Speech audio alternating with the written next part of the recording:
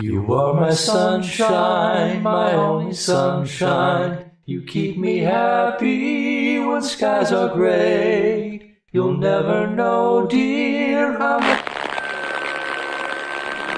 Welcome to an evening of old-time radio.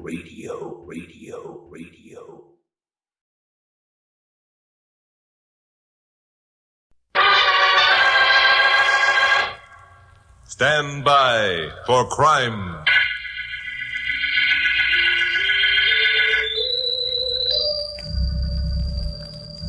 Hi, I'm Chuck Morgan, newscaster at station KOP here in Los Angeles.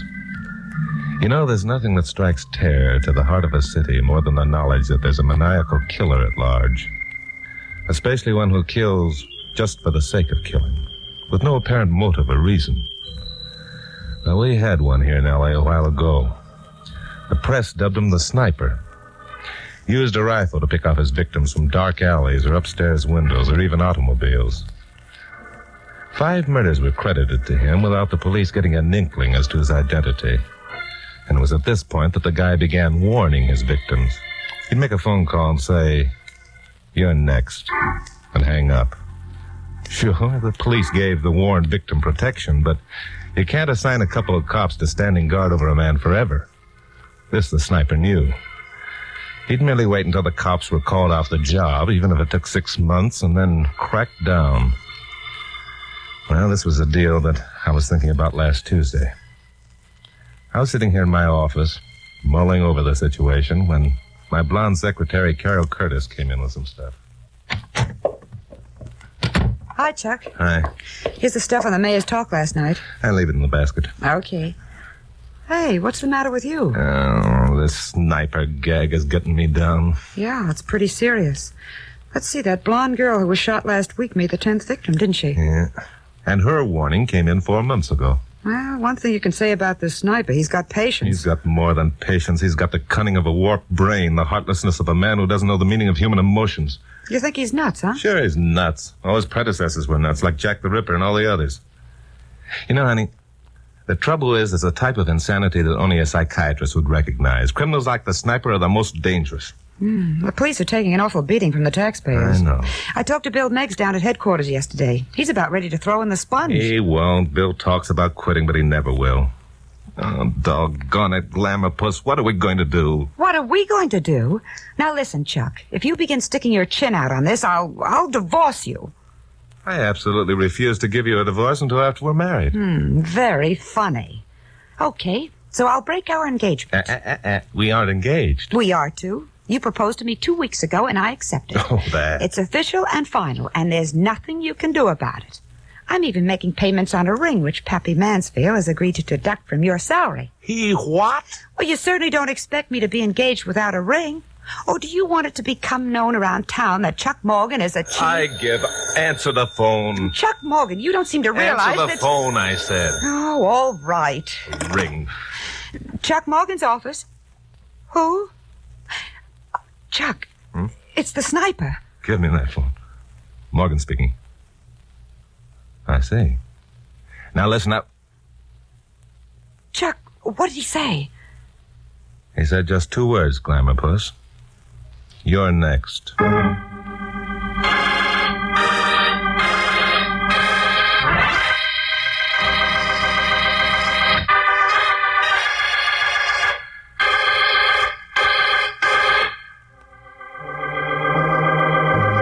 Well, it looked like I was going to stick out my chin on this deal, whether I wanted to or not. Now I knew how those other victims had felt when they heard the warning come to them over the phone. It wasn't a pleasant feeling. You thought of yourself walking along a street some night and hearing the bark of a rifle, feeling the impact of a bullet between your shoulder blades. You wondered what night it would be, and you thought of all the nights in between before it happened, and you wished you were 1,000,000 miles away, living in a desert island. The voice that came to me over the phone was neither young nor old. He could have been 16 or 60, but it didn't matter. What he said was what mattered. And the implication of it was still ringing in my ears when I hung up the phone. Chuck, this is horrible. It's awful. All right, don't get excited, Glamour Puss. I'm not dead yet. Well, you will be. All of the others are. Every single one of them. That's a cheerful picture. Oh, I'm sorry. Only I couldn't bear it. No, wait. Let's cut out being so morbid and do some constructive thinking for a change. Okay. Do you remember Danny Yates? Oh, sure. He was a little bookmaker. A couple of racketeers framed for a job he didn't do. That's the one. And you saved him from a 5-year stretch by proving him innocent. Right. Now, our first move will be to go down and have a talk with Danny. Are you crazy? Huh? The only place we can find Danny Yates is on Skid Row. And Skid Row is where the sniper hangs out. Oh, that's only theory, Glamour Puss. Nobody knows where the sniper hangs out. Besides, it's the last place he'd expect to find me. Come on. Get your bonnet.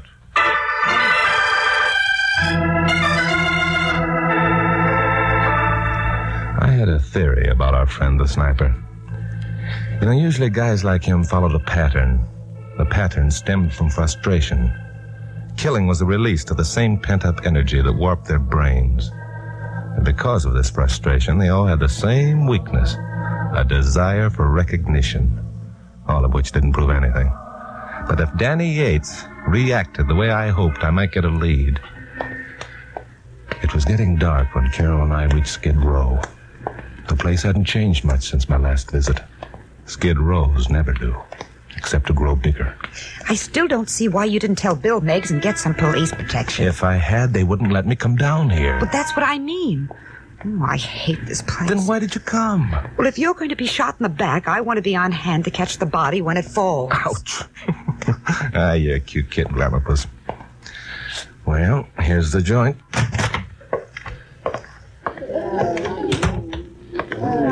Joint is right. Ooh, what crummy-looking characters. The time has come for you to stop talking, Glamour Puss, so shut up. Oh, sometimes I wonder why I don't hate you. Well, let's take a look around. Yeah. There's Danny at the corner table over there playing his usual game of solitaire. Come on. The black 6 goes on the red 7, Danny. Now, look, who's playing it? Oh. Hello, Morgan. Hi. What's on your mind? Social visit, Danny. Mind if we sit down? Oh, go ahead. How about buying us a drink? Sure. What'll you have? Smirnoff vodka and soda for me. How about the chick? The chick isn't drinking. She's particular. Now listen, Glamour Puss. Don't blast her out, Morgan. She's cute. That's what Chuck just told me. And you can both keep your compliments. Hey, Mike. Yeah, Danny. 2 Smirnoffs and soda. All right.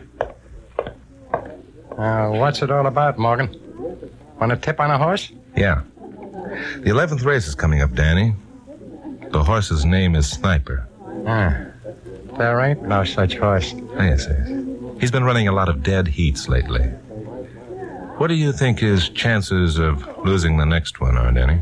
I don't know what you're talking about. Here's your drinks. Yeah, put them on my tab, Mike. Okay.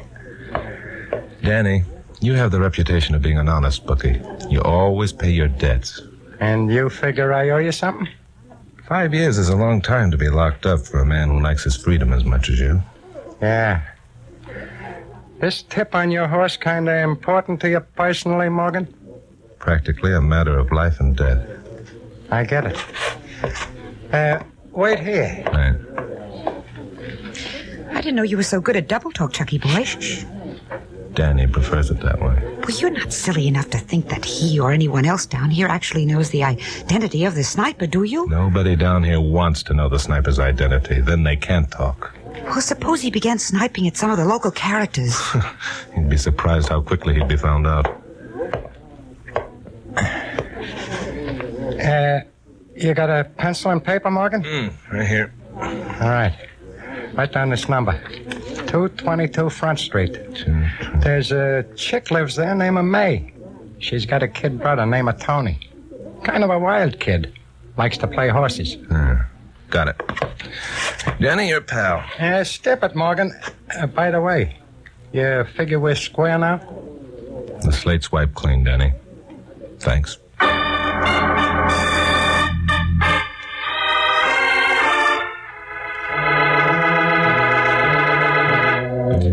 Front Street was an alley that divided a city block.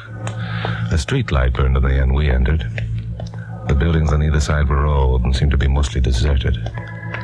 Our shadows marched ahead of us as we advanced into the gloom. A figure peered out at us from the darkness of a doorway. We heard the step and whirled around. But whoever it was must have gotten cold feet when he saw my hand reach toward a pocket. Footsteps pounded away down the alley. I began to wish I hadn't let Carol come with me. Then I remembered what an important role she was playing in this drama, much more than even she suspected. We stopped before a door. I lit a match, saw that it was 2:22. Well, this is it. May and her brother must like to live away from things. Low rent is probably the answer to that one. Now look, after we've talked to May a few minutes, I want you to remind me of something. For instance? We'll make it go something like this. Hey, Chuck, don't forget that you're meeting Danny Yates at the corner of Wilshire and Rossmore at 11:30. Got it? Stop me if I'm wrong, but didn't we just leave Danny Yates? Will you do as I say and don't ask questions? Oh, okay. Well, suppose May isn't home. We'll just have to think of... The girl who answered the door was the homeliest female I'd ever seen. She had a horse face and buck teeth. Her skin was pockmarked and her eyes were crossed. Then we got another shock. She spoke, and her voice was the antithesis of her looks. It was low, resonant, and rich. Yes? Are you May? Yes, I am. Won't you come in? Thanks. I suppose you're the police. What makes you think that? I knew it was bound to happen sooner or later. You're after Tony, aren't you? I suppose you have a warrant? Tony, your brother? Yes. What do you think he's done? I don't know. Will you wait here a minute, please? Tony? Yeah? You come here a minute, please? Hey, who's the broad? That'll be enough, Tony. No kidding, sis. She's got class. Introduce me, will you? They're from the police, Tony. Are you kidding? This babe ain't no cop. Hey, how about it, chick? If you don't mind, I don't like being pawed. Aw, don't be so hard to get along with. I go for blondes. Honest, I do. Keep your hands off her, son. Well, listen to him. She your special property or something? Could be. Let go of her. Sure I will. And just what do you think you're gonna... Punk! I'm going to do this about it. I'm sorry, May, but your brother doesn't seem to have any manners. He's always been that way. I'm glad you hit him. He deserved it. Tony's all the family I have, and I try not to blame him too much. Oh, you poor kid. Here, sit down. Oh, my jaw. What happened? You ran into something that didn't agree with you. Get up on your feet. Now sit down in that chair and behave yourself. Keep your hands off me, jughead. So you're a cop, huh? Well, you ain't got nothing on me. Nothing. I don't imagine it'd take very long to get something on you. But since I'm not a cop, we'll skip it for now. You're not from the police? No, I'm Chuck Morgan, newscaster in KOP. This is my secretary, Carol Curtis. Oh, then Tony hasn't gotten into trouble again. That's a matter of opinion. Oh, thank goodness. Lately, every time there's been a knock at the door, it's been someone looking for Tony with a complaint. Oh, will you quit your blubbering, sis? I ain't done nothing. If you're Chuck Morgan, what are you doing here? Came down to see a friend of mine, Danny Yates. He gives me tips on horses. Someone at the saloon said I might find him here. Well, he ain't here. So I see. Well, what difference does it make, Chuck? What? Say, didn't you leave word to have Danny meet you at the corner of Rossmore and Wilshire at 11:30? Yeah, but meeting him here would have simplified his matters, that's all. All right, let's get going. May, I'm sorry if we troubled you. Oh, it's all right, Mr. Morgan. I'm just glad that Tony hasn't done anything wrong, that's all. Well, I wouldn't count on that too much, May. Kids like Tony usually wind up behind bars. They get ideas. They get away with one or two jobs and think they're smarter than the cops. But it never works out that way. A fact that Tony, I believe, is going to find out sooner than he thinks.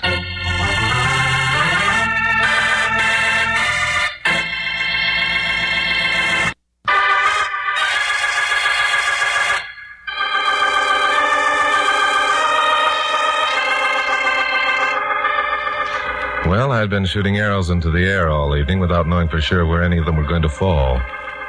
I'd learned a couple of things for sure and was guessing at a lot more. Everything now depended on who was listening to my 11 o'clock broadcast. Carol and I got back to the studio about 10:30 and found Pappy Mansfield, owner of KOP, waiting for us. Hi, Pappy. Say, where the devil you two been? Huh? Don't you realize you've got an 11 o'clock broadcast? No, Pappy. It's only 10:30, plenty of time. Plenty of time, my foot. There's all that wire stuff that's got to be gone over and the script written. Carol, you get into the newsroom. No, wait a minute. Hold it, Glamour Puss. We can forget the wire stuff tonight, Pappy. Carol and I have dug up a better yarn. It's really a honey, Pappy. Wait till you hear it. It better be good. Well, what is it? Your favorite newscaster had a call from the sniper tonight. What's news about that? There's a lot of people that should get... What? You mean the sniper called you? Right. I don't believe it. He wouldn't dare. Don't be so sure, Pappy. I'm no different than anyone else. If the sniper wants to call me, he has every right in the world to call me. Chuck, this is serious, my boy. You act as if you're delighted at the prospect of being shot in the back. Well, that's what I've been telling him all evening. Only he won't listen. Pappy, I'm delighted about two things. First, this is going to be a knockout of a story for my broadcast tonight. And second, it's going to be the end of the sniper. I suppose you figure that when your dear public learns their favorite newscaster has been picked for elimination, they'll demand that the sniper give himself up. And he'll do it. Amounts to the same thing, I hope. You sound pretty sure of yourself. I'm just whistling in the dark, Pappy. I'm really scared stiff. You would be too, Pappy, if you knew somebody was going to shoot you in the back. Well, you don't have to apologize for him, Carol. Have you notified the police? Well, he wouldn't let me. Instead, we took a trip down to Skid Row. Chucky boy got a tip on a horse race. Then we called on May. Oh, it was loads of fun. All right, Glamour Puss. Your sarcasm isn't helping the situation. Pappy, look, as usual, I've got to ask you to give me a hand in this. How about it? Well, you know you can count on me, Chuck, but first I'd like to have you cut out all this double talk and bring me up to date on the facts. I know you've been up to something. Now, what is it? Good. Carol, get into the office and start knocking out tonight's script while Pappy and I go into a huddle, Okay, but just remember, I'm in on this, too. Pappy, the first thing I want you to do is call Bill Meigs at headquarters. Tell him that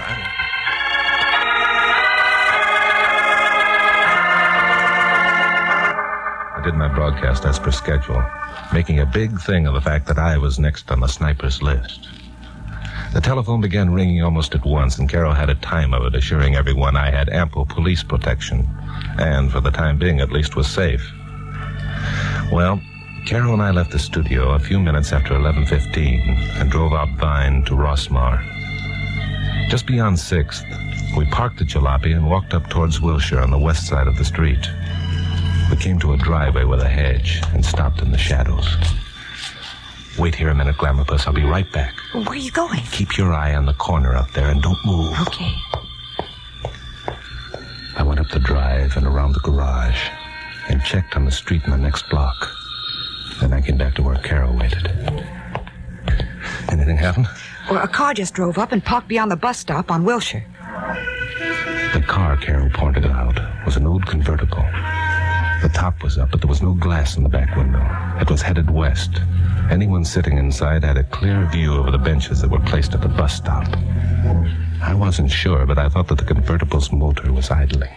Chuck, look at the crowd gathering at the bus stop. Gee, that's an awful lot of people to be waiting for a bus at this time of night. I hope the sniper, if he's waiting in that convertible, doesn't think so. He might get suspicious. Suspicious of what? Most of those people are cops. It's all part of the plan. What plan? Why aren't I in on it? You're in on it more than you think, Glamour Puss, and I'll tell you all about it in the morning. Why, do you mean I've been a guinea pig all evening? Mm-hmm. More or less. Now listen, will you stop asking questions? Okay. And maybe I'll tell you what's going to happen. Oh, you'd better. Look, in a minute, Danny Yates is going to come walking up Wilshire towards the bus stop. Uh-huh. He'll mingle with the crowd. A minute after that, the bus will come along, and everyone will get on but Danny. Well, what'll he be doing? He'll be left sitting on the bench alone.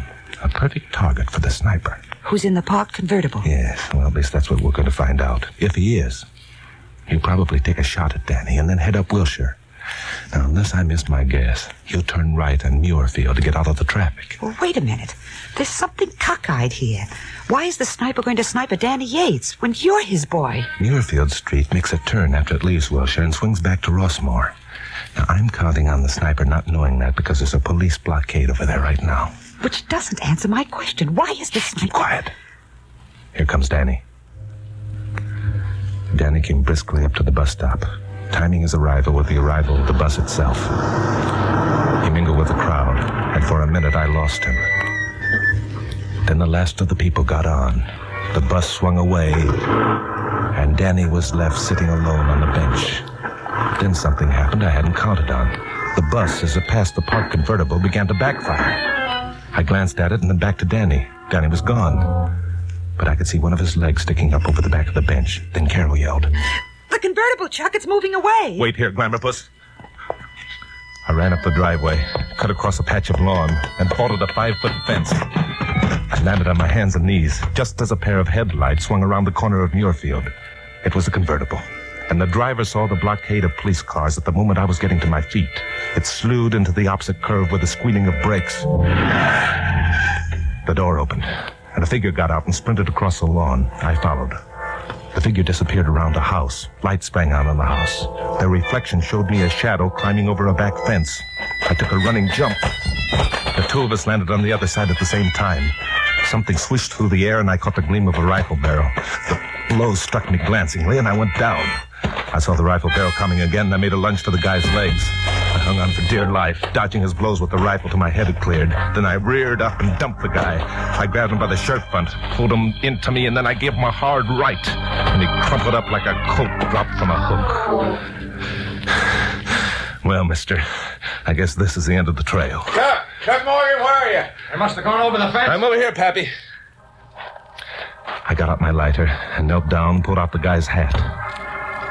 A mass of hair spilled out from under that hat. The face that was revealed by the rays from my lighter was pockmarked and ugly. It was a face of May. You all right, Chuck? Sure, I'm fine. So that's the sniper, eh? Well, holy smoke, it's a girl. It's a girl, Pappy. What a lousy break life gave her. Yeah, and what a lousy break she gave all our victims. I don't mean it that way, Pappy. I was thinking of something else. Oh, you were? What? Don't think you'd understand, Pappy. But remind me to tell Carol to congratulate herself the next time she looks into a mirror.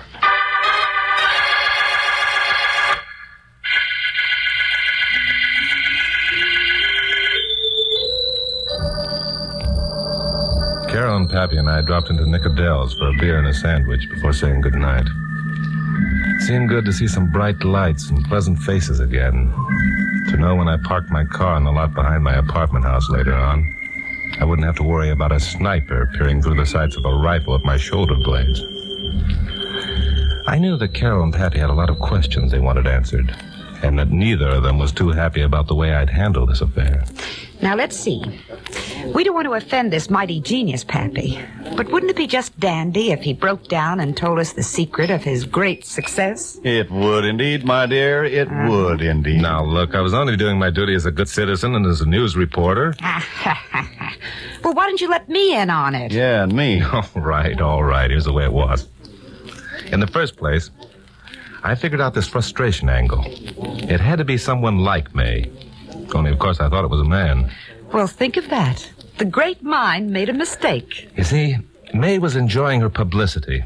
Even though she remained anonymous, it was the only recognition she had in her life. So when I announced over the air tonight I'd received a warning from the sniper, it burned her up to think that someone else was stealing her stuff. Someone else? Yeah. Glamour puss. Yeah. You didn't actually think that the sniper had called me, did you? Well, why shouldn't I? Yeah, who was it then? It was Danny Yates, Pappy. No. You see, Danny had been wanting to repay me for the favor I'd done him, so I gave him his chance. He pretended to be the sniper for Carol's benefit. Then he pretended that he was giving me a tip on the races for Carol's benefit. Then I let May know I knew Danny Yates. At 11, I broadcast the fact that I'd been warned. May heard the broadcast. She put two and two together. She figured it was Danny who was trying to muscle in on her act. Chuck Morgan, do you mean that all the time? Look, I had to do it, Glamour Puss. If you thought I'd been warned by the sniper, Pappy, Bill Miggs, and everyone else would be convinced. I had to make the whole thing look like for real. Neither one of you would have helped me with a crazy idea like this if you thought I was pretending. And who was that sitting on the bench at the bus stop? That was a dummy, dressed up to look like Danny. Pappy helped with that. Oh. Danny himself boarded the bus, got in with the crowd, crouched down, and rode away. Oh, I don't know whether to feel mad or glad that the big lug's alive. Pappy, what would you do? Why don't you just order another beer and forget the whole thing? I'll tell you what I'd do, Carol. I'll tell you, I'd skip a couple of payments on your ring that he's paying for. Now, that ought to fix you, hadn't it? Oh, Pappy, that's a wonderful idea. That's just what I'll do. Then he'll Now, wait a minute. No, I didn't order any ring. On my salary, I can't afford to have a ring.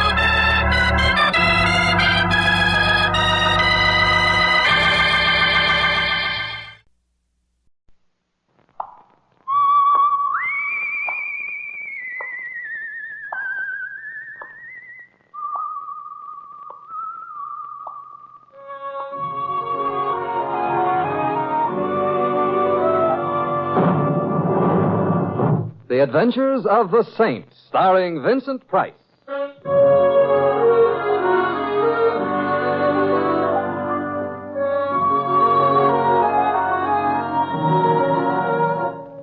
The Saint, based on characters created by Leslie Charteris and known to millions from books, magazines, and motion pictures. The Robin Hood of modern crime now comes transcribed to radio, starring Hollywood's brilliant and talented actor Vincent Price as The Saint.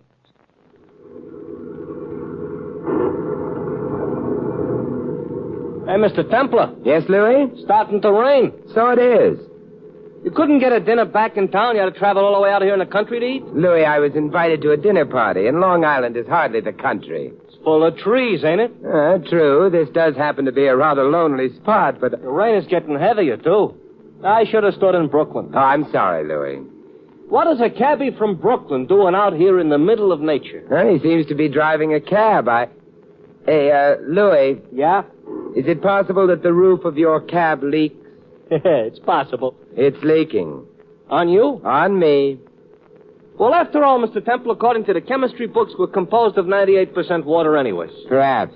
I find the percentage high enough without any additions, however. There's no extra charge. We've got... Hey, Mr. Temple, the motor. It stopped. So I noticed. Discouragement? No, it's possible the hood leaks, too. Oh, that's nice. No, don't blame the motor. After all, it ain't composed 98% water. It shortly will be. While we sit here and calmly contract pneumonia. Who's calm? Look, Mr. Temple, you know something? This could be the beginning of like a real horror story. It's the nighttime we're two guys stuck out here in the wilderness. Long Island. The rain is raining, the thunder is thundering, and I'm scared. You know what ought to happen next? If this was a horror story... That's what ought to happen next. It did. Oh, sound came from the left through those trees. Yeah. Oh, hey, I see lights. It must be a house. Doesn't seem very far away. But that's where the dog yelled from, huh? Yes, except that judging from the sound, the dog was outside. That's strange. Why would a dog be out in this downpour? Maybe he read a book on chemistry. Or maybe he's just leading the dog's life. That was a joke, I think. Yeah. And I may laugh later. At this moment, there's someone running down the road. Yeah, from the direction of the house. Look, he's heading for us. I hope you don't mind, but can you give me a lift back to Glenville? Oh, we'd be glad to, except that we're stuck here ourselves. However, you can join us inside. It's slightly less damp. Thanks. But I won't stay long. I don't care for the neighborhood. Yeah, how did you get here? I'm a cab driver. Well, where's your cab? Back there. That house? Yeah, the Hawthorne place. Well, why didn't you take your cab when you left? Because I was in a hurry. Because there was things closer to the camp than I was. What kind of things? Listen, young man. Nobody lives in the Hawthorne house. Nobody's lived there for over 100 years. So tonight, back in town, I picked up a fare, and where does he want to go? The Hawthorne house. I'm an old fool, so I take him there. He gets out at the house, tells me to wait, goes inside. I walk around to stretch my legs. Then I notice the house is all lit up. I think that's mighty queer, but I figure maybe somebody new bought the place. Well, perhaps someone did. No, because I go around to the side, and I look into the house through the big front window, and I see who's in the house. It ain't anybody new. Oh, who was it? It was the folks who used to live in that house 100 years ago. Huh? And what was worse, they were sitting around a table eating dinner. Oh, I see. You say they were the people who lived there 100 years ago. Well, how could you know that? Because of the way they was dressed. Because of the way they looked. Mister, I've lived in Glenville all my life. And there's pictures of the Hawthorns going way back in the Glenville Town Hall. Well, perhaps the people you saw were descendants of the original Hawthorns. Sure, except nobody dresses that way anymore. Except that one of them was bleeding onto the tablecloth with his throat cut open, and another was putting food into his mouth, only he didn't have a face around that mouth. Look, you're positive you didn't imagine. All right, I imagined it. I'm crazy. Think whatever you like. But me, I'm getting out of here. So long. Let's us get out of here, too, Louis. Oh, that's swell with me. Are we going to walk to Glenville? No, I'd like to take a look at that house. Why? Oh, we may still be in time for dinner.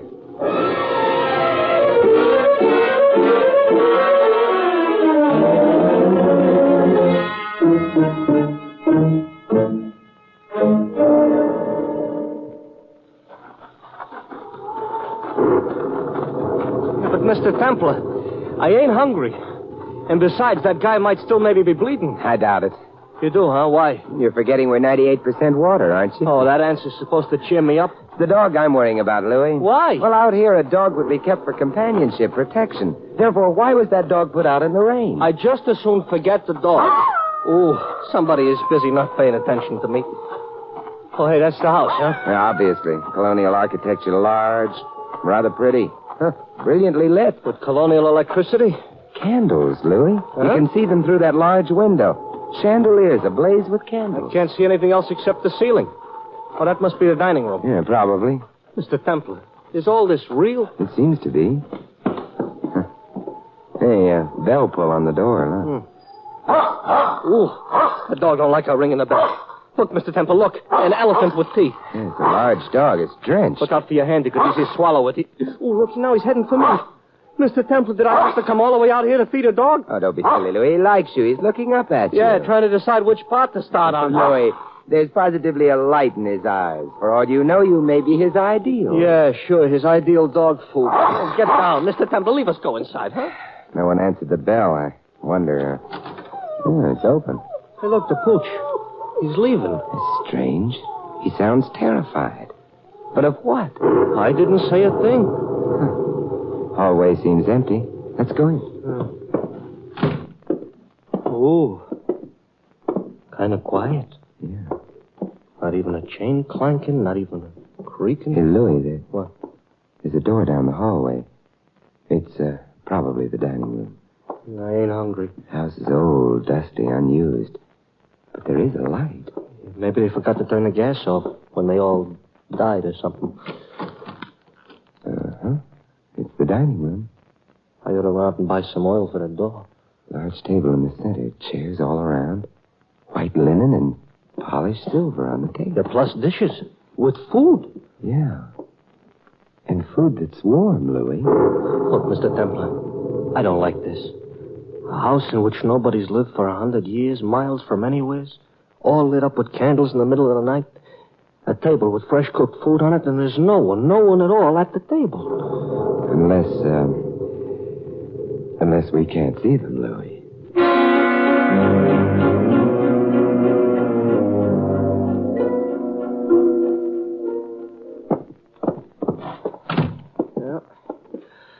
Found a lot of cobwebs, Mr. Templar, and a lot of empty rooms, but nothing living. No. May as well head back for the dining room. Don't let your appetite tempt you. Probably by now all the food has vanished. Hey, listen to that sound. Yeah.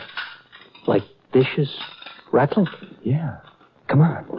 Maybe the guests all came back. They weren't in the house. It would mean they'd all have to rush out into the rain, but why? They were thirsty, maybe. I don't know. What? The door's ajar. Shh. Perhaps we can look in without being seen. Yeah. Hey. I don't believe it. A butler. An old guy dressed in clothes that belong in a museum. Look, he's got knee pants on with lace cuffs. And at that table, where there's no one seated, he's serving dinner. Maybe he's just practicing. For what? I heard of ghost writers. Maybe he's a ghost butler. Suppose we go in and find out, huh? Yeah. Good evening. Be still, if you please, be still. He's afraid we might disturb the guests. He's gathering some of the dishes. Going to the swinging door. Probably leads to the pantry. Look, he's waving on us. Should we wave back? No, he wants us to join him. Come along. Uh-huh. Serving pantry. I beg your pardon. Indeed you should. But you are... Horton. Horton's the name, of course. But the footman must have told you that. The footman? Caleb, he let you in, didn't he? Shouldn't have directed you to the dining room, of course, but then he's getting old. You'd better go to your quarters at once, there behind the main staircase. Glad you came along. We need you. Caleb isn't the man he used to be, but then he's been with the Hawthorns for so many years. I remember when he entered service. You do? It was the year old Boney got his toes toasted at Moscow. Old Boney? Can't stand around gossiping all evening. Guests might notice. Get to your quarters, men. I've work to do. Hey. Look, he ducked out. Yeah. The door's locked. Probably a spring latch, which means we may as well go back to the dining room. Hmm? Look, something's wrong with this whole thing. Mr. Templar, who is Old Boney? Huh? Oh, that happens to be the nickname the English had for Napoleon, Louis. Oh, fine. So Horton says he remembers the year Old Boney got his toes toasted at Moscow. Look, my brother-in-law, Joey, happens to be a very educated man. College man? No, graduated from the United States Army. He's now a mechanical-type engineer. Look, anyway, once he told me Napoleon was in Moscow in 1812. Yes, your brother-in-law was correct. But, Mr. Temple, that would make this guy Horton over 150 years old. Mm-hmm. I'm afraid it would. A guy over 150 years old is dead. So what's Horton doing walking around, huh? Well, he may have been too busy to lie down and die. That does not put a twinkle in my eye. Look, Mr. Temple, I want to go home. Louis, there's a pattern here of some kind. A pattern for horror. And if that pattern is to mean anything, Hey, Louis. Huh? That closet there. Yeah, it's a closet, yeah. Yeah, suppose we open it. Look, I don't like to mention this, but in all old families, you know what they keep in closets? They keep skeleton in closets. Templar, it fell down. Yeah. No skeleton, however. That I can see for myself. Fortunate thing on the whole. Why, what's fortunate about it? Well, with a skeleton, you could never tell whether or not its throat had been cut. His throat has been cut? Yeah, thoroughly. Let's go take a trip someplace. Louis, what? Haven't you realized something else? I don't think I wanna. This man here is dressed just as we are, not in the costume of a dead age. Well, it didn't help him any. Oh, you found something? Yeah. Long brown hairs clinging to his clothes and... various papers. Yeah. In life, Louis, his name was Charles Gray. He was a lawyer. Oh, the Bar Association ain't gonna like this. There's something else. What? He was carrying this document, Louis. Yeah, what is it? A copy of the last will of one Samuel Hawthorne. Hawthorne? Him we didn't meet yet. No, lots of closets we haven't opened yet either. Yeah, we're not going to if I can help it. Well, what does the will say? And you better read fast because all them candles, are beginning to give up. I, Samuel Hawthorne, being sound of mind and body, do hereby make this my last will and testament. It is my desire that all my heirs in time to come, in order to inherit my vast fortunes, must at least once a year open Hawthorne House and there give a ceremonial dinner to the neighboring gentry. In costume? Yeah. Uh-huh. At this dinner, everyone present must wear clothing of my time. Uh-huh, yeah. My heirs must be of high moral repute and avoid divorces. Obviously, the dead man here, Mr. Charles Gray, was the lawyer in charge of the estate and presumably came here to make sure the terms of the will were met. Okay, so now we know the ghosts weren't really ghosts. Yeah, but what? We haven't seen any of them. It's true. Nor any neighboring gentry. However, that stipulation was probably waived. Yeah, look, Mr. Templar, we better maybe get the police. Yeah, there aren't any phones around here, Louis. Couldn't we walk to Glenville? No, Louis, I think we're here for the night. Oh, fine. Fits right in with that pattern for horror you mentioned. Oh, all I personally need right now is for someone to scream good and loud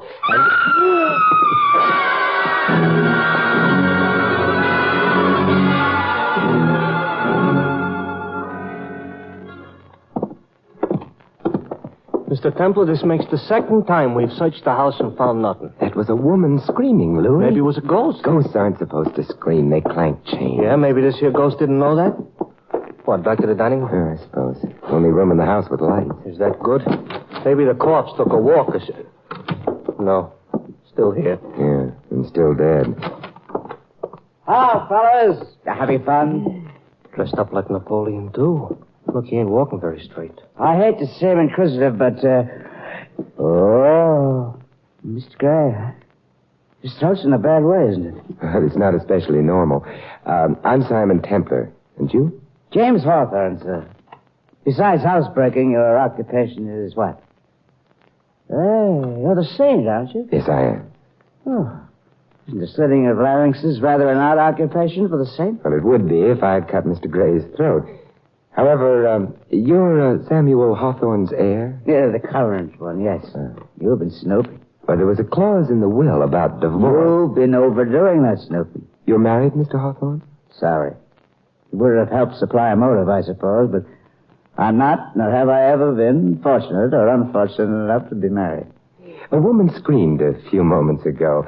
Who was she? I didn't hear. Well, you couldn't have failed to if you were in the house. But I wasn't. But you must have been. It's been raining out. Your clothes are dry and spotless.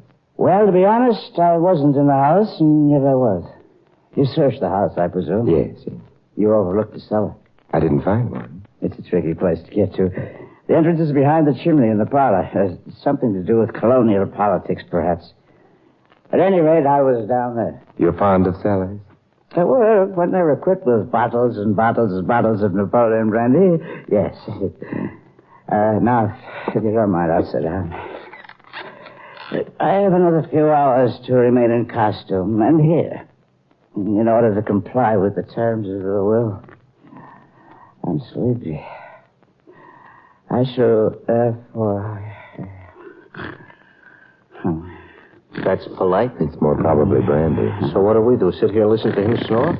Napoleon keeps cropping up all the time. Louis, suppose we go downstairs and have a look at his bottles,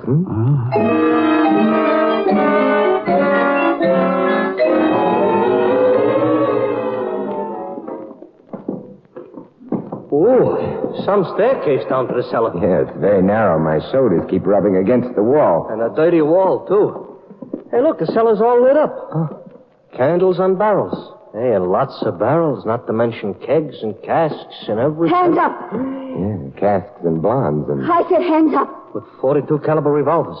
42? You didn't expect me to be armed, did you? I'm afraid we didn't expect you at all, Miss... Naturally you would say that. But this isn't going to work out the way you thought. I'm afraid I haven't had any thoughts recently. Look, Mr. Temple, she's running up the stairs. Yes.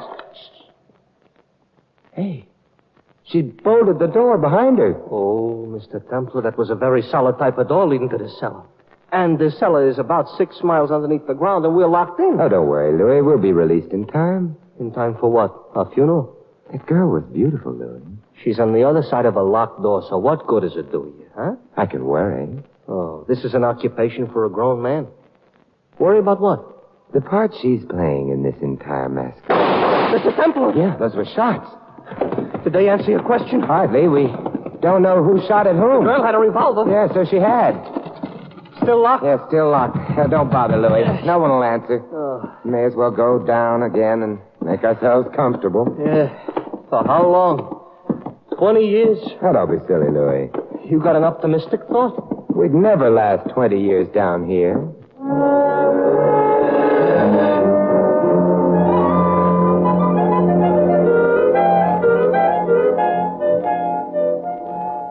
You know something, Mr. Templar?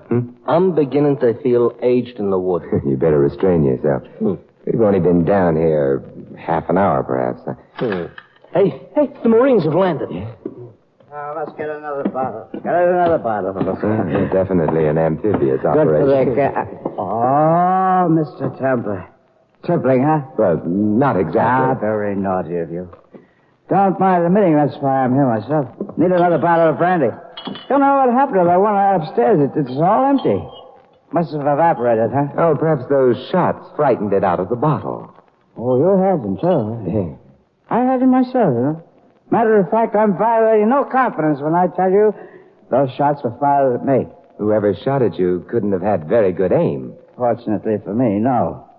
Carl, dear cousin Carla, happens to be, and I permit myself to be vulgar, a lousy marksman. Or should I say markswoman? Carla being blonde and beautiful? Oh, you've married her. She's next in line for Samuel Hawthorne's pretty little fortune, you know. If I should happen to be disqualified or dead. Well, you have your bottle. Suppose we go upstairs, An idea. Down the staircase. Plaster walls. Comes out from one's shoulders, huh? Can't rub it off, either. Back in the parlor. Mr. Temple, you have a reputation for these things. Who cut Mr. Gray's throat? A murderer. Oh, very fortuitous. But why? It was Mr. Gray's task to see to it that the provisions of the will were observed. His death, therefore, must have had something to do with that. You're a bachelor? Indeed I am. Was he? No. Had a pretty little wife. Oh, she'll be desolate. As a matter of fact, merely thinking about her grief makes me desolate. Therefore, clutching this bottle, and I hope you won't think me too terribly selfish, I shall toddle off to Betty by a dusty bed, perhaps, but it's almost morning. Hey, good night, gentlemen. Him, I'm very glad to see go. But how about us? Now we go for the police, Louis, if your cab will start. However, Carla... Oh, let's not look for her, huh, Mr. Temple? A girl with all those calibers don't appeal to me. Oh, you're being narrow-minded, Louis. After all those shots, how many calibers can she have left?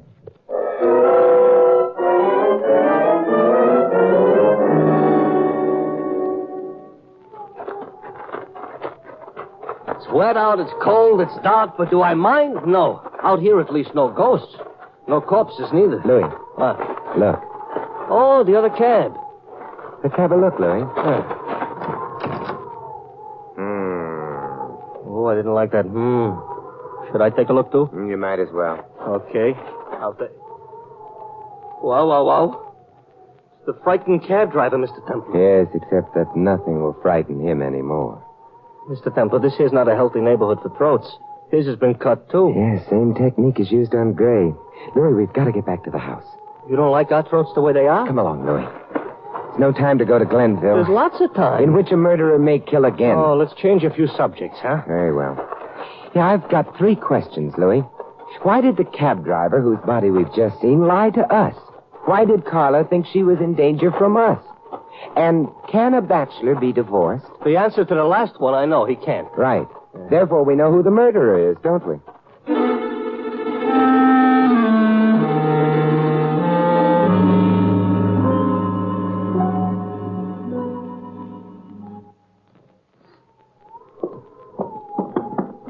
Ooh. Hey, that dog. We know about him, too, don't we? What do we know about him? You remember I mentioned the long brown hairs clinging to Gray's clothes? Yeah? Well, those hairs must have come from the dog we saw. The dog, therefore, belonged to Gray. Oh. Hey, Mr. Temple, down the hall in that alcove? Yeah, if I move quickly. No. Let go of me. Hello, Carla. Going to run away? No, but I won't let go of the gun. Yes, you will. It's much too heavy for you. Ow. Now, just come along with us. All right. If you don't try anything. I won't, except for catching a killer. A killer? But what? We want the dining room. Well, everybody back so soon? Nearly everyone, Mr. Hawthorne. Oh, I'm glad you got Carla's gun, Mr. Temple. She might not miss me again. We don't know that it was she who shot at you, do we, Carla? Why? It would be easy to discover if this gun has been fired recently. Well, maybe I did shoot at him, but There's something else that should come first. Charles Gray was murdered in this house earlier tonight. Why? Both you, Mr. Hawthorne, and Carla covet a fortune. That's why you're both here. Yeah, Mr. Temple. Louis, all Mr. Hawthorne had to do was spend the night here in appropriate costume and also refrain from appearing in a divorce case. A bachelor can appear in a divorce case, can't he, Mr. Hawthorne? You found the papers for the divorce suit on Gray. Naming me as correspondent, huh? He was always so touchy about his wife. I didn't find them. Doesn't matter, however. I knew they or something like them had to exist. On the other hand, if Horton, the ghost butler we found serving dinner earlier this evening, is really insane... You're trying to pin the murder on him? He left the house in time to have committed it. Yeah, there's usually a motive, you know. Mr. Hawthorne, which murder are you talking about? Gray's murder, naturally. No. Because Horton wouldn't have had to leave the house to kill him. Gray was murdered in this room. But you accepted my statement about having to leave the house to murder. We're both talking about the cab driver's murder, aren't we? What cab driver? The one who brought Gray here, the one who saw Gray murdered, the one who fled and then thought things over and decided to return for a little exercise in blackmail. Mr. Temple, you said he lied to us, but what about? You remember, Louis, he told us he'd looked into the dining room through the front window and had seen the ghosts at dinner? Do you also remember, however, that when we got to the house... Yeah, we looked in the front window, too. Yes. Yeah, and all we could see through it was the chandeliers in the ceiling. I said so myself. Uh-huh. The cabbie lied. And died for it. Look, I haven't been outside the house all evening. You must have been. You claimed you were in the cellar when we first met, and that's why you didn't hear Carla scream. But the cellar stairway is narrow. It's impossible to avoid getting plaster on your shoulders. Plaster that can't be rubbed off. And yet when we first met, I remarked that your clothes were spotless. They should have been wet. Nonsense. You'd had time to change from your ordinary clothes. You didn't think of rubbing plaster on the costume, however. Too bad. You might then have applied to the scarlet of murder a coat of whitewash.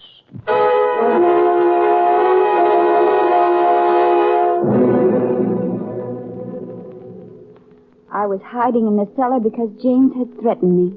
You see, I knew Mr. Gray was going to sue his wife for a divorce and name James. And if he did, you would inherit all the Hawthorne money. Yes. I was terrified that he would kill me. I see. Tell me about Horton, Carla. Poor Horton has been hired every year for the occasion. He's very, very old. Now tell me about you, Simon. Well, Mr. Temple, I don't mean to interrupt you and Miss Carla, but it's... Louis, Yeah? you don't have the ghost of a chance.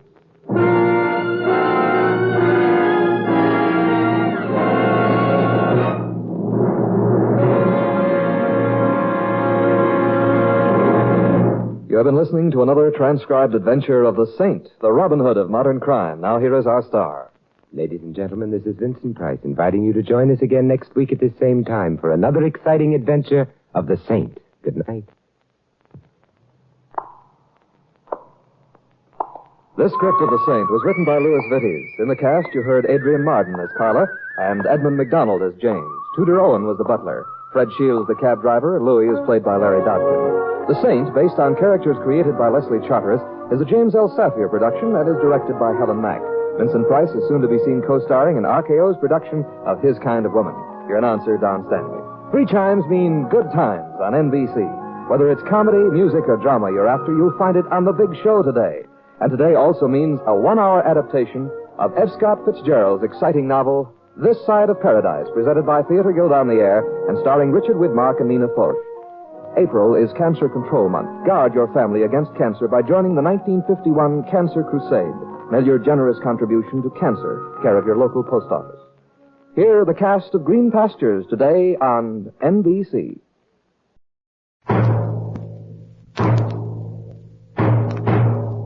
T-Man, starring Dennis O'Keefe.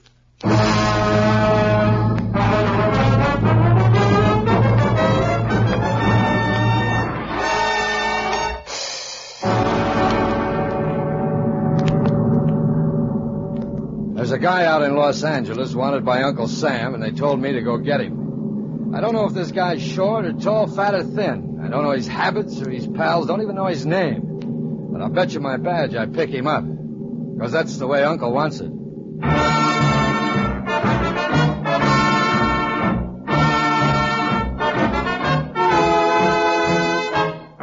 With Dennis O'Keefe, starred as Agent Dan O'Brien, we bring you another story of the relentless war against crime, fought by the agents of the Treasury Department.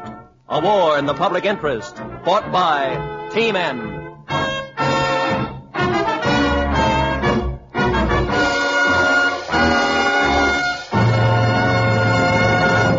Tonight, the case of the bleeding gold.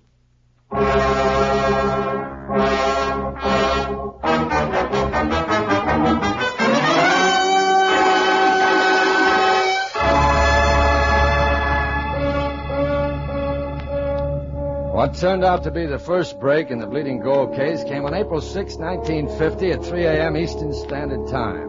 But it didn't start in Washington. It started all the way across the country on a dark street in Los Angeles, California.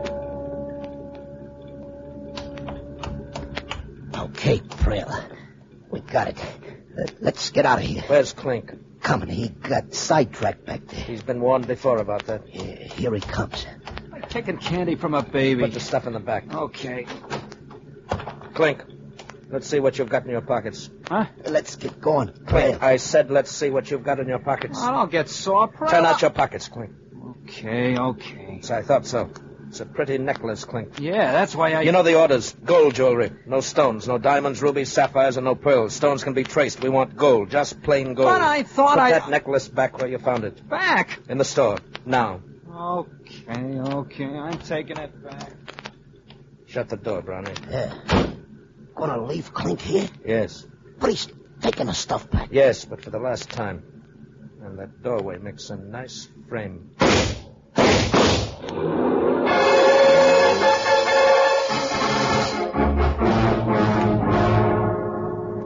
A murdered hoodlum in a robbed jewelry store in Los Angeles shouldn't concern the Treasury Department. But the boys in California thought different.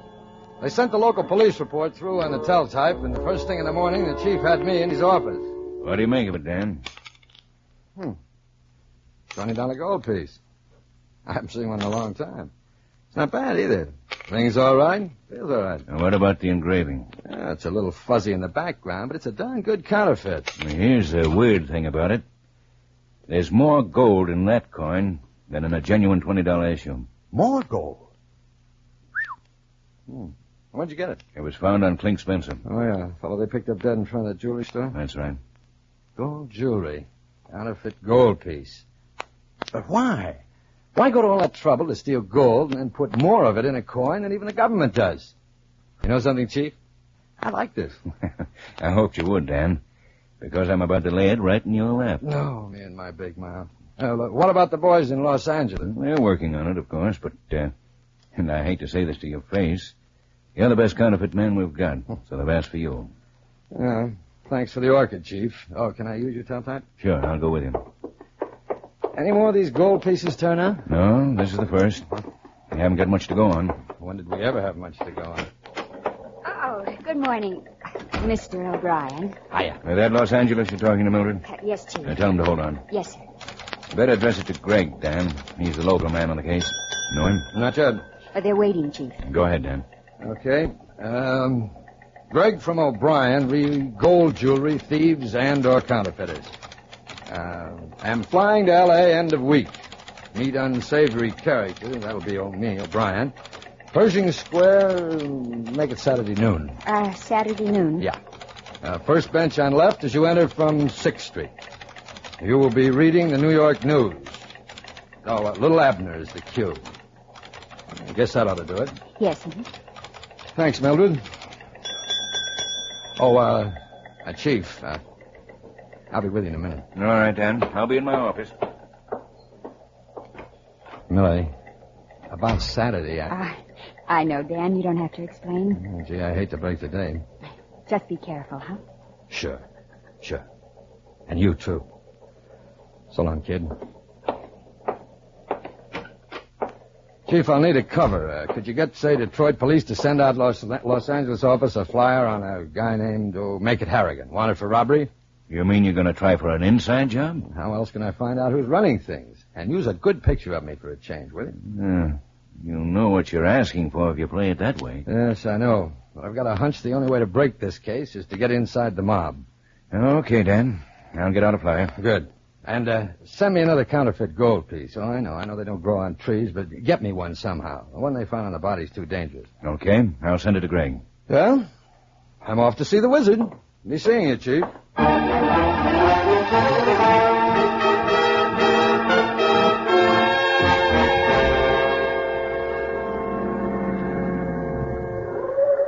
Okay, mister, here's Pershing Square, the 6th Street side. I thought Los Angeles was supposed to be the city of sunshine. Mister, ain't you never heard of the smog? Yeah, thanks. Oh, thank you.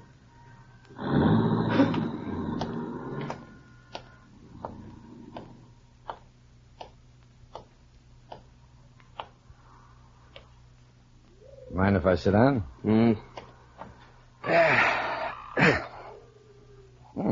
See, you're reading the New York News. Good paper, isn't it? How's little Abner doing today? He's in trouble. How are things, O'Brien? Name's Harrigan now. Hood from Detroit. Right. What's the plan? Try to get inside of this thing. Maybe a one-way street. I know, Greg. But I've got to find out who's at the other end. What can you give me? Nothing that we haven't already sent to Washington. Nothing new? No. Where are you staying? I checked in the same hotel the dead hoodlum lived in, the Riverside. Good spot. Might pick up something there. Anything for me to know? Detroit police is sending out a flyer with my face on it. When it comes, you might have the local boys drop a few around here and there. One at the hotel might help. Right. How do I reach you, Greg? Hold on a minute. Okay. We'll try it anyway. Potter's Drugstore, Alvarado in Maine. Fountain clerks are our men, narcotics detail. Uh-huh. How are you going to contact the gang? I don't know. I was counting on some information from you. You kid? Nothing, huh? This is a tight, tough gang. They must have used some of our methods before they opened up, surveillance and so on. We're convinced they got us all spotted. They run for the barn when they see us coming. Oh, you've been a real big help. Pick up the paper when I leave. The new gold coin the chief sent you's in it. Thanks. I have to go now. Stay put and watch your pigeons till I get clear. Happy landing.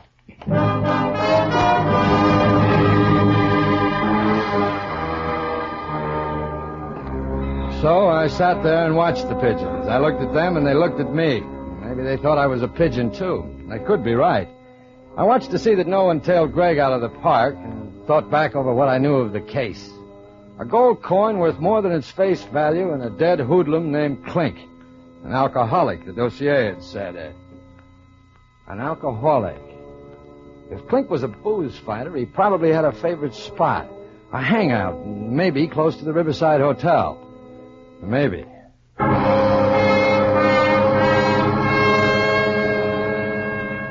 I canvassed an area 4 blocks square around the riverside and found exactly 17 assorted places where a man could get fractured. A real thirsty town. I bought a 4-ounce bottle of olive oil, which I downed in a gulp. I figured I needed a base for my operation. And by the time I hit Mac's Bar and Grill, I had flashed a coin enough times to wear it out and could sing Mule Train backwards. And so far, nothing. I couldn't see any grill in Mac, so I went up to the bar and into my act again. That'll be 20 cents. Yeah, here you are. Phew, hot day. It's only April. Yeah, well, I guess my blood's too thick. I just blew in from Detroit. You don't say. Will you stop playing with that thing? It makes me nervous. Yeah, come on, have a drink on me. I don't like beer. I'll make it scotch then, but hey, I'll take my gold coin. Your what? My coin, see? Yeah. Gold? Finest minute. It's my lucky piece. Mm-hmm. Well, thanks for the drink. He went away and stayed away. I flashed the coin a few more times, then left. I pulled my routine in the 2 remaining bars in the block with the same results. Mellow. I'd done everything but roll that coin on the floor. If I didn't get up to bed, I'd be doing just that, with it still in my pocket. As I fought my way up the creaky stairs to my room, I thought of the taxpayers and how I never could convince them that this was what they paid me for.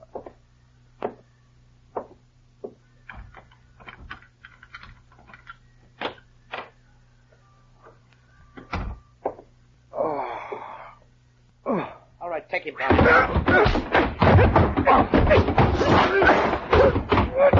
All right, Browning. That's enough. That's enough. You don't have to kill him. Dump him on the bed. Yeah, okay. Yeah, that's fine. Well, there's nothing in the room. There's a suitcase here. Clothes. A very snappy dresser. Detroit labels. He must be a Detroit boy. Don't beat your brains out, Browning. Now, let's help him off with his coat. Yes, there's a Detroit label in it, too. Taylor's name and his name. His name's Horgan or Hargan. Hargan. Don't you know how to read? Hold him, Browning, before he gets ideas. Hey, let go. Just rest easily, my friend. Stop it! What do you guys want? Where did you get this coin? My grandmother left it to me in a will. I don't care for that answer. Where did you get it? My grandmother. Why were you flashing that coin around? Okay, I'll make conversation. The reason I showed the coin was maybe because I'm anxious to get in touch with a guy who knows how to make them. Anxious, huh? Why? Engraving on that one stinks. So? I'm peddling a die. Yeah? That Treasury itself couldn't spot it as a phony. The dye you've got is that good? Why are you looking for company? I've got to get the gold. Trail. Yes. This could be a T-man trick, a stakeout. I got a patent on stakeouts. I have doubts about you, Mr.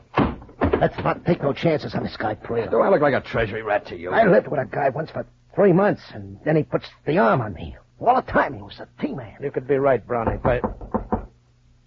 Get behind the door, Brownie.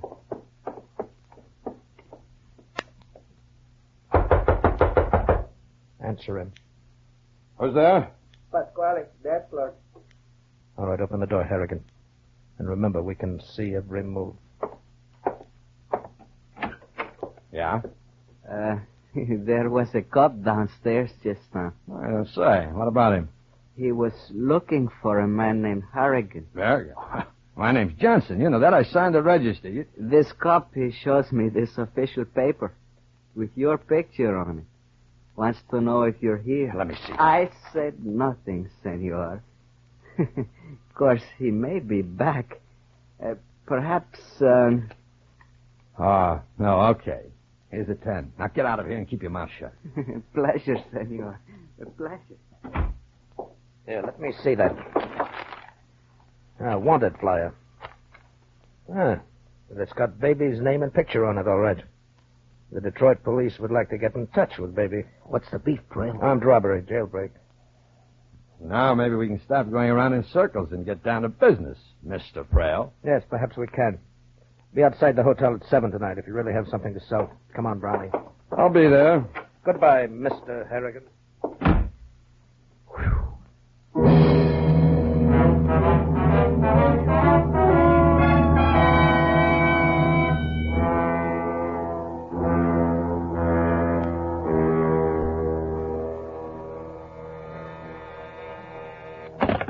Yes? Los Angeles calling, Chief. Mr. Gregg. Okay. Go ahead, Greg. O'Brien contacted me through the drugstore, Chief. Needs a set of dyes, good ones. Guys, what for? I don't know. He's got some idea or other. Wants them fast. $20 gold? Yes, sir. Also a counterfeit coin made from those dyes. The best set we've got are those made by Anton Bauman. Bauman's been in jail for 10 years. Should be safe enough. You'll get him to O'Brien? Right, but rush him, Chief. You'll have him in the morning. What's the setup? He's made contact with a couple of hoods named Prail and Brownie. Mm-hmm. Claimed he's got a perfect set of dyes, so they're taking him to meet the higher-ups tonight. I see. He'll have to stall until he gets the dyes. Where he goes from there's anybody's guess.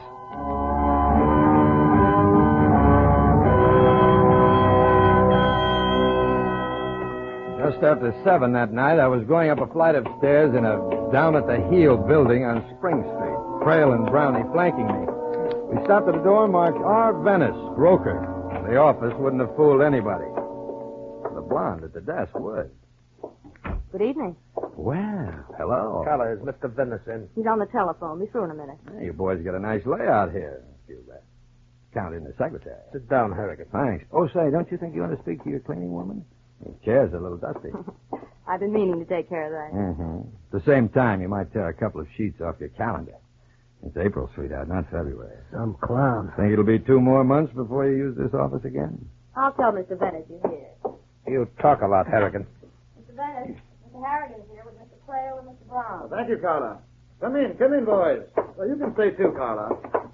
Oh, after you, Mr. Prail. And, Mr. Brown. Some clown. Sit down, boys.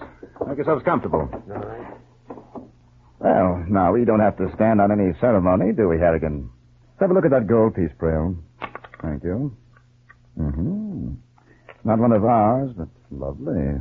Fine piece of work. Oh, that gold piece is just experimental. I got a set of dyes that'll beat that one 4 ways from Sunday. Well, now, Harrigan, are we just supposed to take your word that your dyes are good? The Treasury Department itself couldn't spot them. If they're that good, why not use them yourself? He's got a point, Harrigan. Well, why do you want to sell? A set of dyes is one thing. Getting the gold to put into them is something else again. And when do we see the set of dyes?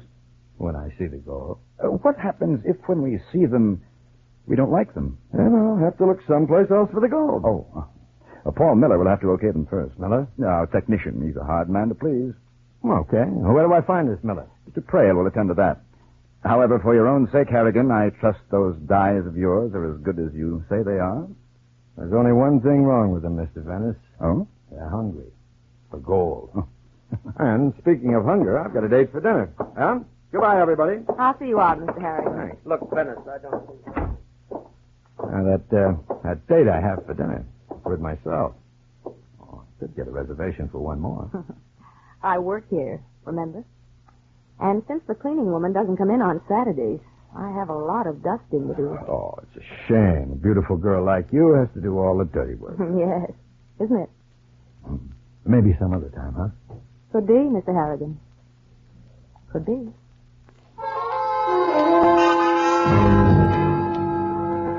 I had to shake my head to clear Carla out of my mind. This was no time to mouse around with a beautiful blonde. I caught a taxi and cruised around the block a couple of times to make sure I wasn't followed. Then had him drop me at the Potter drugstore. I ordered coffee, and when the clerk brought it, he mopped up the counter with a bar towel. When he lifted the towel, a small package was beside my hand. The chief had them flown out. Those dyes were made by Ant and Bauman. They're the best dyes ever captured by the department. Any luck so far? I've met a mug, a college graduate, a super salesman, and a beautiful girl. Maybe they'll lead me to the boss. I'll pass the sugar, will you? Sure. Thanks. Oh, by the way, they've got a fake office at 72 Spring Street. 72 Spring Street. Got it. And tell Greg to get me all he can on a Paul Miller. He's an engraver. Paul Miller? Yeah, I'm seeing him today. These dyes have to meet with his approval, whatever that means. Greg would like you to report here once a day, if you can. So would I. But if I don't, you better order a new boy and flowers.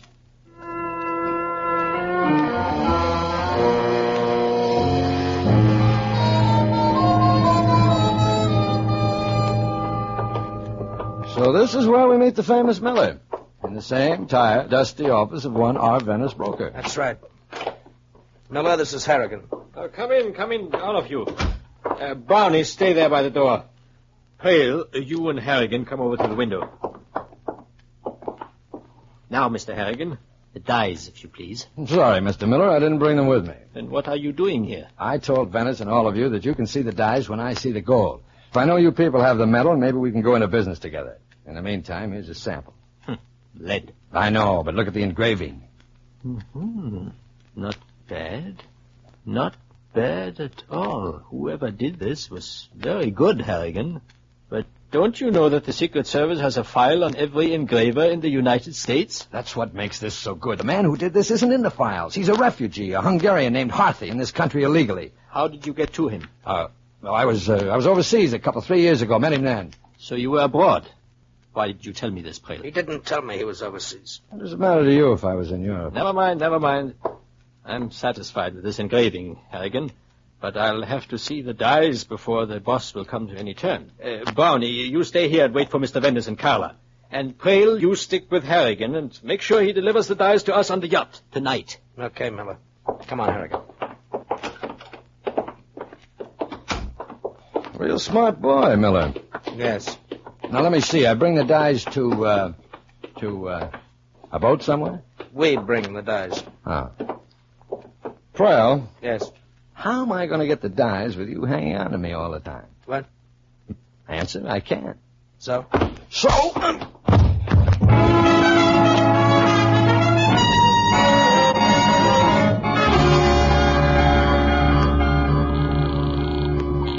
Come on, answer. Treasury Department. Let me speak to Greg, quick. Mr. Gregg, just a moment, please. Come on.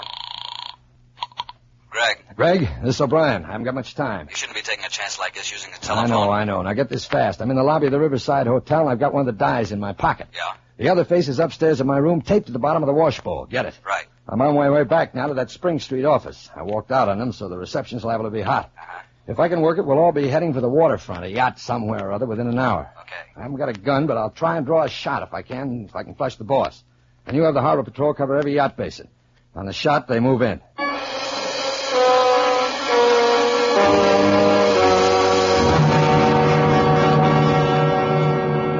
You're an idiot, Prale. Look, Mr. Venice, everybody had a look at him, passed on him. How was I going to know he was planning to hang one on me? He must be a T-man. We're in trouble. Even if he is a T-man, he's got nothing on us. Why worry? He got close. Can't Prale take care of that? Yes. Prale, find this Harrigan. You won't have far to look. Harrigan. What's all the excitement about? Why did you slug Prale and duck out? I didn't want him to know where I kept the other dye. The other dye? Yeah, the other dye. I brought only the face dye, not the bag. Why? My name's not Santa Claus, Mr. Venice. I'm holding on to the other dye for insurance. Miller ought to be able to okay the deal with one of the dies in his hand. The other one I keep. Till when? Until I see the boss and make a deal. Look, I'm the boss. No. You're too much out in the open. Besides, you take orders. I told you... Mr. Venice. Yes. Miller liked the sample. Let's show Miller the die. Then let Harrigan meet the boss. Yeah, maybe you're right. Miller mentioned the yacht. Yes, he's down there now. Then the boss should be there, too. Then suppose we all go to the yacht, just as soon as it gets dark.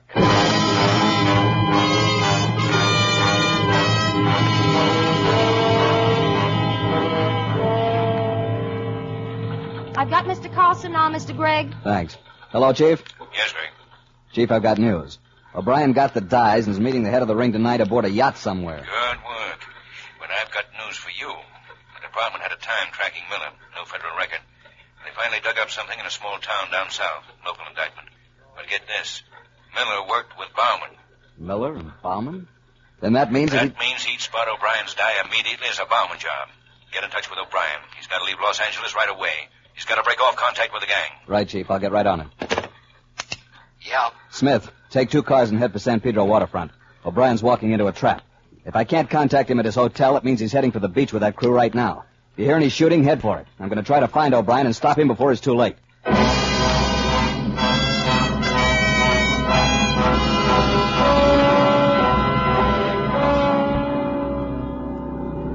One big happy family. Shut up, Harrigan. Now, what's everybody so nervous about? Going to meet the boss? Harrigan, don't talk so much. Mr. Venice, Yes, Braille? we're being tailed. Huh? You sure? Yes. Fellow in a dark sedan. I don't like that. Don't worry. Brownie and I can take care of him. Nobody around these waterfront streets at this hour. Brownie, I'm going to swing the car across the street and block it. Right, Braille. Get your door open. As soon as I swing around, you jump out of the car. So you'll be ready for the guy trailing us. You'll have to jam his brakes and he'll have his eyes on the road. Got it. Okay. Here goes. All right, Brownie, move. Right. Wait a minute. You can't be sure you... I don't have to be sure. You're crazy. I got him. Good work, Brownie. Now let's get out of here fast. Guy didn't even know what hit him. And you know who he was? Local boy, Mr. Venice. Hangs around the Treasury office. T-Man. Right then, I stopped enjoying the ride. Greg had been a good man. He died in the public service. A nice epitaph, but I'd make it up for him. I'd make it up.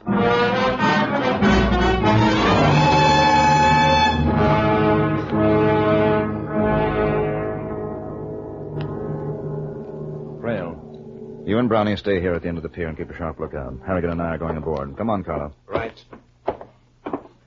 Quite a hunky yacht. Smart place for a coining layout. Do I get to see the boss when I get aboard? You'll see him when it's time. Oh, pardon me. I got carried away. Okay. Up on deck, Harrigan. All right. Now give me the die. I thought Miller was going to look at it. He's down below. I'll take it to him. You'd better hurry, Mr. Venice. The boss doesn't like this kind of a setup. It'll only take Miller 2 minutes under a microscope. I'll bring him back with me if there's anything wrong. You know, Harrigan, if those dies are good, we might talk some more about that dinner date. I was beginning to get it. It was a neat setup. A yacht they could move around while they worked. Gold coins. Against the law here, but not overseas. Say, in Europe. The black market, maybe. Sure, that was it. They'd pay 12 times the face value to get their hands on gold coins issued by the United States. And they got their gold from the jewelry stores, the cheap way. Minted the stuff aboard this tub and meant their foreign contacts at sea. It all figured. Harrigan. Harrigan, you're a bright boy. We might all get along real well. Especially you and me, huh? Yeah. Miller's finished his examination. He said he'd be right up. Oh, good. I'd like to get this deal set. The young lady here and I are building some plans. It's sound real. Miller, what's that gun for? The dice. The dice Harrigan gave us. Huh? They were made by Bauman. Now, wait a minute. I know these dice like the back of my hand. I was with Bauman when he made them. And Bauman's been in jail for years. Federal jail. All his engraved dice were taken with him. That means... Harrigan's a T-man. Thing's a plan. Shoot, Miller, shoot! Oh, no. What? This gun is not for Harrigan. Venice told me about killing the T-man when he brought on the die. I've always told you I don't like killing. I've always told you. Don't be a fool, Miller. You're in this as deep as we are. For counterfeiting, yes, but not for murder. I'm leaving. And Harrigan's going with me. That's playing it smart, Miller. Miller, Stand still! Harrigan, follow me. There's a dinghy tied at the boat. Easy. Tail! Brownie, it's a fight! Come on! I didn't mean to shoot Venice. Let me have that gun, Miller. I didn't mean it. Take me with you. It's Braille. Brownie. Come on. Come on, behind the bridge. There. Now, keep down. Harrigan! We know you're there. Come on out, and we'll talk. You want me? Come and get me. Braille, look, it's the cops. Harrigan, you double-crossing rat! Braille, let's get out of here. It's too late, Braille. Throw your gun overboard and give up. I'll get you first, Harrigan. All right. This one's for Greg, Braille.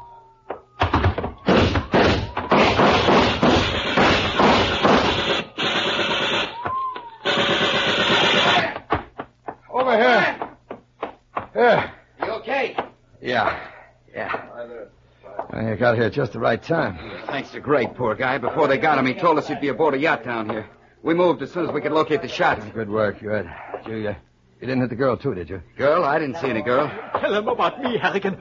You'll tell him about me, won't you? Yeah, I'll tell him about you, Miller. We take this guy, too? Yeah. But, Okay. Harrigan, let me explain. But what was this about a girl? She must be down in the cabin. You wait for me.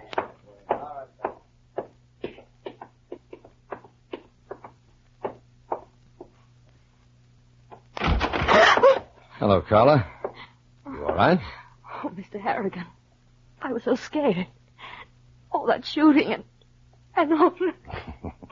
You can cut the act now, Carla. What do you mean? Oh, I've had a hunch about you all along. No one made a move till you gave the nod. And then when Miller called your name when he spotted that dive, I cinched it. Look, Harrigan. Oh, I have to hand it to you, Carla. You're smart. You ran that mob with a glove of velvet, boss.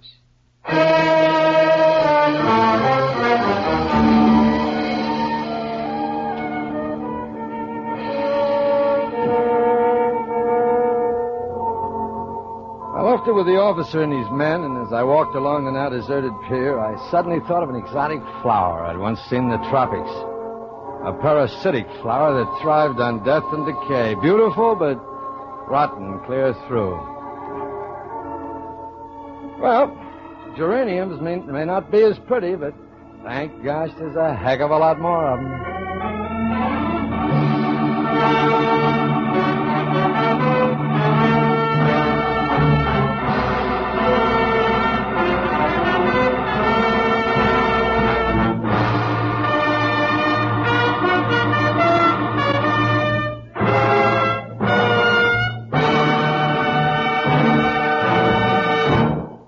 T-Man, starring Dennis O'Keefe, is produced and directed by Norman MacDonald, with special music composed and conducted by Richard Orant. This is CBS, the Columbia Broadcasting System.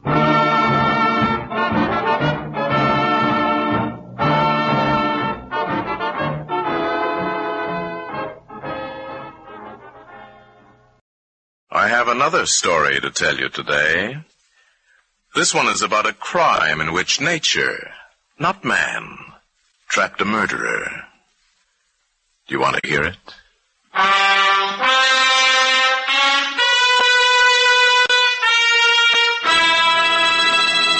Now, starring Paul Frees as your teller of tales, another story from The Black Book.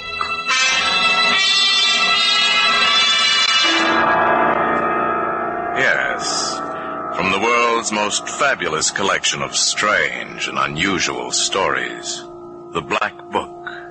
I've selected a story by Nelson Bond. He calls it On Schedule.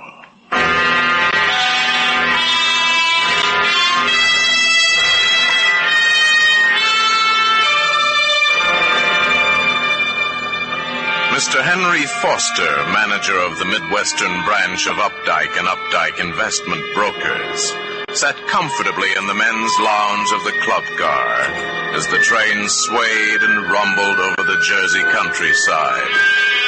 He had the quiet air of a conservative middle-aged businessman and held an expensive briefcase on his lap. He sat there gazing out of the window through the bright noon sunlight at New York's jagged skyline. It made him think of a huge stock market graph. And for the 100th time, Mr. Foster mentally reviewed the steps he must take. The wheels beneath him sang a deeper note as they hit the downgrade to the Hudson Cube.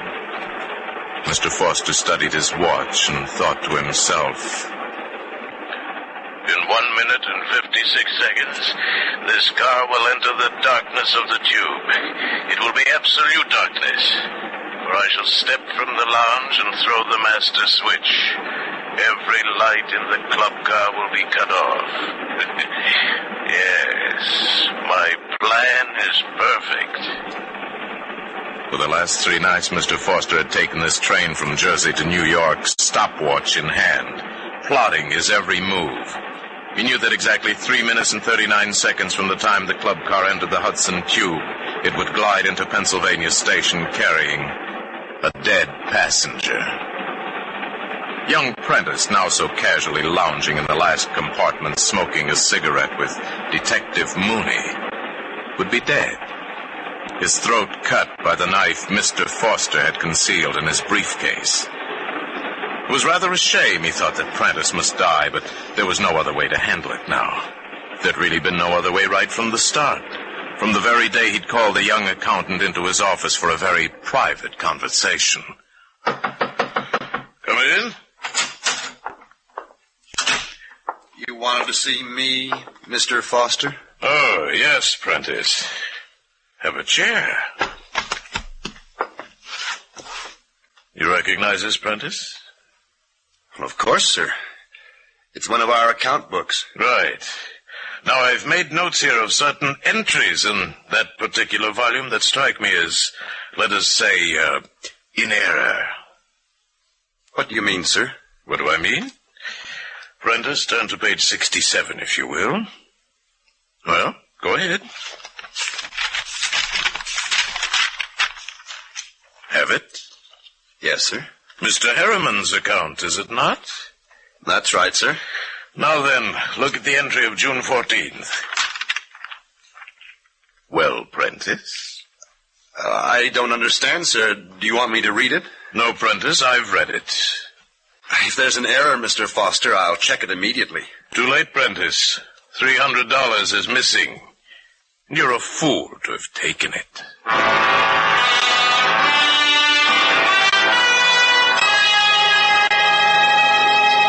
Mr. Foster sat back and waited for the young man to deny everything, or at least to think up some kind of an excuse for having doctored the firm's books.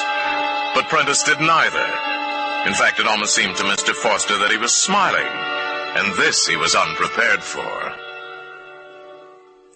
If you'll agree not to press charges, Mr. Foster, I'll pay back the money as soon as possible. Prentice, I had entertained rather high hopes for you. Seems a pity. And all for a mere $300. May I go now, sir? You'll resign, Prentice, but yes, you may pay back the money. And at least remember that if you must steal, Prentice, make it big, worthwhile. I'll stay down tonight if I may and clean up the work on my desk. If you like. Goodbye, Prentice. Goodbye, sir.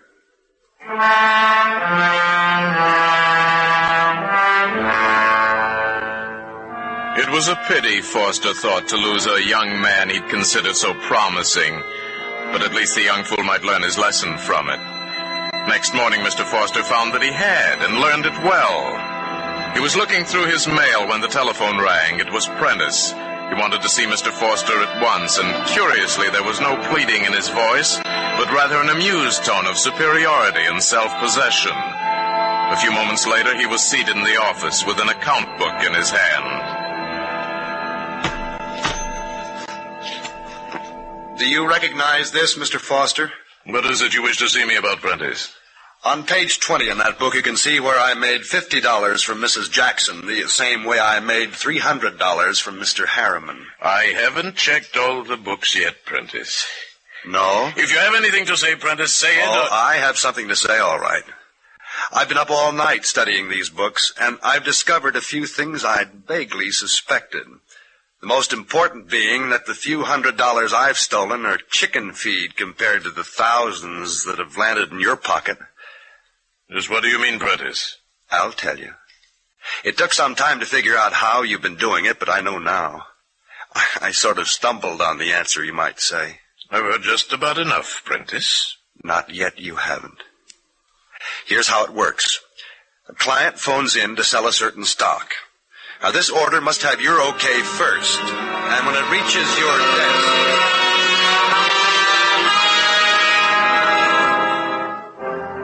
Young Prentice talked on for an hour uninterrupted.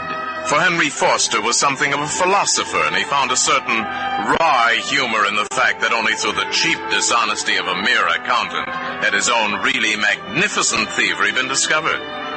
He allowed Prentice to finish and congratulated him on his cleverness.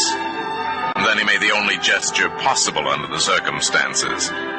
At first, Prentice was doubtful. Yeah, but what if we're caught?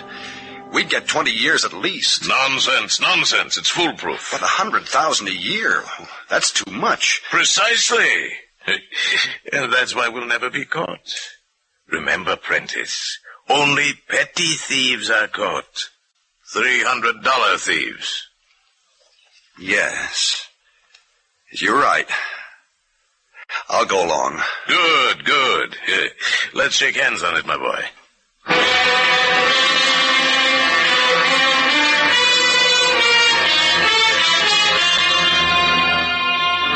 It was a strange partnership. The callow youth and the staid executives, both of them thieves. But even so, it went well for a few months until suddenly lightning struck. Mr. Foster was in his office when he heard about it. Yes? Listen, Foster. I'm at the corner in a phone booth. Ran out as soon as they came in. What? Who came in? The Home Office auditors. 3 of them. They just walked into the office, unannounced as usual. Now you listen to me, Prentice. Yeah. Stop your sniveling and be a man. Now, they can't discover a thing. Not a thing, unless you give it away with your foolishness. But they'll suspect something. I'm sure of it. Shut up and get back to your office. Do you hear me? All right. But I'm scared.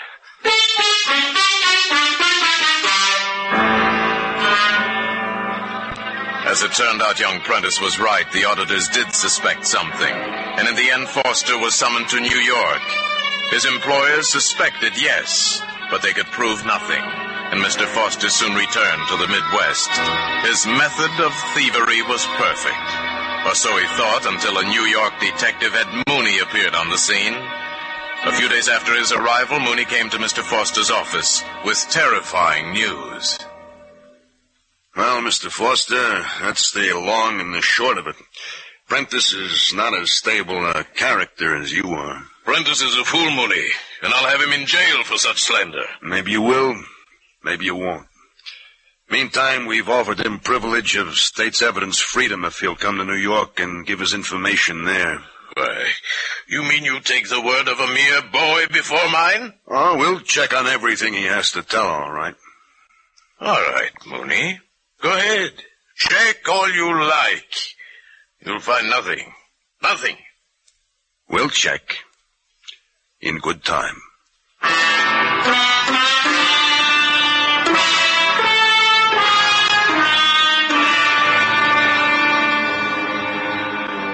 And so it was that young Prentice must die.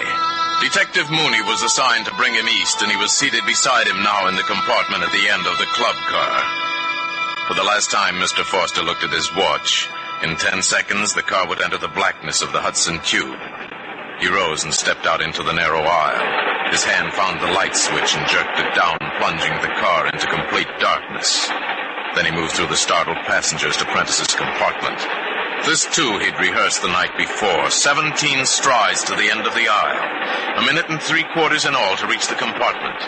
And a split second to plunge the silencing knife into Prentice. That left 2 full minutes to race up to the car in front. Then the train would be at Pennsylvania Station.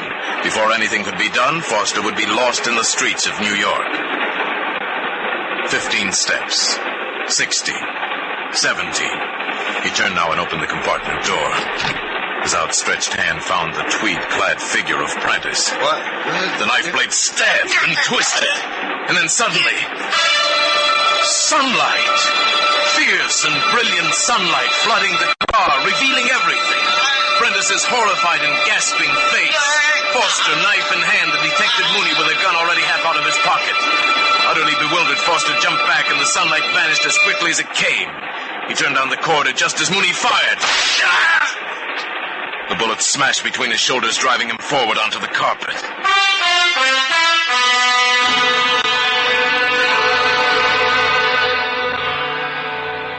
Mr. Foster came to for a moment just as the train was grinding to a stop at the station platform. Two thick-soled brogans that were Mooney's stood like walls close to his eyes as he lay there on the floor of the club car. The fool. The pitiful, murdering fool. If he lives, he'll get the chair for this. You know, it's funny how it timed out. So's he stabbed Prentice just as we hit the light of the air shaft.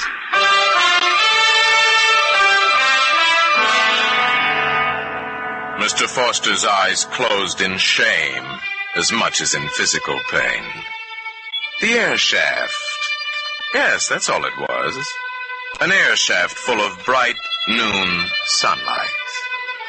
His one mistake, the one flaw in his otherwise perfect plan. You see, he timed everything on night trains only.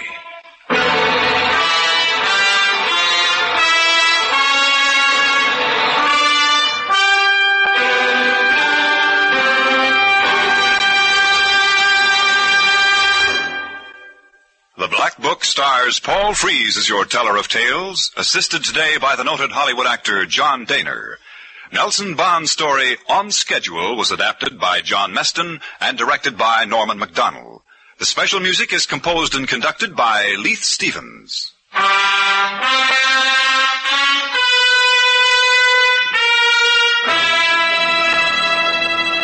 Next week, I'll have another story for you from the Black Book. It's most unusual, and it's called My Favorite Corpse.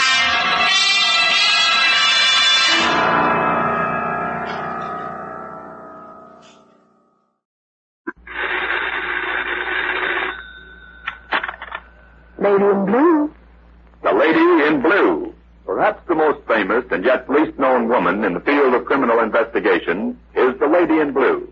She's a young woman, apparently very attractive, though no one can be sure of her exact appearance, as she always wears a small blue mask over the upper portion of her face. Her constant companion is her faithful Cockney maid, Harriet Higgins. Tonight we find mistress and maid in a taxi on the way to the Bachelor's Club, an exclusive and wealthy residential club where the Lady in Blue has been called to solve a daring robbery. A most interesting feature of the robbery is the fact that our heroine's stolen car was used by the criminals for their getaway.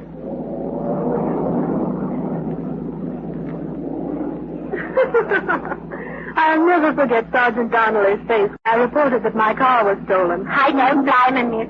I'd be taken aback myself if I was a guest sergeant and a young lady as was the best private detective in the business came in and presented me with a bloke as was trying to stop her from taking a case and then told me a car was stolen and described the car as was used by the criminals in the case, even to the license number.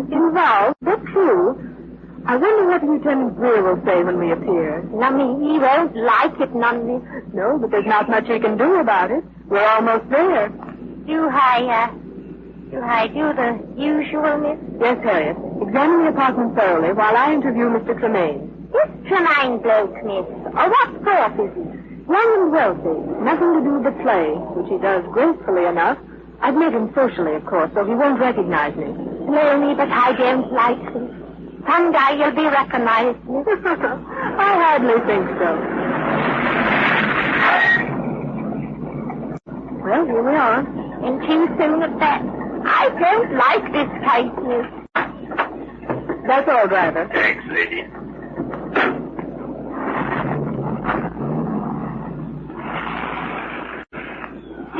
What's wrong with this case, Harriet? Well, looks to me like the blokes what done it wanted to get you called in. Else, why was your car stolen used to do the robbery? And why did they telephone and warn you not to take the case? Anyone who knows you knows that you'd sure take the case if you was warned not to do it. Excellent reasoning, my dear Watson. Excellent. My name's Watson. It's Harriet Higgins, and you know it, miss. All right, Higgins. Then you think that thug that we presented to Sergeant Donnelly was only meant to delay us? I do. So do I. Oh, here comes Lieutenant Greer, miss. So I see. Good evening, Lieutenant. Well. If it isn't the Sapphire Siren and a girl Friday.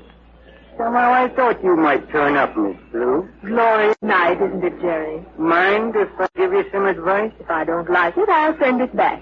Look, Miss Blue, I represent the police department. I'm in charge of the Tremaine robbery. And you get my hair. Such lovely curly hair, too. What there is of it, miss? Now, really, Harriet, there's plenty of it. I have never seen it, miss. That's because the lieutenant never takes off his hat. Huh? Oh. Thank you, Jerry, darling. Oh, take it easy, Miss Blue. Now, look. The commissioner squawked because you beat us out in a random killer case. And instructed you to keep me out of any big cases. Is that right, Lieutenant? You got a license and a state permit as a private detective, Miss Blue. But that doesn't mean that you can meddle in any case that interests you. You leave police department work alone unless you're retained by the victim of a crime or one of the parties involved. Would Tremaine do in this case? Tremaine? Yes, Tremaine. He phoned and invited me to join the fun. I was also warned by an anonymous telephone voice that my health would be better if I didn't take the case. And it might interest you to know that the getaway car you're looking for was stolen from me early this evening. Did you report it? Yes, Jerry, dear, about half an hour ago. I don't suppose you know anything more about this case. Oh, not much. She only delivered a blooming witness to the station for you. A witness? Well, a suspect, or at least an accomplice. A thug that paid us a call and advised us to forget the robbery at number 12 Tower Drive. Blimey. But I'm thinking as I better get to the station and talk to him before he forgets who his boss is, Lieutenant. You may be right, sir. Let me know what he has to say, will you? By that time, I may be able to give you some more important information. I can find my own information on this case, Miss Blue. I may remind you of that, Lieutenant Greer. Come along, Higgins. Very good, sis.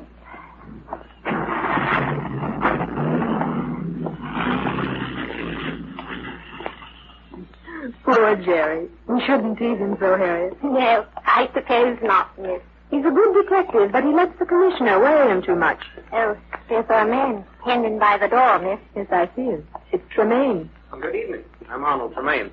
You're the lady in blue, aren't you? Oh, but of course you are. Yes, Mr. Tremaine. And this is my assistant, Higgins. Won't you come in? Thank you. I'm sorry we took so long to get here, Mr. Tremaine, but we had little business to dispose of on the way. How many people knew of the robbery when you called me? Only myself and Charlie Purcell. I'd called the police, of course, but they hadn't arrived. Here's the elevator. Thank you. Who's Charlie Purcell? The chap that lives just below me. He was up for supper tonight. Were you entertaining? No, just Purcell and myself. Cold snack, you know, my man's night off. Oh. Which floor are you on, Mr. Tremaine? Penthouse, thank goodness. You know, you're the only attractive thing about this robbery. Thank you. And for that you may call me Miss Blue. Thank you.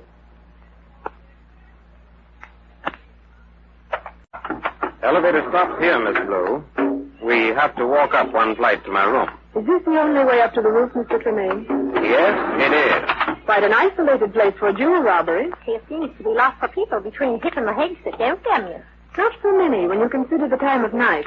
I should think that once he gained the elevator, he probably wouldn't meet anyone who'd question him. What do you think, Watson? I'm Watson. It's Higgins, miss. Well, watch that you don't trip on the stoop, Miss Blue. Oh, thank you. Here we are. And again, the only entrance, Miss Blue. You really have a lovely place here, Mr. Tremaine. Mind if Higgins takes a look around? Why, no, not at all. All right, Watson. See what Jerry Greer left behind. Very good, sir. I suppose you'll want to look over the scene of the crime. Not yet, Mr. Tremaine. Where were you when the robbery occurred? In the dining room over there. The strong box was in my den. That is right over here. Just beyond the dining room door. Any other entrances to the den? No, only through the dining room. All right. Let's get the whole story. Well, I bought some stones at an auction this afternoon and put them in the strong box when I got back. That reminded me of Charlie Purcell, the chap below me. He'd expressed quite an interest in what he called my jewel collection, so I called him on the house phone and asked him up for a bit of something cold. Thought I'd show him the lot after supper. He's quite a collector, too, you know. Where's the house phone? Right in the den. Then what did you do? Rang for my man and told him to lay out a cold supper for us before he left. Then I wrote a few letters in the den until I heard a knock on the outside door. When my man didn't answer it, I concluded he'd gone out for the night and went myself. Found it was Purcell. We had a snack in the dining room, and then I brought him in here to show him the collection, and we found the strong box broken open and the jewelry gone. Sounds conclusive and to the point. Where did you sit during dinner? At the head of the table, right there, facing the door to the den. Did you leave the dining room at all? Only twice. Once during the dinner, I stepped into the kitchen to get the coffee, and then... How long did you leave Purcell alone in here? Well, just long enough to step into the kitchen, pick up the coffee pot, and come back. Purcell wouldn't have done it, and he wasn't alone in here over a minute anyway. No. That's hardly time enough to break open a strong box and hide $50,000 worth of jewelry. What about the other time you left the dining room? Purcell was with me. We took our dishes into the pantry and stacked them in the sink. Then we went right into the den and opened the closet. The strong box is in full view on the closet floor, and I saw right away that the lid was not tightly closed. I checked the shock system and found it still on, so I disconnected it and opened the box. It was empty. The box was electrically protected? Yes, to touch it without disconnecting the wires meant a paralyzing shock. And it had been opened without disconnection? It rather looks that way. Yes. To the tune of $50,000 worth of precious stones. Beg pardon. What is it, Harriet? There were 3 people at ate here tonight, miss. There are 3 sets of dishes in the sink. Who is the third person, Mr. Tremaine? Why, no one. Purcell and myself were the only ones. You don't say. Then was it a ghost of dirtied 1 dish, 1 butter plate, 1 coffee cup and saucer with suitable accompaniment silver? Was it a ghost, I ask? It might have been my man. He probably had a bite before he left and put his things in the sink. Wouldn't you have noticed him when you and Purcell took your dishes into the kitchen after your supper? Well, as a matter of fact, Miss Blue, I carried in the coffee urn and a few dishes which I handed to Purcell. He actually put them in the sink. Oh, I see. Now let's get back to your story. What happened after you discovered your loss? Purcell insisted that I search him in spite of the fact that he hadn't had time to do the job. Then I called the police, and Purcell and I searched the place. Before the police arrived, well, just as we finished the search, we both heard an explosion. What kind of a explosion? Look here, are you conducting this investigation, or is Miss Blue? You might like to know that Harriet Higgins is a sworn-in officer of the law, private detective, and special assistant to the Lady in Blue. And I'm Harriet Higgins. Higgins, that'll do. All right, miss. But I still ain't believing that any gentleman's gentleman, as was any kind of a gentleman's gentleman, would leave his dishes in the sink when he was going out for the night. Leastwise. You'll have to ask Purcell or my man about that tomorrow. What happened when you heard the explosion, Mr. Tremaine? And the explosion sounded as though it were directly below us, and Purcell's apartment is right under mine.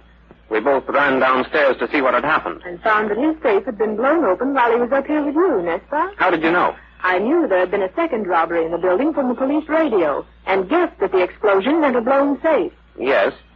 We rushed downstairs and found the night watchman opening Purcell's door with his pass key. It seemed that he was at the other end of the hall when the explosion occurred and ran right to Charlie's door. What did you see when you got in? Purcell's wall safe had been blown open and was entirely empty. The windows were locked on the inside, and the watchman said that no one had come out of the apartment between the time he heard the explosion and put his key in the lock. He was standing in front of the door within 40 seconds after the explosion. Yet when we got in, there was no one there. Sounds to me rather like black magic or ghosts. Except for one thing. What's that, miss? I know this building. The dumbwaiters run from the main kitchen on the ground floor up through Mr. Purcell's apartment and into the service pantry in this penthouse. You don't think a thief hoisted himself up here in that traveling tea tray, do you? To answer that question, I must ask you one, Mr. Tremaine. Will you describe as accurately as possible the sound of the explosion? Well, it was muffled. Had a sort of shallow tone, rather a dull thud. It sounded just like that. I think it was just like that. And now, Hearthstone of the Death Squad in the Marriage Annulment Murder Case.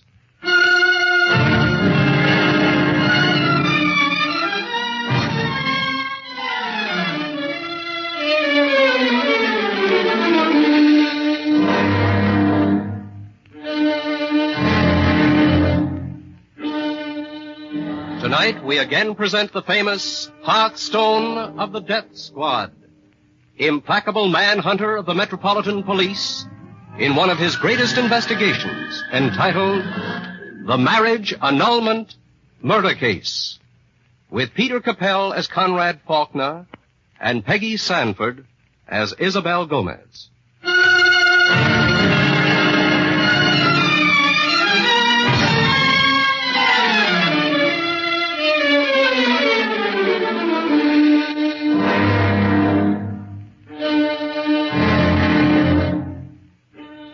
And now, Inspector Hearthstone in the marriage annulment murder case. As the curtain rises, we see the luxurious living room of Conrad Faulkner, who is handsome, graying, and middle-aged. He is looking in a puzzled way at his very young wife as he holds in his hand a newspaper clipping, which she has just given him. And we hear him say the words that lead to one of Inspector Hearthstone's most famous murder cases. This newspaper clipping, my dear Glenda, why did you give it to me? From where does it come? From this afternoon's paper. Read it, Conrad. It's about some man and his wife whose marriage was annulled. But I don't know the people. Their marriage was annulled in court because it was proved they never lived together as husband and wife. Yes, so it says, but... Conrad, I wouldn't ask this if our own marriage be ended the same way. I mean by annulment. It's so much easier than divorce. So my sweet little wife finally comes to the conclusion, as I warned her, that marrying me might be her great mistake. You did warn me, Conrad. But when Father died and left you my guardian, I felt helpless and alone. I wanted someone to protect and care for me. I never thought... I couldn't be made to believe that... That one day love would come to you, huh? And now you find it has? Yes, deeply. Terribly, Conrad. I needn't ask, Glenda. Is he of your age? I'm torn between love for him and duty and gratitude and affection for you. But I'd rather die than live without him. I'm not unprepared for this. After all, it's the course of nature. I blame myself. When I first saw what was coming, I should have put him right out of my mind. But it was like lightning from the sky, Conrad. Don't tell me anything more, Glenda. There are limits. Where are you going, Conrad? To my club, where I shall stay until we have the matter of an annulment of our marriage settled. Don't worry. It will end well. Conrad, you don't hate me for this. Hate is a bitter word. Oh. And the fantastic world in which we live, who can predict? What? I may meet this young lover of yours, Glenda, and be his best man at your wedding. Conrad! Goodbye. I'll phone Eric right away.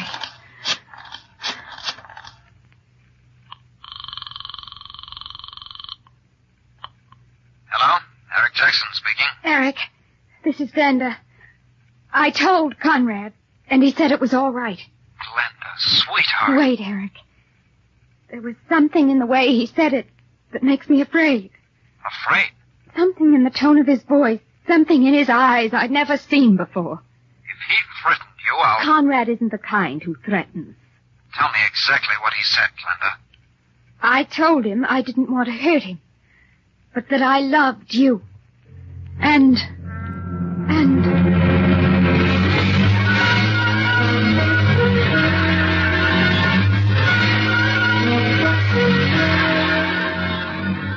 And early the following morning, we see the cold and calculating Inspector Hearthstone of the Death Squad, with his assistant, Detective Sam Cook, in the pastel-tinted bedroom of Glenda Faulkner.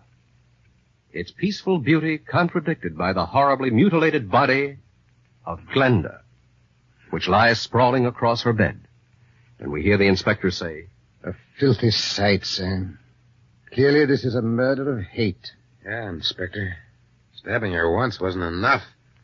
I counted 10 places across her breast. The butler who reported the murder says her husband wasn't home last night. Yeah, he said he spent his night at his club. I wonder why. He ought to be here by now.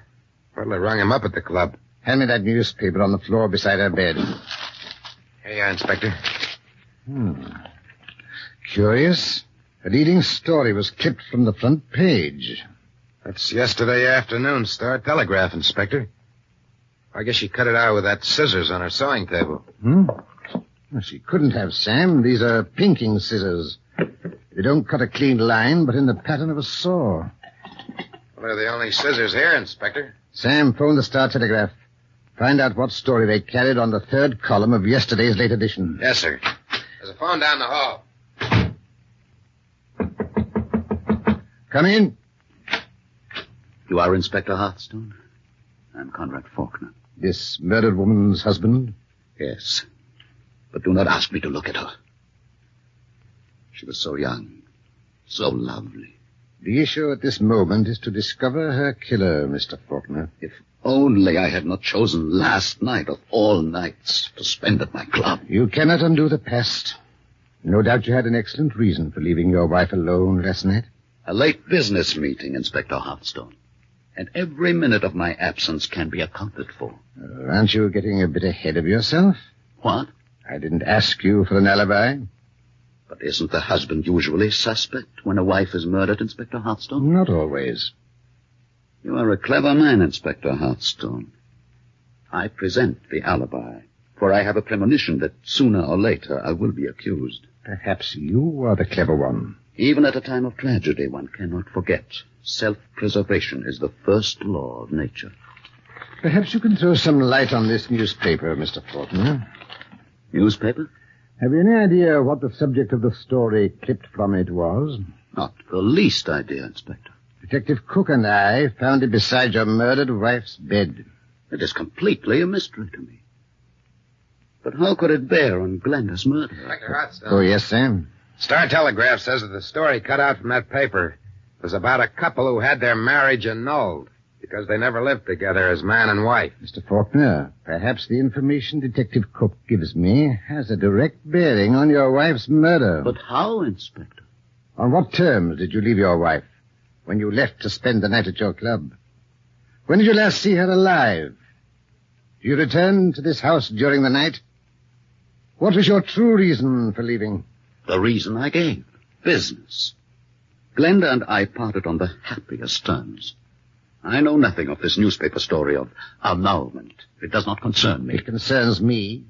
When a girl obviously 25 years younger than her husband is murdered. I was Glenda's guardian before our marriage. Mm-hmm. Her father and I were long business colleagues. Wine merchants of international repute. I in Barcelona, he in New York. Yes. On his death, he appointed me her guardian. You have already said that. Then Glenda, left alone in the world, sought the wisdom and protection of age and asked me to be her husband. And our days were happy. And ended in her murder. A murder associated in some strange way with a newspaper story about a marriage annulment. So the question is... Is what? Was your young wife seeking to end her marriage to you by annulment because you had never lived together as man and wife? The suggestion offends me. Only one person had the motive to murder my wife. Who? A young man who was forcing unwelcome attentions upon her, Inspector Hearthstone, and whom she ordered out of her life yesterday. His name is Eric Jackson. Eric Jackson? Sounds phony to me, Inspector. 1 minute, Sam. It is not phony, Detective Cook. Here is Eric Jackson's address, Inspector Hearthstone. You give his address as your own office, Mr. Faulkner. Exactly, Inspector. Eric Jackson is an employee of my firm. It is there where my murdered Glenda met him, only to have him form the unwelcome infatuation that caused her murder. Detective Cook and I will see this man, Mr. Faulkner, hoping, of course, that it will relieve you of suspicion. It will, Inspector. I'll have my butler show you out. You rang, sir? Show these gentlemen to the door, Pickett. This way, Inspector Hearthstone. Don't trouble, Pickett. We know the way. Good day, Mr. Faulkner. Pickett, bring me a double whiskey and soda. Better wait till the cops get out of the house, sir. That Hearthstone is a slick one. And what are you talking about? About this newspaper clipping I heard you and the missus arguing about yesterday afternoon, sir. Where did you find it? I venture you dropped it out of your pocket in front of her door When you came back to murder last night. What? I'm offering it for sale, sir, to the highest bidder. It's between you and the cops. Suppose you start off with, say, 10 grand. Give me that clipping. And leave this house, Pickett.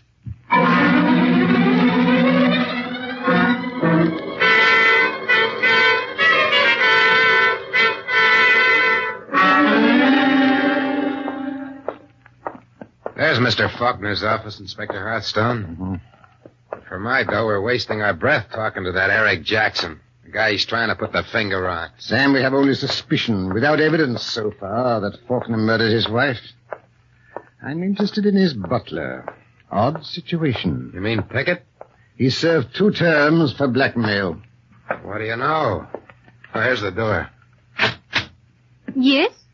You wish to see someone? I'm Inspector Hearthstone of the Death Squad, Office of Criminal Investigation. This is Detective Cook. The police? But nothing has happened here. I heard you say you were Inspector Hearthstone. Can I help you? We're looking for Mr. Eric Jackson. Is he around? I'm Eric Jackson. But why... We're investigating the murder of your employer's wife. No. Mrs. Conrad Faulkner. She was found murdered in her bed less than an hour ago. Glenda murdered? Oh, no. No. That is what you get, Eric Jackson, for your illegitimate love match with that girl, Mr. Faulkner's wife. Who are you, sister? Isabel Gomez. I work long for Mr. Faulkner. I see all this brewing. Murder had to result. I accuse Eric Jackson, the man you have come here to arrest. Glenda murdered. Oh, why didn't I call the police in time? Am I to assume by that, Mr. Jackson, that you had knowledge Mrs. Faulkner was in danger of being murdered? Of a certain he knew in advance. He killed her. He would have to know. Suppositions and accusations don't solve murders, Miss Gomez. Have you evidence? Evidence? No. But facts, yes. I'll hear your facts later, Miss Gomez. I suggest we go into this office, Mr. Jackson. Yes, Inspector Hearthstone. It's mine. Eric, suppose you start by telling me why you thought Mrs. Faulkner was in danger of being murdered. Glenda was murdered because she loved me. I've heard the contrary, but go ahead. She phoned me late yesterday afternoon that her husband had agreed to have their marriage terminated so she could marry me. She told her husband, Conrad, that she was in love with me. Did she say whether the marriage was to terminate by divorce or annulment? Annulment? No, she didn't. But she did say there was something in her husband's eyes, something in the tone of his voice when he agreed to end their marriage that put her in deadly fear of him. Why didn't you report that to the police? She wasn't murdered because she asked for a divorce, or because of our love for each other, Inspector Hearthstone. No. Glenda was her husband's ward, as well as his wife. He was also the executor of her father's estate and the sole custodian of the fortune her father left her. Yes? He embezzled every cent of her money. And the books of this company will prove it. Glenda became suspicious of him. It wasn't a murder of passion, Inspector Hearthstone. It was a cold and calculated murder to keep her husband from behind prison bars. That may throw a new light on the case. I'm an expert accountant, and I know what I'm talking about. And Inspector Hearthstone. Yes? There's another reason Conrad Faulkner wanted Glenda out of the way. What reason? That woman in the outer office, Isabel Gomez. The one who accused me of murdering Glenda. How? Why? Because they worked the theft of Glenda's money together and want to be off together. And I can prove that, too. Detective Cook. Sam. Yeah, Inspector. Bring Isabel Gomez in here. Eric Jackson accuses her of theft and murder.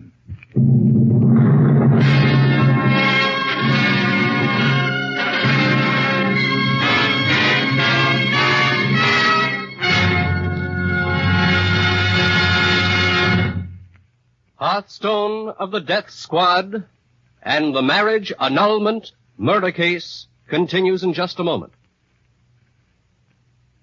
Is this show coming to you on your car radio? How are your brakes? The pedal getting too close to the floorboards? And how about your lights, horn, windshield wipers? If they're not in shape, you're taking chances. Why do it? There are repair shops everywhere.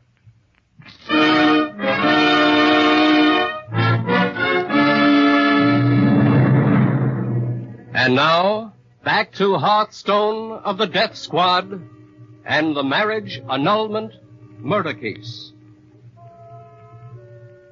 Investigating the murder of lovely young Glenda Faulkner, brutally stabbed to death in her own bed, Inspector Hearthstone is told by her older husband, Conrad Faulkner, that Glenda was receiving unwelcome attentions from Eric Jackson, a young man of her own age who works for him. Suspicion begins to point at Conrad when the inspector discovers a newspaper beside the murder bed with an item about a marriage annulment cut from it. And upon his questioning Eric Jackson, Eric accuses Conrad and Isabel Gomez, also employed by Conrad, saying that Isabel helped Conrad to embezzle his wife's fortune, and that Conrad murdered his wife to prevent discovery.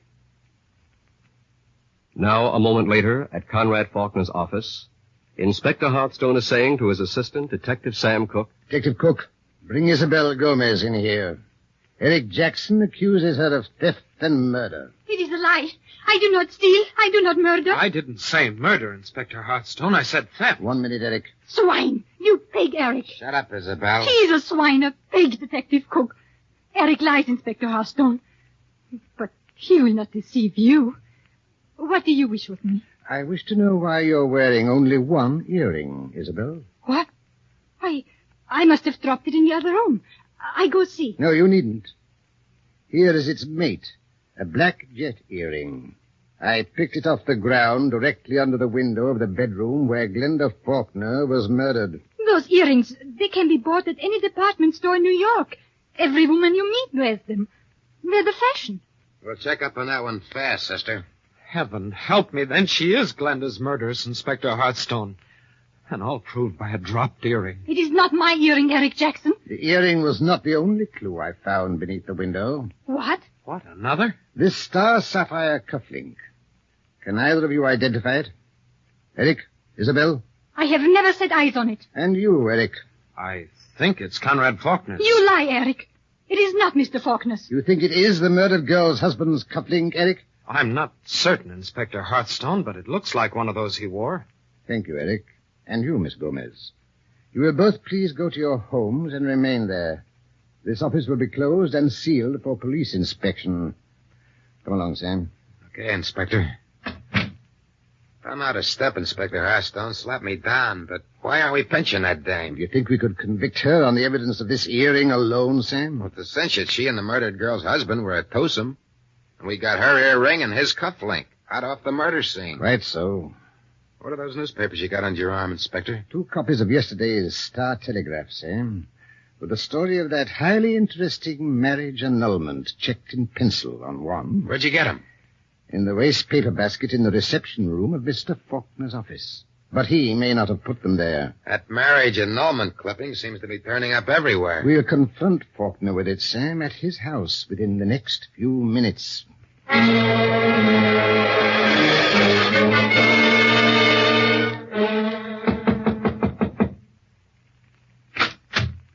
Inspector Hearthstone, come in.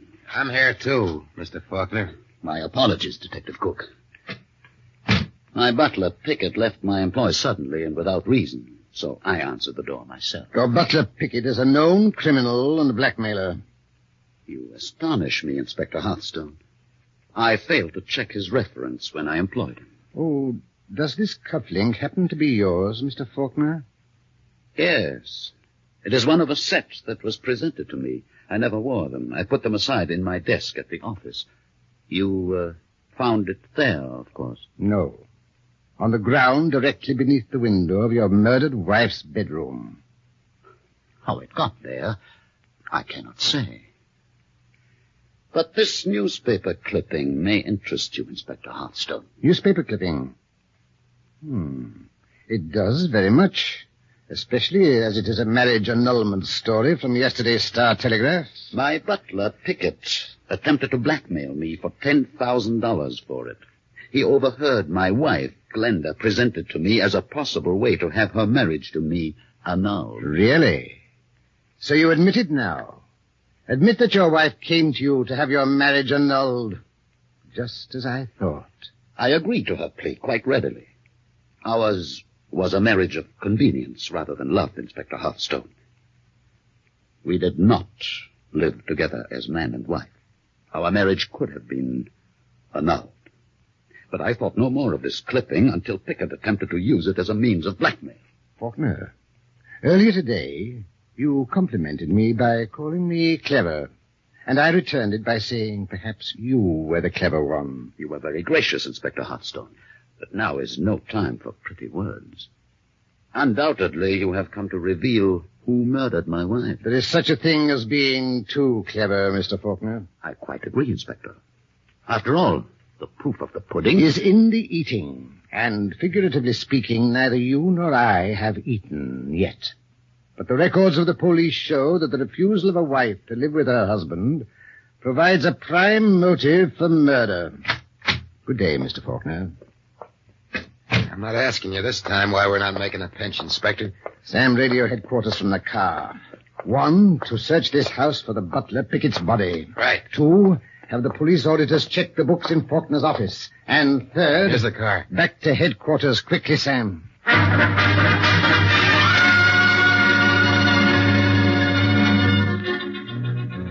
Now, back in Inspector Hearthstone's grim office at the death squad, we hear Detective Cook say, I'll give it to you fast, Inspector. The butler Pickett's not dead. He's drunk as a lord, shooting money like crazy. Get on with it, Sam. Report on Isabel Gomez. The murdered Glenda Faulkner's husband, Conrad, is putting up for Isabel in a lush apartment on East 53rd Street. Mm-hmm. You got her black jet earring and his cufflink already, found at the murder scene. Get on to the auditor's report on Faulkner's books, Sam. Yeah, right here, sir. Well, let me see it. Haven't had time to read it myself. The solution is in Faulkner's books, Sam, and in this neatly cut-out clipping of the marriage annulment story in the Star-Telegraph. Yeah? I got everybody outside, Inspector Hearthstone. Faulkner, Isabel, and Eric Jackson. Bring them in, Sam. The case is solved. Come in, all of you. I reached the conclusion, Inspector Hearthstone, that your cleverness is bringing my wife's killer to arrest. Mr. Faulkner, an audit of your books reveals that every dollar of your wife's estate held in trust by you was embezzled. That is not a clever solution, Inspector. It is impossible. Neither was it clever of you, Faulkner, to put up for this woman Isabel Gomez in one of the most expensive apartments in the city. Is passionate love proof of murder, Inspector? I proudly say the money Conrad Faulkner spent on me was not embezzled from his murdered wife, Glenda. Let me at her. It's like I said, Inspector. Faulkner killed Glenda. He embezzled her money. Isabel helped him murder her. You have all the evidence. Her earring, his cufflink. Proof of a $500,000 theft. Easy, Eric. I'll kill them both. Grab him, Sam. Eric Jackson is the murderer. What? Eric? Yes, Eric Jackson. You're a fool, Hearthstone. You're not fit to be a police officer. I deal in evidence. And you gave me too much. You planted Isabel's black jet earring on the scene. You planted Conrad Faulkner's cufflink along with it. And you cut this story of the marriage annulment from the newspaper. That's a lie. You cut it out with these shears, found in a search of your room, Eric. Glenda cut it from the newspaper herself, in her room, with her scissors. The only scissors in Glenda's room were pinking shears. Shears that leave the pattern of a saw. You gave her the story, Eric. Gave her the idea to ask her husband for an annulment of their marriage, so you'd be free to murder her and have her husband accused. He embezzled her money. The proof is in his books. The proof in his books is that you, Eric Jackson, forged entries and took the money. Here's proof you did. All right, Hearthstone. I did. Detective Cook, charge him with willful murder. Take him to the cells. Out of that door, Jackson. Start moving. Is it not as I said, Inspector Hearthstone? You are the clever one, not I. Through your sheer stupidity, Faulkner, you made me believe you were perhaps the most clever suspect I'd ever met in my long experience as a police officer. But that's neither here nor there. It's my job to bring murderers to heel. And your wife's killer will end up in the electric chair.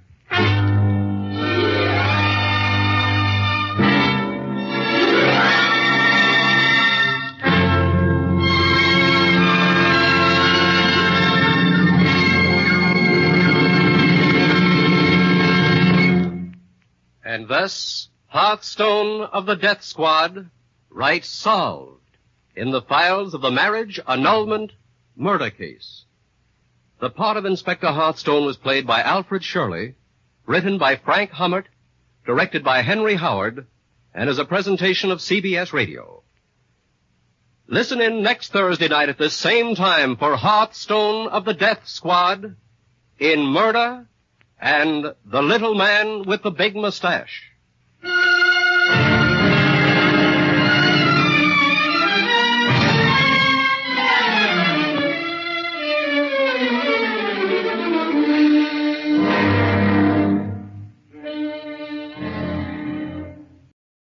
Hi, this is Greg from An Evening of Old Time Radio. Hope you're enjoying the video and the Old Time Radio shows.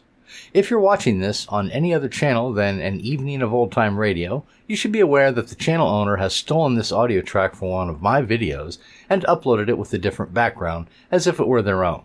Again, this video and this audio is from my channel, An Evening of Old Time Radio.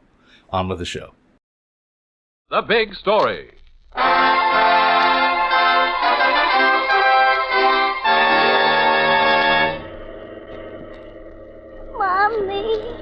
Mommy. I'm driving as fast as I can, Linda. I'm bleeding, Mommy. We'll be in the hospital in a few minutes. Mommy, I don't feel good. Keep your hand tight over the bullet hole. I'm going to die. I'm going to die. No. You'll be all right as soon as I can get you to...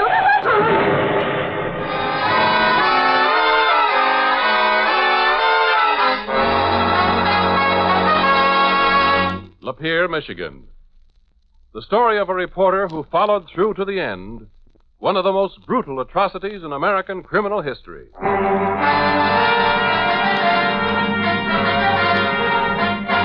Lapeer, Michigan. The story as it actually happened. Bill Noble's story as he lived it.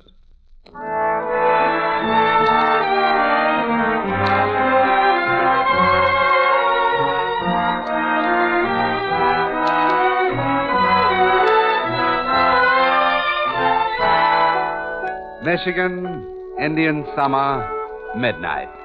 And you, Bill Noble, reporter for the Lapeer Press, are driving home after a pleasant visit at a friend's. The night hangs softly, peacefully over the dark, rolling hills. Ahead of you, a strange light flickers. You wonder what it is. But as you come nearer, you stop wondering. You can see a house burning now. The entire upper floor is aflame. As you drive into the grounds, your headlights light up a man and a young boy lying on the ground, both obviously dead. Bill Noble, how'd you know about this so soon? I was just passing by, Sheriff. Say this is awful. I just got here myself. Hey, are you the sheriff? That's right. I'm a neighbor. Jevitt's my name. I just looked through the house. There's no one else in there. Hey, Ellie! Who are you calling? My daughter. She said the wife and another child were still in the house, but Did you find them, Papa? Ain't no one in the house, Ellie. But you said they was. I looked upstairs and downstairs until the smoke drove me out. I tell you, there ain't no one in there. Who's supposed to be in there? His wife and daughter. That living room downstairs is a bloody mess. Blood all over, on the chairs, sofa, on the rug, even on the walls. Who's the dead man? Steve Wojcik and his little boy, Paul. Do you have any idea who shot them? He done it himself. Killed himself and Paul. How do you know? I live across the road. I was just going to bed when I saw the fire. I ran over and I saw Steve stumbling out of the house holding Paul in his arms. I asked him, what happened to you? He said, I did it. I shot Paul and myself. Then I asked him, where's Ida and Linda? He just pointed to the burning house, and then he died. It was awful. Just awful. Might have shot his wife and daughter, too. Well, they must have gotten away, 'cause no one's in there. Why'd he do it? Was he crazy? He was always jealous of Ida, always suspicioned her. Sheriff! Here I am, Sergeant. I told them about the fire. The state police are on their way down. There's also been a bad crack-up on Route 42, 2 miles out of Hillsdale. Oh, what a night. All the houses are goner. It's burning now from roof to cellar. I hope no one's in there. That accident, Sergeant, was it a local or a tourist car? A local woman by the name of Ida Wojcik and her daughter. What? They took them over to the Clarkson Hospital. Look! There goes the house!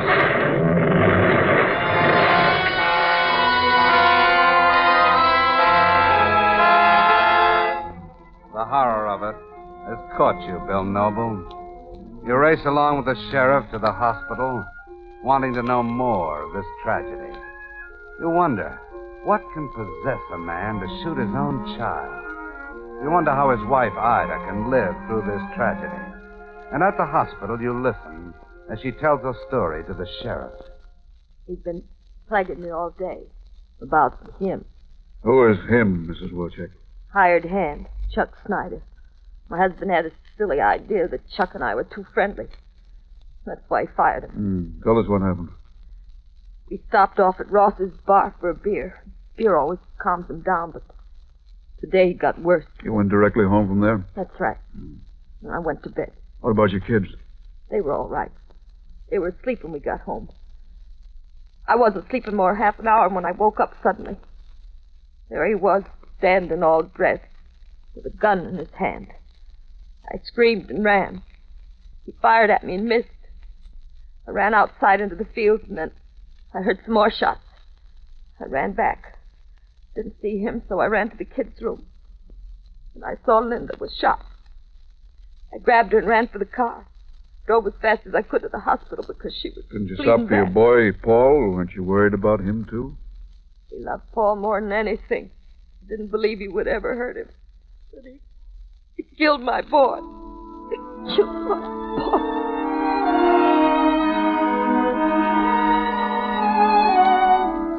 You listen to her story, Bill Noble. You listen to her cry inconsolably. There isn't much more to know, except how her little daughter is making out in her fight for life. And so you go and see the doctor down at the other end of the corridor, hoping hard that the doctor will tell you the one piece of good news in this terrible tragedy. I'm sorry, but I cannot let you in. Well, Doctor, could you tell me how she's doing? Who are you? I'm from the Lapeer Press, a reporter. The girl's dying. Dying? She's delirious and not saying anything to make sense. There's no point and no good reason why she should be visited. There's no hope? None.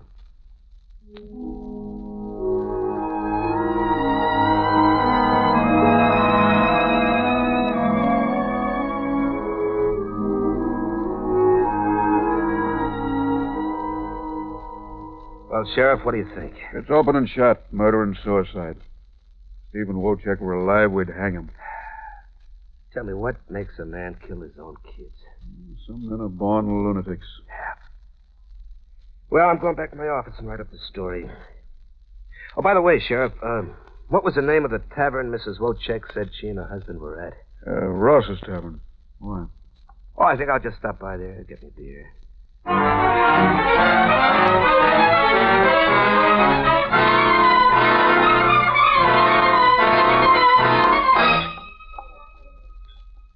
What'll it be, friend? Beer, huh?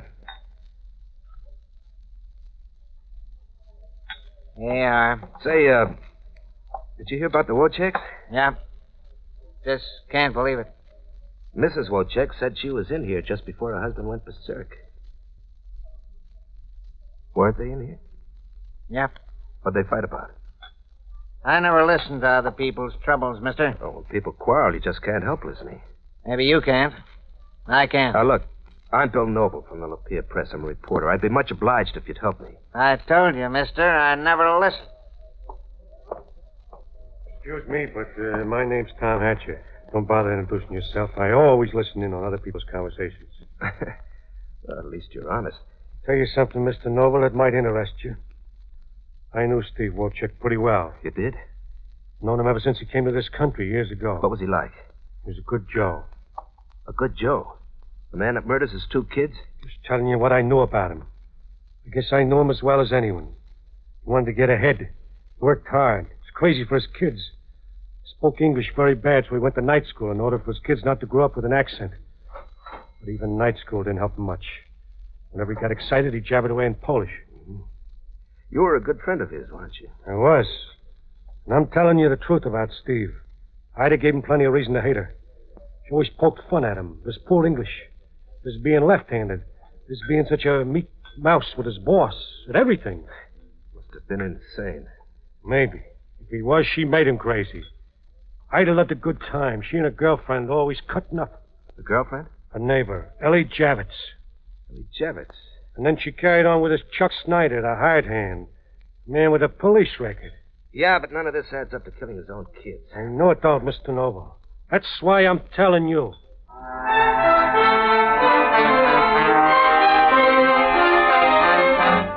It's hard for you to believe Tom Hatch's story, Bill Noble. But now you have your teeth in a case that's not so open and shut. There's some doubt. And you have to wipe out that doubt. You go to see some of the neighbors. Now, look here, young feller. I don't believe everything they write in them newspapers. Steve wouldn't even go rabbit hunting. He was against killing anything. Now, how can you figure him killing his own 2 kids that he worshipped? Tell me that.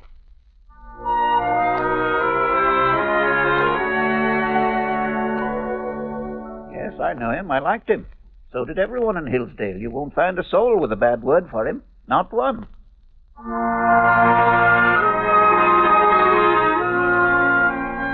You do a pretty thorough job of interviewing the neighbors, Bill Noble. And now you're full of doubt. You go and see Ellie Javits, the girl who saw Steve Wojciech die.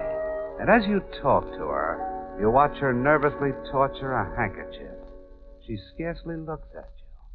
I told you what I heard Mr. Wojciech say. I did it. I killed Paul and myself. He didn't mention Linda's name? I don't remember hearing him say anything about Linda. Mm-hmm. Tell me, do you speak Polish, Miss Javits, or understand it? No. Did you ever hear Mr. Wojciech speak Polish? Sure. When? Whenever he wanted to. I don't know when. You're asking me real fool questions. Well, didn't he lapse into Polish whenever he became excited or upset? Yes, he did. Do you think he'd be excited or upset after having shot himself and his 2 kids? You're asking me too many questions. I don't know what you mean. I mean that Steve Wojciech would have confessed in Polish. And even if his last dying words were in English, they certainly wouldn't have been so clear and grammatic. I told you what I heard. You want me to lie? No, I don't, Miss Javits. You'll go to prison if you lie. This case is going to be reopened. You're going to have to swear that you heard Mr. Wojciech say he did it. Now, we know that you and Ida are pretty close friends.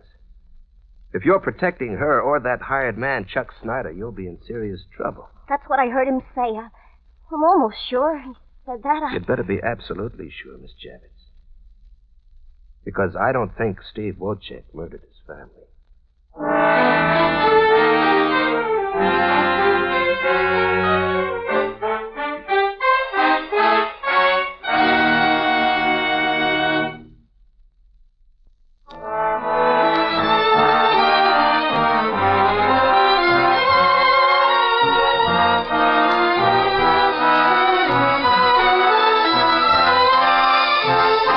This is Cy Harris, returning you to your narrator and the big story of William T. Noble, as he lived it and wrote it.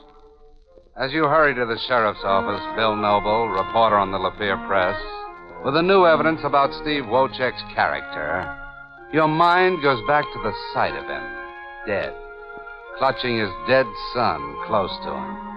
That's a sight you can't forget or forgive. You're determined to find the murderer. And at the moment, you're in the sheriff's office discussing the case. You interviewed all the neighbors, Bill? Most everyone, Sheriff. Not one bad word for him, not one good word for Ida. Well, you want me to reopen the case? Well, don't you think it warrants it? Well, could be. Say, Sheriff, I was just wondering. That bullet wound that killed Wojciech, where was it? Do you remember? Not exactly. It was on the side, under the armpit. Which one, right or left? I don't remember. Why? Well, he was left-handed.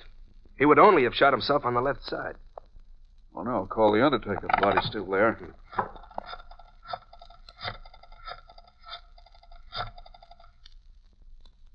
Hello, Ed. This is the sheriff. Say, take a look at the report on Stephen Wojciech and tell me where the bullet wound is, right or left side. Okay, I'll hold on. You want to take a look? Mm-hmm. I don't know. It seems to me it was... Hello? The right side. You're sure now? Okay, thanks. Ah, that's it. He couldn't have killed himself. Are you sure he was left-handed? Oh, several people told me so. Maybe a left-handed man could shoot himself in the right side. Take your gun and try it. Let's see. No. It could be done. Would be awkward. Sheriff, a man that's about to commit suicide isn't going to take any chances of failing. Okay, the case is officially reopened. Okay. Now, we have 2 suspects. Mrs. Ida Wojcik and the hired man, Chuck Snyder. The probability is that Chuck Snyder's our man. He has a police record. I know, I checked him, but it's all small stuff. Disorderly conduct, petty thieving. Still, I'm going to arrest him. You want to come along?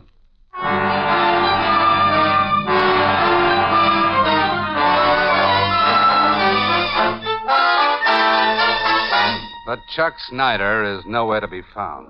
The sheriff rolls up his sleeves and goes to work. In an hour, the whole state is alerted for Chuck Snyder. Every policeman and detective in Michigan is on the lookout for a tall, heavy-set, black-haired man. Within a few hours, they find him in a little town right outside of Detroit, his brother's home. You sit with the sheriff while he questions him. Why did you do it, Snyder? Do what? Murder Steve Wojcik and his kids. Murder the... Are you crazy? If you didn't do it, why did you run away? I didn't run away. I was fired. You were a close friend of Mrs. Wojcik, weren't you? I worked for her on the farm. Answer the question. Yes, I was a friend of hers. But you're not going to pin this thing on me. No, sir. You've got a long police record. I'm no child killer. I ain't never killed anyone. Did you kill Steve? No, I didn't. Did she tell you to do it? I ain't killed anyone, I tell you. Where were you on the night of the murder? The night of the murder? That's what I said. I was in Detroit. That's where I was. Where in Detroit? In the Marquette restaurant. I worked there as a waiter until 11:30 every night. I can prove it. You ain't going to pin this thing on me. I can prove it. Call him up. Go ahead and call him. He proved it, too, Bill Noble. The owner of the Marquette restaurant cleared him. It was impossible for Chuck Snyder to have been in Detroit and at the scene of the crime at the same time. I'm letting you go, Snyder. But don't you go running away. I want you to stay in town. I may be needing you. I ain't running. I don't like cops chasing me with their guns out of their pockets. Well, there goes our best suspect. That leaves us only one. Ida Wojcik? No, it can't be her. No woman would murder her own children. Oh, Sheriff, you were ready to believe the father did. I don't know what to believe anymore. She's still in the hospital? No, she's been discharged. Living with her sister. I think I'll pick her up and start asking a few questions.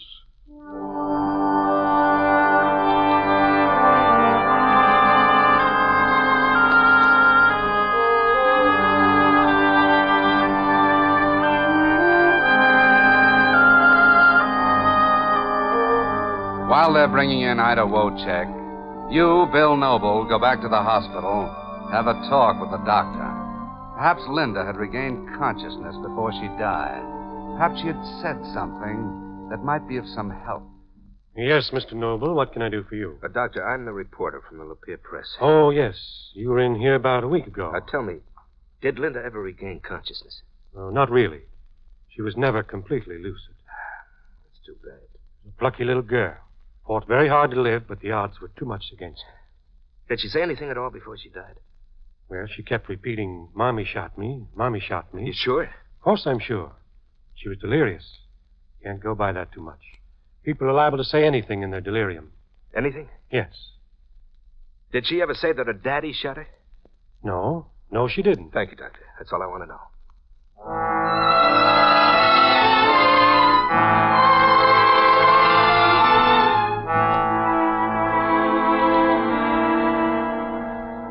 Talking to Ida Wojcik for 5 hours. I didn't get to first base. She sticks to a story, huh, Sheriff? Oh, she tells one story over and over again.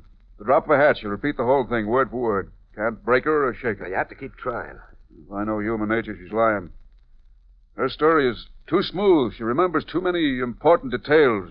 She's too composed for a woman whose 2 kids have been murdered. Oh, Sheriff, she's not really composed. She's just holding tight. That's what I think, but it's no good unless we get a confession. We'll never convict her otherwise. Look, can I talk to her? Sure. Come on, I'll take you over to the cell. I'll go there myself. I'd rather do it alone.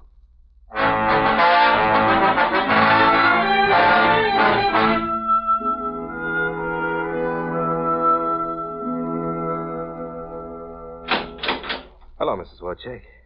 Hello? Oh, I'm not a detective, just a reporter from the Lapeer Press. Why did they open this case again? After my husband confessed. Oh, that's the police for you. Always looking to stir up things. They have no right to keep me here. Oh, they'll have to let you go pretty soon. The way I see it, they haven't got a leg to stand on. They must be crazy to think a mother could kill her own kid. Besides, didn't Steve confess that he did it? Well, I really think they opened this case for some political reason. Yeah. I'll bet that's it. Sure. Just don't let yourself get panicky. Say the wrong things. I won't. My story's perfect. Well, I'll drop by tomorrow. I'll let you know what's happening. My paper's out to see that you get a fair deal, Mrs. Wojcik. And, besides, well, you're the prettiest prisoner they ever had in this prison. Nice of you to say that. Thanks.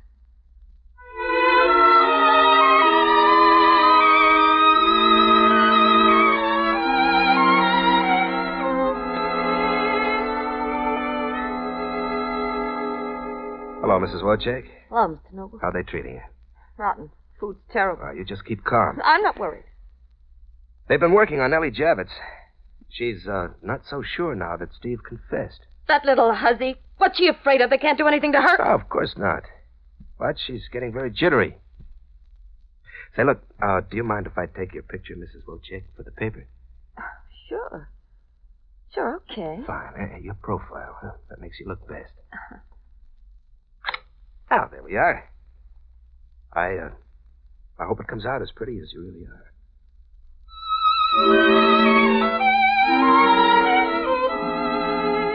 Day after day, for 2 weeks, you, Bill Noble, went to see her, became friendly with her, broke down some of her resistance. She looked forward to seeing you every day. You confided in her, and in turn, she began to confide in you. Little things, nothing important, but you'd open the door. Hello, Ida. Hello, Bill. How are you today? Lousy. I'm getting fed up with this place. You've got to learn how to relax. Anything new happen in my case? Yeah, Is it bad? pretty bad. Tell me. Well, they got Ellie to admit that she wasn't sure what it was Steve said before he died. Instead of being sure that he said, I did it, she now agrees it sounded more like Ida did it. No. No. Now, the police have figured out something else. Steve couldn't have shot himself. He was left-handed. He was shot in the right side. He wasn't left-handed. He was right-handed. There are 6 neighbors who are ready to swear that he was left-handed. I didn't do it. I wouldn't kill my own kids. You believe me, don't you? Ida, I'm just telling you what the police are doing. Chuck did it. He's the one who did it. No, he didn't. He was in Detroit at the time. He can prove it. I swear I didn't do it. You believe me, Bill, don't you? Please. The doctor that treated poor Linda also told the police that Linda kept saying, Mommy shot me. Mommy shot me. The lie!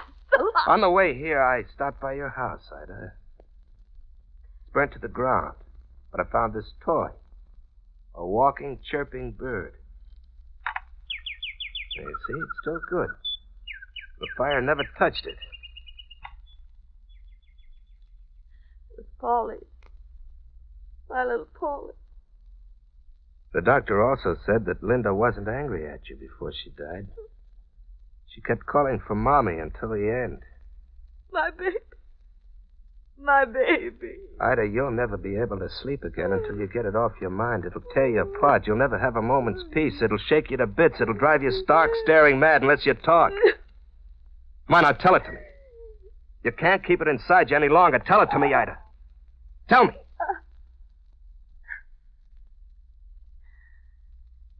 He wanted to take the kids to his mother. He said I wasn't fit to take care of them. Told him if he ever tried to take the kids away, I'd kill them. We had a terrible fight. When we got home, I took a gun and shot him and the kids. I was crazy, killing my own baby. When I saw little Linda lying on the floor, I realized what a dreadful thing I did. I grabbed her up and drove her to the hospital. Who will forgive me? The Lord will never forgive me for this horrible thing. Never.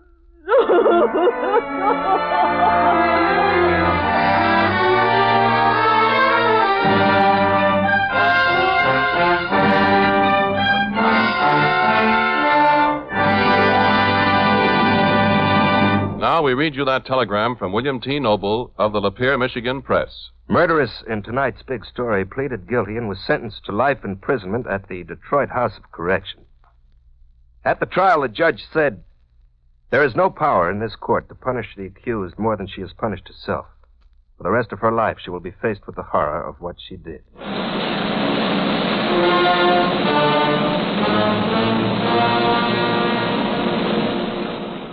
And so ends another big story.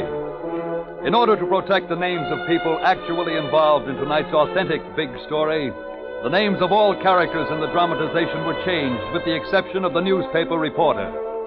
The Big Story has been a presentation of the United States Armed Forces Radio Service, the voice of information and education.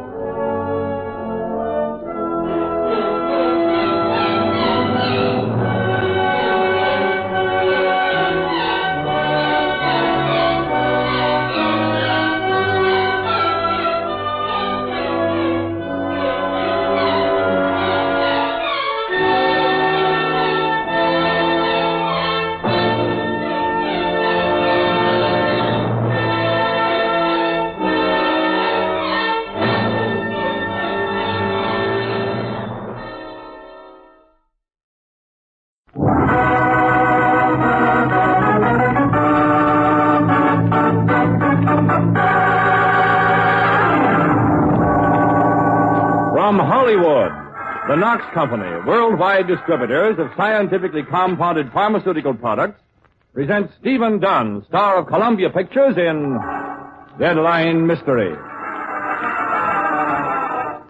Lucky Larson's the name, columnist for over 250 newspapers syndicated all over the world. You know, even a newspaper man's got to eat, although to look at most of us, you'd never know we do. It isn't the fact that we don't make enough money. It's because we never have the time. But I'm different. I'm a guy who takes his time. Right now, there's an awfully big mess cooking on the stove in my little apartment. Who's frying? Lucia. A classy little dame who followed me to Sicily a couple of months ago to kill me because she thought I'd kill the guy who thought she loved. Brother, she can kill me with her pizza anytime. Pizza, that savory dish that tastes and smells of old Italy. Garlic, tomatoes, gooey dough, and cheese. And, of course, the sauce. Wine-ripe and smackable. You want to taste it, Lucky? Are you kidding, baby? There. Mm. Is it all right? Just stick your finger in it, baby. It'll be perfect. Oh, Lucky. I love to cook for you. You like everything I make. Oh, you give it such pretty trimmings. Oh, Lucky, you're sweet. Come here. Mm-hmm. Oh, Lucky, pizza, it'll burn. Forget it. Lucky, the doorbell. Forget the doorbell. Mm-hmm.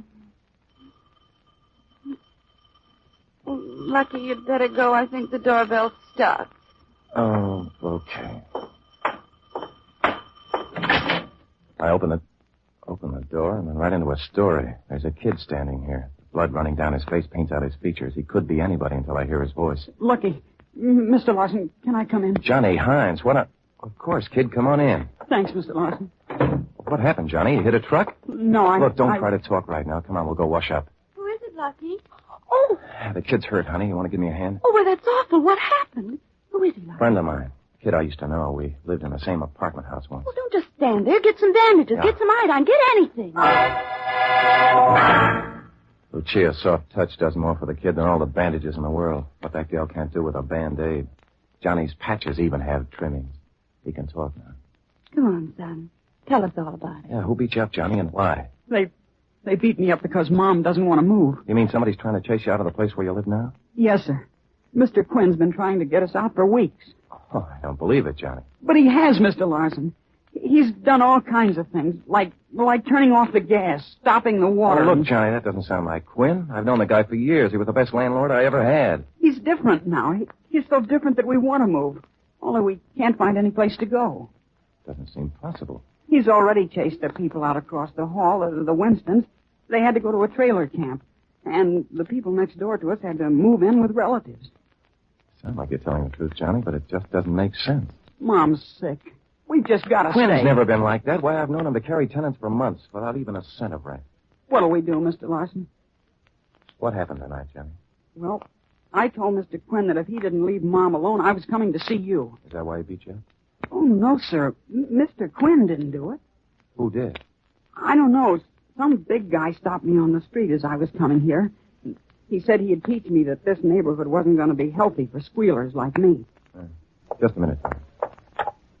I'll pick up the phone and dial Quinn's number. I have to wait a few minutes. Hey, you look better with your face washed, kid. Hello, Joe. Lucky Larson. That's funny. Joe Quinn has always been glad to hear from me before. Now he comes through and asks me how I am. Why I don't ever come around. I'm coming around now, Joe. I just wanted to be sure you'd be in. Quinn says he's just going out. You better wait for me, Joe. I'll be there in 15 minutes. But, Lucky, the pizza. Keep it hot, baby. I won't be long. And, don't change your lipstick while I'm gone, huh?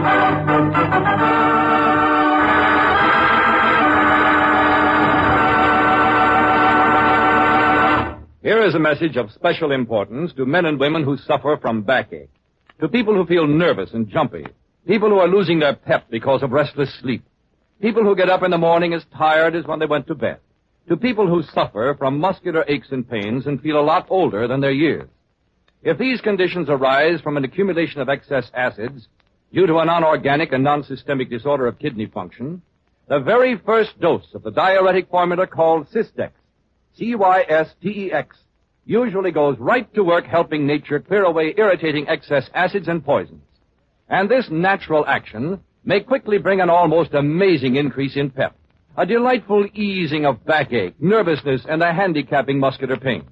Then you can feel younger and get more fun out of life. Because it may bring such a vast improvement in your physical well-being, you owe it to yourself to try Cystex today. Take exactly as directed on the package. See how fast it works. Your money back is guaranteed unless you're completely satisfied. So get Cystex, C-Y-S-T-E-X, from your druggist today. See how much Cystex may help you.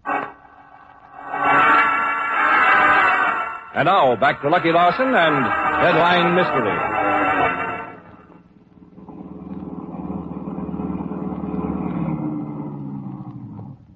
I'm at Quinn's apartment house now. I pull up and park. As I turn the motor off, a guy steps out of the shadows and points with a gun. I shove the door handle down. I roll to the street. Shot I expect doesn't come. Instead, the whole building falls on my head.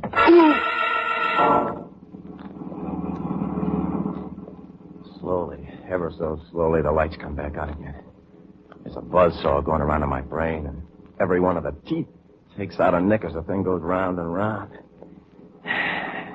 Gradually, the buzzsaw turns into a hum, and I realize I'm all cramped up and riding in a car. I'm lying on the bottom under somebody's feet. Yeah, definitely feet.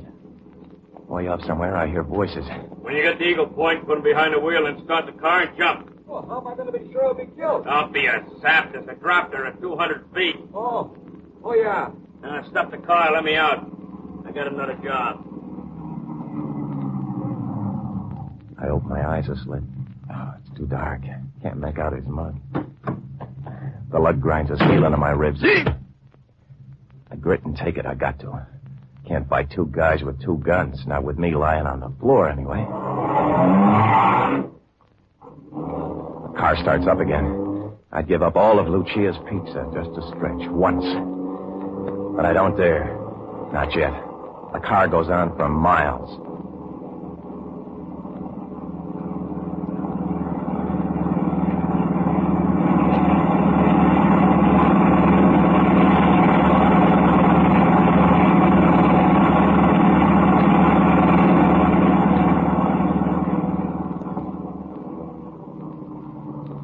I know we've reached Eagle Point. The guy leaves his motor running, gets out.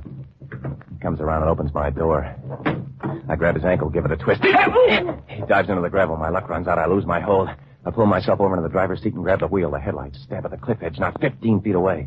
Through their backwash, I see the mug grabbing for his gun. I don't want it, but I got it. I throw the car in gear, twist the wheel hard, and step on the gas. The cliff jumps right up at me. I see I'm not going to make it. I slide over in the seat and push the door open and slide out onto air or land. Yeah, I win that toss. Way down below, I hear a terrible crash.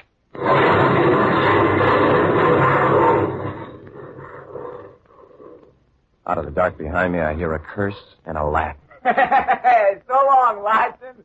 So long. Ooh, my ankle. I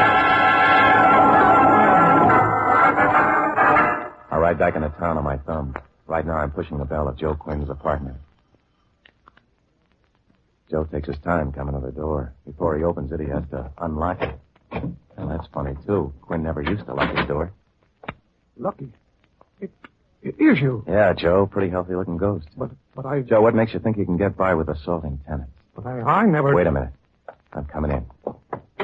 Oh, please, Lucky. I don't know what you're talking about. Don't lie, Joe. I already know about 3 of your tenants. How you had them beaten up in order to get them out. You've got to believe me, Lucky. I never had anybody beat up. Look, I saw Johnny Hines' face tonight, Joe. He came and told me all about it. And about the Winstons and the people next door. Johnny lied to you, Lucky. Johnny was caught tonight trying to strip a car. He put up a fight, and the guy who owned the car kicked his face in. I don't believe it. Okay. Then come with me to Mrs. Hines' apartment, and she'll tell you that that's the truth. Mrs. Hines is frightened, petrified, but she sticks to her story. What Mr. Quinn says is true, Mr. Larson. Smells like a mackerel. It was dreadful of Johnny getting himself into trouble and then putting the blame on poor Mr. Quinn. Is Johnny home? I'd like to talk to him. What? Yes, of course. I'll call him. Yeah. I'm sorry, Mr. Larson. That's right. You were caught stealing parts from cars, Johnny? Yeah. A couple of guys made me do it. Who were they? Well, I don't know. I never saw them before. Please, Mr. Larson. Please forgive Johnny for getting you mixed up in this thing. The dive I almost took over the cliff wasn't funny. I know. But if you don't report him to the police, I'll promise you he'll go straight. I promise. What are you going to do with a sick woman and her only kid? Okay, but there's still something screwy about this deal. For instance, how does it happen these mugs were waiting for me when I got to Quinn's apartment? I called them after you left your place and told them how I'd loused things up. Quit lying, Johnny. If you call them, then you know their names. Well, not exactly. They're called Mike and Red. Where'd you call them? Well, they hang out at Harry's place. Of course, kid, you know I'm going to check on that. I do. The barman at Harry's place never heard of Mike and Red. He hasn't had a phone call for him either. Not ever. It proves what I already know, that Johnny Hines is lying for some reason. Well, I better go home, have a bath, and think things out. Besides, I'm getting late for the pizza. I open my door and I smell burnt Italy. I run to the kitchen. Every pan is charcoal crisp. Every burner is on. Lucia's out. She's been mad at me before, but never that mad. Besides, she never gets mad at me for running out. She always knows I run right back. I dial her number.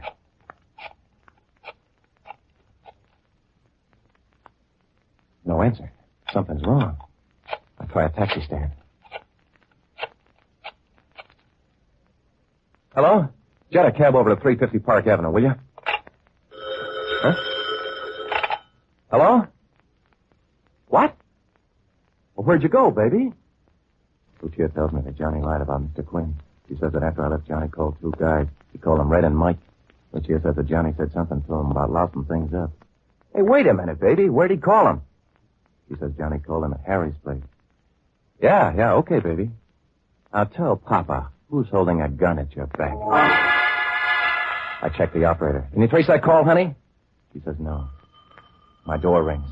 It's a cab. I get over to Quinn's apartment. Quick.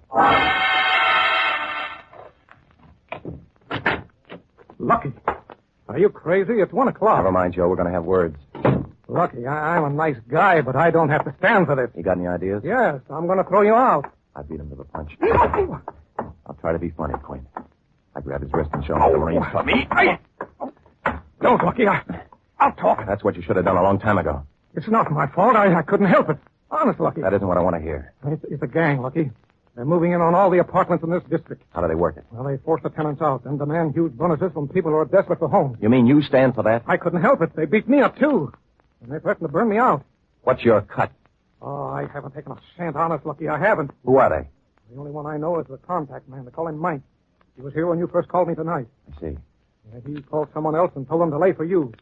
Then he went to your place and got Johnny Hines. Go on, add up some more. Mike was in the apartment when we went to talk to Johnny and his mother tonight. That's why they lied. What about Lucia, the girl that was at my place? They got her, too? They went back to get her when you told Johnny that you were going to check his story. I'm ashamed of you, Joe. You should have gone to the police the first time these guys came to you. You know, you're a savage. Why? I'll do anything now, Lucky. Anything. Wait, I'll call the police right now. Don't touch the phone. Why not? I gotta find Lucia first. If I don't, I'll never find her. Yes, but how? You'll go down to headquarters with me, Joe. We'll look at some pictures. Maybe you'll be able to pick out this Mike. Yeah, I'll go. If I can find the guy, I'll make him talk. We start for the door. We get about 2 feet, and Joe yells. Look out, Lucky! Look out! As the shot, Quinn goes down. I whirl around. The lights go out. I jump to somewhere else, and 2 more shots hit the air where I'd been. Grab a chair and hurl it towards the door. The guy yells as the chair connects. I run towards the door and fall over my own chair. I get up. I hear the door slam. Hand locked. I know that by the time I find another exit, the guy will be gone. Oh, well. I turn on the light and take a look at Joe Quinn. I call the ambulance. A dark, nasty hole in his shoulder is crying red tears.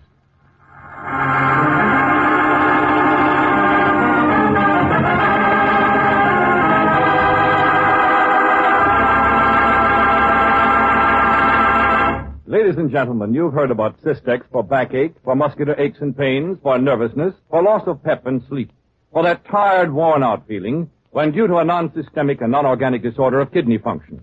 But have you tried Cystex? That's spelled Cystex.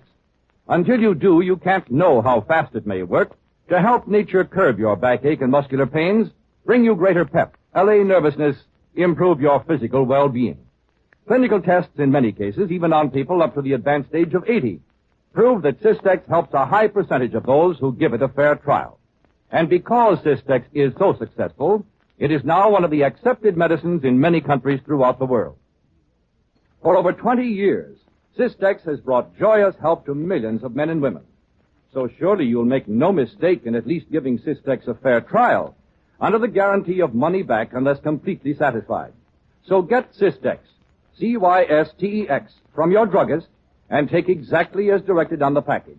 See how much Cystex may help you. And now back to Lucky Larson and Deadline Mystery. I step down to the Hines apartment. All I find is a note on the door. It says, "Gone out of town. No milk, please." Fine. There's no one who can identify the gang's contact man, unless I can find the Winstons or the couple next door. Bad chance of that. I haven't the glimmer of an idea where they are. As for Joe Quinn, he won't be talking for a long, long time. Maybe never. I go back to Joe's apartment just as the meat wagon boys get there, and the cops. My old friend, Lieutenant Tom Burns, is pushing them around. Hi, Lucky. Was that you who called the station? Yeah, Tom. Yeah, Quinn's got a bad hole in him. Yeah, I know. Who did it? I don't know. Somebody took a shot at him from the door. Threw some lead at me, too. Put out the lights. I couldn't see who he was. Uh-huh. I don't dare tell Tom what I know, not yet. If I do, the gang will kill Lucia, just as sure as taxes. Tom, why don't you get a fingerprint guy up here? Already sent for him, Lucky. Oh, are you expecting a call? Yeah. Huh? Yeah, this is Larson. A dirty voice on the other end tells me that if I like that dame of mine, I'd better button my lip, keep it buttoned. Yeah, it's a deal. Only be sure you keep your part of the bargain, pal. Well, that's that, Lucky. Not a print in this room that wasn't made by you or Quinn. Oh, but there's gotta be. There's got to. What are you so upset about? Quinn isn't going to die. I still want to find out who did it. Well, Quinn will be able to talk in a few days. Maybe he'll be able to tell you. A few days isn't soon enough. Look here, Lucky. Are you holding out on me? Let me borrow your fingerprint, man, will you, Tom? What for? Don't ask questions. If we find anything, I'll bring it straight to you. Nope. I'll tell you everything I know, honest, Tom. Sorry, Lucky. That isn't good enough. Tom, you gotta trust me. Sorry, Lucky. No. But if I tell you now it'll leak, I'll be scooped. Oh, look, Tom, I've helped you out a couple of times. Well, okay, go ahead. Thanks, Tom.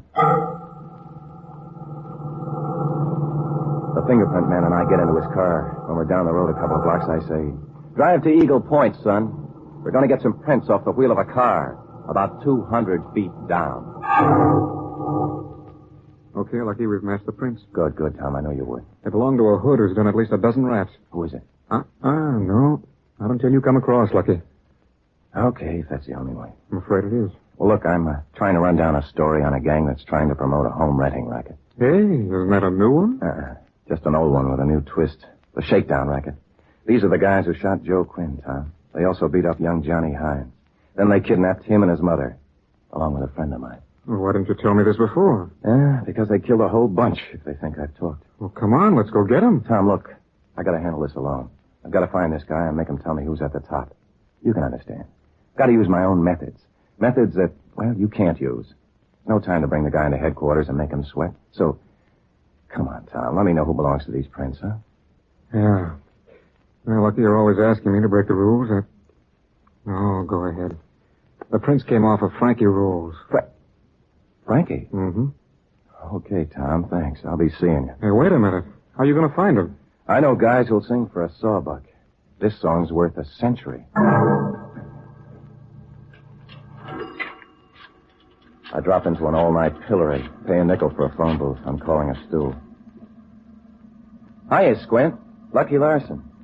Hey, Squint, I got $100 that says you don't know where I can find Frankie Rolls.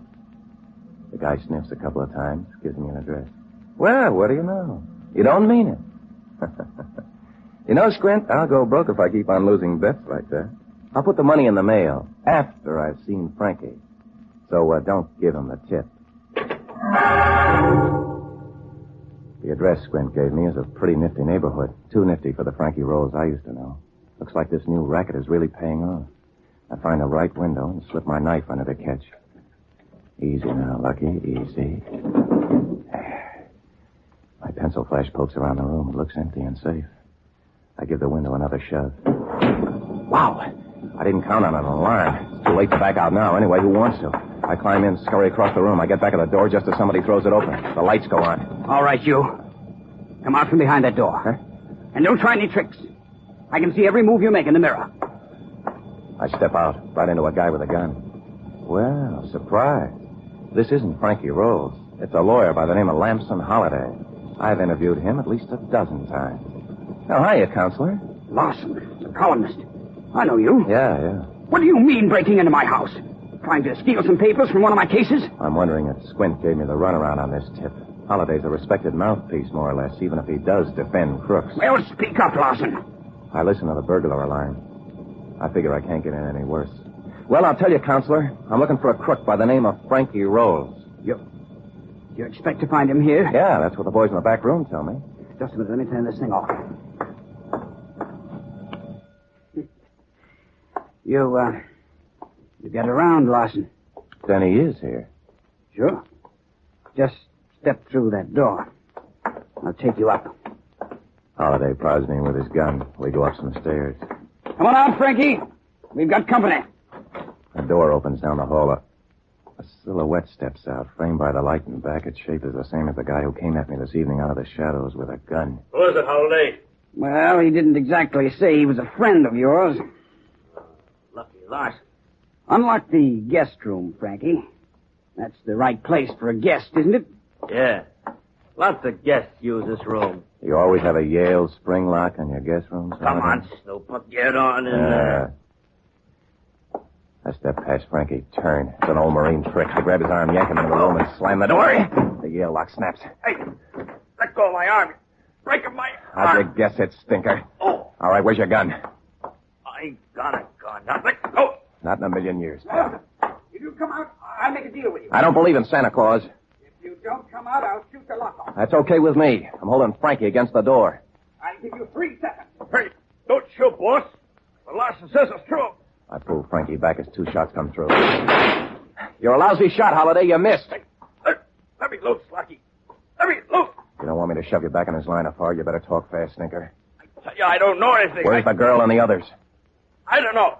The rat's beginning to squeak, Holiday. He'll make a swell witness at your trial. You'll have to do better than that, counselor. You gonna tell me, Frankie? I don't know. Okay, Holiday. I'm gonna hold Frankie up in the center of the door. If you don't want to hear him in court, you better not miss. I give Frankie's arm another twist and start pushing him over. Okay, I'll tell you what you want to know. Where are they? They're in our closet over there. Okay, Holiday. Shoot. Brother, are you lousy? Don't think that's all the bullets I've got. I'm loading up again. I measure the distance of Frankie's jaw and swing. Frankie sighs and takes a nap. You better hurry with that reloading, Holiday. I'm coming out. Drop it, Counselor. I can beat a shell to the chamber. 1 second and I'll let you have it. What's that? Haven't you ever heard of a doorbell? Who could be... It's the answer to your burglar alarm, Holiday. Right now, I'd say your yard is lousy with cops. Cops? Yeah. You're in kind of a spot, brother. What do you mean? What are you going to do, Holiday? You've either got to go and answer that bell or the cops will break down the door. Yeah? Well, I've got another choice. You mean taking a part of me, sure, but the house is surrounded, Holiday. They'll get you for murder. Open up! We're coming in. Too bad, Holiday. A respected lawyer like you should have had more respect for the law. Open up! Open up! Your bartending days are over. Yes, I... Holiday, don't be a fool. Drop that gun. I had time to get 1 bullet in the chamber. You can't do it. Yeah. 1 bullet's enough. Go back into the guest room, dig out the keys out of Frankie's pocket, and unlock the closet door. The cheer falls out into my arms. Quickly, I take out the gag. There you go, baby. You still think I'm sweet? Oh, go ahead, Lucky. Go ahead and prove it. Where's Johnny and his mother, baby? In there. They're all right. Good. I untie Lucia's hands and feet. She can't cook pizza without hands. All right, where are you? It's the police. Be on in a minute, Tom. Got a little unfinished business. Oh, Lucky. Lucky. It's all right, baby. Well, I guess we better go out and face him, huh? Oh, it's you, Lucky. Yeah. Ain't I the little cut-up, though? What I want to know is who shot Lamson Holiday and why. Well, that's easy, Tom. He shot himself. Yeah? What for? His rent racket went up too fast. He knew he was going to be evicted.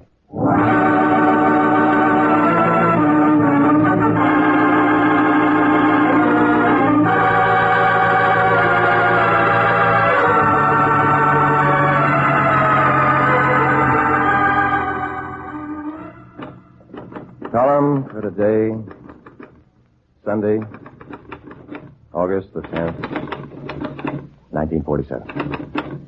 Deadline by Lucky Larson. Say, have you a little racket in your home? Whom are you paying off right now?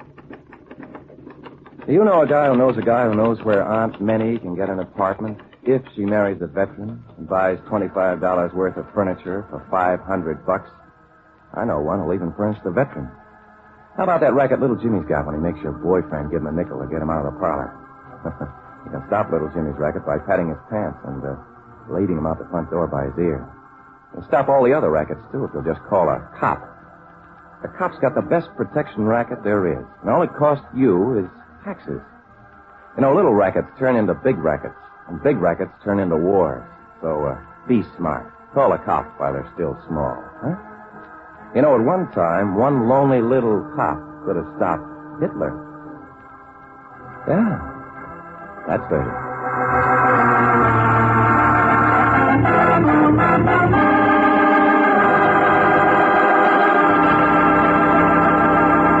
Here is a vitally important message to those who suffer from recurring attacks of bronchial asthma. Most people who suffer from the coughing and struggle to breathe, who can't sleep at night and thus lose strength and energy, have had these recurring attacks a long time. They've tried a lot of things, and still they cough, wheeze, and struggle to breathe. Naturally, they become skeptical and think nothing will help them. But I firmly believe there is hope for even the most pessimistic, because I have seen letters from all over the world, from grateful men and women, telling how thankful they were that they got up enough courage to try Mendaco. That's spelled Mendaco. And I've seen a large number of clinical reports which convince me that Mendaco has been a blessing to sufferers from recurring attacks of bronchial asthma. There are certain scientific reasons why Mendaco works the way it does. And the producers of this great medicine are so confident it will help most sufferers from recurring attacks of bronchial asthma that they say, get Mendaco from your druggist and take exactly as directed on the package. If you're not completely satisfied, your money back is guaranteed immediately. For coughing, recurring attacks of bronchial asthma, get Mendaco, Mendaco. Ask your druggist for Mendaco today.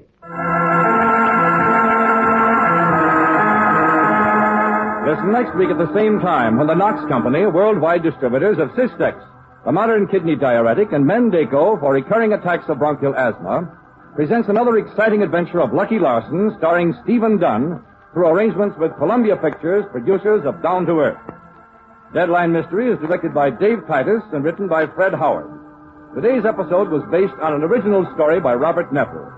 Included in today's cast were June Whitley as Lucia, Sam Edwards as Johnny Hines, Jack Crucian as Frankie Rolls, John Frank as Joe Quinn, and Byron Kane as Lieutenant Tom Burns. Original music was composed and played by Len Salvo. The events and characters depicted in this story were entirely fictional, and any resemblance to actual places or people, living or dead, is entirely coincidental. Frank Hemingway speaking. This program came to you from Hollywood.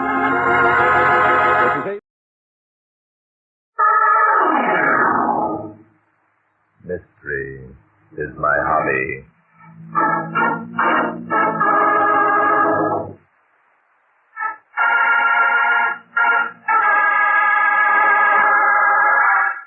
Good evening, ladies and gentlemen. This is Barton Drake speaking. For tonight's drama, I've selected case history number 73 from my book, Mystery is My Hobby. I call it The Case of the Walking Corpse. The heat in New York had been intense. For 5 days, nothing of an exciting nature had happened. On Saturday evening, Inspector Danton and I met at the Air-Cooled Lamplighters Club for a quiet game of chess.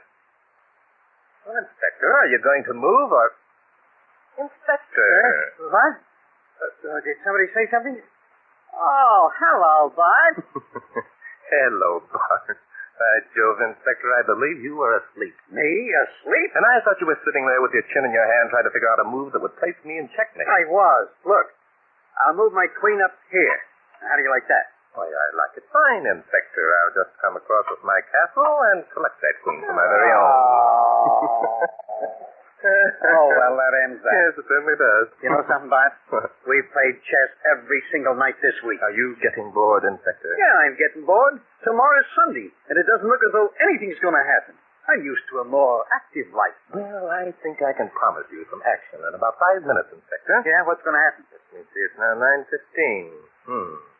Arthur Avery said he'd be here shortly after 9 o'clock. Arthur Avery? You mean that old fuddy-duddy with all the dough who's trying to make a record collecting wives? That's the man, Inspector. I suppose you read in the papers yesterday that he's just married his 9th wife. Yeah, I read it. Married a red-headed nightclub singer named Flossie something or other. Well, what's Avery want to see you about? A murder, Inspector. A murder? Say, this sounds interesting. Who's been knocked off? Arthur Avery thinks his new wife has. As a matter of fact, here's Mr. Avery now. I'll let him tell you his own story. Hello, Mr. Avery. Hey, sorry I'm late. Well, it's just as I suspected. The body was that of my wife. Oh, I'm sorry to hear that, Mr. Avery. Are you still convinced she was murdered? I'm positive. She was found lying near the railroad. Pardon me for interrupting, but would you two like to be alone? Oh, I'm sorry, Inspector. Mr. Avery, this is my co-worker, Inspector Noah Danton. Hi, Danton. I've heard that name before. I'm sure I have. How do you do, Inspector Danton? I said hi. Yes, of course. Hi. How long ago did you view your wife's body, Mr. Avery? Less than 2 hours.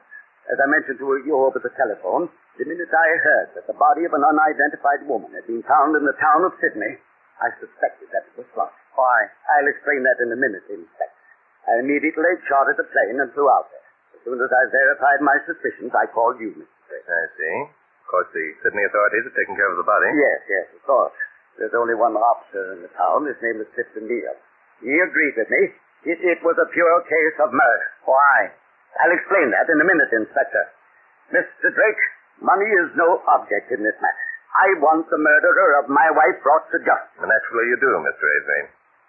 A moment ago you mentioned a man named Jeff Morgan. Do you think he murdered your wife? Yes. Why? I'll explain that right now, Inspector. As you may know, Flossie was my 9th wife. Who doesn't know it? Directly after the ceremony, we went to my country place up in Meredith. I'd given the servants a holiday, and the day after our arrival, I drove over to the village for supplies. Returning, I found a strange automobile parked near the boathouse. Somewhat perturbed, I hurried towards the cottage and heard the sound of voices. Stop it, I say. You mustn't, Tiffany. You mustn't. No. Guys are strange, haven't they, baby? Every time they kind of like my kid. Let me alone, Jeff. Don't you realize I'm married? Married? Sweetheart, how long are you going to stick the old Bluebeard before you throw him over and start suing for alimony? I resent that, Jeff. Now, look, I got a proposition. I'm not interested in any propositions you have, Jeff Morgan. Now get out of this house. Arthur will be back in a minute. All right, boss, we'll be back in a minute. So how would it be if I had a talk with Arthur and told him about Henry? Henry? Yeah, Henry Roberts. Didn't know I knew about him, did you? I don't know what you're talking about. Okay, so you don't know what I'm talking about. So I'll hang around till Arthur comes and we'll talk it over. We've got a few mementos Arthur might like to look at. Jeff, you wouldn't. That's better. Now, do you listen to my proposition, or do we wait for Arthur? Jeff, please. I'm so happy here. Please let me alone. Okay, baby. It's up to you. Jeff, listen to me. All those things are behind me now. I'm never going back. Never. I've gotten what I want, and I'm going to keep it. And the way to keep it is by being a good wife to Arthur. Well. Saints and angels. Is this a little sloppy Sterling that's tramping? Jeff. Okay, honey. Relax. Letting bygones be bygones is okay with me. I was just thinking now. There's one thing wrong with them sweet dreams of yours. What do you mean? Well, it's like this. Maybe you got what you want, and maybe you're going to try and keep it. Only I don't see how you're going to arrange that without you listening to my proposition. You see, All right, Morgan, that's enough. Get out. Arthur. Well. If it isn't little old Bluebeard himself. Where'd you get them snapping black eyes, Grandpa? Morgan, I'll give you 30 seconds to get out of this house. If you don't, You'll what, Grandpa? Arthur, not that. Don't shoot him. I will, unless he gets out of here. Now, take it easy, Avery. All I want is to have a little talk with you. I'm not interested in anything you have to say. Get out. Maybe you would be if you look at the people in these pictures. Jeff, you wouldn't. Don't worry, darling. I won't look at the pictures. I'm no more interested in them than I am in this man's blackmailing stories. Then you heard? Every word. Morgan, I've met men of your stripe before.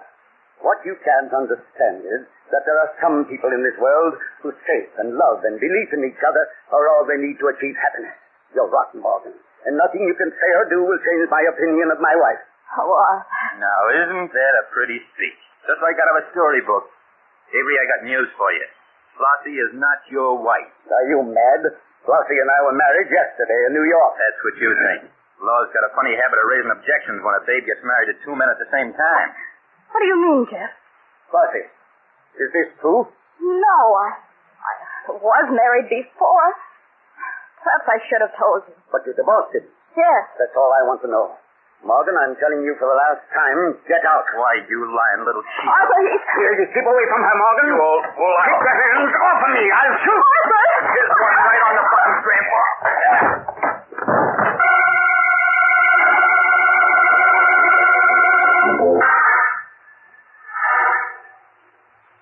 Jeff Morgan is a bigger and younger man than I am, gentlemen. He knocked me unconscious. When I came to, I was lying on the living room floor. And Jeff Morgan and your wife were gone. Yes. Well, look, if she ran off with him... Don't be absurd, Inspector. Flossie didn't run off with him. He forced her to go. He probably knocked her unconscious, too. I get it. They got as far as Sydney, and Mrs. Avery returned to consciousness. She tried to get away and probably jumped from the car. That's exactly what I think happened, Inspector. Morgan, realizing that I knew she was with him in his car, carried her body to the railroad tracks, so it would appear as though she'd been struck by a train. That makes sense. What do you think, Bart? It doesn't make sense to me. Huh? If Mrs. Avery had gone with Morgan on her own accord... Yes. Now, if she hadn't gone with Morgan, I doubt if he would have left her body where it could be found. He'd have thought of some other means of disposing of it. Why? Because Morgan would realize there was no reason for Mrs. Avery to be in Sydney.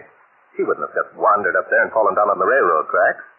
And since Morgan knew that Avery was aware his wife had gone out with him... Drake, if you're implying that Flossie voluntarily went with Morgan, Mr. Avery, I'm merely thinking out loud. There's something here we've all missed. Missed? But I was there all the time. You were there, Mr. Avery, but you weren't conscious when you and your wife and Morgan disappeared. You only hazarded that they were left together. But I don't understand. Suppose someone else were present, someone outside listening, as you had been doing. Say, that's a possibility. Yes. Mr. Avery, how far is it from Meredith to Sydney? About 50 miles. Does the officer there, this Clifton Neal, know of your suspicion of Jeff Morgan? No, I told him nothing. I wanted you to hear my story first. Good. I think the three of us had better go up to Sydney immediately, have a talk with this Clifton Neal, and view the body of Mrs. Avery. Oh, Why, sure, Mr. Drake. Glad to let you see the woman's body. Got her in my back room right here. Your back room? Yes. You mean there isn't an undertaking establishment in this town? Sure there is, and this is it. Handle the town's corpses as sort of sideline. You want to take another look at it, too, Mr. Evening? No, I'll wait out here. You understand, Mr. Drake? Yes, of course. All right, Mr. Neal. Let's go. Yep, right through this here door. Ain't got her laid out as yet. Ain't had tied. Just like she was when I lugged her over from the railroad track. Just wait till I throw this here sheet back. Oh, there you are. Hey, she certainly got banged up a lot, didn't she, Bud? Yes. Face cut and bruised, hair matted with mud and blood. What would you say was the cause of death, Mr. Neal? Well, I ain't made a very good examination yet. So I suppose I got to sooner or later me being the coroner. The coroner? Yes. Hey, you're rather a busy man, aren't you, Mr. Neal? Oh, not so busy. Folks don't die much in Sydney. There ain't many crimes committed, and there ain't never been a coroner's inquest yet, so see, that gives me plenty of time to run the farm. Farm? Well, I'll be... Yep, farming ain't good, of course, this year. It's been hot and dry for weeks. Dropped surface water within miles. Kind of providential, this murder come You were going to give us your opinion as to how Mrs. Avery died, Mr. Neal? Yes, I was, and I will if I'm given a chance. Okay, go ahead. Well, you see, the way I figured, Miss Avery was strangled. Thanks. Just how do you figure that? Why, don't take much figuring. See this here scarf? Dave Palmer, he was the guy who discovered the body and reported it to me. Dave found her, and that the scarf was knotted around her neck tight enough to strangle anybody. Okay, but that doesn't mean she strangled to death. The scarf could have been tied around her neck after she died. Straight, yes, that's right, could be. Ain't likely, though. Anyhow, we'll know as soon as the autopsy is performed. And when will that be, Constable? Oh, tomorrow, I should say, yes, maybe. Ain't no hurry, I can see. And you don't see very well, chum. But it looks to me as though things are getting a little complicated. Yes, it does, Inspector. Tell me, Mr. Neal, did Arthur Avery know that his wife had been found with a scarf about her neck? No, he didn't tell me nothing, so I didn't tell him nothing. Well, I figured if he wanted to get himself a private detective, it was all right with me. You see, I'm not proud. That's fair enough. Bart, how's this for a guess? Huh? When the babe returned to consciousness and found she was riding along with Jess Morgan, she started to yell and he strangled her to keep her quiet. We gotta find this guy, Jess Morgan. No, you're hard about that. No, it's because you never had to hunt down a murderer before. Why, this Jess Morgan is probably halfway to the coast by now. He must have got there powerful fast. You see, I was talking to him less than half an hour ago. What? Are you sure it was the same Jeff Morgan we were talking about, huh? Must be. He lives only a couple of doors down the street. Him and his wife. Jeff, he used to be married to this here Mrs. Avery.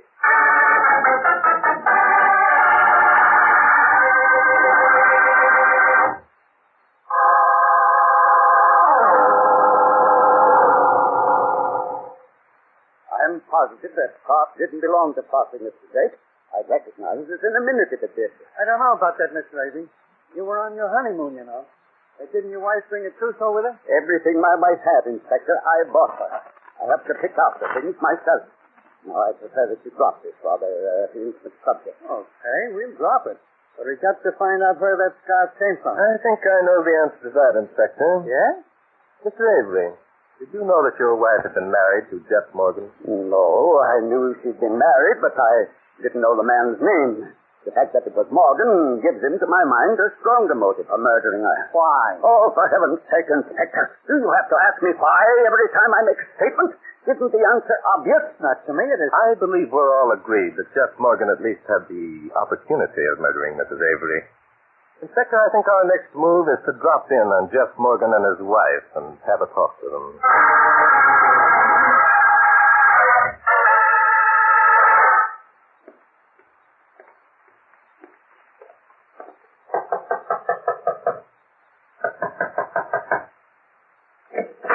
Well? Good evening. Are you Mrs. Jeff Morgan? Yeah, I'm her. What about it? We'd like to talk to your husband. What about? We got a murder story we want to tell him. Oh, you must be the two city cops Cliff said that Avery was going to hire. Come on in. Thank you. I'm Barton Drake. This is Inspector Nordanton. Hi. Okay, you're Drake and Den. What do you want to know? Well, it was your husband that we He wanted ain't here. You expect him soon? Ready? That's a smart answer. Where was he last night? Out? What time did he go out, Mrs. Morgan? I don't know, right after supper. What time did he get back? 9 o'clock. Oh, you're definite about that. How do you know it was exactly 9 o'clock? Because the mail plane to Chicago goes over then. I always check it with the clock. Oh. Was it that clock on the wall with which you checked, Mrs. Morgan? Yeah, why? Because it's an hour slow. It's an hour... Oh, smart guy, huh? Smart enough to figure you're trying to establish an alibi for your husband. Yeah? Well, let's see if you're smart enough to figure out how you're going to prove that clock was an hour slow when the mail plane went over last night. Huh? Mrs. Morgan, did you ever see this scarf before? Where'd you get that? Clifton Neal found it tied around Mrs. Avery's throat. It belongs to you, doesn't it? No. No, I never saw it before. See? Did you ever hear of a man named Henry Richards? Henry? Yes. Sure. Because Henry was playing around with Flossie when she was married to Jeff. So I divorced her. I thought so. Right after the divorce became final, he married you. Sure, why not? Not a thing, Mrs. Morgan, except you made a grave mistake when you followed your husband to Avery's home at Meredith last night. Who do you think you're kidding? Inspector, I think when we drive over to Meredith, we'll have no difficulty in picking up the final clue that will definitely establish the identity of our murderer.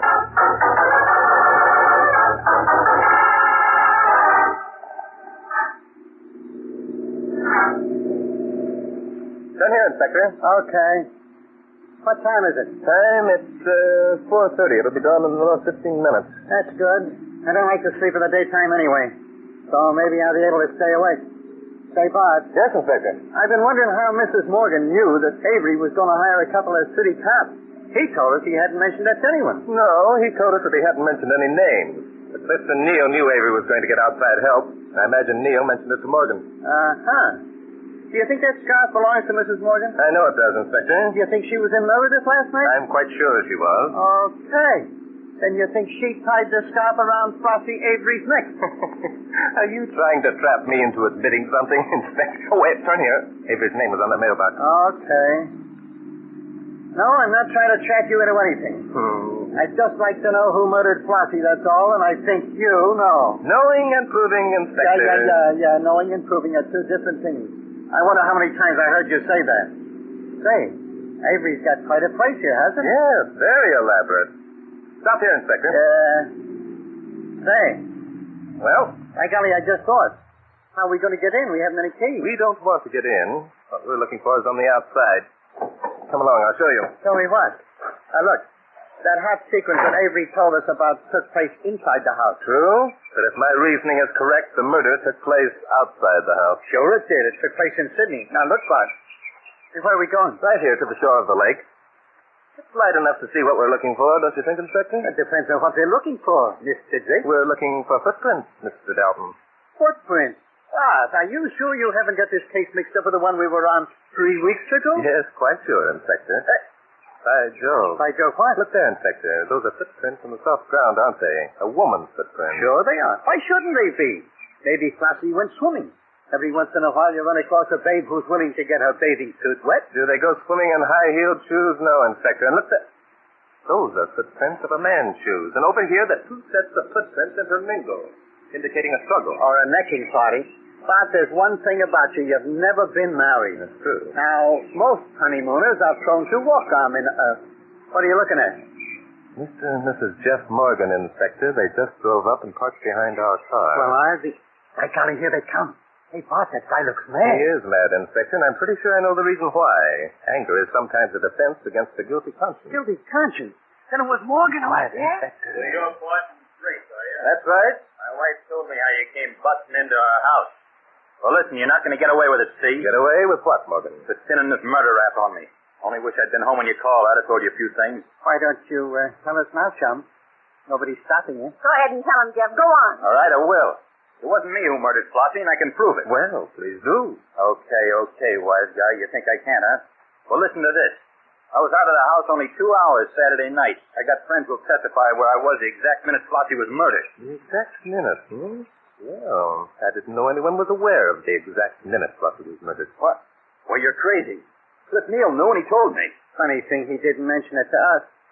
Bob, I'd hate to be in your friend's shoes if they testify you were out of the house only 2 hours Saturday night. Don't testify. Don't worry. You'd be making a mistake if you tried to prove you weren't here Saturday night, Morgan. The fact that your wife's scarf was tied around Flossie's neck satisfied me that you were. You can't prove that scarf is mine. There's a cleaner's mark on it that says I can. Cleaner's? Yeah, you know, when you sent the thing to be cleaned, they stamped their mark on it. Oh, you're crazy. I never sent that scarf.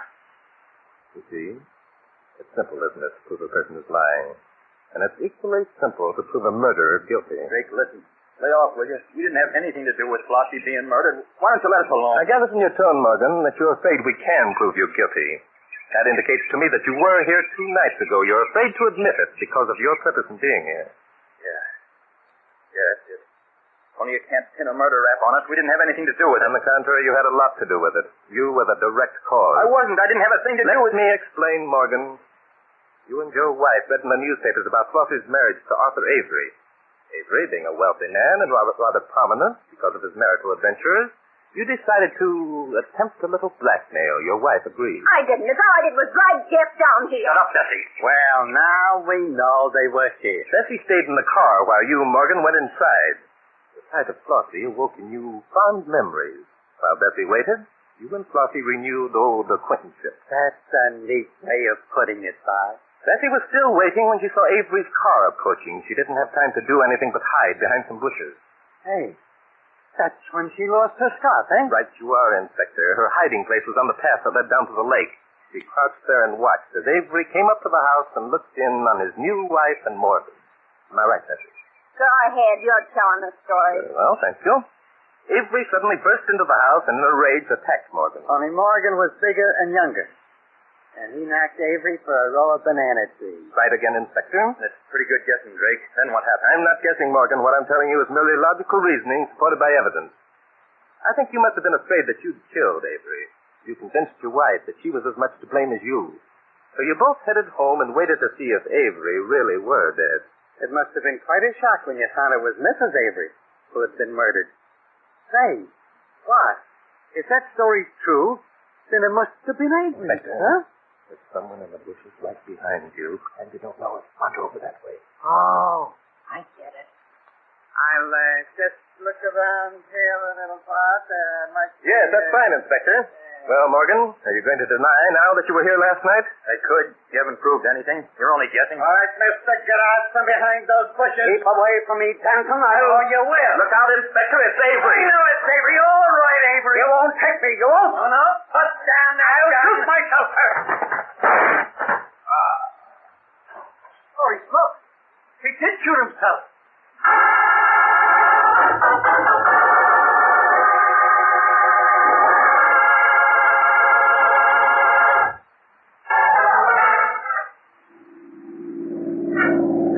Sleep if you want to, Inspector.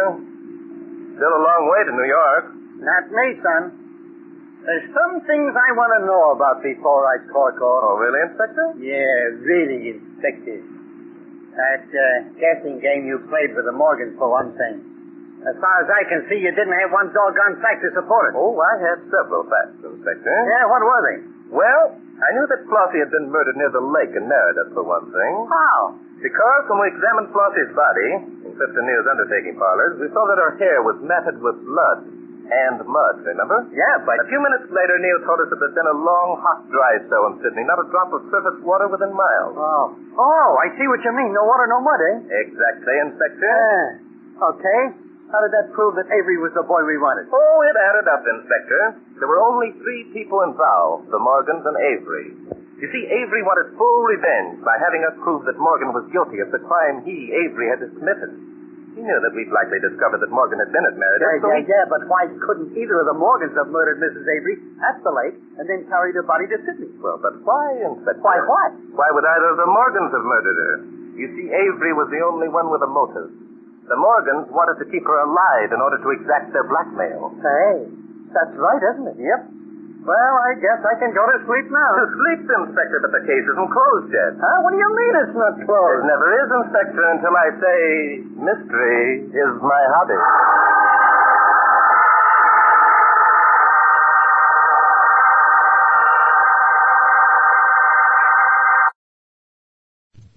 Wanted. Wanted for conspiracy to murder.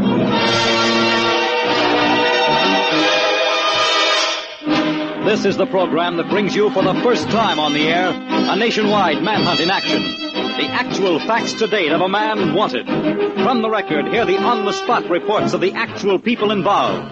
Nothing is withheld. No one is protected. Here are the dramatic eyewitness accounts of a man wanted. Wanted for conspiracy to murder.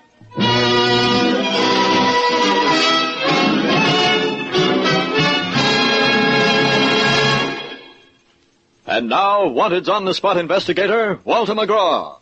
Good evening. Once again, I'm going to take you around the country with me on a manhunt for a criminal now at large. This fugitive must be caught and brought to justice. That is your responsibility. Before this program is over, you'll know everything there is to know about this fugitive. I'm going to take you into the homes and offices, into penitentiaries and gang hideouts. Yes, even into the state capital of Michigan. There you will meet this gangster's friends, his enemies, and those who've been victimized by him. Some of these people were afraid to talk, but all of these people are putting themselves on the spot to give you first-hand information. Right now, all over the country, these eyewitnesses are standing by to aid in the capture of a man who is wanted. Tonight's case, that of State Senator Warren G. Hooper, is one of the filthiest murders that ever smashed through the newspapers of a nation. So listen. Here are the facts. The date, January 11th, 1945. The location, a lonely country road midway between Springport and the state capital of Lansing, Michigan. The voices you hear next are the actual voices of the people who are involved in the case of State Senator Hooper. First, a citizen in Lansing, Michigan. I'm M.B. Howard, District Passenger Agent, Great Lakes Greyhound Lines. I was returning home from a business call at Albion, Michigan, and while a short distance out of Springport, was stopped by two men to investigate a car filled with smoke and parked on the wrong side of the road. And they said that there was a bullet hole in the right rear window. I walked up to the car and listened, but could hear nothing, so I opened the door and saw a man slouched over. I reached in and pulled him out onto the roadway. From all appearances, which I had learned prior years being an undertaker, I noticed that he was dead. We covered him up, sent for the state police. This is Captain Hanson of the Uniform Division of the Michigan State Police. We got a call and sent a car out to Highway 99. When the men got there, they discovered the body of a man who had been shot. Apparently, he'd been dragged from the car, and his body had been mutilated by fire. On closer investigation, the men discovered that this was one of the most important political figures in the state of Michigan, Senator Warren G. Hooper. We turned our report over to Captain Cooper of the Michigan State Police. I'm Captain Edward Cooper, commanding officer of the Special Investigation Bureau, Michigan State Police, East Lansing, Michigan. Senator Hooper was no stranger to our department because he was one of two principal witnesses in the Leland W. Carr Graft Inquiry Grand Jury. In connection with his testimony before this grand jury, he had received several threatening anonymous telephone calls. Because of these calls, he was offered the services of a bodyguard, which he refused. After his body was found, I, with other officers of this department, visited the scene of the crime and discovered several footprints, which were made by a person of very small stature. The job ahead, to find a small man with small feet who had both opportunity and motive. There were dozens of people who had the motive. My name is Harry Sars, reporter for the Detroit News. The facts on this case are simply these. State Senator Hooper was to have been the principal state's witness in a case involving charges that members of the 1943 Michigan State Legislature were bribed to defeat a bill that would have increased the revenue to the state of Michigan from horse racing by more than $1 million. State Senator Hooper said he had facts and figures and will put them before the Leland W. Carr Graft Inquiry. Motive for murder? Senator Hooper claimed he could prove certain political higher-ups had paid members of the Senate to kill a bill. Who were these men? This is Al Niebuhr of the Detroit News. As Lansing correspondent for my paper, on December 2nd, 1944, I sent the following dispatch. The Judge Leland W. Carr Grand Jury today issued a warrant charging a conspiracy to corrupt the 1943 legislature. Named in the warrant were Frank D. McKay, a longtime Republican boss of Michigan, who was dethroned several months ago as a Republican National Committeeman. Named with him in the warrant were Floyd Fitzsimmons of Benton Harbor, a lobbyist and a sports promoter, and Representative William Green, Republican of Hillman County, a state legislator. Frank D. McKay, Floyd Fitzsimmons, and William Green, 3 of Michigan's most important political figures, were to be tried for this crime. But with the murder of star witness Hooper, there could be no trial. State police went into high gear on a murder investigation. Question: was Hooper killed to keep him from talking? The state police combed the entire area from Albion to Lansing, looking for an answer. I've seen certain members of Detroit's Purple Gang hanging around the Capitol lately. Yeah, this here little fella comes to the Capitol building and asks the sergeant-at-arms about Senator Hooper. Sure, they've been hanging around the senator's home, too. One of them went to the garage and asked which was the senator's car.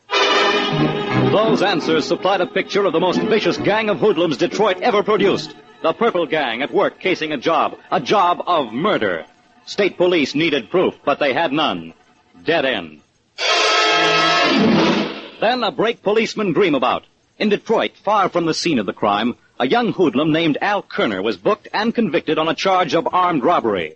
Kerner, looking for an angle to get a lighter sentence, took to letter writing.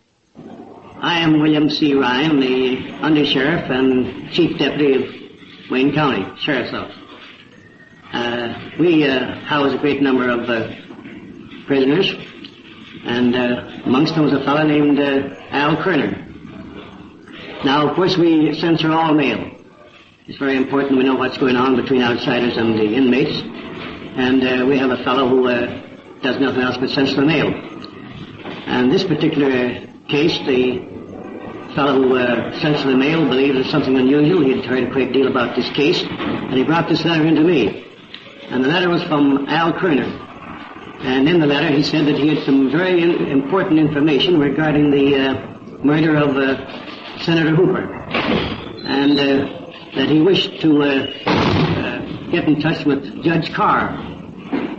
Well, of course, we knew that Inspector Branton of the Homicide Squad was in charge of this case, and we immediately got in touch with Inspector Branton and turned the letter over to him. My name is George R. Brandon, as former inspector in charge of the Homicide Squad of the Detroit Police Department. I took the letter written by Kerner and retained possession of the same. Later in the day, I went back to the Wayne County Jail and requested an interview with Kerner. He was brought into the interviewing room, and I informed him that I was Judge Carr's representative in the city of Detroit. I asked him if he was willing to reveal any information that he had that he felt was vital to the Hooper investigation as long as I was Judge Carr's representative. He said that he was. He said that shortly before Christmas, while in O'Leary's bar at Dexter Boulevard in Boston, he was approached by a man named Sam. He did not know Sam's last name, but Sam asked him if he was interested in making $3,000. Kerner said, naturally, I was, and asked him how it was to be done. He said that it was to take care of a politician who was doing too much talking. And from what had developed since that time, he felt it was the murder or the killing of the late Senator Hooper. Now, Homicide Chief Brandon's job was to find a Sam. Every hoodlum, torpedo, or plain stumblebum called Sam was brought in for questioning. Michigan was almost fresh out of Sam's when Homicide Chief Brandon learned of a barber turned hoodlum who was now on parole. He was spending his time in Flint, Michigan, trying to get his barber's license back. His name was Sam Abramowitz. A picture of Sam Abramowitz was shipped to armed robber Kerner, and he identified it. Sam Abramowitz was taken in for questioning, and he talked. I am Kim Sigler, former governor of Michigan.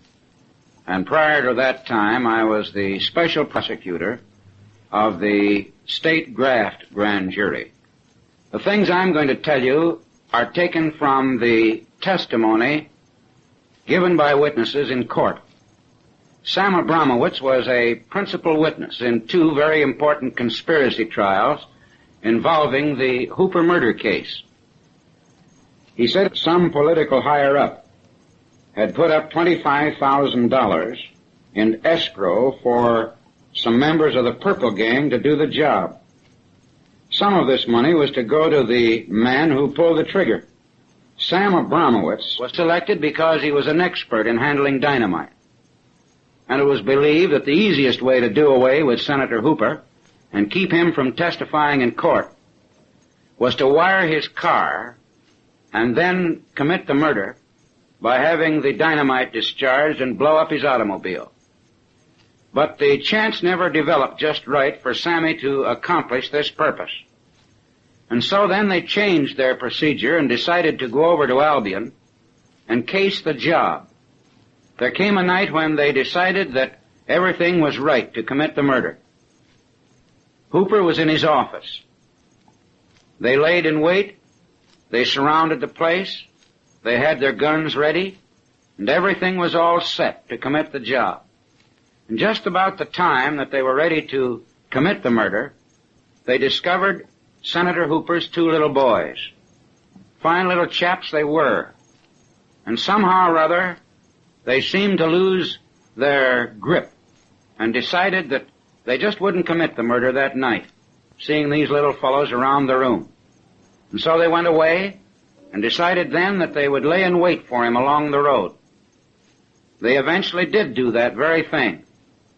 Senator Hooper was murdered, and two of the men whom Sammy Abramowitz drove to Albion with him were Harry Fleischer, a big-time purple mobster, and Myron Seelig, better known as Mike Seelig, a man with small feet. Now, for the first time, two names were named. Both purple mobsters, both paid gangsters. The notorious Harry Fleischer and the man with small feet, Mike Seelig.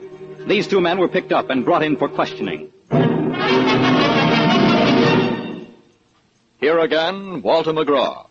At this point in the case, the state of Michigan was in a strange position. It knew and could prove that Harry Fleischer and Mike Seelig had planned the murder of Senator Hooper. It also knew and could prove Fleischer and Seelig had attempted to murder Senator Hooper.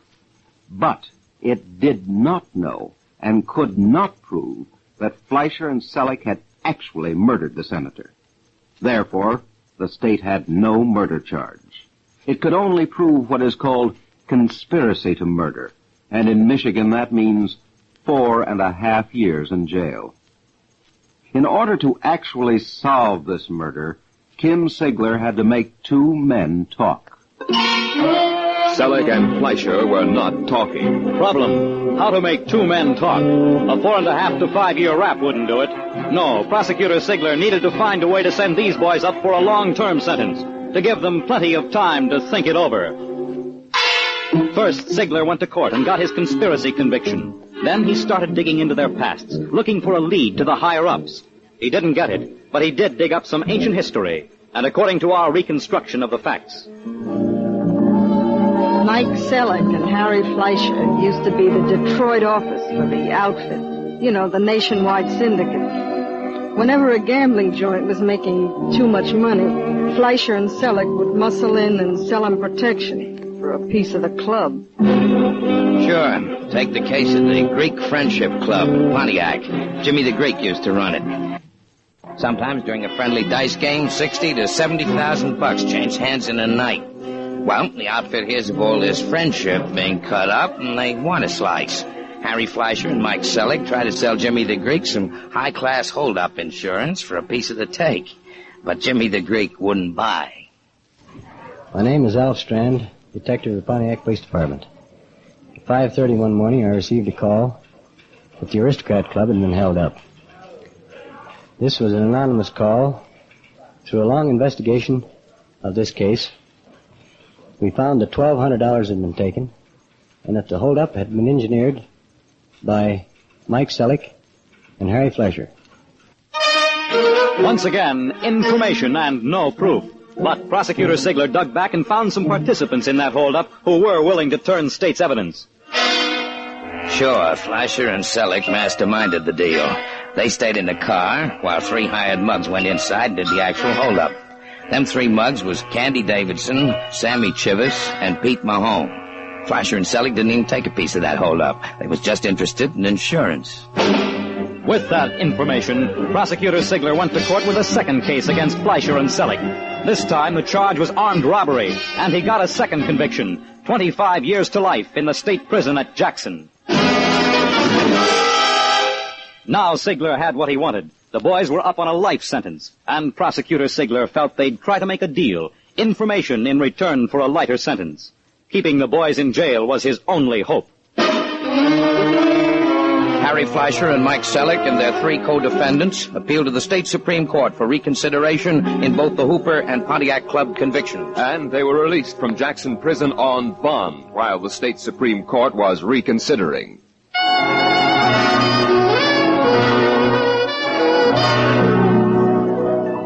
After so long an imprisonment, the boys felt they needed a vacation. On August 11th, 1946, word came from San Diego, California. 2 Detroit hoodlums, Harry Fleischer and Mike Selleck, are down here sunning themselves on the beach. Are they wanted by your department? No, they were not wanted. They were free on bond. They remained free on bond for 3 years while their attorneys stalled preparing the appeal. Meanwhile, Prosecutor Kim Sigler had become governor of Michigan, and the state still pursued the case. My name is Richard B. Foster. After Kim Sigler became governor, I was appointed special prosecuting attorney of the Ingham County Grand Jury. It was during this time that Harry Fleischer and Mike Selleck took an appeal from their conviction to the Michigan Supreme Court.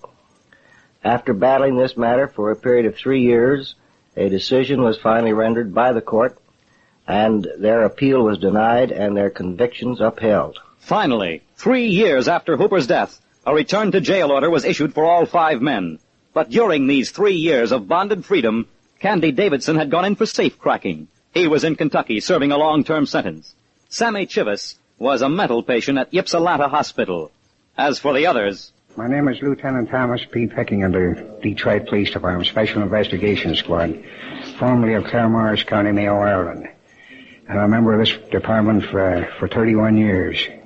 We received orders from Chief of Detectives Jack Harville to arrest on site Pete Mahone, Harry Fleischer, and Mike Selleck. Several teams of detectives was detailed to some of their favorite hangouts. We went to Pete Mahone's favorite hangout up on Woodard and Duffield and arrested him and immediately took him to police headquarters where he was turned over to the state police and taken to Jackson Prison. Mike Selleck and Harry Fleischer heard about the arrest of Pete Mahone and immediately fled the city. Now Harry Fleischer and Mike Selleck were wanted. And the state turned to their bondsman, demanding the bondsman produce their clients. Said the bondsman, thinking of the $100,000 bond which they had posted, I wish we could. Bondsman Adolph Netzel, who stood to lose $50,000, his home and property, posted a reward of $2,500 for his former client, Mike Selleck. My name is Louis R. Bebout. I'm a special assistant prosecuting attorney for the county of Oakland. I took part in the trial of Myron Selleck and others for robbery armed in the city of Pontiac. It became my duty to collect on the bonds which had been posted to guarantee their appearance. Mr. Selleck's bond had been furnished by one Adolph Netzel. In collecting these bonds, it was necessary to take judgment against Mr. Netzel and his wife, and then to proceed to collection. On the morning in question, I was at the courthouse in the city of Pontiac and prepared the necessary papers. At about 10:30 in the forenoon, I received a call from Mr. Netzel asking if I could get the papers to his home so that he could sign them there. He insisted that I come there alone and that I appear at noon. I did not believe it my duty to go to his home, and I did not go. However, it appears that his fellow bondsman, Guy Carter, and another bondsman, C.A. Mitchell, did go to Mr. Netzel's home. Fellow bondsman Guy Carter and associate Mitchell arrived before noon at Netzel's home. Netzel had a gun in either hand. He said Guy Carter had talked him into putting up the bond, and he was going to get even. He said he was waiting for Prosecutor Bebout to arrive so he could kill Bebout first and Carter after. For 2.5 hours, Netzel kept Carter and Mitchell at gunpoint. For 2.5 hours, he waited for Bebout, but Bebout didn't arrive.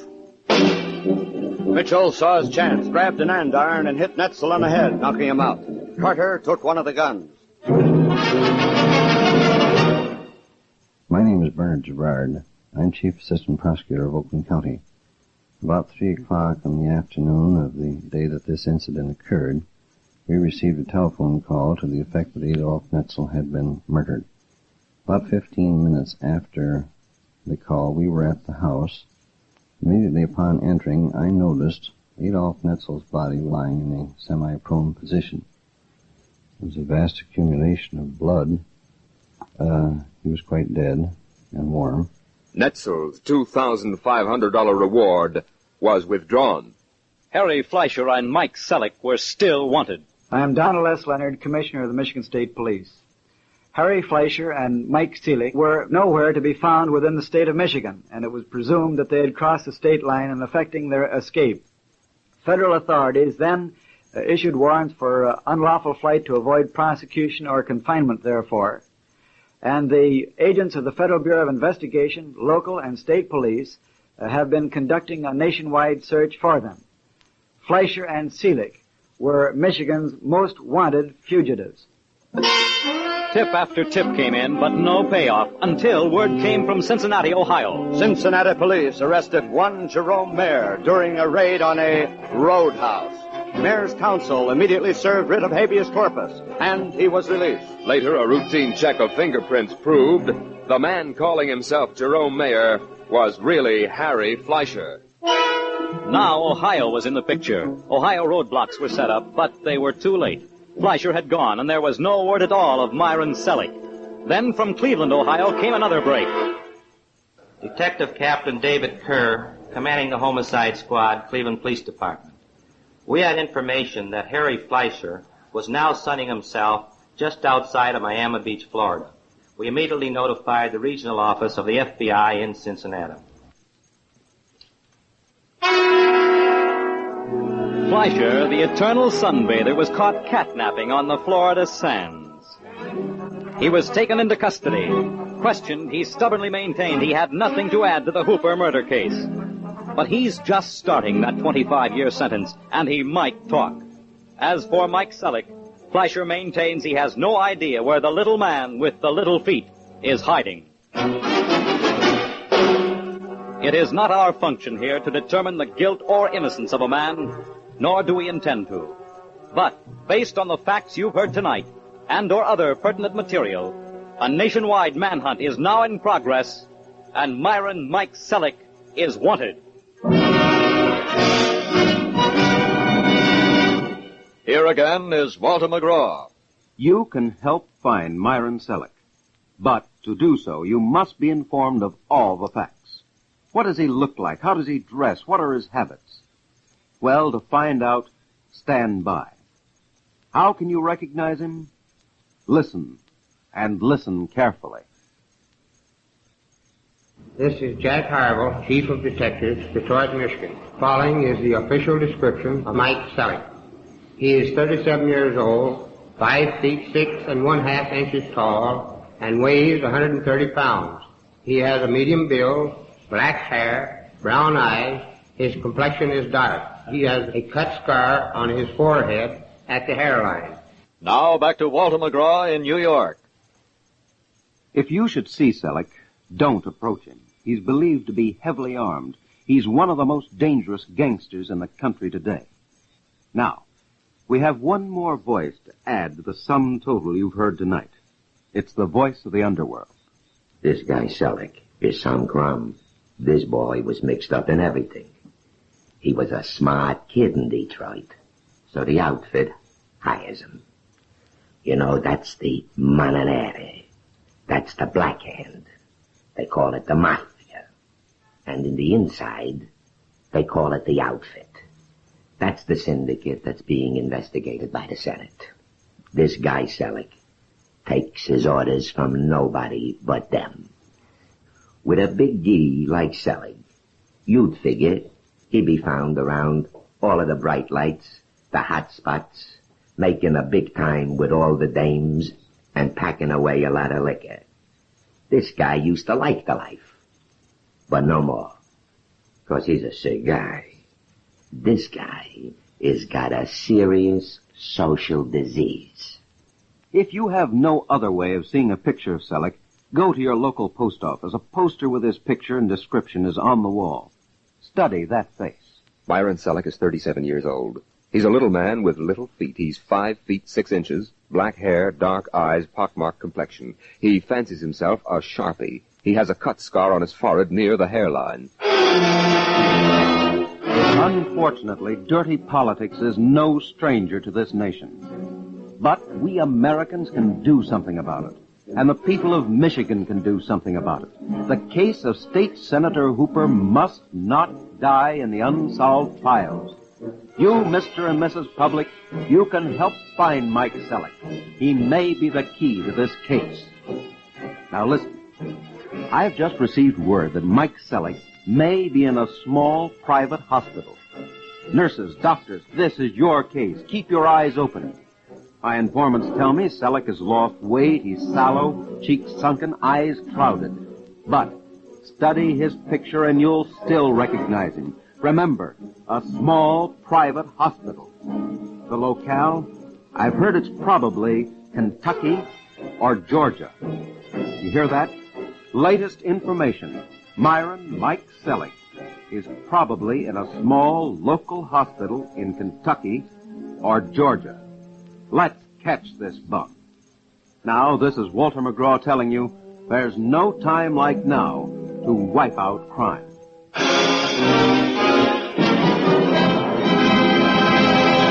Be with us again next week when you will hear the actual people give their own eyewitness accounts of a brutal and mysterious murder solved by a hat.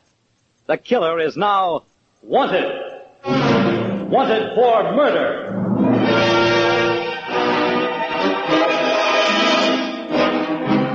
All material heard tonight was factual from the record. The various people heard are the actual witnesses who talked directly to you from their homes and farms, from police stations, penitentiaries, and gang hideouts. Tonight's report was written by P.L. Mayer. Music was by Morris Mimorsky. The narrator was Fred Collins. Wanted were supervised for NBC by James Kovac, produced and directed by Walter McGraw.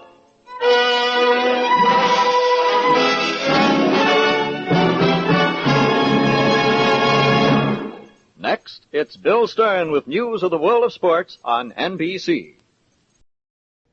I am Judge A.J. Adams. For almost 40 years, I presided over one of the highest criminal courts in the land, and I have learned, above all, that no crime is perfect.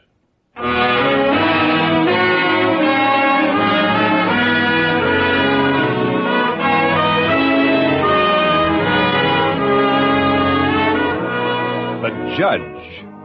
Each week at this time, Judge A.J. Adams solves another nearly perfect crime. Relying on the fact that mistakes are repeated, that criminal motives do not vary, the judge, now retired, draws upon his vast courtroom experience to fight another battle for justice.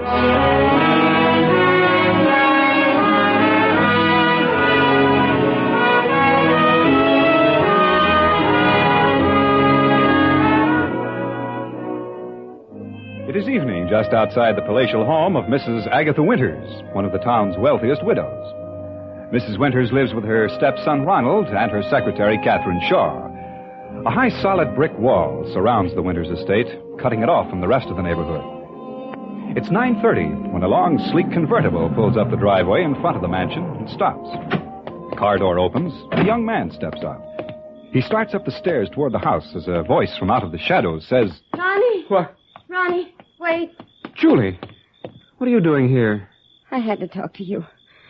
Ronnie, why haven't you been to the nightclub to see me? It's been almost a week. I've told you, Julie, it's no use. Ronnie, have you forgotten? We were going to be married. Now, you're only making this more difficult. I'm sorry if I sound brutal, but there's no other way. But, Ronnie, you can't end this. Good night, We've just... Julie. Or perhaps I should say goodbye. Ronnie. Ronnie.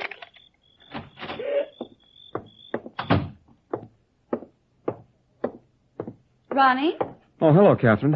Is my stepmother still up? No, she's retired for the evening. Oh. Well, I have some news for her. She won't have to worry about Julie Young anymore. I know she'll be pleased to hear that. Your stepmother did worry, so. Yes, I'm sure she did. Good night, Catherine. Good night, Ronnie.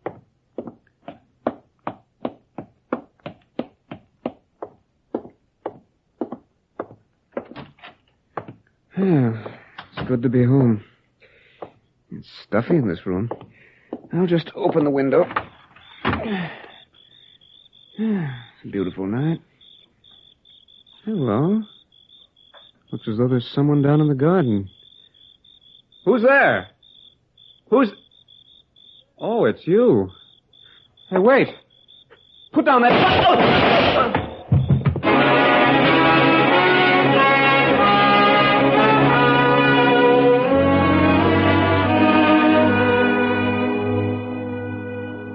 It is 30 minutes later. Not many miles away, sitting in his study, is Judge A.J. Adams. Once one of the nation's most fearless fighters against crime, Judge Adams is now retired. However, from time to time, the good judge is pleased to lend his brilliant judicial mind to the cause of justice when called upon by the police. Now the telephone just outside Judge Adams' study rings suddenly. A short, plump woman of about 50 wipes her hands on her apron and walks towards the phone. She is Mrs. Maloney, Judge Adams' faithful housekeeper. She lifts the receiver. Judge Adams' residence? Mrs. Maloney, this is Lieutenant Tommy Ross of the police department. Oh. I wonder if I could disturb the judge for a moment. Well, he's resting in his study, Lieutenant. Can it not wait till the morning? I'm afraid it can't, Mrs. Maloney. This time it's really important. Would you call him to the phone? Well, seeing as how you're an old friend, Lieutenant, but next time... Mrs. Maloney. I'll get him right away. It's them police again, Judge, bothering you at all hours. Mm-hmm. Oh, yes, Mrs. Maloney. I'll take it on this extension. Judge Adams speaking. Hello, Judge. This is Tommy Ross. Well, hello, Tommy. What can I do for you? Judge, does the name Agatha Winters register with you? Oh, indeed it does. Mrs. Winters represents one of our very prominent families. In fact, she is the leader of the reform movement in the coming city elections. Exactly, Judge. Mrs. Agatha Winters is chairman of the Citizens Committee Against Crime. Yeah. Right now, she's a murder suspect. She what? If this thing breaks in the newspapers, it'll blow the lid off City Hall. Now, Tommy, suppose you try being a little more explicit. Judge, I called to ask if you'd mind coming over to the Winters home right away. I could use your help. You see, Mrs. Agatha Winters' stepson, Ronnie, has just been murdered.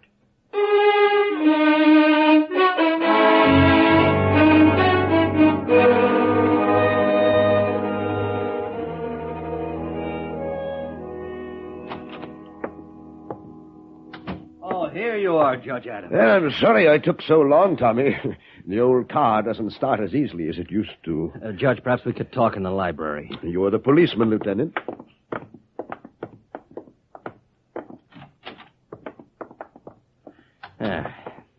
Now, about 45 minutes ago, Ronnie Winters was shot through the heart. As best we can tell, he was standing at the window of his bedroom upstairs when it happened. There were no powder burns on the body, and from the angle of the wound, it's our opinion young Winters was shot from the garden below. He was at home alone? Oh, no. There were two other people in the house. His stepmother, Mrs. Winters, and her secretary, Catherine Shaw. Now, Mrs. Winters claims she was in bed asleep at the time. And Catherine Shaw tells me she was in the kitchen making some coffee. Well, then neither can alibi for the other. Right, Judge.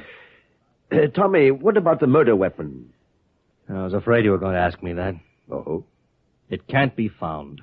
I've got 10 men on this case, Judge. They've searched every inch of the grounds in the house. The gun that killed Ronnie Winters has disappeared. I see. Now, tell me, Tommy, who telephoned the police? Mrs. Winters. She says she was awakened by the shots and called us immediately. Yes. And luckily, there was a squad car patrolling only 2 blocks away. They arrived here within minutes after the shooting. Then there is an excellent chance that the murderer at this moment is on the Winters estate. All right, Judge.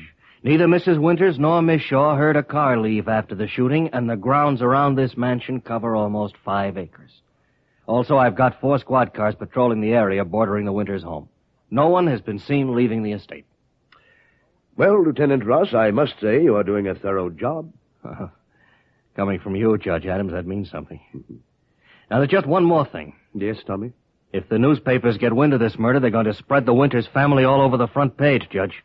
You know what that'll do to this town's reform movement. Well, with Mrs. Winters a murder suspect, I should imagine it would be a severe blow. Well, that's why I called you, Judge. We're working against time. Tommy, this matter affects our entire community. They'll come along now. I think we better have another chat with Miss Shaw and Mrs. Winters. There's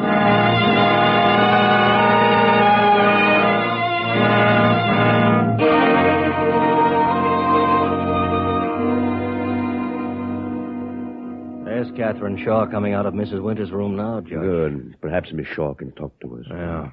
Oh, Miss Shaw, Yes, Lieutenant Ross. I would like you to meet Judge A.J. Adams. I'm deeply honored, Judge Adams. How do you do, Miss Shaw? I've read a great deal about your work with the police. Thank you, Miss Shaw. Well, I see right now you are reading Emile Zola's fascinating book, The Human Beast. I think it's one of Zola's best works, Judge Adams. Miss Shaw, I wonder if I might speak with you for a few moments. Why, of course. Did you discover the body of Ronald Winters? Yes, sir. I was in the kitchen when I heard the shots. I ran upstairs immediately and found Ronnie lying there, beneath the windowsill. And Mrs. Winters, when did she arrive? Just a few moments later. She was awakened out of a sound sleep. Miss Shaw, I'm going to ask you a very important question, and I must have a completely frank answer. I'll be glad to answer, Judge Adams. Thank you. Did Mrs. Winters and her stepson get along well? Most of the time, yes, sir. But some of the time they did not. Well, there was one minor matter. Please, continue. Ronnie was going with a nightclub singer, Julie Young. Mrs. Winters didn't approve. She asked Ronnie to stop seeing the girl. And did he? Well, there was a scene. At first, Ronnie refused. Then when Mrs. Winters said she wouldn't let Ronnie disgrace the family name, she said... Go on. She'd rather see him dead. Miss Shaw, why haven't you revealed this information to the police? Lieutenant, Mrs. Winters is not only my employer. She's my close personal friend. I'd hate to see her involved. Miss Shaw, that's for the police to decide. Lieutenant Ross is quite correct, but I understand your loyalty. Now, Miss Shaw, tell me, did you know Julie Young? Well, I've never met her. However, tonight when Ronnie came in, he told me he'd broken off with the girl. I checked on this Julie Young, Judge. She works at the Bluebird Cafe. That's a night spot on the other side of town. Miss Shaw, do either you or Mrs. Winters own a gun? Oh, no, Judge. We've never had one in the house. How long have you lived in this house with Mrs. Winters? Almost 4 years. Since Mrs. Winters' husband died. Thank you, Miss Shaw. You've been most cooperative. Anything I can do to help, Judge Adams. Anything at all. I shall be happy to call on you. Keeps going in circles, Judge. And still no sign of the murder weapon. Tommy, regarding this Miss Julie Young... Yes, sir? I think you'd better send for her right away. Meanwhile, I'm going to have a talk with Mrs. Agatha Winters.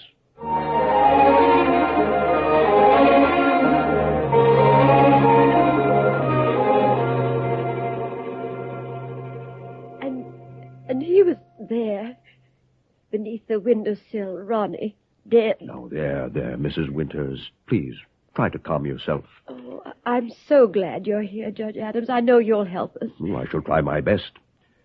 Mrs. Winters, exactly what were the terms of your late husband's will? I'm afraid I can't recall the terms of his will. To whom did the bulk of the estate go? To Ronnie. Oh, poor Ronnie. And he received his inheritance 4 years ago? No, it was held in trust until his 25th birthday. I was named executor of the estate until then. And when would Ronald have become 25? On Thursday. Just 3 days from now. And if he died before his birthday, you retain control of the estate, Well, yes. Thank you, Mrs. Winters. I hope it won't be necessary to trouble you again. Oh, please, Judge Adams, please help the police to find the person who killed my son. Your stepson, Mrs. Winters. Yes, my Judge, you don't think that I... Mrs. Winters, I shall do everything in my power to see that the murderer of Ronald Winters is apprehended. Oh, Judge, I have to talk to you. Yes, Tommy. I sent a squad car down to the Bluebird nightclub to pick up Julie Young. And? The men just got back. The manager of the Bluebird told him Julie Young disappeared at 9 o'clock. She hasn't been seen since. How about her residence? We checked there. They said she left sometime this afternoon, hasn't been back. Besides that, she was due at the Bluebird for the 9:30 show. 9:30? Yes. Approximately the time of the murder of Ronald Winters. Tommy, why don't you and I take a stroll outside? I'd like to look over the grounds. Right, Judge. I've doubled the men searching out there. Somewhere in these 5 acres, we're going to find that gun. And when we do, it's my guess we'll find the murderer still holding it.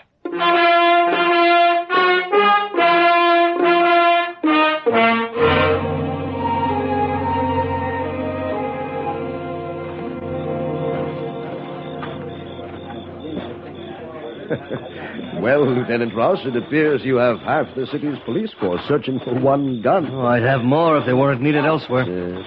Judge, this case has got to be cracked, and soon. We can't hold the reporters off much longer. Yes, I know. Every racketeer in this town would like nothing better than a scandal involving Mrs. Winters, the reform leader. Hold it, Tommy. I believe one of your men has discovered something. All right. Come out of those bushes with your hands up. Judge, someone hiding in the shrubs. You better get back in the house. They could be shooting. If there is, you'll need every man of us. I'm going to count 3. If you aren't out of there with your hands up, we open fire. 1, 2. No. Judge, it's a girl. She's coming this way, Tommy. Don't shoot, please. Don't shoot, Dominic. Now, well, young lady. Hold your fire, man. Judge, are you okay? She ran right into you. Luckily, I'm in better shape than most men my age. All right, now, miss, suppose you tell us your name. Now, she's frightened, Tommy. Here, let me try him. Come here. Miss? Yes. Who are you? My name is Julie Young. Julie Young, the nightclub singer. Please, couldn't we go inside? We'll do better than that, Miss Young. I'm arresting you for the murder of Ronnie Winters.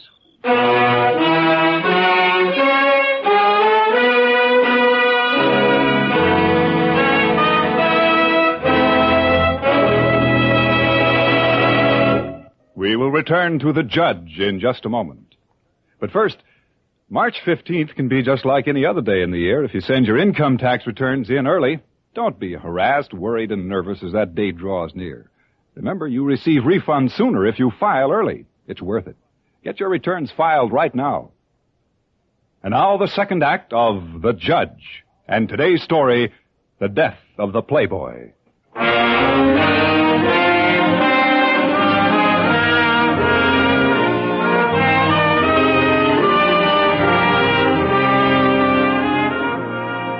Playboy Ronald Winters, stepson of the wealthy Mrs. Agatha Winters, has been found murdered. Because Mrs. Winters is leader of the city's reform movement, Police Lieutenant Tommy Ross has called upon Judge A.J. Adams to assist him in solving the case. Both the police and the judge realize that should the newspapers play up the role of Mrs. Winters in this case, the city's much-needed reform movement would collapse. Thus, the judge and Tommy Ross continue their investigation at the Winters home, even though the hour is very late. Lieutenant Ross is now questioning singer Julie Young, who is in love with the murdered Playboy. All right, Miss Young. If you're as innocent as you say you are, why were you discovered just a few minutes ago hiding on the Winters estate? I was afraid. Afraid of what? After I left Ronnie earlier tonight, I heard shots. I ran down the driveway, and then suddenly there were headlights coming toward me, and I hid in the shrubs. When the car passed, I saw it was the police. I was too frightened to move. Miss Young. Yes, Judge. Would you please describe the scene that took place between you and Ronald Winters earlier this evening? I came to the house to see Ronnie. Yes? It was about 9:30, I guess. Just as I arrived, he drove up in his car. I asked him why he hadn't come to the club to see me. And he said it was all over between us. He left me standing there, and he went in the house. And you're asking us to believe that after being jilted by Ronnie Winters, you turned meekly and walked away? It's true, Lieutenant. I swear it. I wouldn't have killed Ronnie no matter what he did. I loved him. Okay. I loved him. Sanders, take her in the other room. Come along, miss. Come along. Well, Judge, I'm licked. None of these people killed Ronnie Winters, but he's dead. You know, Tommy, it's entirely possible Julie Young is telling the truth. Well, Judge, she's sincere, she's innocent-looking, but she had the perfect motive. And furthermore, she was found hiding on the ground. If Julie Young murdered young Winters, wouldn't the gun have been found either on her person or somewhere on the grounds? Well, now, Judge, do you realize I've got more than 20 policemen on this case now? And every single one of them are looking for a small hunk of metal. A gun. The gun that killed Ronnie Winters. Oh, easy, Tommy, my boy. I realize this is an extremely unusual case, but I assure you there is some logical explanation. Oh, yeah? But where do we find it? I recall a case of some years back during which the solution hinged upon the finding of the murder weapon. I believe I have the history of that case at home in my study. Now, what has a case years ago got to do with the murder of Ronnie Winters tonight? Tommy, it is my opinion that there is very little new under the sun, and that includes murder. For each criminal investigation, there is one in the record books that has many similar factors. You might even say that it is upon this premise that our system of law is based. That is why lawyers and judges alike so often refer to older cases during a trial. Okay, Judge, okay, so somebody else once had trouble finding a gun. Now, where does that leave us? With your permission, Lieutenant, I would like to return to my home and study my law books. I believe something vital will come of it. I'll do better than that, Judge Adams. I'll give you a squad car and 2 men to help you. But let me warn you in advance, Judge. I've got my murderer, and her name is Julie Young.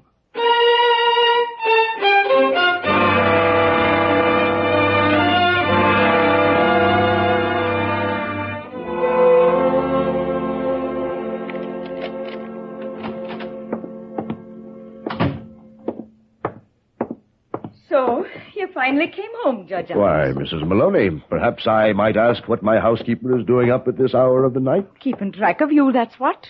And where is your hat? I beg your pardon? Judge, I said, where is your hat? Do you want to catch your death on such a cold night? Mrs. Maloney, if you'll excuse me, I have an urgent matter. Urgent enough, 'tis about time you got some sense in your head. Staying up to all hours and going bareheaded in this weather. See here, Judge Adams. You may be very intelligent, like them policemen and newspapers is always saying, but to me, you're just a man who needs taken care of. No hat, indeed. Good night, Mrs. Maloney. In the future, I shall check with you regarding my haberdashery. Now, let me see. Where is that book? Yes, here's the volume I need. Let's see. Case of... Yes, it's just the case I had in mind. The state of Illinois versus Cartwright. Page. Why, yes. Of course. It's a very important point. What now, Mrs. Maloney? It's a telephone for you, Judge. Lieutenant Ross. And he says it's very urgent. All right, Mrs. Maloney, thank you. Yes? Judge, Tommy Ross. Yes? You better come back to the Winters home right away. Is something wrong, Tommy? It's that Julie Young dame. She was a bundle of nerves, Judge, so I let her lie down in a spare bedroom. Go on. Well, I used my sympathy instead of my head. Julie Young has escaped. Gee, what? I'll be right there.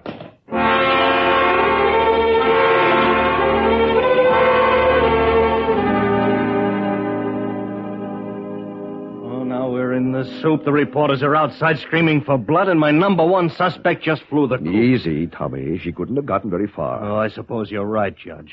I've got every man searching the grounds for her. But so far as I'm concerned, this proves it. Just as soon as Julie Young is recaptured, she's getting a nice, cozy cell. Tommy, I wonder if I could ask one more favor of you. Oh, Judge, it's getting late. Oh, well, for you, sure. Go ahead. Thank you, Tommy. Could you have your men bring Mrs. Winters and Miss Shaw into the library now? I'm sure you will find it highly informative. I'm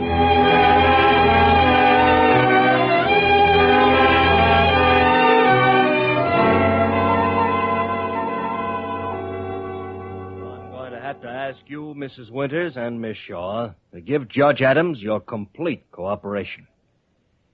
All right, Judge, the floor is yours. Thank you. From the very beginning of this case, certain factors seemed familiar to me.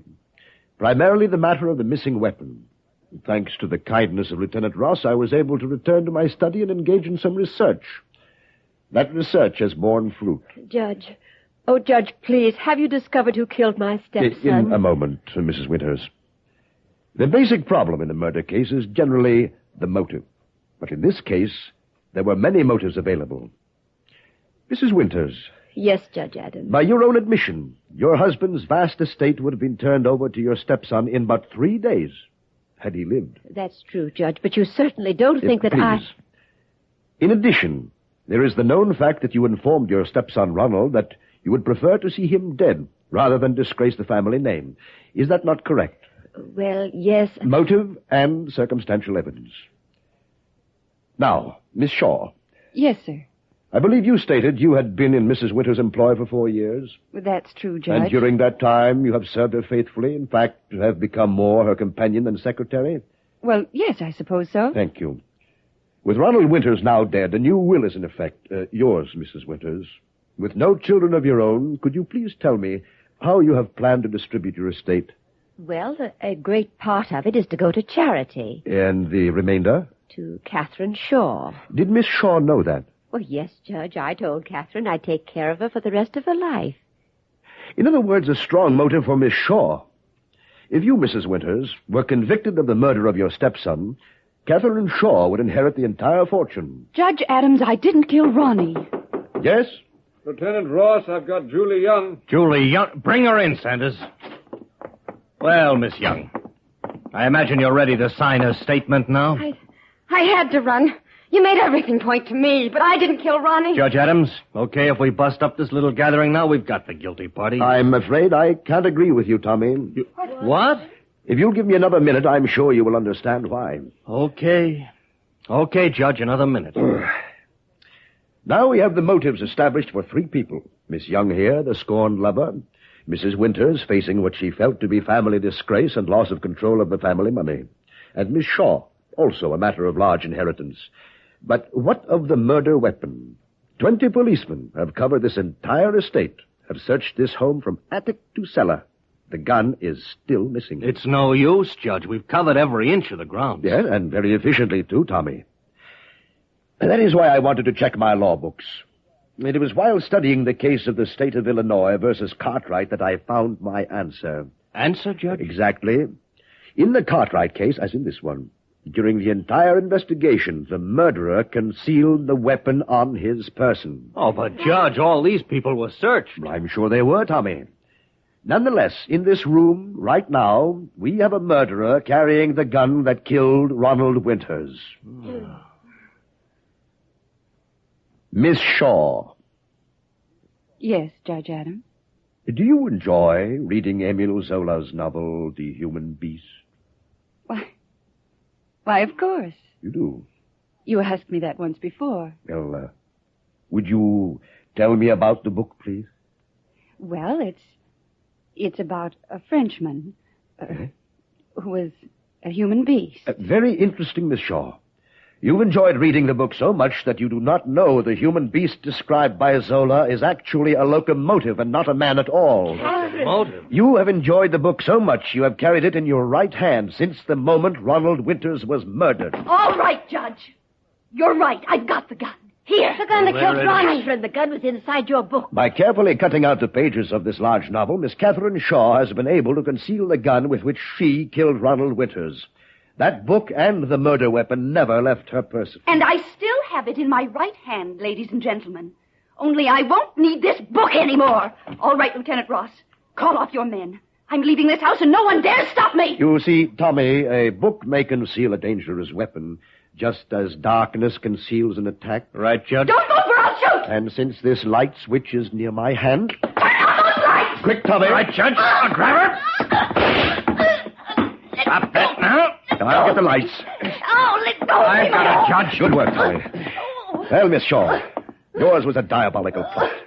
You killed Ronald Winters and hoped Mrs. Winters would be executed for the crime so that you would inherit a large portion of the estate. Take her away. Yes, Sanders. Take her out of here. Come along, you. Come along. Oh, Judge Adams, I don't know how to thank you. Well, Judge, as usual, I owe you more than I can tell. Oh, nonsense, Tommy. We merely used a stuffy old law book to help us solve a difficult riddle. Oh, no, not we, Judge Adams, you. I'm sure Mrs. Winters and all the others in the reform movement won't forget your brilliant work in solving this crime. Tommy, Chief Justice Holmes of the Supreme Court once taught me that every criminal makes the initial mistake of believing he has discovered a new way to beat the law. Yet, like Catherine Shaw, they too must learn any way to crime will end in prison.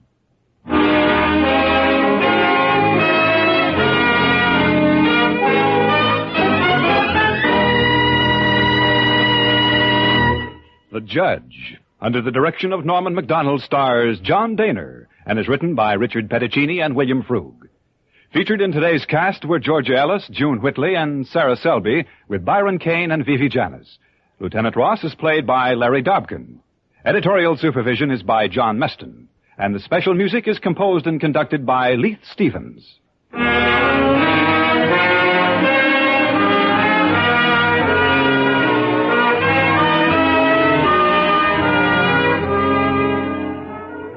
The meanest man in the world is one who steals your radio just before it's time for the Jack Benny Show. America's favorite miser, a man with more flaws in his character than Swiss cheese has holes, Jack Benny is yours for delight every Sunday on CBS Radio. Tonight again, be sure to be listening and laughing at Jack Benny Time.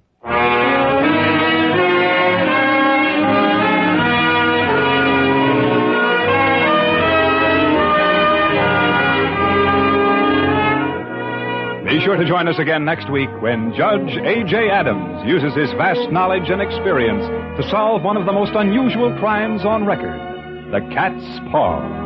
Your announcer, Clarence Cassell. This is the CBS Radio Network.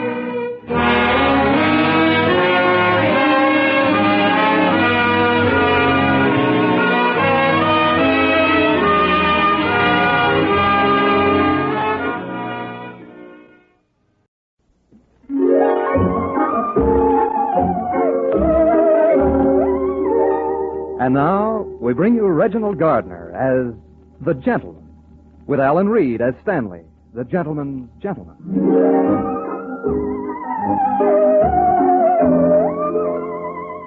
The Gentleman, that debonair and deadly detective in top hat and tails who is respected by the police, feared by the underworld, and loved by the ladies.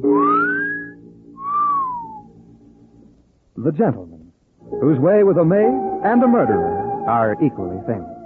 The nonchalant menace of crime, who comes to you tonight in the episodes of The Lovely Liar.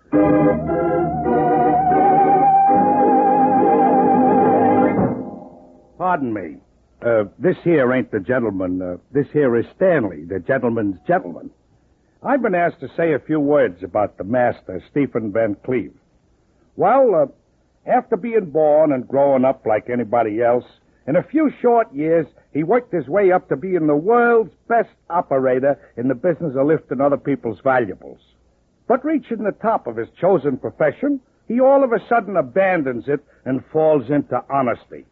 This was naturally a great shock to me. But I stay loyal. I turn honest with him. This don't make me a happy man. Only last week, driving the convertible, which the gentleman has paid the full price for, I suffer. Stanley? Yes, sir? Stop brooding. You look like a hen about to give her all. I ain't a hen. Mr. Van Cleve. Yes, Stanley? How long can all this go on? All what? All this honesty. It happens to be the best policy. You gotta die before a policy pays off. Maybe you ain't noticed, for example, that the tears of the Empress were swiped last night. Alas, poor Empress. Left without a tear to shed. The tears of the Empress, like you didn't know, happens to be a string of matched pearls worth conserving. I am not interested in matched pearl necklaces, Stanley. I can't afford them. Who's talking about paying for them? Oh, it ain't right. There was a time when the gentleman would have considered the presence of that there necklace in the same city with him a challenge. That time is dead. You sure? Why, of course I am. You remember when you persuaded the police commissioner to give you a motorcycle escort out of town, and you with the blue diamond tiara in your pocket? Yes, and a very pretty tiara it was. Or the time when you swiped old man Gilray's Rembrandt through the back door, walked through the front door with it, and sold it to him. Ah, a lovely painting. And how about that time at the police captain's convention when you swiped 317 gold badges? Yes. What on earth did I ever do with them? Tell the truth. Don't you ever wish you were back in your real profession with all the excitement and... There's just as much excitement in being on the side of the law. It don't pay as good. A red light, Stanley. Better stop. We have enough tickets. Yeah. Hello. Mind if I sit in the back with you? Why, no. Hey, babe. Attend to your driving. The light's changed. Yes, sir. And I'll attend Oh. Excuse excuse me, I hate to point, but your arms are around me. I know. And I love it. Mind you, I have no fundamental objections. Quite the contrary, as a matter of fact. But shouldn't we be introduced before... All right. I'm Susie. I'm Stephen. And although it's very pleasant, I think I've been strangled. Oh, I'm sorry. I'll let go. No, don't hurry. A little strangulation never hurt anyone. See, I get impulses. Well, I approve of your latest one. But I think I better get out of the car now. Why? I just got another impulse. Well, there's such a thing as being too impulsive. Besides, you haven't given me your address. Well, I don't think I should give a stranger my address, should I? But we're not strangers, don't you remember? Van Cleve. Stephen Van Cleve. We met all of a minute ago. Doesn't seem that long, does it? Doesn't seem that... Susie, why don't we start all over again? What's the matter? That's a siren. So it is. Hey, Mr. Van Cleve, it's a prowl car overtaking us. We better get out of here fast. Don't be an idiot. They're not after us. No, the cop's waving at me to pull over. Well, then pull over. Okay. Our consciences are clear. Perhaps it's a friend of Susie's. No policeman is a friend of mine. Hey, he's coming over. Well, let's all be friendly to him, shall we? A policeman's lot is not a happy one. Thanks for stopping, friend. Ah, there she is. Come on, you. Susie, he's speaking to you. Me? You. Well, this is, of course, completely ridiculous, and I'll write to my congressman. Me? You. All right. Goodbye, Stephen. Officer? Yeah? I know all about what happened to the cat, but nevertheless, I'm curious. Why are you arresting the young lady? Hey, wait a minute. I seen you before. In a police lineup, maybe? My name is Van Cleve, and I'm afraid you've been denied that pleasure. Van Cleve? The gentleman. You should have been in one. I'm so sorry. The gentleman and Susie. That's funny. Yes, I'm crazy about laughing, too. Tell me, too, won't you? Forget it. Come on, Susie. Just a moment. Just a moment. Police lineup, Susie and myself in close contact. Police laughter. Oh, yes, of course. You may remove the young lady, officer. Thanks. But before you do, Susie. Yes? Would you very much mind returning my wallet?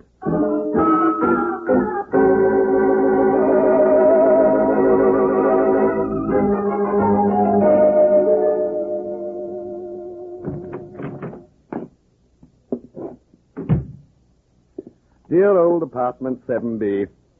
My hat, Stanley. Put it away yourself. You ain't got a broken arm. But that is not the way a gentleman's gentleman is supposed to behave. We're alone, ain't we? I beg your pardon. And stop sulking. You sound windbroke. I was thinking of Susie. She was a crook. So she was. Nevertheless. Never mind the nevertheless. Stanley, stop sounding like a nagging wife. Who ever heard of a baritone wife? She was very lovely, and has left behind her only... a memory. This. It was in my right-hand coat pocket. Holy mackerel. Well, why overlook codfish? Mr. Van Cleve, that there is a perfectly matched string of pearls worth conservative. Never mind what it's worth. It happens to be the tears of the Empress. Mr. Van Cleve, I take back everything I've been thinking. Without even having to burgle the joint where the necklace was kept, you wind up with it. You're a genius. Oh, don't be an ass. It was purely accidental and entirely Susie's idea. Yeah, we'll send her a postcard when we get to... Hey, I better start packing. Whatever for? Well, you ought to know that necklace is too hot to peddle right here in town, so... I've no intentions of peddling it. You... Oh, Mr. Van Cleve. Yes? Honesty again. Honesty still. I can't believe it. I don't want to believe it. Mr. Van Cleve, sir, look at them pearls. Regard the gleam, the luster. Mind if I look too, Bub? Huh? Hey.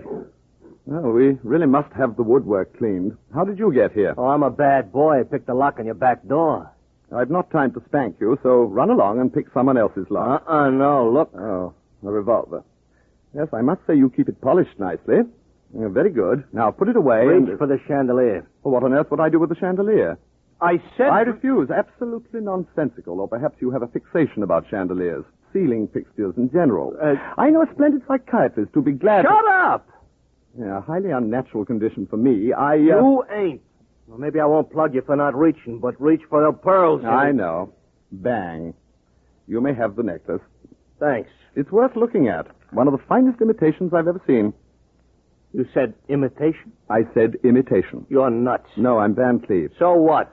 You may have heard of me under my pseudonym. No, I ain't never been out of the country. I've been known in my time as the gentleman. The gentleman? The biggest crook that ever snagged the stop? You say this choker is phony? I not only say it, but it is. How can you tell? You've only got to look at it. Or better still, why don't we apply the Messer-Vogel-Fandheim test? The what? It's quite infallible. Tells you within 5 minutes whether a pearl is genuine or not. Yeah, thanks. I ain't got the time. Only if this here is a phony, then somebody else is running out of time, too. Gentlemen. So what do we do? We go, naturally, to the police.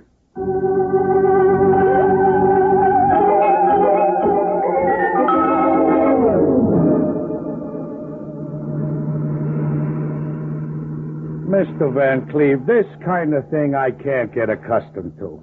Without nobody putting the arm on you, still you're going to the cops. Well, don't let it upset you too much, Stanley. We may be going towards the police, but we're not going to join them. Oh, we're restraining ourselves? We're remaining outside the police station. I could think of lots nicer places to hang around outside of. But none of them would contain Susie. Susie? Who cares about her? I do. The station's up ahead. Better stop here. Okay, sir. You ain't yet told me about Susie. I'll admit you're old enough to know. Hey, wait, before you get into that test you mentioned back at the apartment, The Messer-Vogel-Fandheim test? Yeah. How do you spell it? My dear Stanley, not only do I not know how to spell it, I don't even know what it is. Hey, wait a minute. If that's the case, does it mean... It does. The necklace was quite genuine. It was, huh? That makes you happy? It makes me very happy. Maybe the past is reclaiming you. You lied to somebody.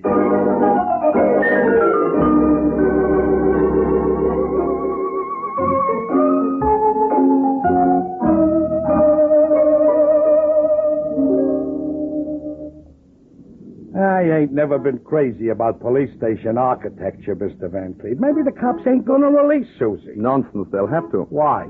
No evidence against her. You see, by slipping the necklace into my pocket, she cleared herself, so far as the police are concerned. And maybe they'll hold on to her for luck. No. There she comes now. Good. Out of the car. And we'll run into her accidentally. She could find that hard to believe. I don't think it will matter to her. Ah, hello, Susie. What a happy coincidence. Oh, Stephen. Stephen. It's nice to see you. Thank you, Susie. Where have you been? Jail. Did you like it? I never do. You've been to jail before? Often. Well, it's probably very restful there, and there's a car coming down the street. Its lights are out. Get down, both of you. I'm making a hole in the pavement. Susie, I told you to get down. Rather a brief visit. I'm glad they couldn't stay. Susie, are you all right? Stephen Van Cleve, don't you ever do that again. I beg your pardon. I could kill a man like But you. what have I done? I don't mind so much your knocking me down, but you messed up my hairdo. Well, I'm terribly sorry. Just because you were saving my life, there's no reason to mess up my hairdo. After all, a girl's hairdo was very dear to her. Oh, I do apologize, Susie, and the next time I save your life, I promise I shan't disturb a hair of your head. Well, all right. Apology accepted. Good. And now let's go up to my apartment. Oh, you better get another apology started. Oh, no etchings, Susie. No etching? No, phonograph records. But I'm tone deaf. Well, then we could try to read the labels on the records together. It's lots of fun. A little hard on the neck, maybe, but... All right, Stephen. I'll come. You will? How charming of you. And yet, you know, I rather thought you would.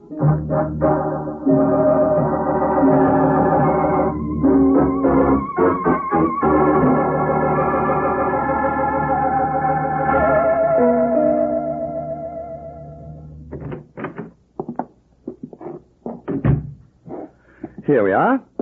It may be only an apartment to you, Susie, but it's an apartment to me, too. I like it. It's a bachelor apartment, isn't it? It is? I'm crazy about bachelor apartments. Sometimes I wish I was a bachelor so I could live in one. Sometimes you wish you were... Susie, how about a drink? No, thanks. I promised my mother I'd never drink in a bachelor apartment. Nonsense. You're perfectly safe here. That isn't what my mother told me about bachelor apartments. I give you my word. Bachelors always do. Stanley, go get me a drink. Yeah. Sir. And now to get onto a nice, safe subject, Susie. What do you think of the weather? Oh, I don't know much about the weather. Well, it's rather interesting. For example, it's generally hot, or when it isn't, it's quite frequently cold. Mm. It even rains from time to time. Stephen. On the other hand, there have been long, dry spells. Stephen, let's not talk about the weather. You're getting an impulse? Uh-huh. similar to the one you had earlier in the car. Uh-huh. I thought I recognized it. You still approve of it? Oh, yes. I'm glad. But there's nothing in my right-hand pocket, Susie. What was that? There's nothing in my right-hand pocket. If you don't mind, I'll make sure of that. Oh, please do. And then you might try the left-hand pocket. I'm rarely been so pleasantly surrounded. Nothing in either pocket. You're leaving me? Just stepping back. Stephen, where is it? Where is what? You're very pretty, Stephen, but I want the necklace. Badly enough to... Oh, yes. Definitely badly enough to flourish a revolver about it.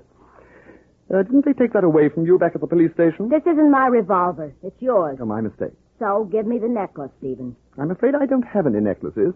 People so rarely give them to me. Now, if it were a tie or a pair of shorts... This is your gun. So if I shot you with it, nobody would even connect it with me. And I will shoot you, Stephen, unless... It's only a bachelor's word, of course, but it's the only one I can give you. I do not have the necklace. What did you do with it? Gave it to a fellow. Who?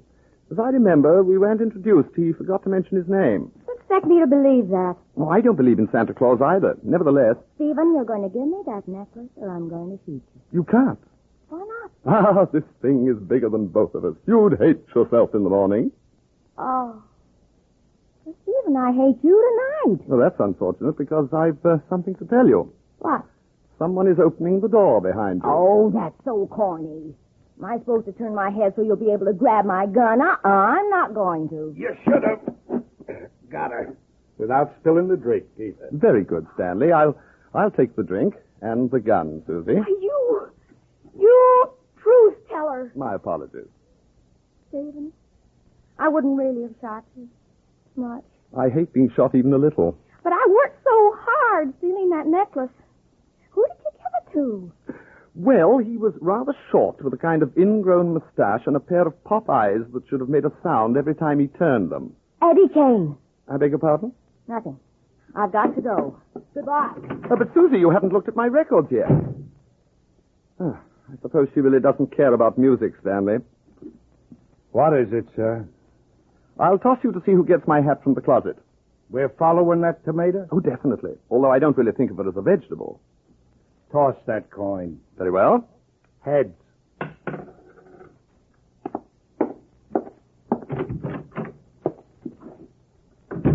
Your hat, Mr. Van Cleef.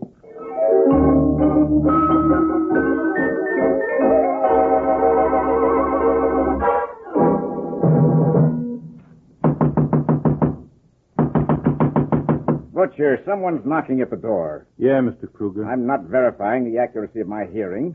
See who that is, you ape. Who's the ape? You are. Well, you don't gotta get mad about it. Hello, Butcher. Hiya, Kane. Hey, it's Kane, Mr. Kruger. Oh, good. Good.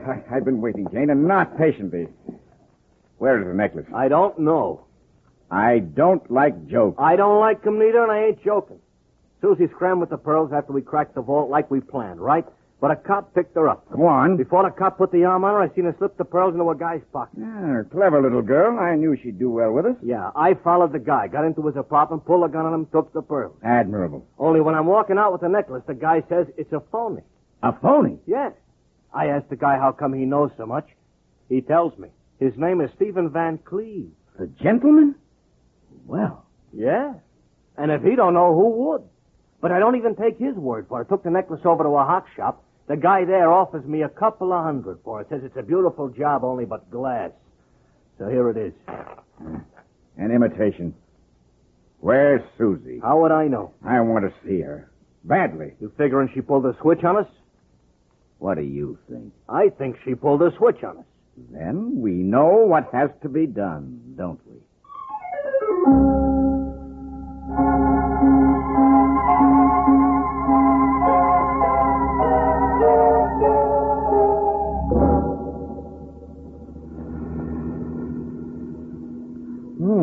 Susie would appear to be in quite a hurry, Stanley. My slight lie about the necklace should begin to bear fruit shortly.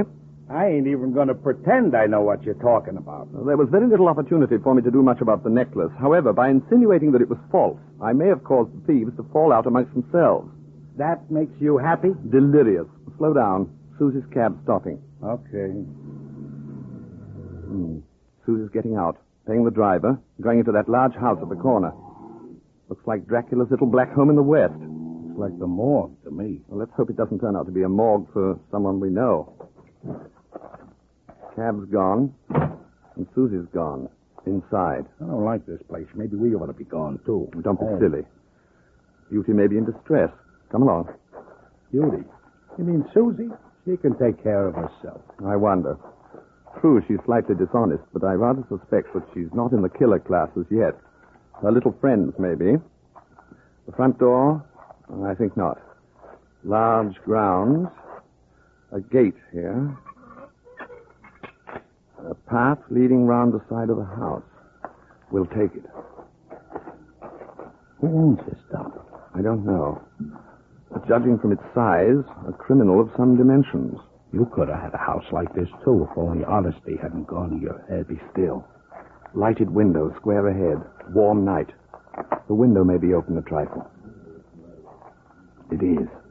Now, if we can get a little closer without being seen, we'll be in a very fine position for a spot of eavesdropping. Mr. Van Cleve, hooray. Why the enthusiasm? Well, eavesdropping ain't exactly illegal, but it ain't polite either. Maybe you're returning to your true self. Right here will do. Listen. Well, that's very sweet of you to drop in on us, Susie. It was not. I came because I want to know where that necklace is. Oh? I'm sure Kane there will be glad to tell you. I can tell him. He trailed Van Cleve and me and then took the necklace away from Van Cleve. You're very well informed, my dear. Oh, sure. But it seems nobody bothered telling me where I was supposed to come for my cut of the necklace. There's a very good reason for that. You see, Susie, the necklace is on the table to your left. Oh! But you're not going to get a cut. What? You're going to get the entire necklace, all for your pretty little self. There's something fishy about this. Yes, my dear, there is, because that necklace is as phony as your act. That necklace? Phony? You're crazy. Oh, try another line. Kane took it to a jeweler's, had it appraised, and found it was worth perhaps $200. What did you do with the real necklace, Susie? But I only had one necklace. That one on the table. Weak. Would you like to take a minute and see if you can do better? You think I kept the real necklace and tried to give you an imitation? You're a mind reader, my dear. But that's silly. I didn't. Butcher, she's reaching for a gun. Yeah, I noticed. Got it. Ow! Yeah. Gun in her handbag. Go, me. Shut up. Butcher, Susie doesn't want to cooperate. No. It hurts my feelings. That a fact? If you and Kane hadn't been so alert, who knows what might have happened. You know, Butcher, Susie really ought to tell us where the genuine necklace is. But I don't know. You know what might help her do that, Butcher? Yeah, I think I know. I'm telling you the truth. I swear I am. Stanley, I've got to go in there. But there are three of them with artillery. Nevertheless, I can't have them hurting Susie. Okay, maybe we can take them. No, you're going for the police. Oh, then let's both go. No, it would take several minutes before a prowl car could reach here, and that time Susie might get hurt. No, I'll go in. Distract them if I can. Get going, Stanley. Okay, only don't you get hurt, too, huh?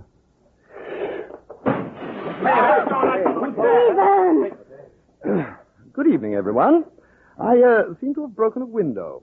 I insist, Mr. Kruger. Whatever you say, I shall draw you a check in the morning. Who is he? It's Van Cleve, Mr. Kruger, the gentleman. How do you do, Kane? So nice to think we've met before. You look very well. Huh? Your arthritis hasn't been bothering you? My what? Shut up, Kane. Butcher, frisk him. Oh, good heavens, no. I said frisk him. Oh, I've no objection to your men searching me to see if I'm armed. Go right ahead, Butcher. Thanks. But did you have to use the term frisk, Mr. Kruger? So, old hat. He's clean. Yes, that's because I bathe. Does wonders for you, and I never believed it was bad for the health. Butcher, you should really try it sometime. Huh? What do you want here, Van Cleve? Well, you see, I had an appointment with Susie to take her to the movies, and I rather prefer to have her sort of in one piece when I do. Fussy of me, no doubt. You know, Van Cleve, I hadn't given much thought to your appearance in this business. However, I'm beginning to wonder whether it was sheer accident that caused Susie to drop that necklace into your pocket. It wasn't an accident at all. It was because she thinks I'm pretty. Of course, she's quite mistaken, but it was an amiable mistake, don't you think? Mr. Kruger, I don't like this. I think he's stalling for time. You know, that's quite a peculiar expression, stalling for time. I mean, that is, you tend to think of stalls for horses, you know, those large mammals that consume positively enormous quantities of hay and then make sounds like... I think perhaps we've had enough of your nonsense, Van Cleve. There's still the matter of that necklace. You know, I like this lamp you have here, Mr. Kruger. Only trouble is it gives so much light, so... Hey, he's doing there. Susie, get over here with me. Away from that table. It's a death. Oh, Stephen, what's happened? Someone's been shot. It's so dark in here. Stephen! Would anyone care to explain? No? Then I shall. We know that one man is lying dead near the table where the necklace is. We know, too, who that one man is, don't we? The only man who must have known that the necklace was not a fake. The man who had it appraised. Kane. Yes, Susie. Kane. The man who lied after he discovered that it was genuine, as I'd known all along it was. He would be the man to make a dash for the table in the darkness to get it. And we know who killed Kane, too, don't we? The police. Now, there's not enough time to run, is there? The man who killed Kane had to be intelligent enough to realize that Susie couldn't have switched necklaces because she had no time to have an imitation made. The man who was intelligent enough to realize that left only Kane, and who shot at the figure that headed for the table in the dark. Mr. Van Cleve, where are you? Oh, come right in, Stanley. All right, everybody stay put. What goes here? Officer? Yes?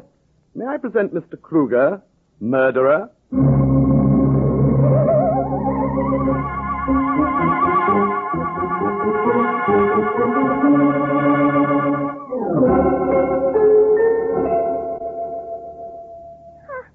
Gee, everybody's in jail except me. But, Stephen, couldn't you have stolen the necklace before the police got there? Then you'd have been in jail, too, this way. Oh, suppose you're right. You were awfully smart, Stephen, forcing everything to happen the way you planned. All with a little lie. You know what? What? I've got that impulse again. Lovely impulse. Stephen, Yes? you know, I think I'm becoming a better woman. You mean, you didn't steal my wallet just now? Oh, I did steal it, but look, I'm giving it back. Thank you. Aren't you proud of me, Stephen? Very proud. But now, would you mind returning the money that was in the wallet, too?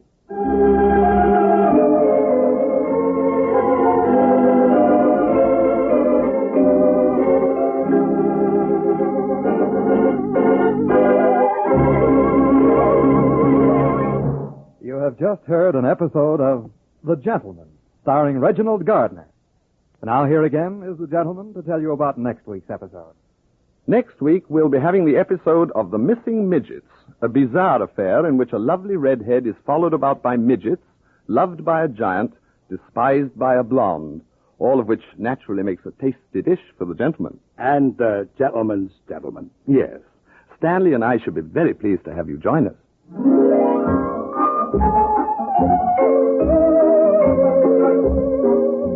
The Gentleman was written by Louis Vittes and produced and directed by Helen Mack. In tonight's cast, you heard Lorene Tuttle as Susie, Theodore Von Eltz as Kruger, Arthur Q. Bryan was the officer, Larry Dobkin, Kane. Barney Phillips played Butcher. Music was composed by Rex Corey. Theremin and effects were produced by Dr. Samuel Hoffman. Your announcer is Don Stanley.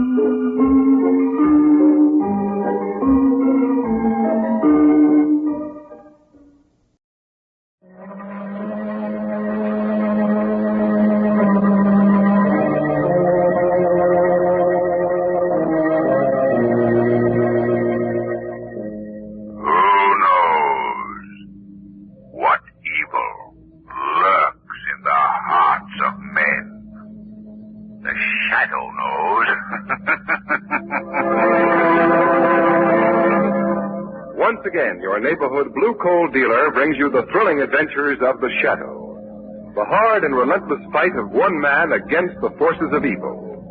These dramatizations are designed to demonstrate forcibly to old and young alike that crime does not pay. We do not have to worry about coal this winter. The anthracite industry expects to produce several million tons more than it did last year, so you can be sure there will be enough coal for everyone. However, your fuel dealer needs your patriotic cooperation to aid in planning deliveries so that everyone will have enough coal for immediate needs. Remember, we must share and share alike. Don't demand delivery of more coal than is actually needed for your present heating requirements. There is no need to hoard. Cooperate with your fuel dealer. He can and will schedule deliveries so that your heating requirements will be taken care of this winter. The Shadow, mysterious character who aids the forces of law and order, is in reality Lamont Cranston, wealthy young man about town. Several years ago in the Orient, Cranston learned a strange and mysterious secret. The secret of hypnotic power to cloud men's minds so that they cannot see him. Cranston's friend and companion, the lovely Margot Lane, is the only person who knows to whom the voice of the invisible shadow belongs. Today's drama, The Wailing Corpse.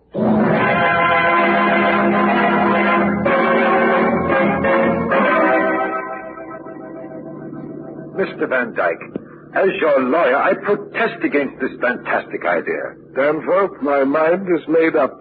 You have your orders? Very well. I'm sending Joan to my place in Carolina. She will hear nothing of this. I will not have my daughter touched with sorrow. She is very dear to me. You understand? Stop here, please. This is the establishment. Shall I wait? No, thank you. Goodbye, Danforth. Goodbye, Mr. Van Dyke.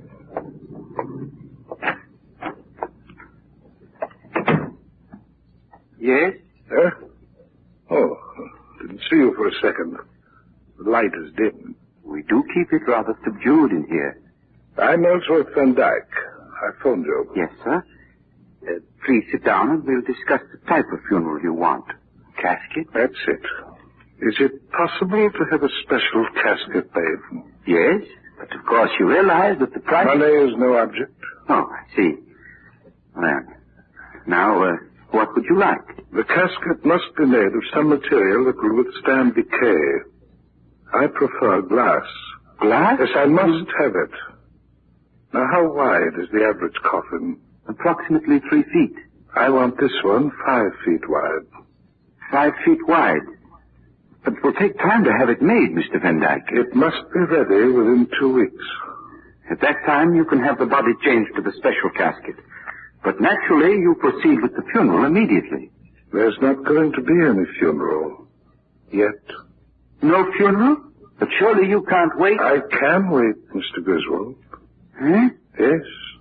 You see, I am to be the occupant of that coffin.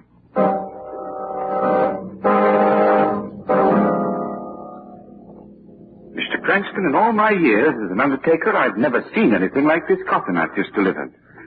You are interested in the strange and weird, so I came to you. Oh, I'm very glad you did, Mr. Griswold. A glass coffin? That's not all, Miss Lane.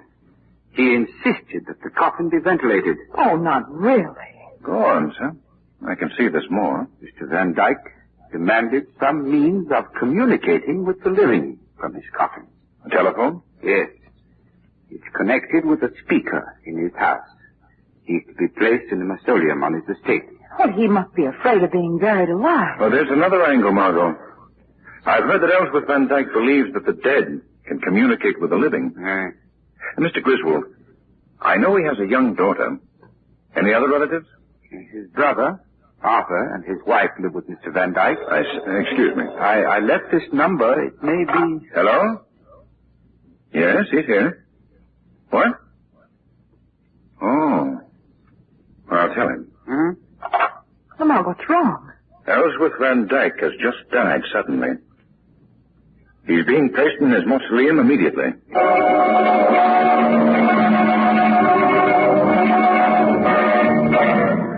Confound these newspapers, making a sensation of Ellsworth's funeral. It was that fool coffin of his, Clara. Now everybody will be watching us, prying into things. There's no need to break down, Arthur, and act like a nervous idiot. Yes, you can talk. Thank heaven Joan isn't here to ask questions. What sort of questions, Uncle Arthur? Joan, darling. How did you get here? By train, Aunt Clara. I came as soon as I heard that Father was dead. But who told you? You weren't to hear. Oh, it wasn't your fault, I heard. Someone phoned me about Father. Who did that? I don't know. They said it was a friend. Oh, Joan, you poor darling. Don't touch me, Aunt Clara. You think I can't see through you. You hated my father. Both you and Uncle Arthur. Joan, how can you say that? How? Because I know. You hovered over him like two vultures, waiting for him to die, waiting for his money. Joan, I realize you're not yourself. My father wouldn't believe what I told him about you and Aunt Clara. And now he's dead. Father's dead. What are we going to do about her? She's our responsibility now. If she goes on like this, she'll cause a scandal. We've got to do something. Yes, people will talk. Quiet up. Is that you, Sarah? Yes, Mrs. Van Dyke. Did you ring for me? It must have been Miss Jones, Sarah. Miss Joan. Is she here? She just came home. Oh, poor child. Sarah, you must help us. What do you mean, sir? Joan has her mind filled with all sorts of strange ideas. Yes, I know. You realize that they're ridiculous, don't you? That she's suffering from hallucinations. Well, why don't you answer? I'd better go to her, sir. She needs me.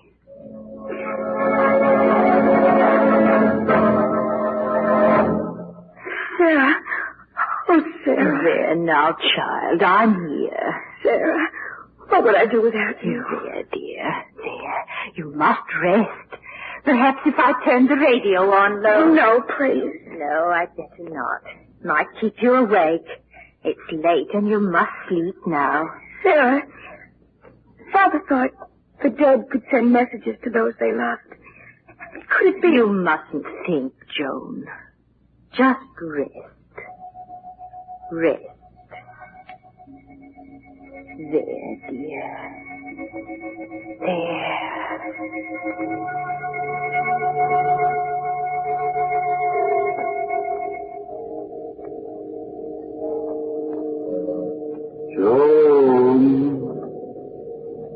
Joan.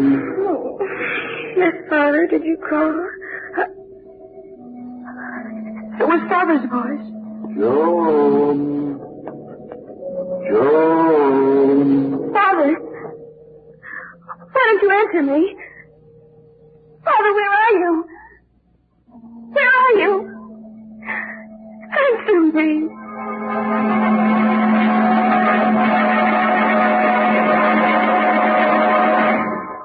And so I came to you, Commissioner Weston, to tell you what had happened. Miss Van Dyke, you're sure you heard your father's voice? Positive. Lamar, suppose I take Miss Van Dyke into the other room for a minute. Good idea, Miss Lane. Good idea. Come on, Miss Van Dyke. Come with me. Well, what do you think, Cranston? Sounds like a very strange business, Commissioner. If it's true. You think that the girl is unbalanced? Perhaps. I've got a hunch, Commissioner, that she did hear something. Oh, now, Cranston. Not the voice of her dead father. Commissioner, he was afraid of being buried alive. So he arranged to communicate with the people above and be rescued if he were. You think it's possible he actually was? Good heavens, what a terrible idea. Yes. Well, what are we waiting for? Let's go to the Van Dyke estate and find out. Come on.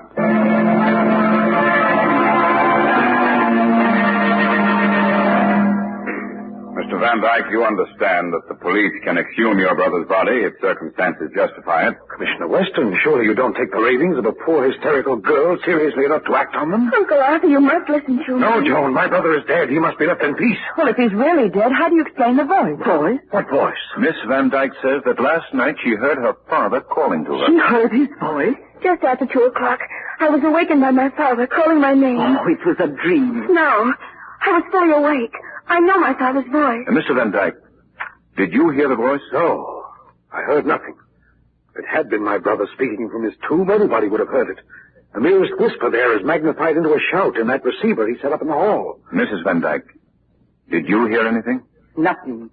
Sarah, you were with me until I fell asleep. Did you hear anything? No, child. I heard nothing. You're all looking at me as though I were out of my mind or something. I tell you, I heard my father crying. Oh, doesn't anyone believe me? Joan, you must be calm. When you've had time to rest, you'll feel less excited. I want an investigation. I demand it. I won't have it, you hear? Why not? Why are you afraid to have anyone examine him? I know why.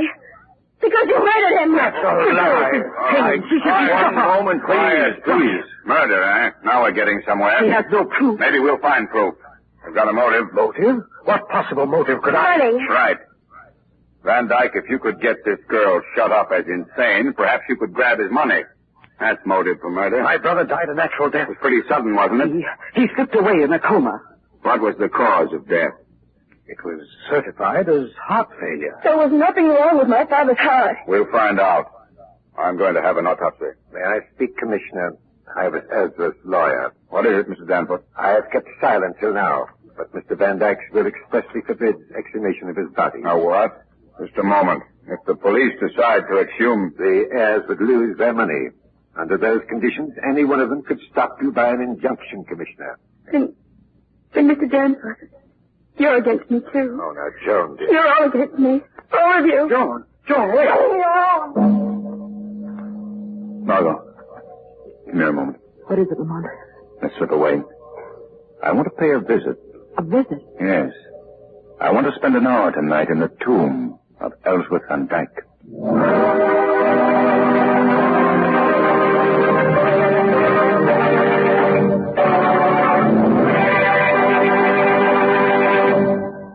Our government has asked everyone to work together on a plan which will permit delivery of some coal to every bin. Consumers who have large supplies of coal on hand have been asked to withhold orders for additional deliveries. Those who need coal at once should order only enough to take care of immediate needs. There is no shortage of coal, but your dealer has a real wartime delivery problem. You can help solve this problem by notifying your dealer of the approximate amount of fuel you will require for the entire winter. This will enable him to carefully plan deliveries so that everyone will be taken care of. Planned deliveries will also cut down on gasoline consumption as well as save wear on tires. Another thing. Remember, there is no advantage in placing duplicate orders with two dealers because this only complicates distribution. Your blue coal dealer has received hundreds of new orders for coal, and he is anxious to see that everyone is taken care of. Your friendly cooperation will make possible the delivery of enough coal so that no one need suffer from cold. And now, back to the shadow.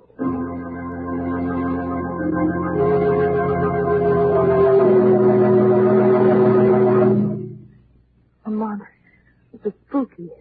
I wish we'd brought Commissioner Weston. Poor Weston. He's trying to fight his way out of legal red tape. But we can't wait. No. Something dreadful is going to happen here. Come on. I want to see inside the tomb. It's a beautiful mausoleum, Margot. Yes, if only we didn't have to go inside. Shall I turn on my flashlight? No. Someone in the house might see it. And here we are. Well, it's unlocked. Oh, what a noise. Step inside. You go first. All right. Yeah, shut the door. All right. Now the flashlight. Why, it's just an empty room. Listen to the echo. Speak low. Where do they keep the bodies? In the crypt below, I suppose. That big metal cover slides back. Must be a lever here somewhere. Oh! Look down into the crypt. Hold them out. Turn the light that way. There it is. Ellsworth and Dyke's coffin. Why, it's huge. But there aren't any stairs going down. So it seems. Well, no one could get down there without help. Don't stumble, Margot. Hush.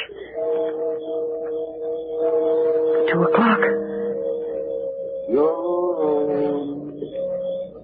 Joan. That's it, Lamont. That's the voice she heard. Joan. Father! Father, you've come back again. Father, speak to me.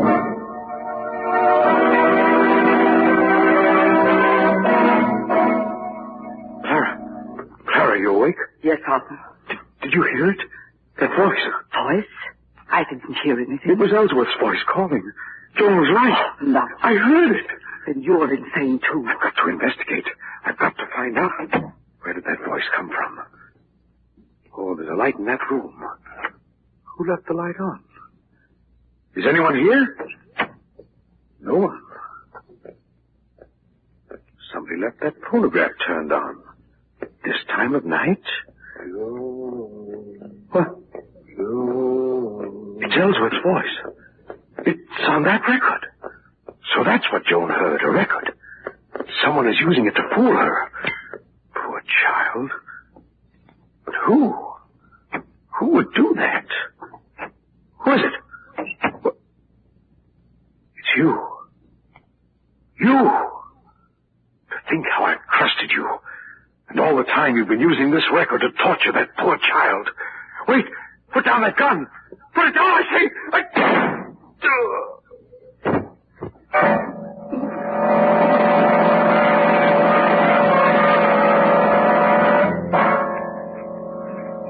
Well, Cranston, I think somebody murdered Arthur and tried to make it look like suicide. Not a very skillful job, either. Yeah.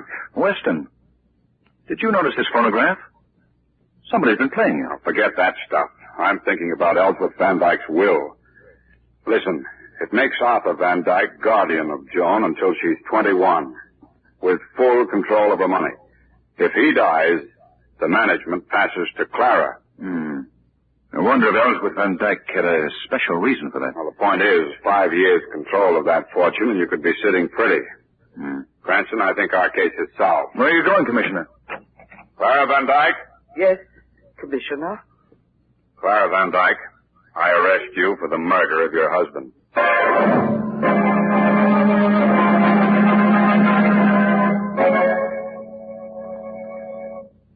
But Lamont, why come here to the Van Dykes in the middle of the night? Arthur's dead and Mrs. Van Dyke is in jail. Yes. So the person behind this thinks that the coast is clear. Margot. What? There's a light in the tomb. Come on, quick. Why, the door's open. Yes. And candles burning. Look, Lamont. You were right. There is a staircase going to the crypt. That wall is a sliding panel. Someone opened it. Come along, Margot. Down into the tomb? Well, what do you think we'll find? The end of this mystery, Margot. And the criminal. Hurry. All right. Flash your torch around. There's no one here. Lamont, what was that? The panel's closed. We're locked in. Oh, Lamont! Say, I know that voice. Yes. Yes, you know it. Sarah! Why, it's Sarah speaking from over here. Yes, through that opening. You'll pay for your meddling, you fool. Sarah, it's you who killed Arthur Van Dyke. Yes, I killed Arthur, and I made Ellsworth Van Dyke want to die. Sarah, how did you do it? I lied to them, all of them, about each other. Oh, what motive could you have? To drive Ellsworth Van Dyke's daughter insane. Insane. And you can't stop me, for you're going to die, too. Die. Down there. Lamont, we're locked in. What can we do? I'm not sure, Margot. But I think that... Listen. What's that? Lamont, that noise. There's someone here in this board with us. Steady, Margot. Turn your flash that way. Lamont. Lamont. In the coffin. The body's moving. He's tapping on the glass. The coffin. It's open. He's sitting up. Margot, stop. It's all right. He's alive. It's Ellsworth Van Dyke. Come here. It was Sarah. Mr. Van Dyke. It was Sarah. All the time. Here, help me hold him up, Margot. He's very weak. Yes, Lamont. You've been drugged, haven't you, Mr. Van Dyke? Well, how? No, I did it myself. Had to. To find out who in your house was plotting? Yes. I nearly went crazy, wondering. If you feigned death, you thought matters would come to a head. Yes. Sent Joan away. But Joan's here, and in danger. Joan's here? Yes. Look, Ellsworth, I must escape from here. How do I release the panel? The carved wreath up there. Yes? Pull down. Pull down. It opens the panel. Margot, he's fainted. You stay with him. The shadow has work to do.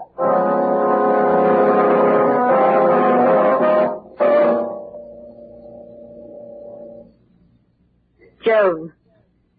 Wake up, Joan.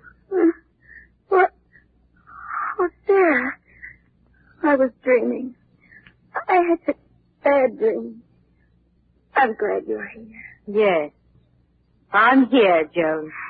Pains in my head are awful. You've told me how bad they are so many times. I've listened to you. Listen to me now, Joan.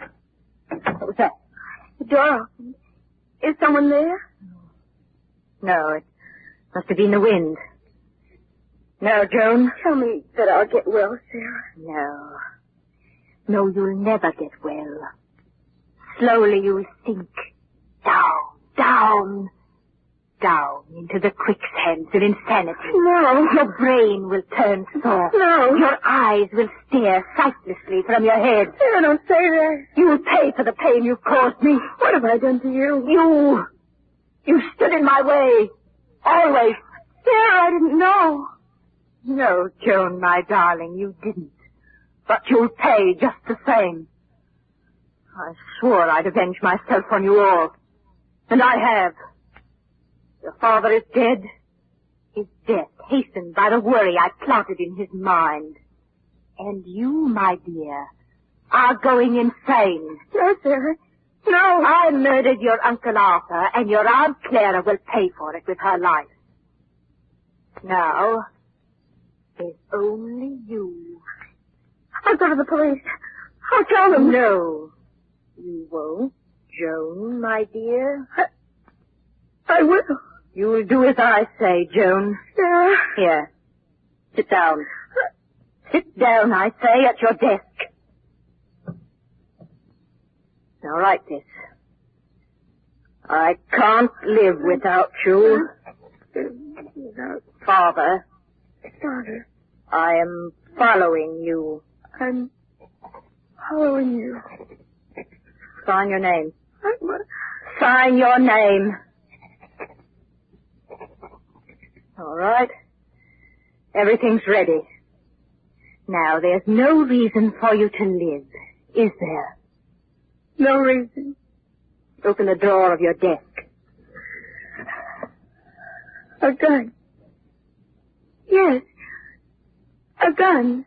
Place it against your heart. Now I can go to my father. Pull the trigger, Joan. It'll be very easy. Pull the trigger. Why did you throw the gun to the floor? She didn't. The shadow did. Shadow? Oh, where are you? Where did you come from? I can't see you. The shadow cannot be seen by mortal eyes. I've come to right a wrong, to save this girl from your evil plans, and to make you pay for your crimes. You can't save her. It isn't safe to defy the shadow. Tell the truth. Why did you commit these crimes? You said Joan stood in your way. How? Tell me.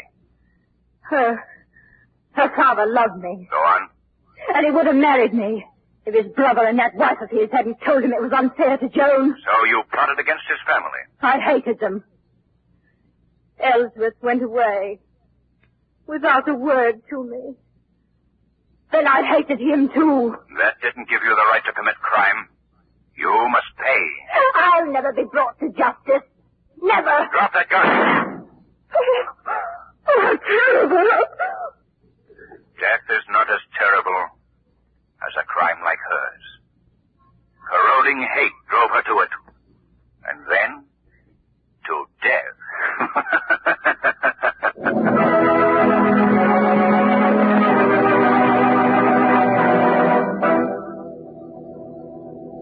Oh, Lamont. What a nightmare. But you say Joan's all right. She's taking care of her father. And that'll help her to forget the horror she's been through. The doctor says he'll recover. Why, Lamont, he must have been mad to do such a thing. Well, half mad for the moment. But did Joan really hear him calling from the tomb? No, Margot. He was in a stupor for 60 hours from the drug he took. As for the voice, years ago Ellsworth made a phonograph record of his own voice calling Joan. Sarah played it. But, Lamont, how could Joan hear the record? Well, the phonograph was connected to Joan's radio with a wireless pickup from the other room. Every night as she left Joan, Sarah would fiddle with the radio pretending to turn it off, but really setting it for the phonograph. Yes, well? Well, then she went to the other room and played the record. Joan heard it from the speaker of her radio. When Sarah lifted the needle, the sound stopped. Sarah was mad, but clever. Oh, Lamont, if it hadn't been for you, why, Joan would be dead. And perhaps Van Dyke, too. Yes. And if it hadn't been for Van Dyke's coming to life, where would we be now? Where would we? Oh, Lamont, don't talk about it.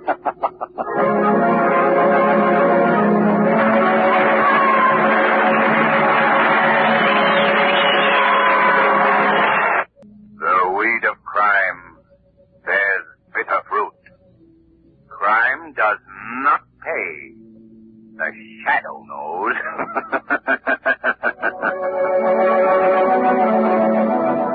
Next week, same time, same station, your friendly blue coal dealer brings you another strange and thrilling adventure in the Shadow's daring battle against the forces of evil. Be sure to listen. This story produced by the BL&W Coal Company, distributors of Blue Coal. This is Mutual.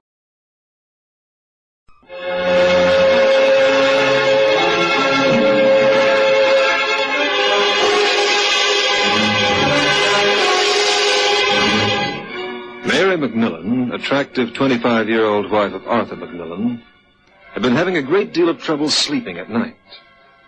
For several weeks, something had been bothering her. Something that preyed on her mind, something that came to haunt her during those eerie, restless hours between midnight and dawn. Mary, you awake? Harold, you shouldn't have come here. If Arthur finds out about us... Don't you understand? It isn't something that I want to do, Mary. Lord knows I didn't want to fall in love with you. But your wife, Harold. Sally was my roommate at college. She's my best friend. What of Arthur? Why, he and I have been close friends for... It's a mess, Mary. It isn't easy to be the way we are. It isn't easy, and believe me, I wish it had never happened. But now that it has happened, Hal, what are we going to do? What of Arthur and Sally? What's going to become of our lives? Mary! Mary, wake up. Oh. What, Arthur? Did you say something, Arthur? Mary, you've been talking in your sleep again. Oh, I'm sorry. I knew I shouldn't have had that snack before I went to bed. That always seems to make me restless. I've been listening to you, Mary. What? You mean you could understand what I was saying? You spoke very clearly. I couldn't help hearing. Oh, surely, Arthur. You don't think there's any significance in what people say in their sleep. Do you know what you said? Well, of course not. I haven't any idea.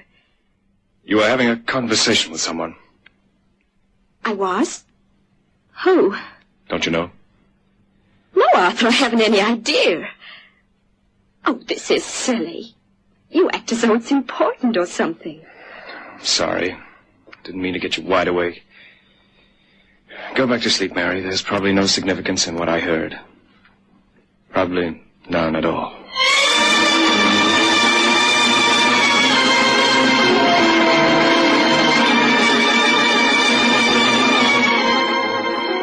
Yes, something had been bothering Mary McMillan.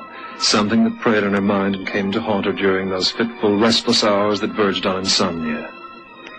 A woman can't fall in love with a close friend's husband without feeling a twinge of conscience. At least Mary couldn't.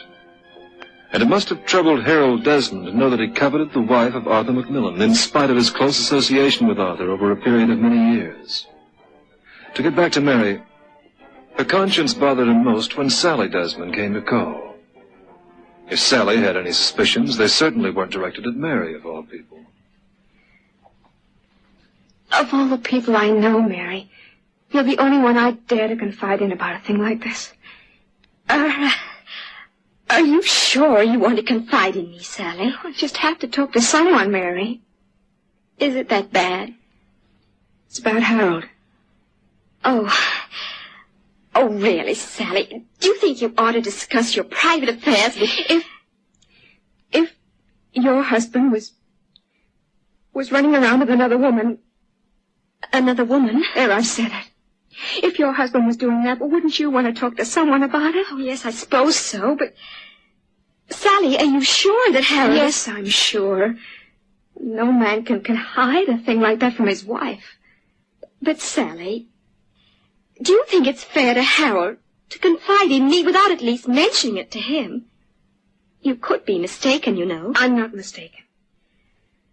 I came to you, Mary, because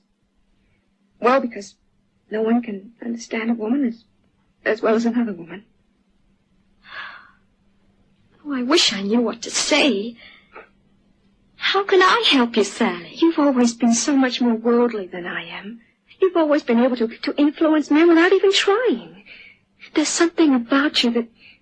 Oh, I don't know, but whatever it is, it's always there. What's always there? Well, you're always so interesting. You're full of everything that's worthwhile, Mary. It simply vibrates all over you. But you don't seem to know it. Maybe it's that vibration that keeps me awake at night. Tell me truly, Mary, what do you think of Harold? Harold? Well, he seems to have lots of good qualities, Sally. Yes, and lots of bad ones, if you only knew. Since this thing started with this other woman, it's been like a bear to live with.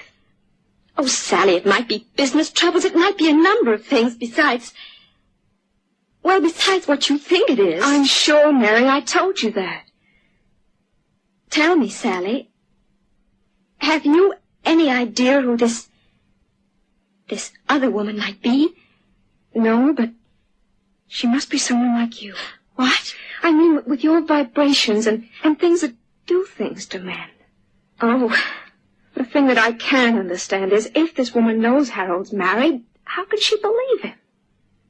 I don't follow you. Well, any woman ought to know enough not to believe a married man if he's making love to her. Yes, I suppose any woman should. Of course, if he honestly does love this woman. He might, you know. I mean, it's possible, don't you think? Mary, if he does love her... Yes. What would you do, Sally? I don't know. Well, it wouldn't matter so much except that I love him too, Mary.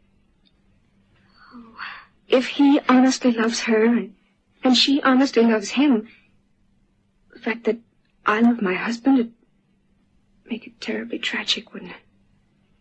Yes, terribly. Oh, Mary, with your knowledge of things, would you give me some advice? I don't know what advice I can give you, Sally. Well, I read somewhere that the institution of marriage becomes almost second nature to a man, that when he's in real trouble, he naturally turns to home and fireside. Do you believe that? No. Wish I could, but I don't. Most of the time now, I don't even know where Harold is. Oh, I keep telling myself that I'm a fool to care about anyone who treats me like this, but when I hear him come in late at night, everything seems all right again. When he comes home with that guilty look, you know, I'm actually halfway happy. And I'll try to make myself believe that he'll give her up and he'll be everything to me that he used to be. Sally, I wish I could help you. You've no idea how much I wish it. You can, Mary. But how? With your vibrations and things. If Harold got interested in you. Good heavens, Sally. Do you want him to get interested in me? Well, if he did, he might forget about this other woman. Oh, Mary, can't you see how much I need you? But that sort of thing's terribly dangerous. How could I explain a thing like that to my husband? If I were to seem interested in Harold, Arthur would be bound to find out. I'll explain it to Arthur. What?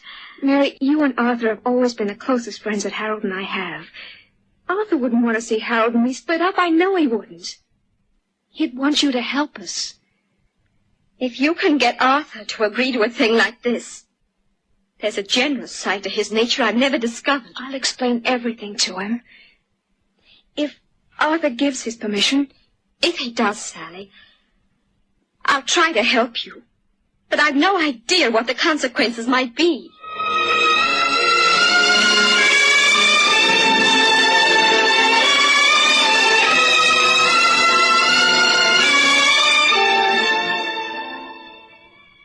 Hal, I can't go on like this. I simply can't go on. Sally, huh? Sally's been to see you, hasn't she, Mary? Oh, yes. She made me feel like a... Yeah, I know. But you knew you'd have to face Sally sometime, and I'll have to face Art. Sally doesn't suspect me, Hal. And Art doesn't either. What? Oh, of course Sally knows you're seeing another woman. But I'm the last person in the world she suspects. You've no idea how that makes me feel, Hal. Of course I know how you feel. What about Art? Do you suppose he... Oh, no. He feels very badly about the way you're treating Sally. And he agreed to let me try to help her. No. Ironic, isn't it? I'm expected to lure you away from this mythical other woman and deliver you back to Sally. I'm expected to save you from me, Hal. Have I underestimated your love for me? Can't answer you. You can't answer because you know deep down in your heart that we can no more give each other up than we can stop breathing.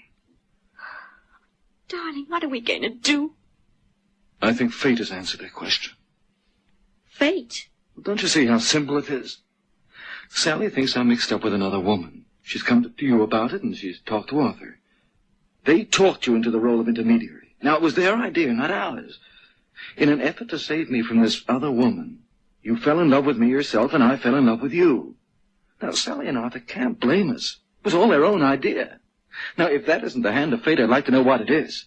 If that doesn't prove that we were meant to... Hal, tell me honestly. Do you think our love can survive such out-and-out deception as that? But it's not deception, it's opportunity, darling. You know what they say about opportunity. All right. I'll answer the knock.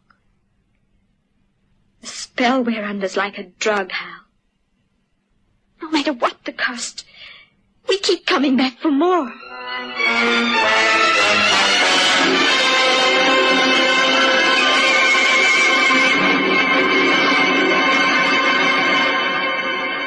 You're undoubtedly wondering where the lie detector fits into this evening's drama, but we're coming to that very shortly. During the nights that followed the decision of Mary Macmillan and Harold Desmond to continue their clandestine romance, Mary's sleep became more and more disturbed. Weird dreams interfered greatly with her rest. I came to you, Madame de Luca, because I must know what the future has in store for me. You can trust the crystal ball, Mrs. Macmillan. It never fails. Please, what do you see?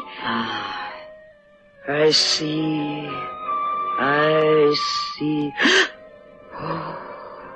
What is it, Madame de Luca? What is it? I see a tall, forbidding figure, a black shroud. A bony hand carries something, a scythe. This figure is death. Something else I see now. Clearly I see it, Mary Macmillan. The symbol it is. A widow mourning at her husband's grave. What does it mean, Madame de Luca? What does it mean? Death it means. The crystal ball always tell the truth. Your husband will die, Mary Macmillan. Mary, wake up. What? Wake up, Mary. Oh. Arthur, I'm so glad you wakened me. I was having the most horrible nightmare.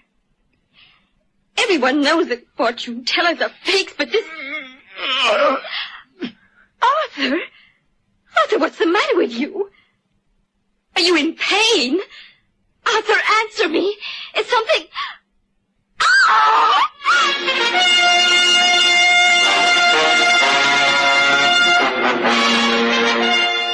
Some time later, Mary Macmillan was pouring out her story to Ed Yates, chief investigator for the state's attorney's office.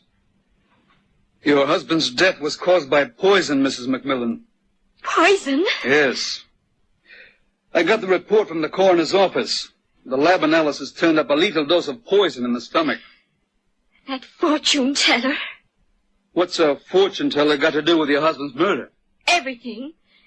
Yesterday she told me he was going to die. What? And last night, just before he woke me up, I had a nightmare. That whole crystal gazing scene came back to me. Do you mean to say that this fortune teller woman actually predicted his death? Yes. She said he'd die within 2 or 3 days. Of course, I tried to ignore it. Those people are such fakes and... Did she say how he was going to die? Not exactly how. She said he would be murdered. But she didn't know what method would be used. Mrs. McMillan, I don't suppose you'd be willing to discuss your reasons for going to that fortune teller? No. Beyond that terrible prediction of Madame de Luca's, there's nothing more I can tell you. I have no idea who would want to kill my husband.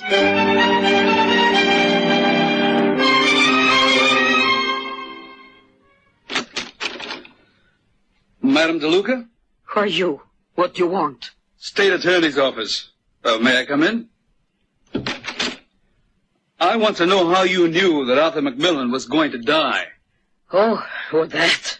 For a moment you had me worried. I thought you were one of these crusaders always trying to expose fortune tellers. What about it, madam?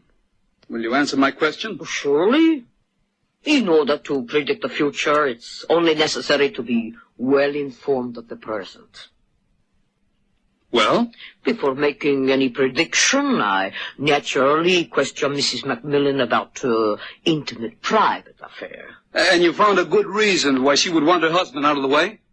I found a reason why 2 people would want him out of the way.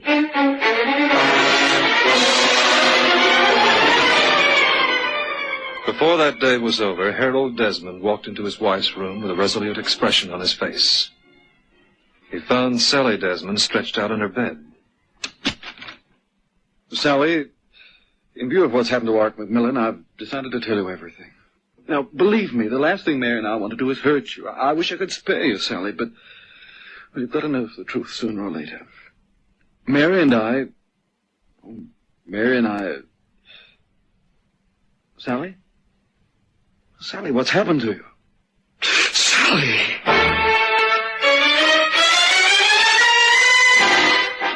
The same poison, Mrs. McMillan. The same kind of poison that killed your husband caused Sally Desmond's death. But who would do it? Who would want to? Don't you know, Mrs. McMillan? Of course I don't. Suppose I turn my attention to you, Mr. Desmond. Do you think I'd have any reason to murder my wife and Mary McMillan's husband? Yes. What? You and Mary McMillan, of all the people in the world, would have a very definite reason for wanting those 2 out of your way. But do you think we'd go so far as to... People who become mixed up in this sort of thing, Mrs. McMillan, that you and Mr. Desmond have been mixed up in, have been known to commit some of the most atrocious crimes in history. If you think you're going to intimidate us into admitting something we had nothing to do with... I think sooner or later you'll both confess. What? I presume you'd both be willing to take a lie detector test? Yes. Yes, I'll take one. And so will I. I think you're both grasping at straws in the hope that you can beat the lie detector, but you can't. You might as well make up your mind to that. I know how strong such a motive as yours can be. I learned it from a fortune teller. Bella De Luca. She told you what I told her in confidence. Uh-huh. By the way, I think I'll ask Madame De Luca to take a lie detector test, too.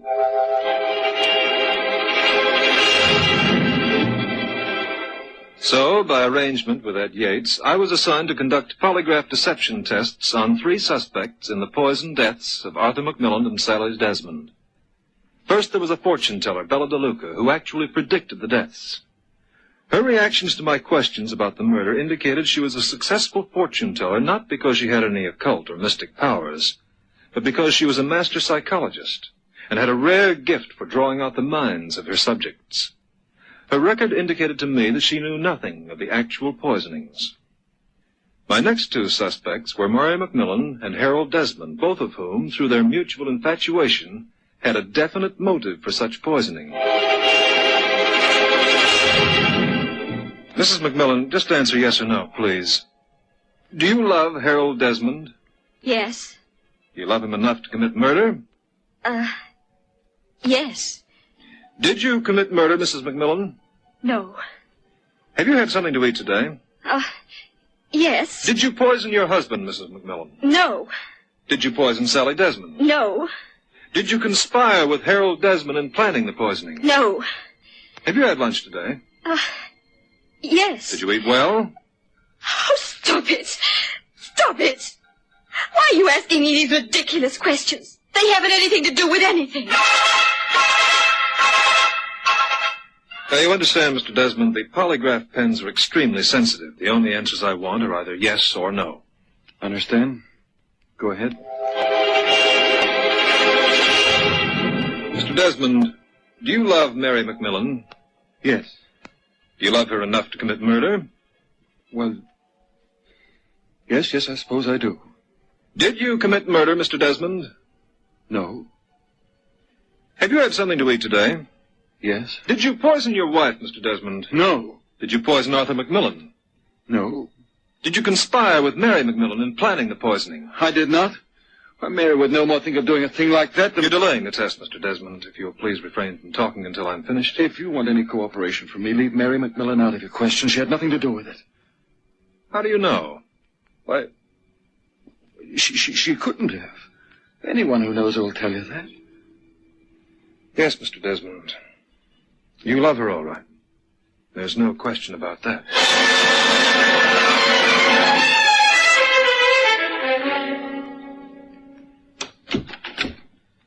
Well, Nard, the test's complete? All complete. Crystal gazer? No, clear test. Desmond? No. No reactions on the murder questions. I'd call him innocent. By George! The femme fatale. Mary McMillan handled the whole thing by herself, huh? Oh, I wish I could share your enthusiasm, Ed. According to the polygram, though, Mary McMillan doesn't know any more about those poisonings than I do. Oh, Nard, you're out of your mind. That machine of yours must be out of order. I'll never allow such evidence as that in court. Suit yourself, Ed, but the polygraph is not out of order. I'll stake my reputation on the innocence of all three of your suspects. Why, I haven't had such an airtight case in years. Any jury will see the motive behind these murders. Clandestine romance has caused more crime than... Yes? Yeah, send him in. For once in my life, I can't go along with you, Nard. I'm not one to throw science out of the window in favor of circumstantial evidence. But in this case... Huh? What do you got, Harry? The state's attorney sent this letter over, Mr. Yates. It came for him in this afternoon's mail. Mm-hmm. Excuse me, Nard. I'll go right ahead.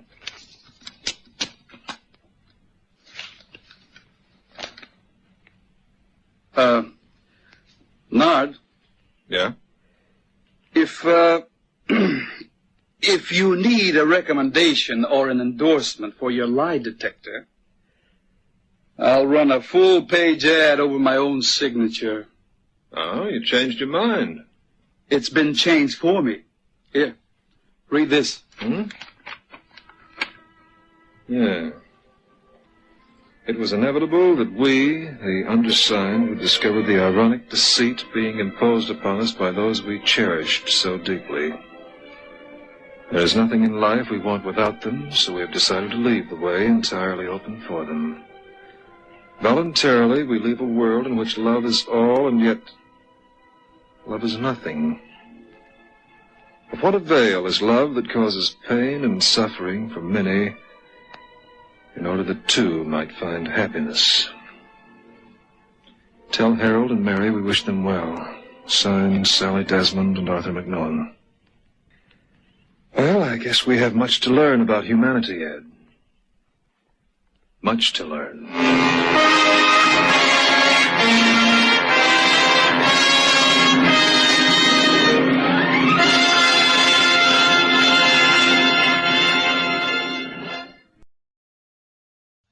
now we bring you a thrilling crime detective story taken from the pages of the leading detective publication, True Detective Mysteries magazine.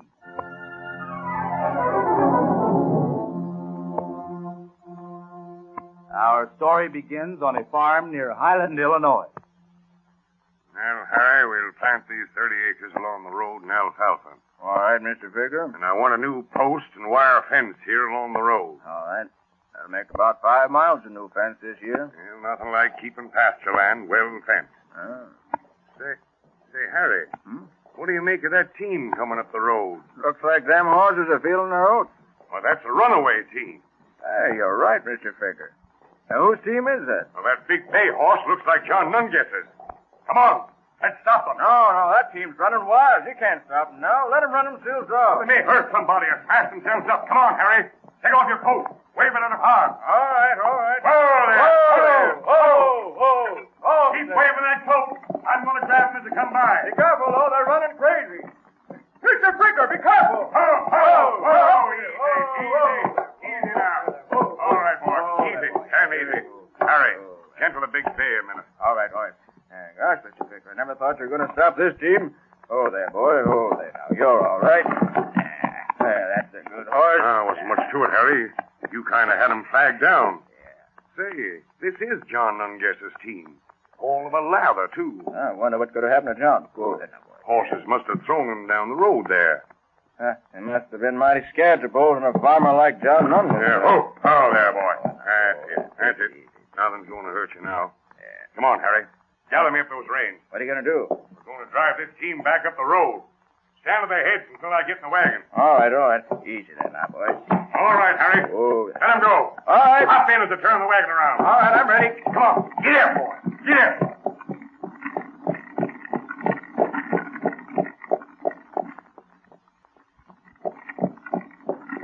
Harry, you look along that side of the road, and I'll watch this. All right. I got my eye peeled. Come on. Mr. Figger. What? Pull the wagon over. You see what I see? I'm afraid I do. Whoa, boys. John Nunguess. Must have been pitched clear out of the wagon. Come on, Harry. Be right there. Tie the horses to this telegraph pole. Look. What's the matter? John. No use calling him. He's dead. Dead? Yeah. Shot. Riddled with bullets. Poor fella. He must have been hit at least 12 times. Huh. Do you think some gang could have killed him? What gang have we around here? Who'd want to kill an honest young farmer like John Nunguess?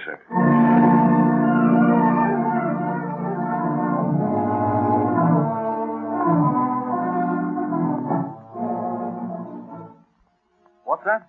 You say you were expecting this, Mrs. Nungesser? Well, not exactly expecting it. My husband seemed afraid of something. Oh, what was John afraid of? I don't know. Just something. Did he owe anybody any money? Owed the bank. A little. You see, Sheriff, we just got married a month ago and bought this little piece of land. Could anybody have been jealous of you, Mrs. Nungesser? Oh, no. Mrs. Nungesser, you take the news of your husband's murder rather calmly. I'm sorry, Sheriff. What else can I say? He's dead. With 12 bullet holes in him. Mrs. Nungesser, where do you keep your guns? Guns?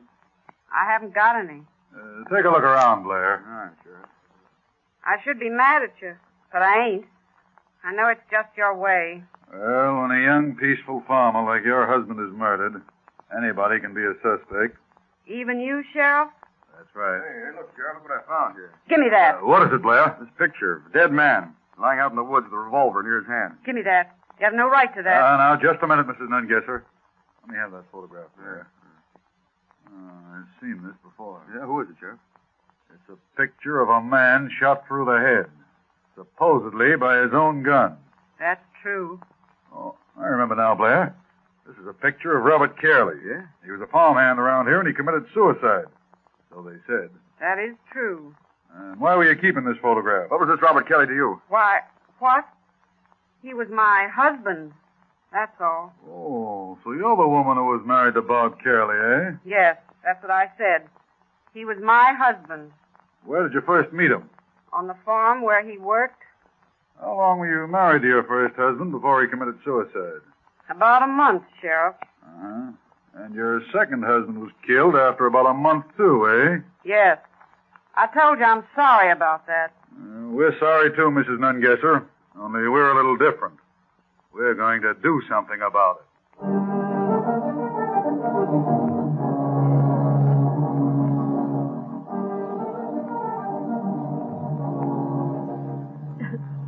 John was a fine boy. A good son. Mrs. Nungesser, your grief as a mother is hard to watch, but I'd rather see a woman's eyes wet than dry in a case like this. Oh, a good, hard-working boy. He loved that little bit of land he bought for himself and Minnie. Mrs. Nungesser, did anybody ever come to your son before he was married to threaten him in any way? No, Sheriff. He just went his own way. A happy young farmer. And now he's gone. Murdered. No, Mrs. Nungesser, it's sad indeed, but remember, we have work to do. Now, tell me. Yes? Was John happy with his wife? Oh, yes. Yes, he was proud of her, too. Such a fine-looking girl. And such a strong woman to help him work the land. Minnie said that John was expecting something to happen to him. Did you have that feeling about your son? Oh, no. I never saw anything but the sunshine in him. Think now, Mrs. Nungesser. Did he ever mention anyone who might be jealous of him? Anyone who meant danger for him? I don't know. There was that day about dynamite and the fish. What's that? Oh, they came here that afternoon and asked my son to go with them. Dynamite and fish. Oh, I'm sorry. That's against the law, isn't it? Yes, but so is murder. What about this dynamite business? Who was it wanted John to go with them? Oh, just a couple of farmhands. Who? Jake Landert and Eldo Wernley. Oh, Jake and Eldo, eh? They work around here, don't they? Yeah, over on the Fricker farm. Well, why didn't John go with them that afternoon? He was uneasy. Yes, I remember now. He was uneasy. About what? I don't know. He seemed to feel that there was something hanging over him that afternoon. Jake Landert and Eldo Wernley. I wonder if they swapped guns for dynamite.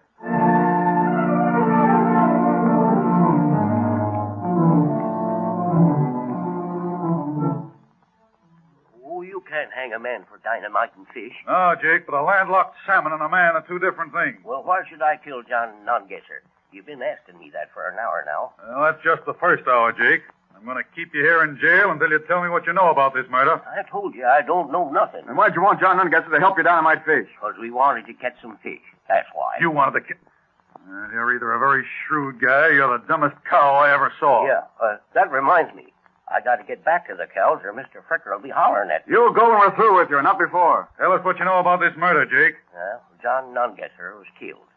Is that so? Who killed him? I don't know. Why don't you ask Minnie? Yeah, why should we ask her? You think she knows? I don't know. Maybe she does. Maybe she can guess. You know, she's lucky. What do you mean by that? Come on, don't shrug your shoulders that way, Jake. Tell me, what do you mean she's lucky? Well, I heard Mr. Fricker say when he's lucky, and, well, that's all I know. You mean she's lucky her husband was killed? Don't shrug your shoulders, talk. Is she lucky because her husband was murdered? Maybe. I don't know. Oh, say, Sheriff. Yeah, what? How much milk do you think Mr. Fricker's prize cow gave last week, huh? Why, you bloomin' idiot. Come on, Blair, let's go.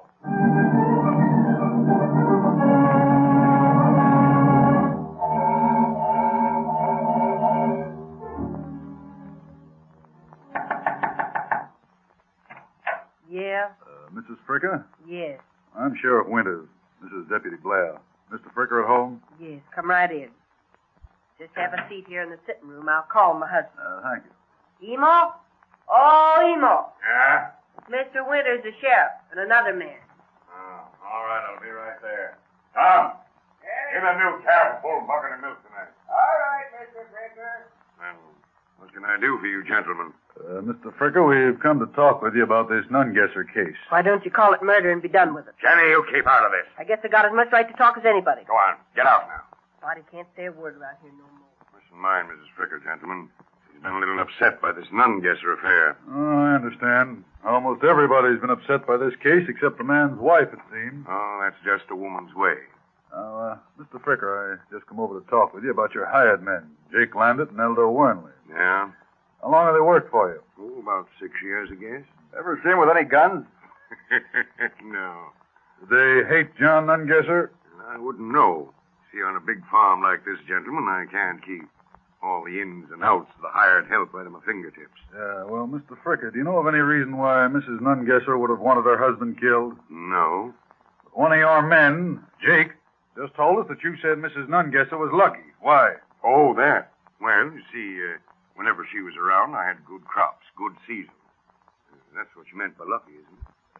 Yeah, that's right. Yeah, sure, that's what we meant. She was a good omen, is that it? Yes. She was more than a good omen, if you ask me. This place was a madhouse with her around Now, it. Jenny, stop that talk. I won't. That woman was on your mind, Emil, and you know it. Get out of here. Go on. Get out. Wait a minute now, just a minute. Don't go, Mrs. Fricker. Well, my wife is upset, Sheriff. She's just trying to drag in this poor girl's name. Poor girl, huh? I was the poor girl, Sheriff. You don't know what I had to put up with year after year with that girl around Jenny! here. You used to work here, too, huh, Fricker? Yes, of course. Why, what do you think? Well, we knew her first husband worked for you, but we weren't sure Mrs. Nungesser worked, too. Yes, she did. A very able girl she was. And lucky, too, eh, Mr. Fricker? Yes, she was. Mr. Fricker, you have a reputation for being a scientific farmer, haven't you? Well, I guess I have. Then why did you have to depend upon a woman for luck? Yeah, why'd you have to employ a charm? Good luck, omen. That ain't part of scientific farming, is it? Go on, Emil, answer that one, if you can. Answer it. Yeah, what's the answer, Mr. Fricker? The answer is goodbye. I'm not answering any more questions. Oh, I see. You're kicking the sheriff and deputy out of your house, is that it? Goodbye, gentlemen. All right, Fricker. Well, goodbye, Fricker. But I've got a hunch we're coming back. Come on, Blair. Minnie brought us good luck. Good luck, Minnie. What do you make of it?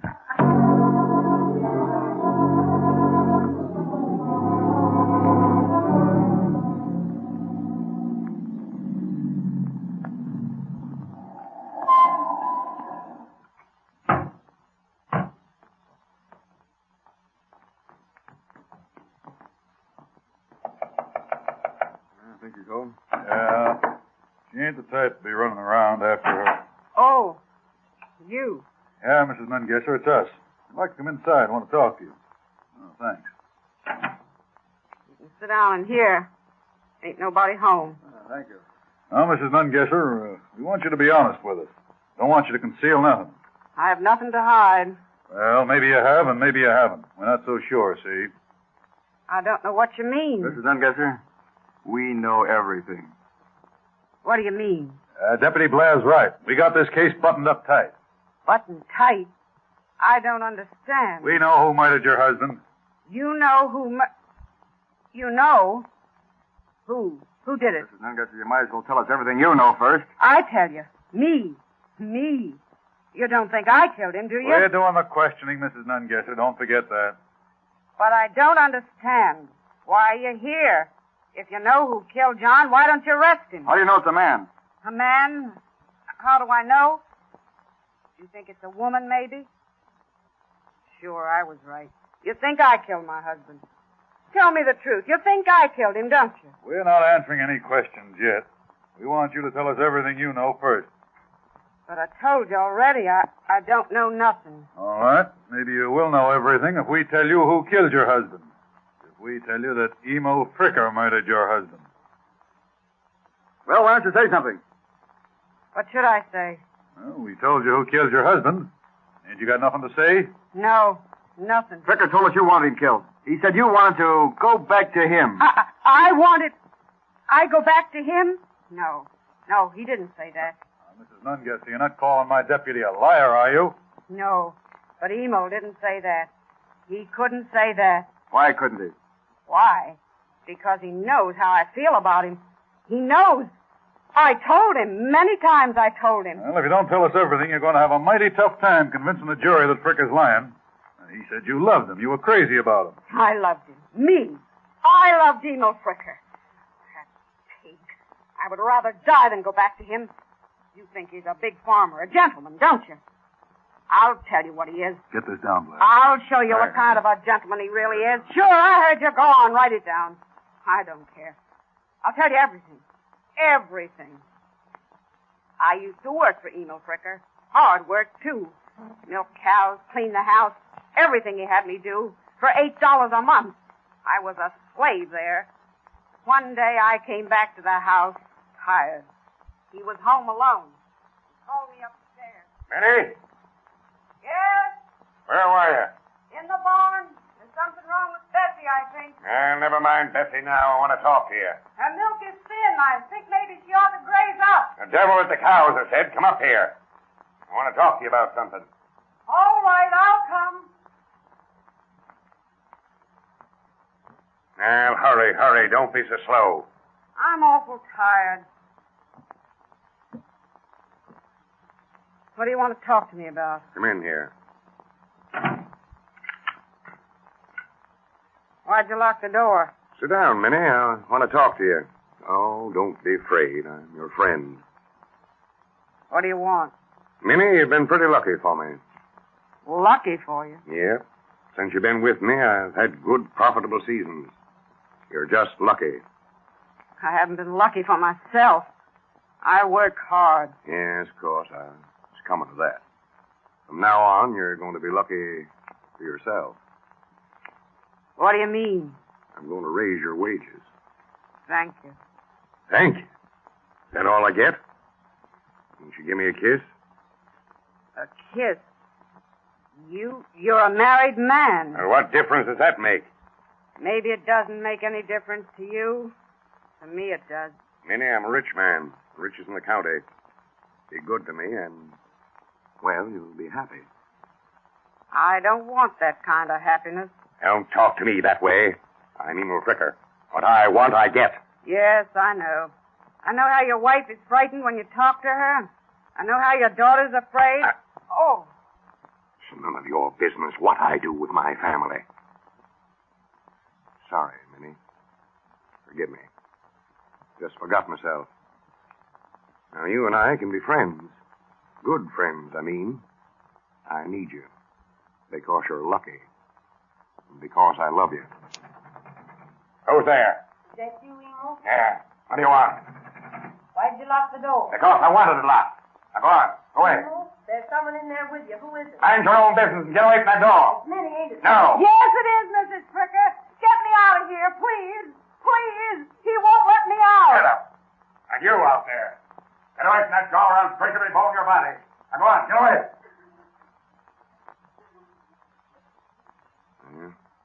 Went away, all right. That ought to convince you, Minnie. I'm still boss around here. People do as I say. Now, come here. Oh, don't be afraid. What happened after that, Mrs. Nungesser? One day I told him I would leave. You can't do that to me, Minnie. No, I will do it. I'm leaving. I'm going to get married. You're going to get married. You're leaving me? You won't dare. Minnie, if you leave me, if you marry, I'm going to kill your husband. Do you hear that? I'm going to kill your husband. You're coming back to me. I want you, understand? I want you. And nobody else is going to take you from me. Then you quit? Yes. You know what happened after that. Robert was found shot. Suicide, they called it. Suicide. Oh, you don't think he took his own life, huh? What does it matter what I think? But you wouldn't say that you think Fricker shot your husband, is that it? I can't prove it. He's too smart for that. Emil Fricker is a very smart man.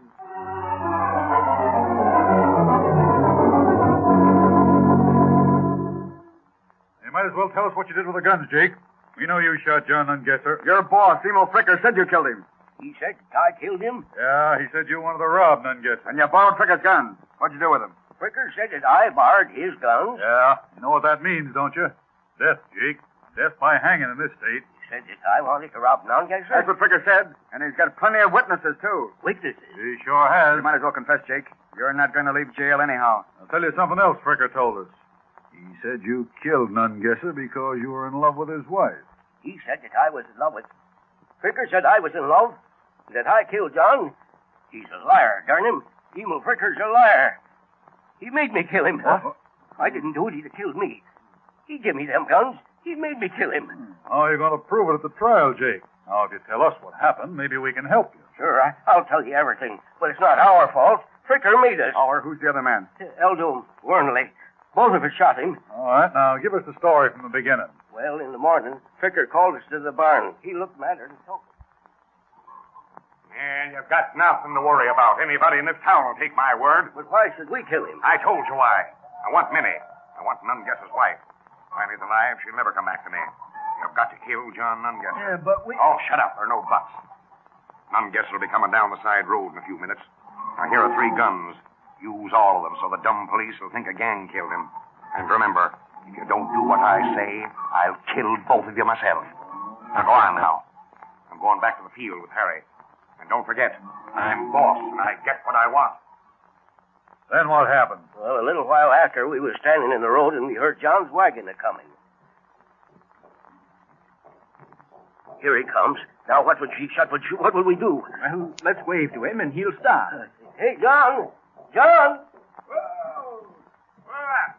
Steady there. Hello. What's up, Jake? Going down? Yeah, will you give us a hitch? Sure, jump in. I'm going to town. So are we. Hey, look. What's the matter? Your rear wheel, it's loose. Loose? Wait till I get down.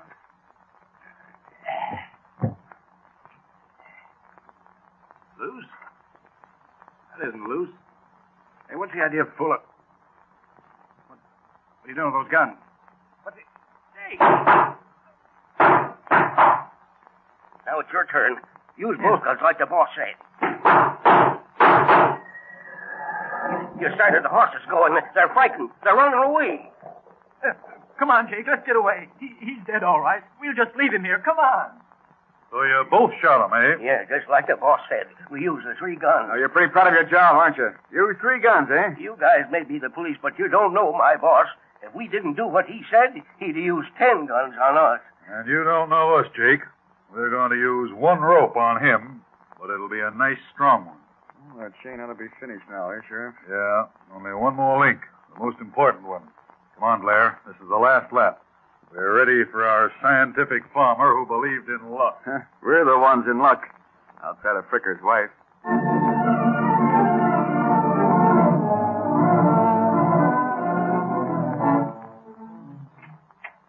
Well, what do you want?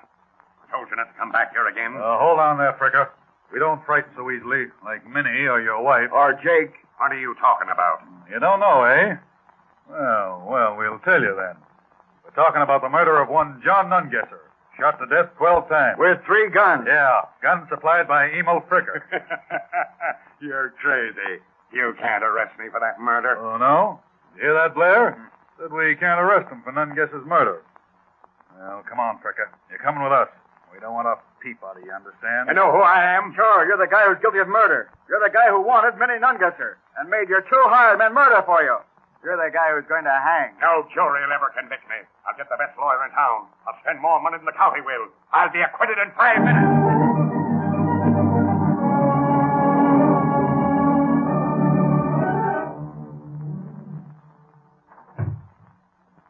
How much longer, Sheriff?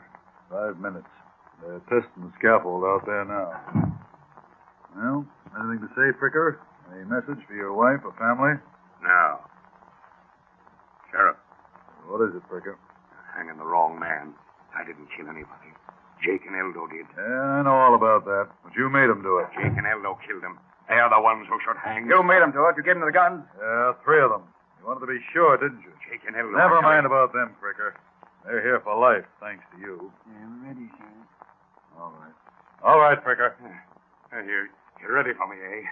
I'd be ready for you, too, if I had a gun. 3 guns, you mean? Sure, that's right, 3 guns. 1 for you, 1 for Jake, and 1 for Minnie. I'll show you I'm still boss. I'll show all of you. Give me 3 guns. Tough to the end, if he had 3 guns. Yeah, but I told him 1 rope was better than 10 guns.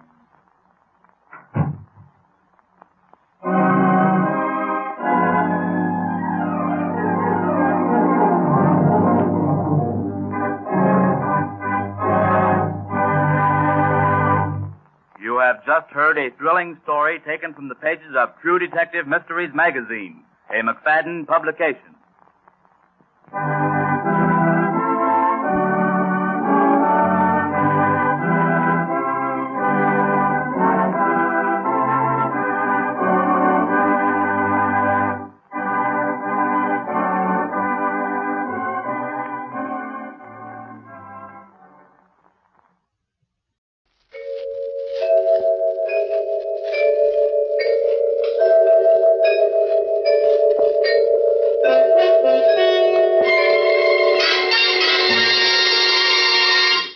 Murder by Experts.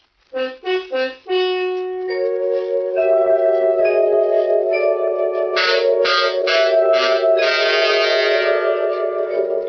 Mutual Broadcasting System presents Murder by Experts, with your host and narrator, Mr. John Dixon Carr, world-famous mystery novelist whose books have been translated into 17 languages and have sold over 10 million copies, and author of the recently published detective novel, Below Suspicion. Good evening. This is John Dixon Carr. Each week at this time, Murder by Experts brings you a story of crime and mystery which has been chosen for your approval by one of the world's leading detective story writers. Tonight, our guest expert is the noted mystery writer, Mr. Hugh Pentecost. From the thousands of thrillers he has read and enjoyed, Mr. Pentecost has chosen a most unusual and gripping drama by Joseph Ruskell. And now we present Miss Anne Shepard and Mr. Larry Haynes in I Dreamt I Died.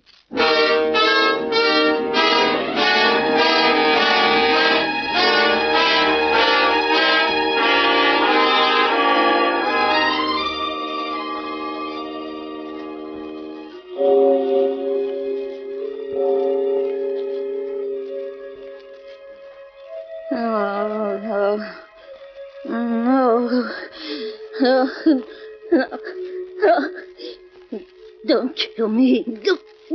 Don't kill me. No. No, don't kill me.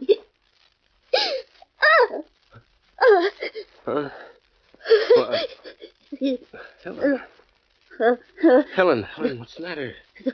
Hey, now wake up for Pete's sake. No. Hey, Helen. Now, stop that. No. It's me, Ernie. What? Where am I? In bed, where do you suppose? It's 2 a.m. I wish you'd let me get some sleep. Oh. Thank heaven, then it must have been a dream. Oh, Ernie, it was so real. I dreamed someone was leaning over me just now with a pillow. It was horrible, trying to smother me to death. And... Ernie, Yo. it was you. What? Me? Oh, that's a beaut. Where's the light? Oh, my aching back. Why, you poor foolish little... Come here, Butch. I'll kiss you back to life. No, don't touch me. Keep away. Say, what is this? That pillow, there in your hand. Oh, for crying out loud. Can't I even straighten it out? Oh, I'm sorry, dear. Gee, don't mind me, but that horrible nightmare, it seemed so real. Oh, darling, wasn't I crazy? You, the sweetest, gentlest husband in the world. Oh, Ernie, please don't look so hurt. Now I can't even look hurt. I just murdered my wife in her sleep, didn't I? No, you were just about to. I mean... Oh, now what? Everything's happening tonight. Hello? What? Who? Wrong number. What's more, this is a heck of a time to be ringing. The nerve. What a night. I thought maybe that was the police you phoned in your dream. Now, will you go to sleep now? Ernie Kraft, I'm sure I didn't mean to insinuate anything. I was just telling you my dream. You asked, didn't you? Oh, you're a character. You know, I think I'll put you in that book I never wrote. Now what? That was in my dream, too. Huh? That book you never wrote. Well, you've nagged me about it so much, no wonder. That look when you bent over me with a pillow. Like a madman. In your dream, sweet, a technicality. Lights out. No, wait. Ernie, what on earth do you suppose made me have a nightmare? Well, that's easy, dear. You would insist on eating hamburgers after the show tonight. Yes, I did, didn't I? Mm-hmm. When we got out of the movies. Hamburgers, of course. Ernie, they were part of my dream, too. Oh. Hamburger. Ernie, stop punching that pillow, please. All right. Okay. Go ahead then. Tell me your dream, all of it. Neither of us will sleep until you do. Now, wait till I light this cigarette, huh? All right, let's have it. The gruesome details. Well, if I can terrify me. Now, what happened before I smothered you with a pillow? Well, it's all like a crazy quilt, something about your job. And I was a millstone around your neck. And hamburgers. And you hated me. And September 13th. September 13th? Yeah. I can't imagine what it meant. Well, look. Start at the start, huh? Why did I decide to murder you? Because of that other woman, your secret love. What? Yeah, you promised her you'd kill me tonight when I was asleep. My secret love? Yeah. She had you in her spell. Well, honey, that's kind of bad casting, isn't it? I'm the dishes and dustpan type, remember? In the 5 years we've been married, have I ever looked at another woman? I know. It was a crazy dream, I told you. Yeah, all right. Who was my secret love? Did she have a face? Oh, this is the silliest part of it, Ernie. It's absolutely ridiculous. It was that girl, Betty Daniels. Betty Daniels? Who's she? Remember that tall, dark-haired artist I introduced you to at Cape Cod this summer? Cape Cod? Yeah, the exhibition. No. Oh, wait a minute. Trousers and a long cigarette holder, very intense? Yeah, very intense. Oh, now, what the devil? What was she doing in your dream? Well, we said hello to her, we walked off, and that was that, casual. I know. I hardly remember her myself. I can't imagine why I dreamt of her. Oh, that dream, that awful dream, was so crazy. And yet it seemed to be telling me something. Warning me. Strange and weird. You know how dreams are. First thing I remember is Provincetown and us looking at that art exhibition exactly as we did this summer. Only now, the picture was about 10 feet tall and hanging crooked. And then she came along, Betty Daniels, just like then. Black corduroy trousers, a yellow shirt, long cigarette holder, exotic. But this time, oh, so menacing. And she recognized me just as she was about to pass and stopped. Hello, Helen. And I introduced you the same way as I did then, only not exactly the same, like in a dream. Silly, you know? Betty Daniels, this is my husband, Ernest. He is very faithful to me. How do you do? How do you do? We've never met. That's a marvelous oil painting, Helen, don't you think? Or do you prefer hamburgers? Well, My wife prefers hamburgers, Miss Daniels. Oh? I didn't know. Oh, only after a movie, though. Betty and I met on the beach, Ernie. She's a painter. Really? Our rowboats got tangled. That's how we met. Yes. It's all very casual. I hardly remember. Well. Ernie and I are going back to New York today. Isn't it a shame? I wish you two wouldn't stare at each other so. Well, we'd better be running along, Helen. Lots of packing to do. Ernie has to get back to his silly old job. He's a reporter. A reporter? Shouldn't he write a book he never wrote? Well, imagine, that's what he always says. Well, goodbye, and I'm certainly glad you two won't be seeing each other again. Goodbye. Goodbye, you two. Goodbye. The scenes sort of dissolve into each other like a kind of dream movie. And I'm trembling with fright because I have a vague feeling I know how the plot's going to end. The next thing I remember, Ernie, I'm in a penthouse apartment on Park Avenue. Everything's zigzag, even the butler. And I'm the maid, Marie, there. And what I'm doing is turning pages for Betty Daniels while she plays the piano for you, Ernie. Isn't it crazy? Neither of you hardly notice me at all, and I keep trying to open my mouth, but it's stuck, and I'm absolutely frozen at what I overhear. Darling, Yes, Butch. love our love nest. Mm-hmm. Out of this world. Ah, this is heaven. Ernie, do you ever call your wife Butch? No, never. Who gave you that idea? I hate the very sight of her. She's really a little ignoramus. You're telling me she prefers hamburger. Ernie, do you think she suspects? No, of course not. She thinks I'm at a gin rummy game. Darling, you're blind. She knows. She knows. How'd she find out? You may go, Marie.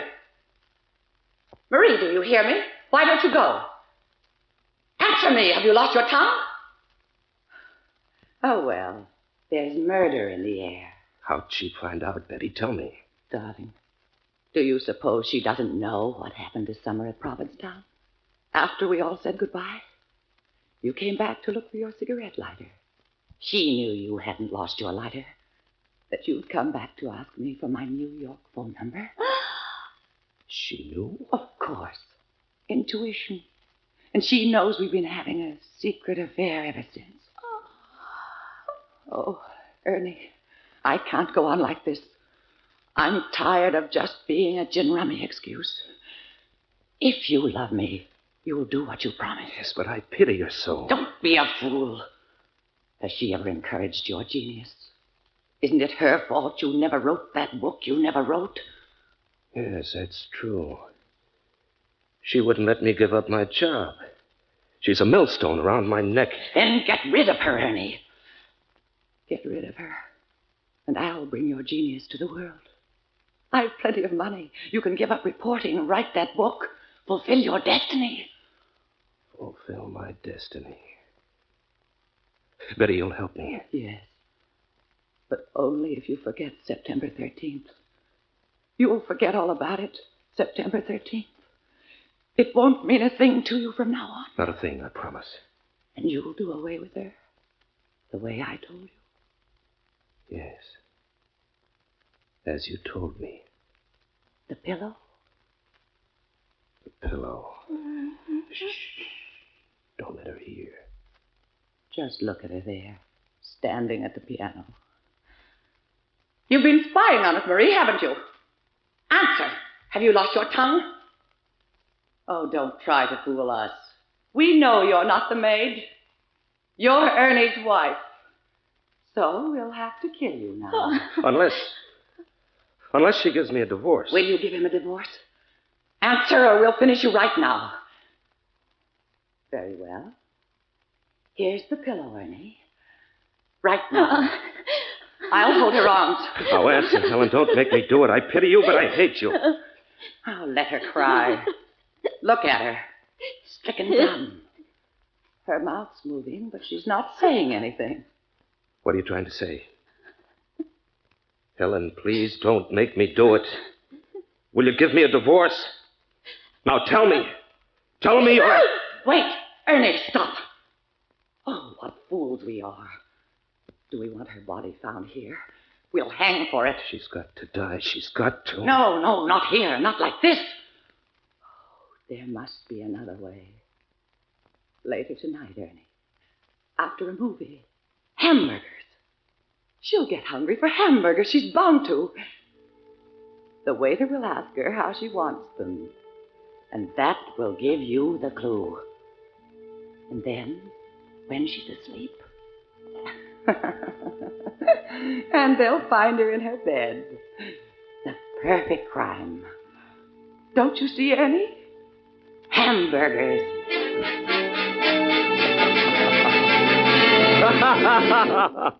Oh, so this Betty What's-Her-Name and I were going to commit the perfect crime with a hamburger, huh? No, honey, you ought to sell that dream to Abe Burrows just for the laughs, you know? I know it sounds silly, but it didn't in the dream. It was terrifying and so real, but so real. And then... Yeah.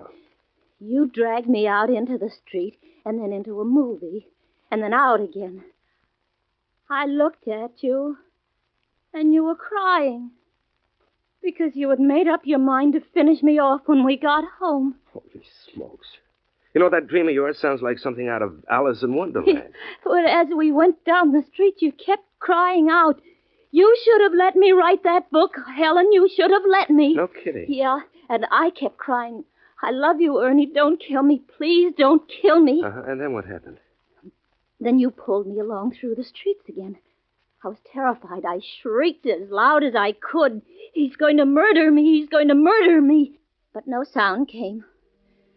I saw a policeman and I tried to run to him, but my feet seemed paralyzed. But finally I caught up with him and I cried to him, Officer! Officer! Yes, what is it, lady? Please save me. My husband here wants to kill me. Well, now, wants to kill you, huh? Why, that's a crime. A felony. Oh, why are you joking? Don't joke about it. Do something, please. I'm frightened to death. Don't pay any attention to her, officer. She's dreaming. No, I am not. Don't believe him. He wants to wait till I go to sleep tonight. And then, as soon as I fall asleep... Oh, come now, lady. He wouldn't do it to you in your sleep. You're cute. Not in her sleep, now would you, mister? Of course not, officer. Not in her sleep. As a matter of fact, we're stopping off first for a hamburger. She's hungry. No, I'm not. I am, but I don't dare. I'm starving, but I don't dare. He's just waiting for me to order one to see what I say. And then he'll take me home and kill me. Oh, lady, stop. You're breaking my heart. Come along, dear. No, officer, please protect me. Don't let him take me. Come along, I say. Darling.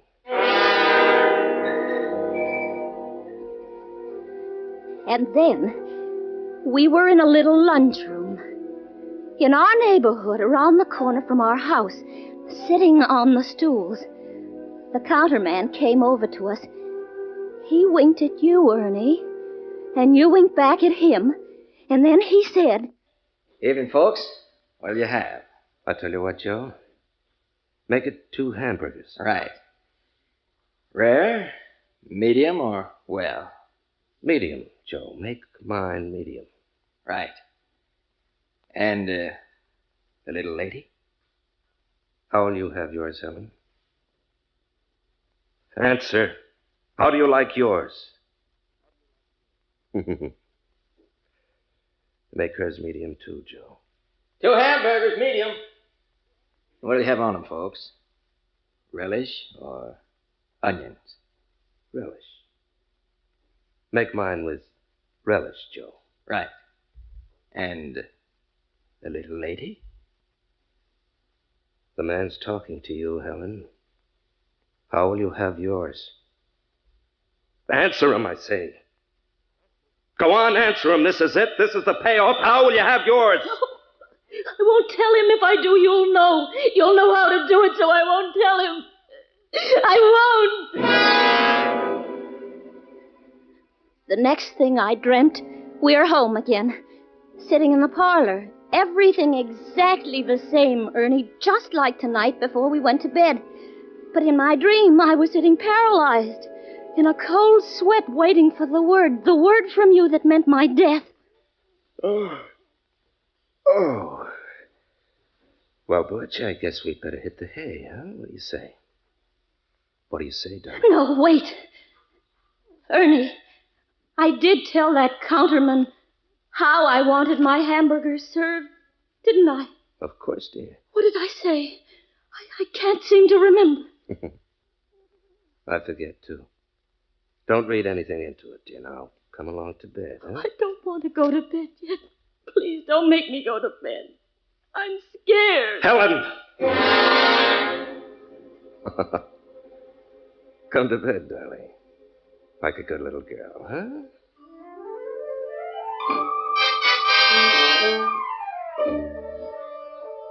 We went to bed. Then you said... And now lights out, huh? That's it. I tried to think of everything I knew to keep awake. I wondered whether I ought to count to 100 or whether counting would put me to sleep. I tried not to count, but I felt myself getting sleepier and sleepier. Asleep, honey? I heard, but I pretended not to. I fought to keep my eyes open. I knew I would die if I closed them. Asleep, Butch? I didn't answer. I couldn't if I wanted to. I was so scared. And then pretty soon I heard you stirring ever so quietly, and in a moment you were leaning over me.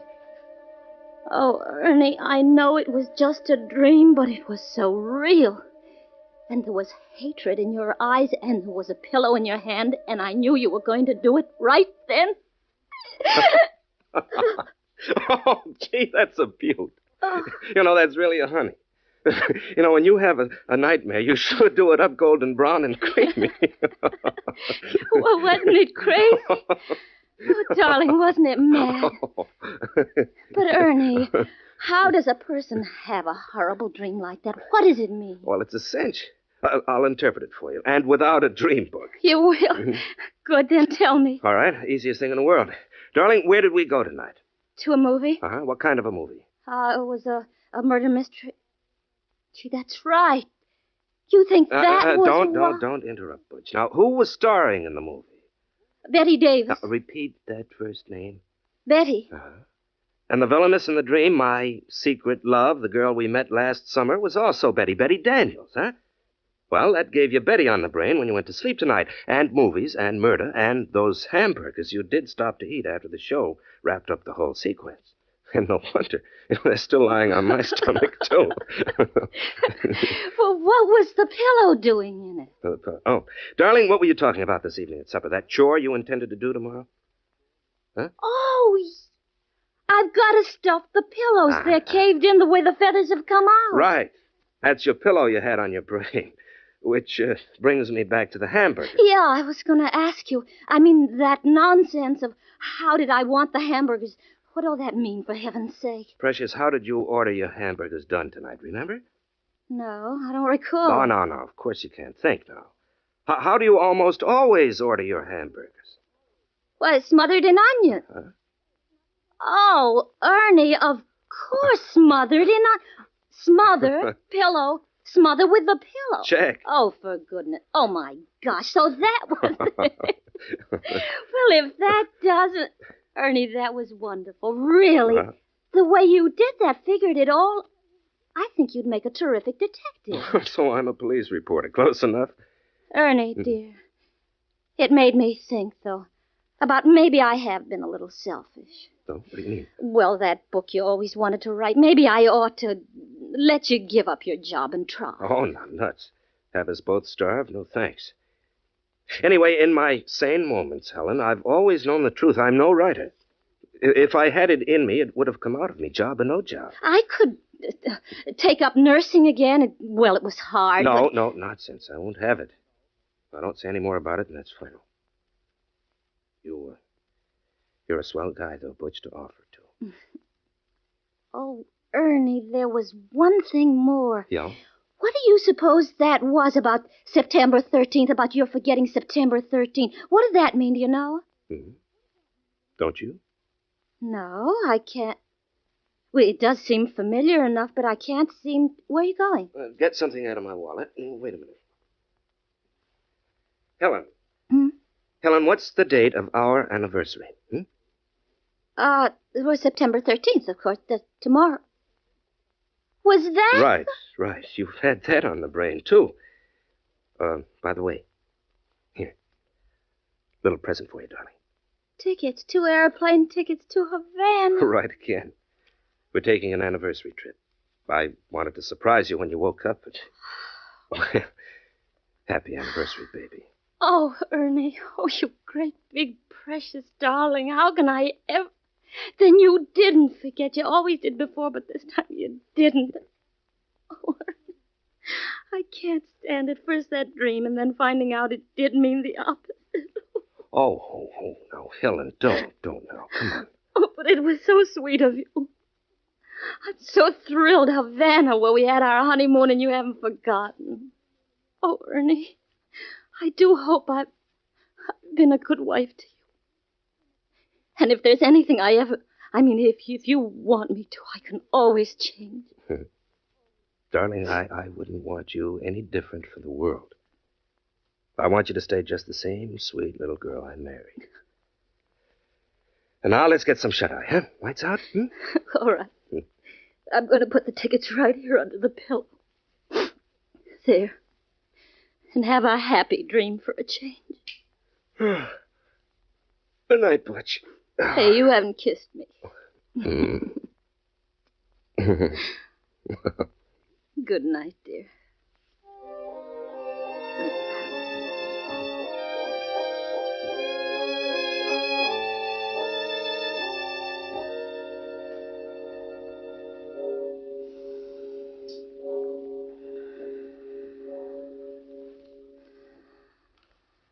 Asleep, darling? Darling, are you asleep? Hello? This is Betty, Ernie. Oh, it's you. Well, is it done? Are we free? No, not yet. You shouldn't have phoned before. She was awake. Did you get the plane tickets? Yes. It has to be tonight. You promised. Yes, I know. What's the matter? I think she suspects. Suspects? Yes, it's incredible, but she had a dream, just the way everything's happened.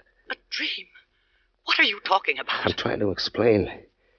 She was telling me of the dream she had. Everything in it was just the way it happened. And she dreamed what was coming. Ernie, is she asleep now? Yes. Then what are you waiting for? With a pillow? The pillow. I'll do it now, right now, as soon as I hang up, Betty. Right now. This pillow. Slip out of bed. Easy. There. The pillow. Right now. Oh.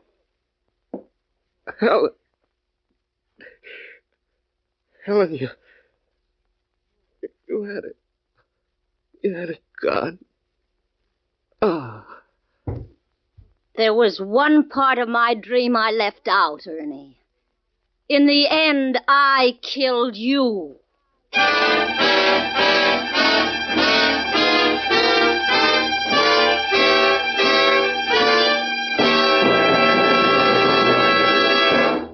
And so the curtain falls on I Dreamt I Died, which was chosen by guest expert Hugh Pentecost, whose latest novel is Where the Snow Was Red. Next week at this time, Murder by Experts brings you a story of 3 people caught in a whirlpool of intrigue, with death their 4th companion, as selected for your approval by Miss Helen McCloy. Until then, this is your host, John Dixon Carr, hoping you'll be with us next week at this time.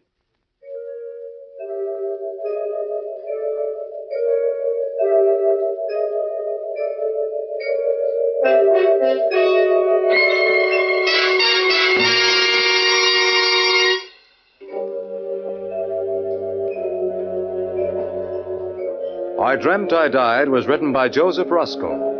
In our cast were Ann Shepard, Larry Haynes, Grace Coppin, and James Stevens. Music on the program is under the direction of Emerson Buckley, composed by Richard DuPage. Murder by Experts is produced and directed by Robert A. Arthur and David Coogan. All characters in our story were fictitious, and any resemblance to the names of actual persons, living or dead, was purely coincidental. This is Phil Tonkin speaking.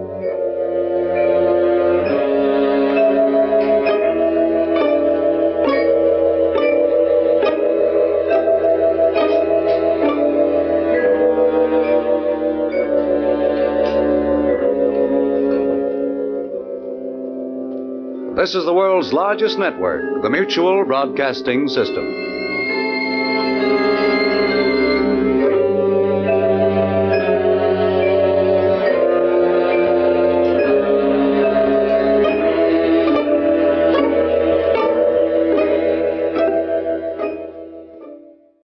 Hi, this is Greg from An Evening of Old Time Radio. Hope you're enjoying the video and the old time radio shows. If you're watching this on any other channel than An Evening of Old Time Radio, you should be aware that the channel owner has stolen this audio track from one of my videos and uploaded it with a different background as if it were their own. Again, this video and this audio is from my channel, An Evening of Old Time Radio. On with the show. State your name and prison number. John Newton, Folsom 3375-4. State your age. 27. Charges on which you were convicted. Harboring a criminal, practicing medicine unlicensed, manslaughter. Sentence now being served. 10 years.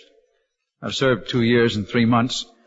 I'm therefore up for parole.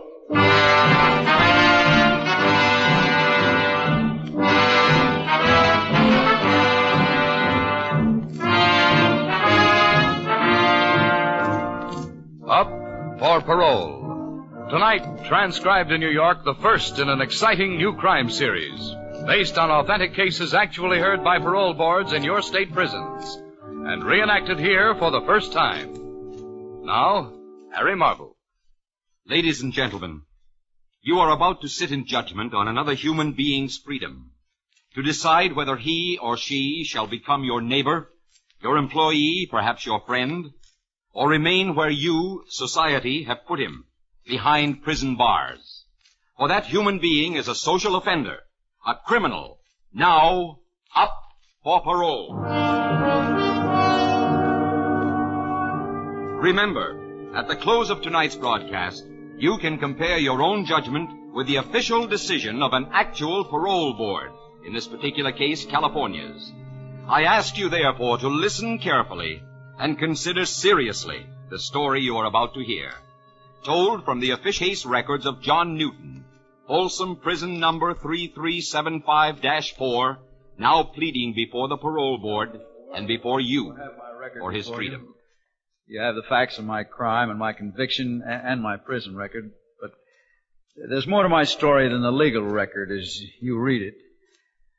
The very fact that the criminal I harbored was my own brother, Joseph Newton, is... Well, gentlemen, with your permission, I'd like to tell you the whole story. You may proceed, Newton. Thank you. I'm up for parole here, not my brother, but his story is part of mine. You see, even when we were kids back home, people used to say, you never know they were brothers. So different. And by the time we were grown up, well, take the very night of my crime. I was only 2 days away from receiving my medical license. I just finished my internship. But Joe was an outcast, disowned as an ex-convict. I'd like to start with that night, gentlemen. We were giving one of the biggest parties the town had ever seen. And for me, it was a double celebration. For one reason, in 2 days, I'd hang up my shingle under my dad's downtown. And for another, I'd just been engaged to a wonderful girl. Well, we never did get married, and her name doesn't appear in the record. But it was a great occasion. Everybody was congratulating me, and it was all I could do to get a moment alone with my fiancée. Oh, darling, it's a wonderful party. I'm so proud of you. Well, just as long as you're happy, honey. But I wish they'd knock off and go home. What's the matter, John? Oh, nothing. You keep looking around as though you were expecting somebody. Oh, what makes you say that? What do you mean? Johnny, that's a funny way to talk to me. What's the matter? Oh, your brother. That's it, isn't it? Yes, my no-good brother.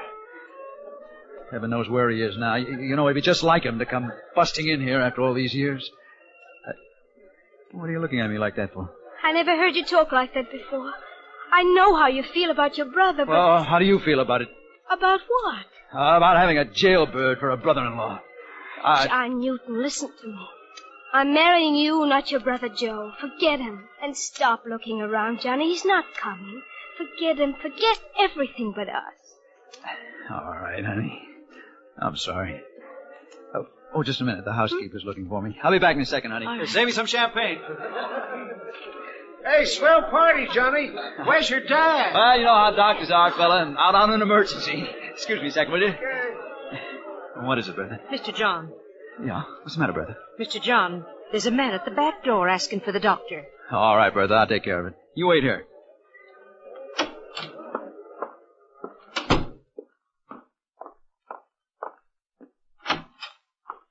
You the doctor? Oh, I'm sorry. My father's a doctor. He's on the case right now. Lady tells me you're a doc, too. I will be in 2 days. What can I... Are you, aren't you, bud? I finished med school, but I can't practice until I get my state license. Well, that's good enough. Come on. We're going for a ride. What? Say, what is this? Emergency, Bud. Come on. I told you I'm not a doctor. You'll have to... Okay, you might as well know. It's your kid brother. Joe. Now what? Where is he? He's downtown in your old man's office. Well, you coming? Is he hurt? Why do you think I came after a doctor? All right. Let's go.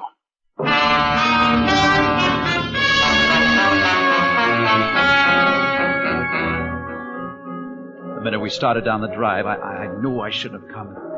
Joe always meant trouble. But an emergency was an emergency. Wheeling out the driveway, we scraped my dad's favorite tree. And thinking as I was of Joe, that started me remembering the time he ran the lawnmower into that very same tree. The time he smashed the glass case over Dad's microscope. And the time he got caught taking home some chemicals from the high school chem lab, and we both got a lecture from the principal. Just a minute, Newton. Sir? About that affair in high school. The chemicals. Yes, sir? According to the district attorney's abstract here, an interview with the principal, you had persuaded your brother to steal the chemicals for you so you could do some experiments at home. Is that true? Oh, well, yes. Proceed with your story. Yes, sir. We tore out the drive and on through town, and I couldn't get a word out of the driver, so I kept thinking about Joe. Joe. Always the bad boy. And myself, Dad's boy, Mama's boy. I could almost hear my dad saying, John, your mother and I just can't do a thing with Joe. Heaven only knows how he'll turn out. I guess we'll all have to pin our hopes on you, John. Yeah, I was their boy. I went through high school, correction school for Joe. College for me and a new convertible. For Joe, a stolen car and the reformatory. Med school for me, the state pen for Joe. Gentlemen of the board, my own brother had a number in this prison before I even started out that night on the ride that was to lead me to my own cell here. And that's why I say that his story is part of mine, because traveling those streets that night, I realized for the first time that maybe it was the raw deal that he got from my father and my mother that made Joe the bad one. And now, in the middle of the night, he turns up again in my father's office in trouble.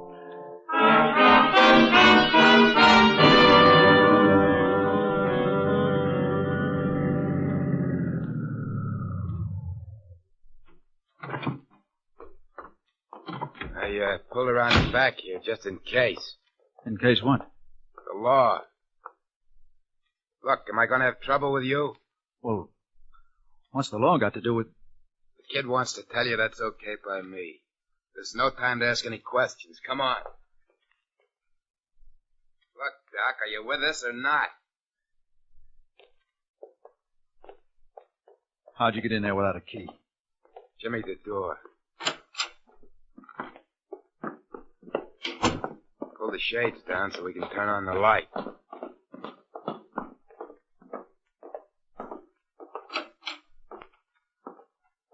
Joe? Joey, boy. I'm still here. I brought the doc, Joe. Dad? No, it's me, Joe. Johnny, you... Well, look who's out late. Mama's boy. Can't you say something, Doc? Doc. You made it. Medic. What do you know? All I know is that you're hurt.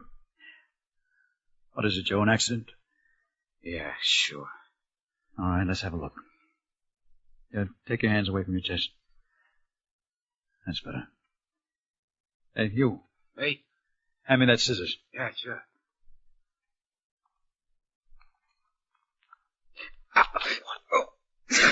Joe. Bullet wounds. Yeah, we were playing soldier. What'd you expect, mosquito bites? Joey, save your strength, boy. Doctor, you gonna take him out? I'll give him a shot to ease the pain. She'll take the slugs out. You're in my light. I'm asking you a question.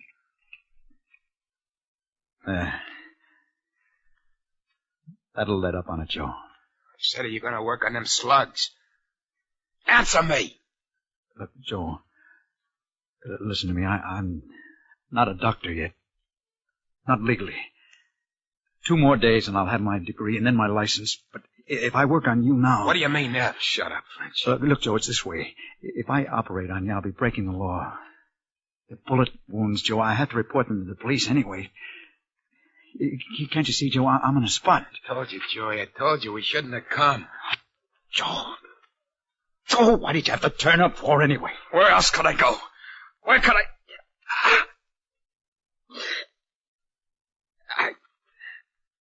I hate the guts of you. The whole bunch of you. But where else could I go? Joe, please, try to understand me. You rotten family. You never give me a break. Johnny, it hurts. Your brother lying there begging you, you two-bit phony, do something. All right. Lock the door and then go wash your hands. I'll need your help. For me? I can't. You shut up and do as I say. Joe, now listen to me. Yeah, Johnny, yeah. Joe, I can't use an anesthetic. I can't handle 2 things at once. It'll hurt, Joe. All right, Johnny. You ready? Yeah, sure. All right. Now hand me that scalpel. What? Scalpel, that knife.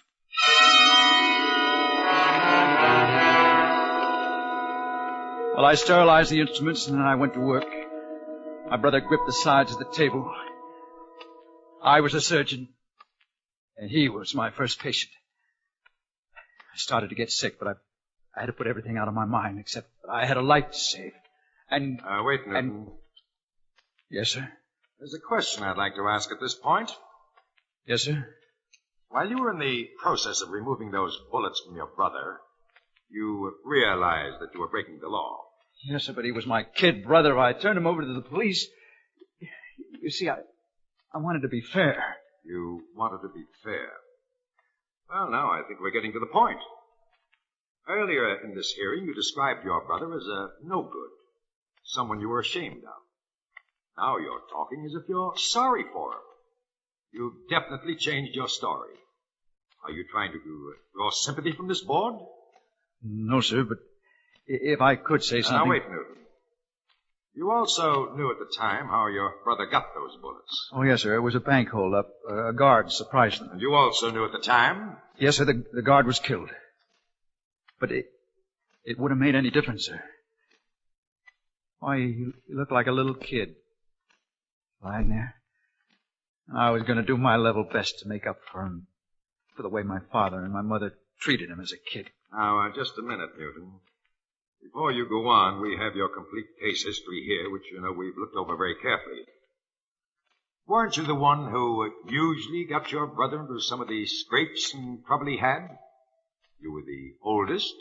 Shouldn't you have helped him? Well, when he was a kid, what could I do with him? You don't know him. Why, Isn't the real reason you helped your brother that night because you felt guilty? Or perhaps you felt at least partly responsible for the way he turned out? Yes, I guess it was. All right. Now, go on. What happened after you removed the bullet? Oh, it was plenty tough on the kid. On me, too, but we managed to get through it as best we could. I cleaned out the wounds. I used sulfur, and I bandaged him as well as I could. Is it over? Yes, Joe. It's all over. We'll take a couple of minutes, and then we'll take off. Where? A friend of mine's got a cabin up in the woods. I'll lead you there in my car, and you can hide out until that wound's better. I gotta get up, Johnny. I gotta hide out. Sure, Joe, I know. Don't worry. Don't worry, huh? How do we know it's okay? What kind of a rat do you think I am? Doc, I don't know. But you better not remember anything about anything. You get it?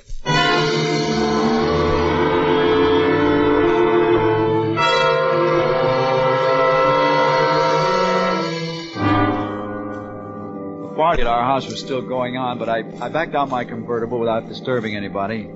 I led them back into the hills to my friend's summer shack. I repaired a couple of stitches on Joe's chest, warned him not to move, and then promised to come back in the morning. And then... You promised to come back. Why? Well, in a medical capacity, sir. Post-operative treatment, perhaps hypo, change the drains. I see. Shall I go on, sir? Yes, you may continue. What did you do then? I drove home, sir. Directly?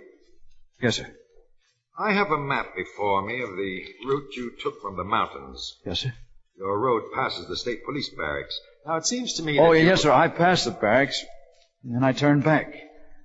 I intended to report the whole thing to the police. The DA's transcript states that you declared, and I quote, "I drove straight home without stopping or turning." End of quote. Did you say that?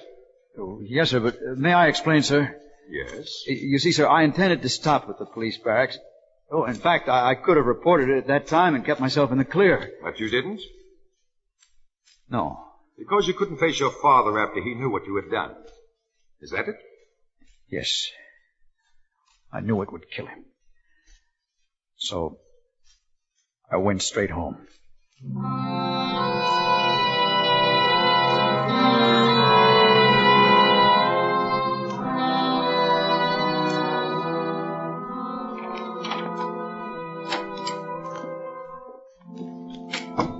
The house was dark, but there was a light coming from under my father's study door.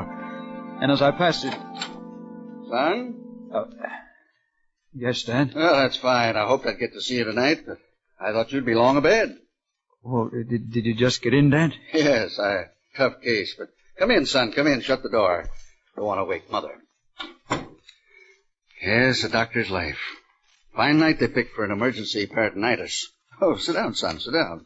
Cigar? No, thanks, Dad. I'm all smoked out. Quite a night, huh? Yes.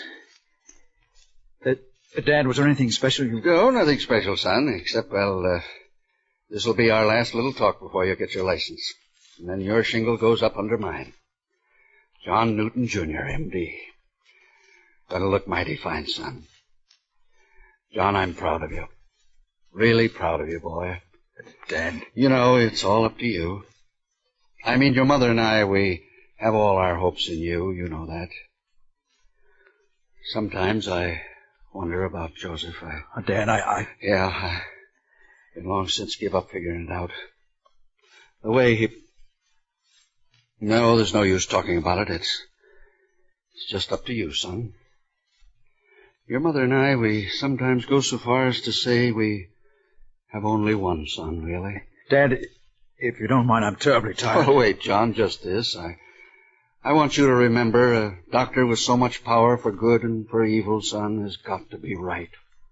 Make the right decisions. You took that oath that we all take. Now mean it.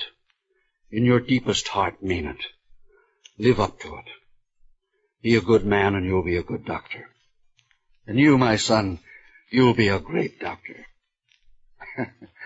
Well, I suppose I've made quite a speech, but I didn't have to, because I know you'll never do wrong. I lost my Joe somehow. I don't know, but you're a good son. Well, you're my life, John. My life. Get yourself a good night's sleep, son. There's a big day coming tomorrow.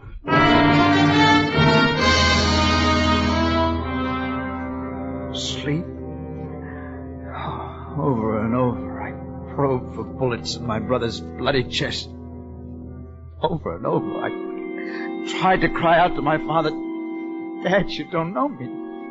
I'm a criminal. I've broken the law. I'm a criminal, Dad. I'm a criminal. But dreams...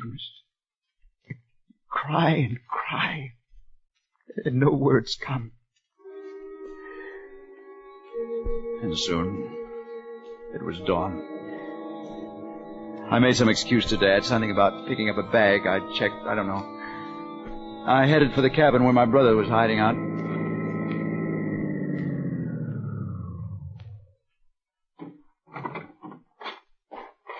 was something wrong. The cabin door, it should have been shut. Locked. Instead, it was open.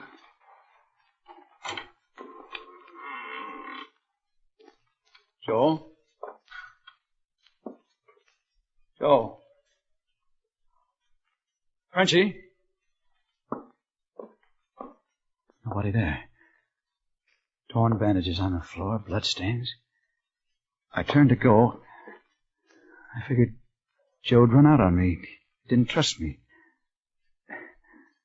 Joe running away again.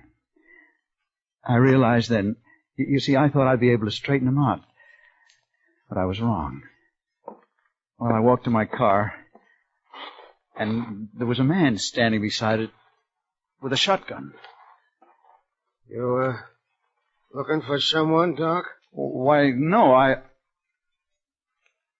How'd you know I was a doctor? Been expecting you. I'm from the sheriff's office. Oh, I see. How did you know? Well, I shouldn't tell you, but seeing who you are and all, the other hoodlum spilled it all. We got 'em both. Could I ask the charge? Hmm? I mean, I am under arrest, I guess. Yeah, you are. As for the charge, well, illegal operation, failing to notify police and harboring a criminal. My own brother, Sheriff. Law don't recognize kin, Doc. Or to warn you, anything you say can be held against All right, let's get it over with. Take me in. Yeah, sure, Doc. No. You drive. Oh, wait. Tell me, Sonny. Does my father know? About you? Your brother? About both. Oh. Your brother? Yeah. You? No. You'll find out when we get there. Come on. Let's go, Newton.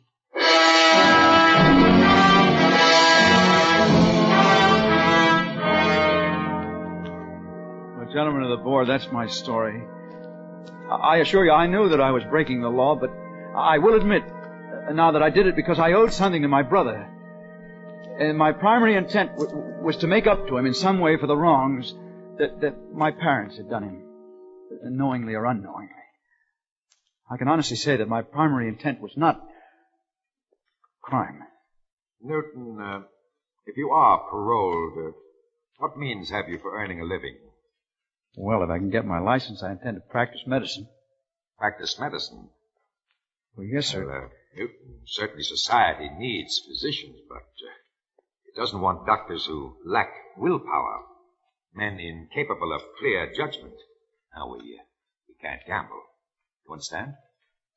I know, sir. But I would like to say that I understand myself now. How do you mean that?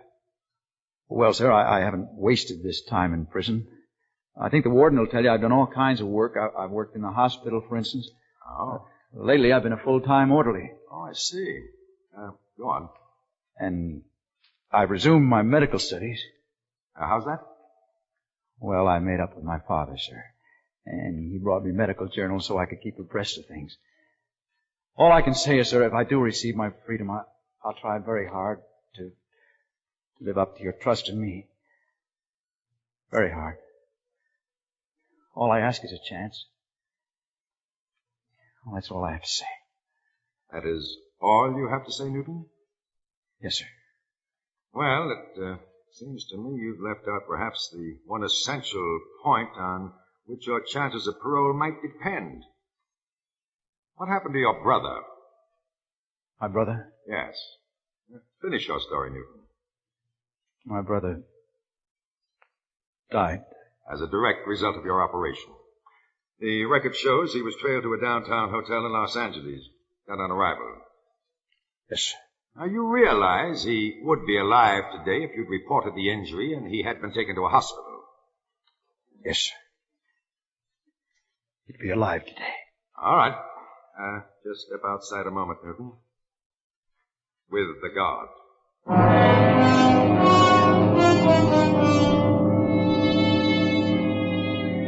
While John Newton waits, and the parole board reviews his story and his parole file, you too have a decision to make on his case. Weigh John Newton's story carefully before you form your judgment, because in a moment you will have an opportunity to compare your decision with that of the actual board before which he appeared.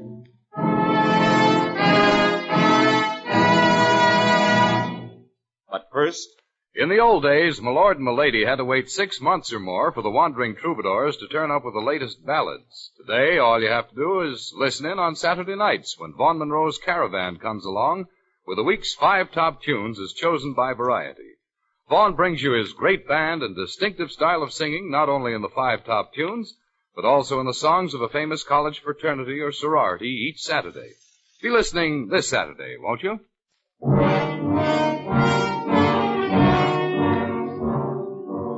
now, the decision of California Parole Board.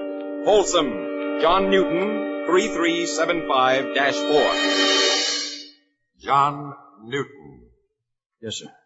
Step forward.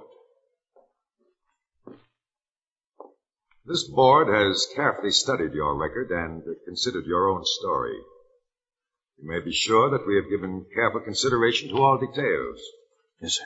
I must inform you, however, that there was some doubt as to your own interpretation of your basic motives in transferring the blame for your own, well, shall we say, delinquency upon the attitude of your parents toward your brother and yourself. And, you were informed, I believe, that decisions of this board must be unanimous. Were you not? Oh, I didn't know that. No, sir. At any rate, we did come to an agreement, Newton. A unanimous decision. Yes, sir. That decision is parole granted. Thank you, gentlemen. May I go? Yes, you may leave. Oh, Newton, this board will make every effort to help you obtain reinstatement with the state medical boards. So, good luck. Next case.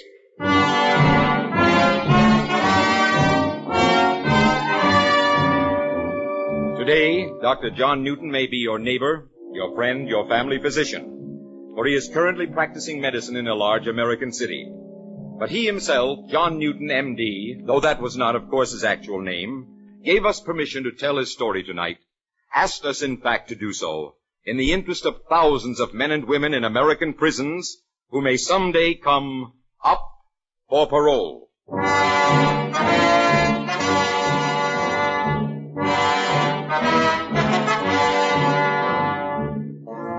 You have been listening to Up for Parole, transcribed in New York, with Chet Stratton. Written by Alan Sloan, directed by John Dietz, with music by Harry Salter. Listen again at the same time next week, when CBS will bring you the actual story of Case 3374-5, Sing Sing.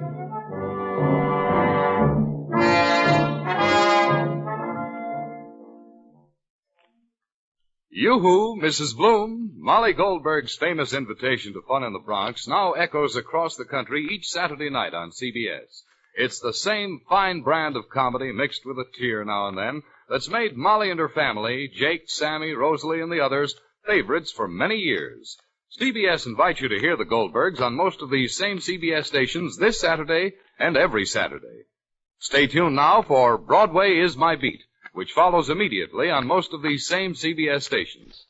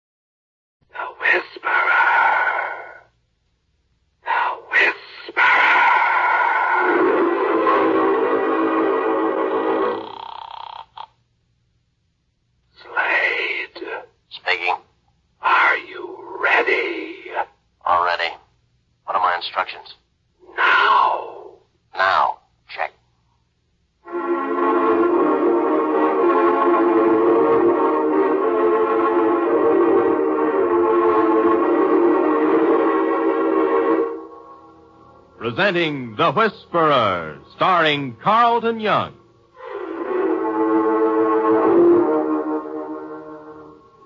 The Whisperer, a brilliant man who, losing his voice in an accident which crushed his vocal cords, worked his way deep within the crime syndicate to help destroy it from within. To the underworld, his familiar rattling hiss is the voice of authority, to be obeyed without question. Then a miracle of surgery performed by Dr. Benjamin Lee restored his natural voice, enabling him to resume his real identity. Now, as Philip Gault, aggressive young attorney, he skirts the thin edges of death, living his dual role. For as the Whisperer, he sets in motion the forces of the syndicate in Central City. Then, as Philip Gault, uses his knowledge to fight the organized network of crime which seeks to control the fate of millions in cities and towns across the nation.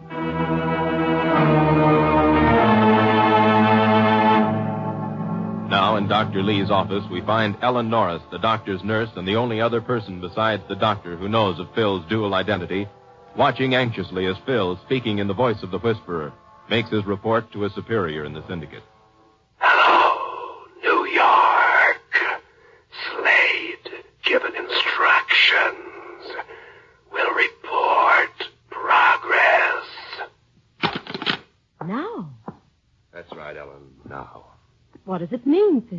You mean specifically? I don't know. It's designed to set something in motion right now. Someone's murder. When the syndicate gives that kind of an order, it usually means at least one murder. And you had to pass the instructions on. Just another indication how the syndicate works, Ellen. One hand never knows what the other hand is doing. This Slade is probably from out of town. He has his instructions already. All he was waiting for was the word to start. I had to give it to him. Every other time, Phil, you had a lead of some kind to help. You knew who the victim was, you knew what was going to happen, and you could do something about it. But now... Yes. What are you doing, Phil? The only lead I have is the telephone number where I reached Slade. But how are you... The phone company won't give it to me, but the police can get the address. Lieutenant Denver? Mm-hmm. Excuse me, honey. Homicide, please. I have an idea the lieutenant's already suspicious of your extra-legal activities, Phil. How long... Hi, Lieutenant. Need a favor. Uh-huh. I've got a phone number. I need the address. Cheshire, 1789. That's right. No, it's just a little checking on a client. Yeah, I'm at Ellen's office. Thanks. He must be in a good mood. The lieutenant's plenty smart, Ellen. He knows I wouldn't want the address for any reason that might kick back. Little does he know. In this case, what he doesn't know might save him some grief. If you can stop whatever it is from happening. Yes, if. Sweetheart. Uh-huh. It's kind of late, and I'm going to be on the move pretty soon. How's about meeting you later for supper? You can get a sandwich now, maybe take a show or something, and then I'll join you. Mm-mm. It's past dinner time already, and you haven't had anything to eat since lunch. I know. I'm starving. Well, then. And every time I have an appointment with you for dinner, it's always delayed anywhere from 3 to 5 hours. You see what I mean? The best thing right now is for you to grab a bite and meet me later. Consequently, since I'm a creature of habit, I've got myself into the habit of irregular dinner hours. Now's your chance to get regular. I'm staying with you. But don't you... No, but I'd be wondering about what was happening all the time. Ruin my digestion. I'm with you, lover. No, wait a minute. Hello? Oh, yes. Hello, Lieutenant. Uh-huh. Yes, I know where that is. Uh-huh. Well, thanks. I'll split my fee with you on this case. Got the address? Yes. You're not very happy about it. Well, it isn't a house. It isn't listed under any name. It's the Lyceum Theater. A pay station. Backstage. Oh? Coming? With you, lover.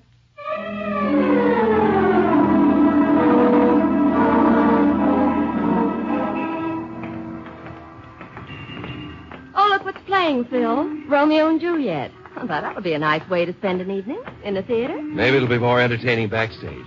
Not that I don't think you're brilliant, darling, but just how are you going to get any information if that phone was a pay station? Seems to me this job's just about hopeless. Just about hopeless for the somebody on the other end, too, Ellen. We've got to try. Here we are. Let me do the talking. Don't I always?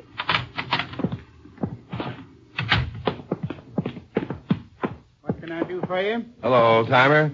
We're looking for someone. Figured that. Who? Fellow by the name of Slade. Slade? That's right. Don't know any Slade. Not connected with the company? Nope. Can anybody come off the street and use that payphone on the wall over there? Nope. Anybody use it in the last half hour? Nope. Oh, say, wait a minute. Yeah, there was somebody come along with Judy. Hung around the phone right around 7:30. When it rang, he answered it. Guess was for him, all right. I see. You say he came in with Judy? Uh-huh. Can we speak to her? Well, if you want to wait around, you probably can. She went out about 5 minutes ago. Went out? With the man who answered the phone? A minute after. She asked me which way he went, and she went out. Kind of in a hurry, too. And she's due on the stage in about 15 minutes. If she don't get back quick, they'll probably have to use her understudy. I see. You don't know where she went, do you, old-timer? Well, she lives across the street and down a block. Hathaway's. Hathaway's? Second-hand furniture store. Her uncle owns it. Living quarters upstairs. She lives there now to be near the theater. Thanks. But she ain't there. Oh? Leastways, she's not answering the phone there. Deauville, the director, called and got no answer. Oh, thanks. Let's go, Ellen.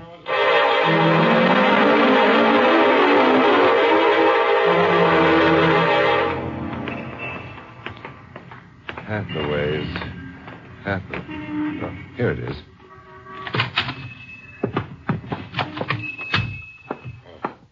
How do you do? Mr. Hathaway? Vladimir Hathaway, at your service. We're looking for a young lady by the name of Judy. Oh, why, Judy is at the theater down the street. She's appearing in Romeo and Juliet. But I don't think you'll be able to speak to her, not until she's off stage. Well, she's not there. She came home. She does live here. Why, of course. Judy's my niece. Of course she lives here, upstairs. But she isn't home. I'd know if she were. She left here almost an hour ago. And didn't come back? No, of course not. Oh. Quite a shop you have here. Thank you. Could I interest you in some furniture? I have a dining room set that's almost new right over here. No, thanks. A lounge chair, most comfortable thing in the world. We'll think of you when we set up housekeeping. Oh, I thought you were... Married? Not yet. Judy has a friend by the name of Slade, hasn't she? Slade? Why, not that I know of. You know anybody by that name? Slade? No, Well, I don't think we can do any good here, Ellen. Is something wrong with Judy? For a loving uncle, you finally came around to getting concerned.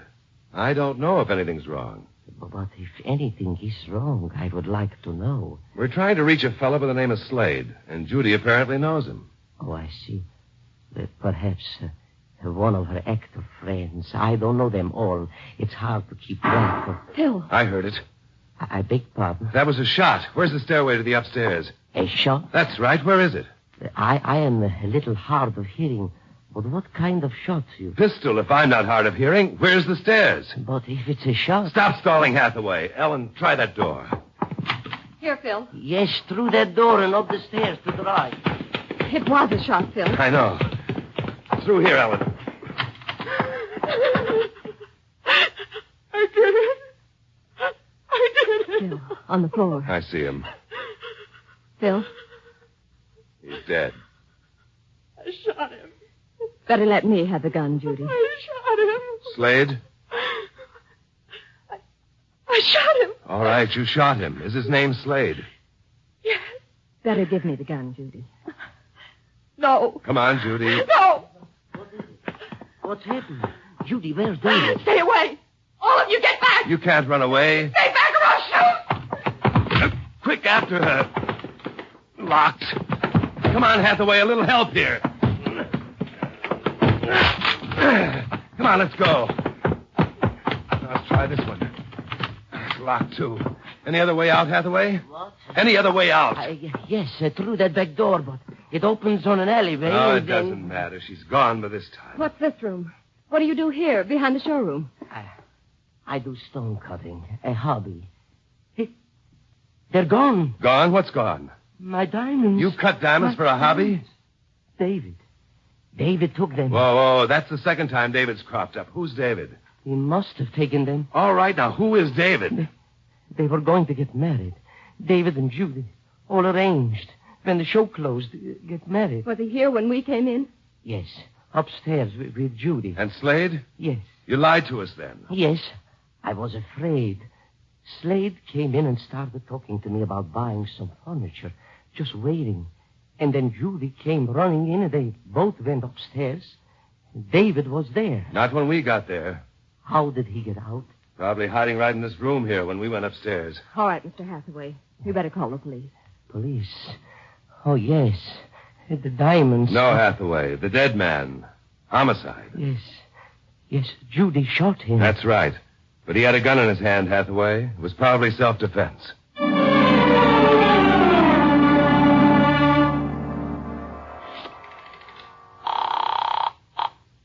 Hello, New York. Central City reporting. Our man Slade has been killed. We will put Operation X-22 into effect.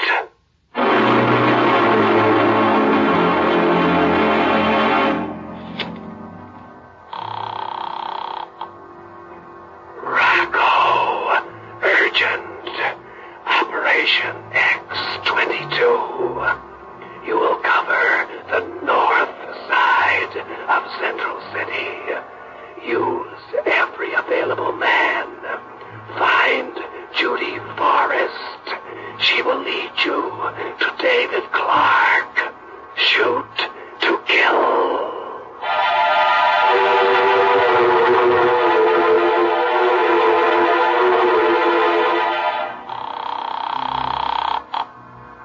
Nick, urgent.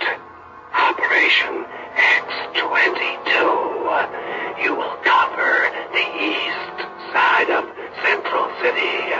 Use every available man. Find Judy Forrest. She will lead you to David Clark. Shoot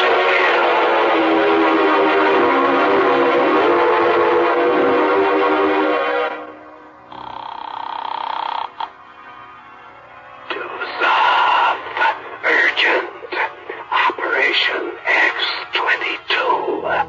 You will cover the south and west sides of Central City. Use every available man. Find Judy Forrest. She will lead you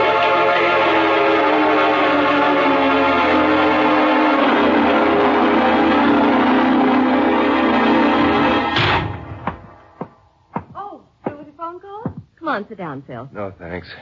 What's wrong, Phil? You look as if... Operation X-22. What's that? A dragnet. A syndicate dragnet. For Judy? Uh-huh. Poor frightened kid. To kill her? Her and David Clark. Why? If I knew that, I'd probably understand a lot of things, Ellen. Like why Hathaway is such a confounded liar. What chance does she have, Phil? None. What are we going to do? Try to find her before the syndicate does. Try to find her. All right, Phil. Finish your sandwich. Mm-mm. I've just lost my appetite.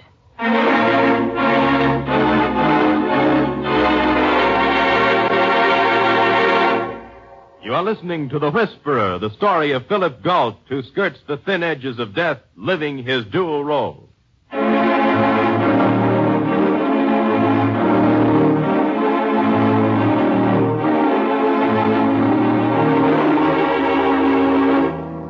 A dragnet, not a police dragnet, but a syndicate dragnet, more deadly, more vicious, with orders to shoot on sight.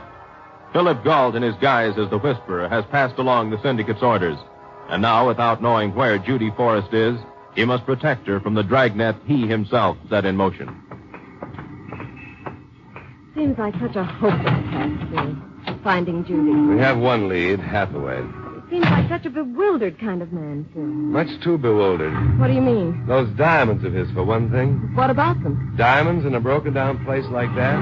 And first he said they were his stones, a hobby. Then he said it was part of a job and they belonged to someone else. No, Ellen, something's wrong there. You didn't have to take the car if you wanted to go back to a store, Phil. You're going past it now. Uh-huh. Why? In case the store is being watched. By whom? The syndicate, Ellen. This is a logical place for them to pick up a lead, too. We just walk in off the street, we look like customers. We drive up, they take special notice of us and the car. Oh.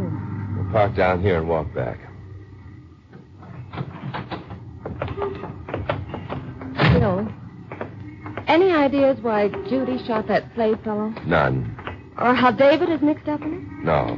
But I can take a guess. Okay. What's your guess? My instructions to Slade were now. That's right. We find Slade in Judy's apartment. Therefore, whatever Slade was going to do, it had something to do with Judy or... David. Yes. And Hathaway said David and Judy were going to be married. Mm-hmm. Slade was probably going to kill one of them. Maybe both. Oh, all right so far. Now, what about the diamonds? What about David taking them? That's something I can't even guess about. Here we are.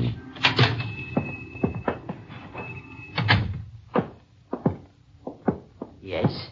Can I help you? I thought the police would be here by now, Hathaway. Police? You know, the body upstairs. Body? Upstairs? I don't understand. Oh, so that's the way you want to play. Ellen. Yes, Phil? Take a look up there, huh? All right. You must be mistaken. There is no body upstairs. I can't understand what you mean. Who took it away? You must excuse me. I'm very busy. And what about the diamonds that were stolen? Reported that yet? Diamonds? Stolen? I have no diamonds. Now, please, I don't know what that young woman is looking for. Don't you, Hathaway? My tie, you're choking. A woman's life is at stake, Hathaway. Phil, he's not there. There's nobody upstairs. I know. Well, Hathaway? What do you want? Where's Judy? I don't know. What do you know, Hathaway? Do you know the syndicate has a dragnet out for her? No, I don't. Oh, yes, yes. I don't know where she is. They will kill me. They will. Who will? The syndicate. The diamonds. Cutting them up and passing them along. Part of the syndicate. A small link in the chain. David. What about him? He stole them from me. I'm responsible for them. I don't know what they'll do to me now. What about Slade? I don't know about him. David, part of the syndicate, wanted to quit. Judy wanted him to quit so they could get married. She didn't want him involved in... So Slade came around to kill David. Yes. And Judy shot Slade to prevent him from killing David. Yes, please. Please, you got to protect me. They came and took Slade away. They must be watching this place. Maybe even now, they know you are here. They know I talked to you. Where's Judy? I don't know. I swear to you, I don't know. And David? You are not with the syndicate? I'm trying to help Judy. Yes. I don't know where he is, but I can tell you where he lives. Where? 1677 Cedar Lake Drive. Have you told anybody else? No. Didn't they ask you? I told them I did not know. David is a good boy, really. I don't want his life on my conscience. And Judy? Maybe she's there with him. She's my niece. Really, she is. I love her. I love her like she was my own child. Comes out in the night, out of all the dirty, rotten cesspools. The slimy things, arms and tentacles of the octopus syndicate. Touching a good kid, touching a girl whose only sin is to love someone caught in their web. Please, you can't do anything. You can't stop them. You don't know them. When they start out to do something, they finish it. Yeah. Well, what about those stones? Why'd David take them? I don't know. Maybe because he wanted to hit back at them. Phil, let's hurry. They will be following. We'll go out the back way. Our car is parked in the next street. We'll go through the alley. After, I give the police an anonymous tip.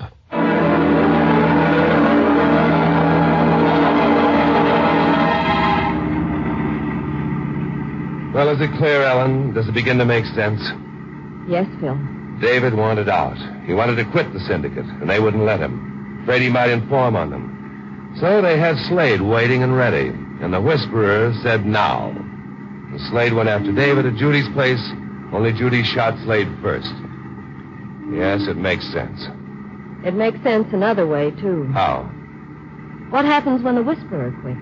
He won't. They got a dragnet out for him, too. He won't quit. Not until the whole organization is exposed and destroyed. And what happens when they find out the Whisperer is really Phil Galt? They won't find out. You're always so positive. You're always so sure.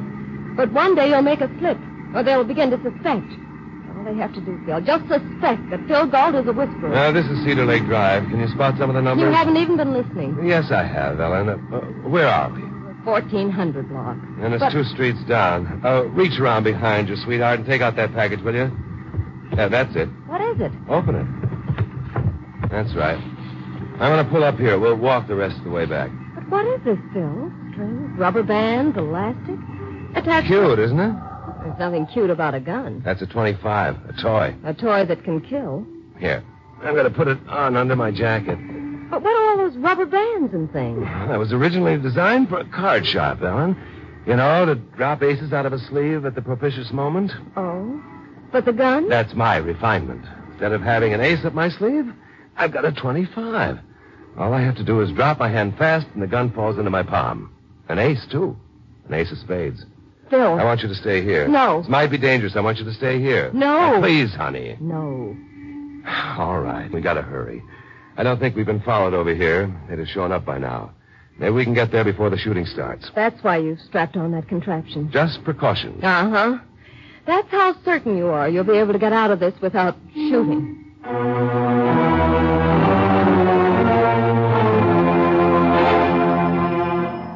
Those old buildings are fire traps, Phil. Converted to rooming houses. Yes? Oh, David Clark in. How am I supposed to know? You think I keep track of all the people who go in here day in and day out? I'll never get any of my work done. If you'll just tell us what apartment he's in. Apartment? Upstairs. When you get to the top floor, there's a stairway to the attic. That's his apartment. Thank you. Thank me for nothing. Just keep the place decent. No hijinks, parties, and loud music. I got my other roomers to think about. I can't allow Yes, any... of course. Thank you. So far, so good. If he's up there, if they haven't found out. And Judy? She's probably with him. That's why I think they're here. Hold up. David. Good to work off a heavy dinner. What dinner? Shall I knock? Well, what'll we do? Just go in. Nobody home. Oh, it appears the birds have flown. Hold it. Don't turn around. I've got a gun. Oh. It's quite a trick, hiding behind the door so when it's open it conceals you. That's the second time you've done that, Clark. Judy, see if they're armed. All right, James. Look for shoulder holsters, jacket pockets, hip pockets. No, he isn't. All right, go through her purse. Excuse me. It's perfectly all right. You don't have to be polite, Judy. Just thorough. Yes. There's nothing here. All right. Back across the room, both of you. What are you trying to do, David? Who are you? My name is Galt. What do you want? How do you fit in this? I happen to be following a man by the name of Slade. Knew him a long time ago. A hoodlum, murderer, part of the syndicate. What do you know about the syndicate? Enough, David. Enough to know that anyone who gets wound up with the syndicate has taken a step he can't take back. Enough to know that if they mark someone for death, there's usually no escape. There'll be an escape this time. Not if you go about it this way. I'm here to try to help you. I don't need any help. Now, that's silly. Yes. Please, can you help? Tell him to put that gun away. Dave, please. No, Judy, no. This might be just con on his part. I'm not taking any chances. You took all your chances when you worked for the syndicate. Well, I'm not working for them now. No, you're not. Where are the diamonds, David? You know an awful lot about me and the syndicate and the diamonds. Now, what else do you know? Just one thing that makes any sense. Phil. Take it easy, lady. Outside in the street, a car. It's them. You brought the whole mob. They didn't follow me. How else could they get here? I found out from Hathaway. Don't you think they might have found out, too? Yeah, that's right. Well, David, what are you going to do? Oh, they wouldn't let me quit. Well, I'll see they don't get their lousy diamonds. I'll see to that. The dirty, rotten murders, I'll make them pay. And Judy? What about Judy? Will she pay, too? Oh, Judy. Dave, it's my fault. No, I... Judy. I'm coming into the house. Judy. Darling, this whole rotten mess, it's my fault, but I can't get away. Quick, David, what are you going to do? They're coming up the stairs. I'll show you what I'm going to do. You. Me? What do you want with Ellen? She's coming out with me. Oh, sure, I'm going to get it, but I'll get a few of them first, and you're going to help. You're going to be my shield. No, David. Hold on, David. You hold on. All right, sister, come on. That's your syndicate training coming through, David, but you're not taking Ellen with you. No, who's going to stop me? Look, it doesn't mean anything to me not to plug you now, too. Now, up you the hands. Up. All right, David. Well, where did you get that gun? Judy, get back. Here. Judy, the diamonds. Keep them. David. Get back. Okay, suckers. David. Wait.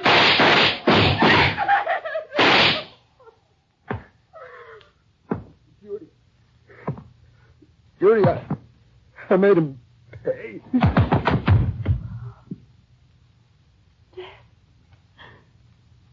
David's dead. Easy, Judy, easy. would have been a miracle. You can't run away from the syndicate. But you can't run away from the police. Still a police car. I guess they took that anonymous tip. What's going on up here? Now, who are these dead men? They're blocking my doorway. I told you I run a respectable place, and I don't want any trouble with the police. I'm afraid you're going to have some. Well, I'm going to call them. I don't want a bad name on my place. You're too late on both counts. Killing, shooting. That'll take a week to get this place cleaned up. Phil, what about Judy? The syndicate won't bother her anymore, but the police will want to question her. But the instructions to find Judy. To lead them to David. Oh. Judy? He was a good boy. He was. Got mixed up with him. He wanted to quit. Once you're in, there's only one way out.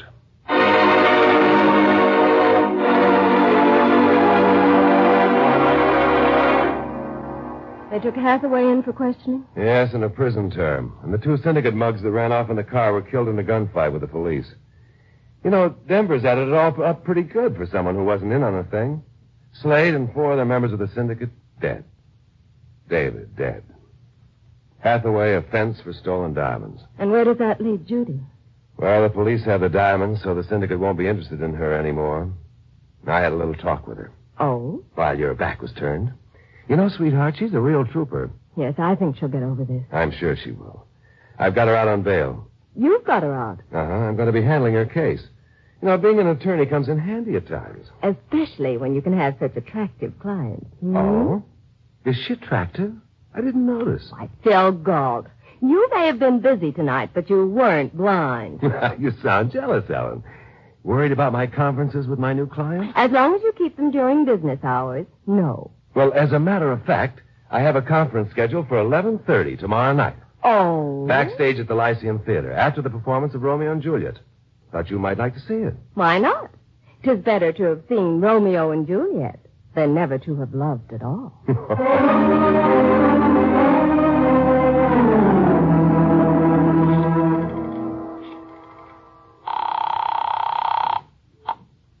Hello, New York. Central City reporting. Mission accomplished. David Clark killed, but at great cost to the syndicate. I will check for further instructions with Nashville at midnight. A whisperer.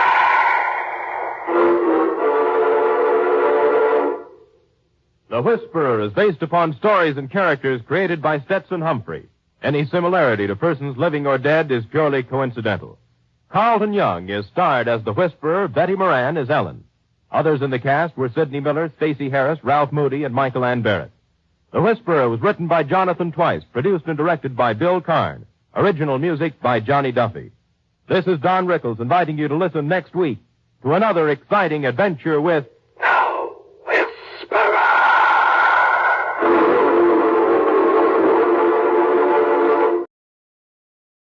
This is Orson Welles, speaking from London.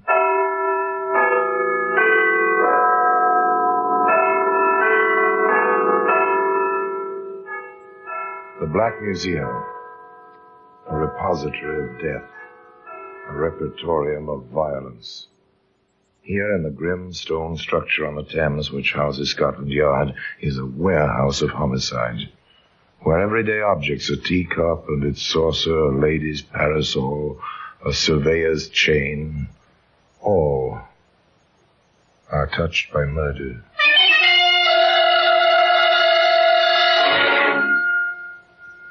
Now, you take this lady's shoe.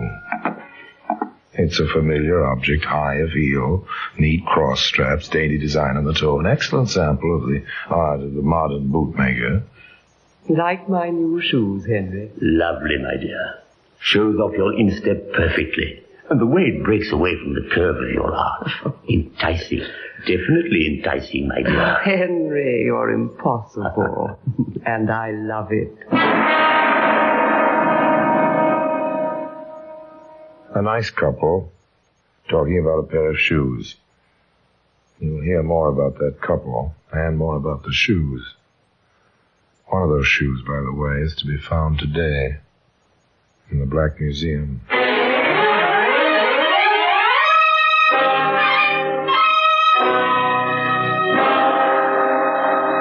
From the annals of the Criminal Investigation Department of the London Police, we bring you the dramatic stories of the crimes recorded by the objects in Scotland Yard's Gallery of Death, the Black Museum.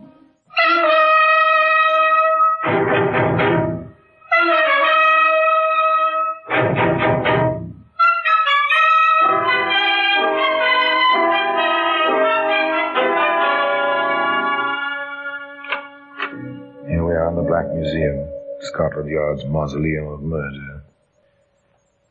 Here lies death. Yep.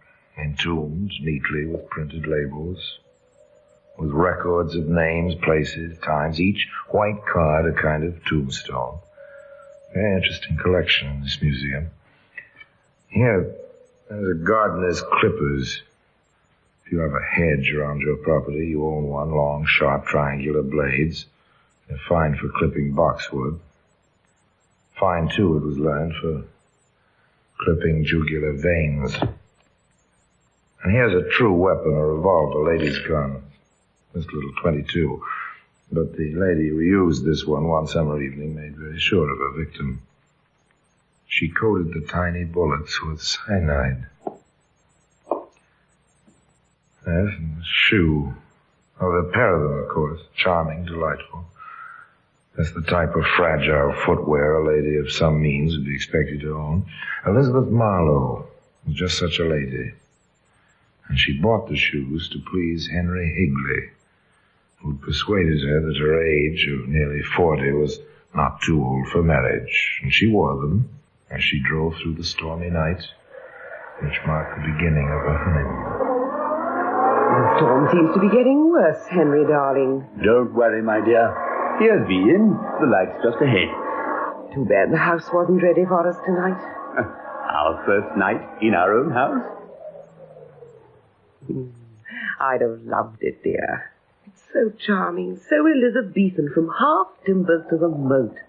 Imagine a house with a moat. I wanted something Elizabethan, darling. After all, it'll be a setting for my Elizabeth. Gay, happy conversation, honeymoon talk. In spite of the rain pouring over the windshield. In spite of the dramatic lightning and the rolling thunder.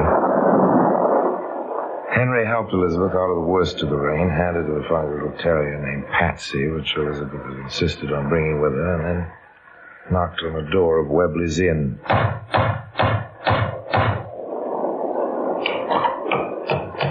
Sorry to keep you waiting. Come on, please. I'm Henry Higley, and this is my wife. You're... Martha Webley. I've given you up, what with the weather and all.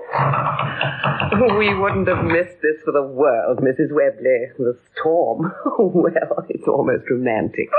Oh, the little dog. Oh, isn't he sweet? Are our rooms ready, Mrs. Webley? Oh, of course. And a fire going against the storm. Oh, and may I take the opportunity, ma'am, sir, of wishing you all the happiness. The Higleys stayed at the Webley Inn for several weeks until the house was ready. The Elizabethan house with the half timbers and the moat standing on the edge of the moor. As Martha Webley put it, they were so happy. Middle-aged, but happy as kids. If laughter and enjoyment of simple things is happiness, then Henry and Elizabeth knew happiness. They drove over to their house each day and each evening. They discussed its progress. Would you like the moat drained, dear? But the water is part of it. Without the water, it would be just a ditch. I thought perhaps you'd like to make a rose garden out of it. There was a garden at the rear of the house, so the water stayed in the moat. The mock drawbridge was always down, and very soon Henry carried Elizabeth across the bridge and into their home. Home at last. It's going to be wonderful, dear. Glad you bought the place? We bought it, darling. With your money, sweet. What's mine is yours. Ours, darling, always. Now, come along upstairs. There's always a lot to do in a 10-room house. Nobody with any sense tries to run a place of that size without help. So Henry, with Elizabeth's approval, interviewed several local young ladies. What's your name, young woman? June Godwin, sir. And here's my reference. Yes, I see. Upstairs maid, also parlour maid. Any cooking? Just plain cooking, sir. My wife and I are plain people. We thought we'd try to get along without a regular cook, for a while at least. I'll do my best, sir. I'm sure you will. Then I'm hard, Mr. Wrigley? Why not? You've a good reference. That'll please your mistress, and you've your share of good looks. That pleases me.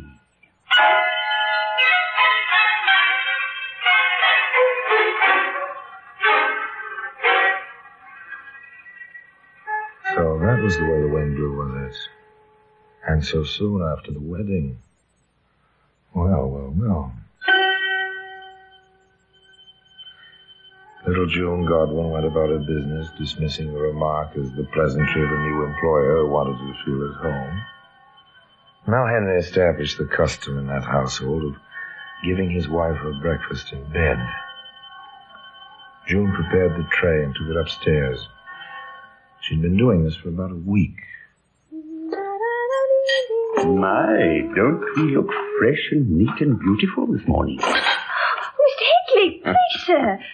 Don't. Shy, are you, eh? With those eyes and that figure? Come here, little one. No, sir. Please. What do the boys hereabouts think of you? I wouldn't know, sir.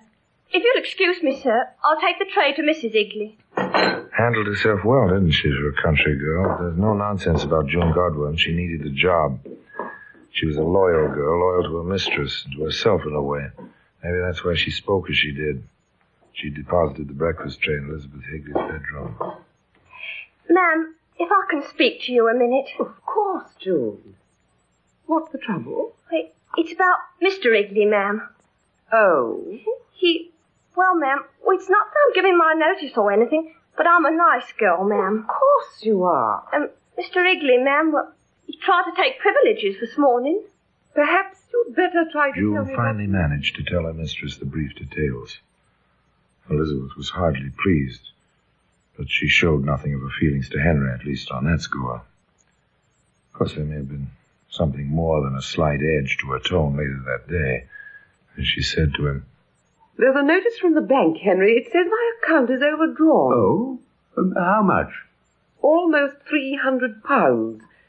This never happened to me before I added your signature to the account. Oh, but there was plenty there. I know. But there's a cheque here which I thought was for £30, and it turns out to be for £300. But I thought I told you, darling, it was £300. In any case, dear, your dividends are due in a few days, so let's not worry about it. A simple explanation, and very smooth. Just the type of explanation an infatuated woman can be expected to accept. But for Elizabeth, the infatuation and the honeymoon were over. They came to an abrupt end about a week later. June, little June, I want to see you a moment. Can it wait till morning, Mr. Higley? Please. Impossible. I must see you now. I can't let you in. I'm in bed. I'm not dressed. That doesn't matter. Let me in, June. I have to talk to you now. I'll use my master key. Oh. Open up and let me in. Shut up, you little fool. Open the door. All right, but we'll settle this, and soon.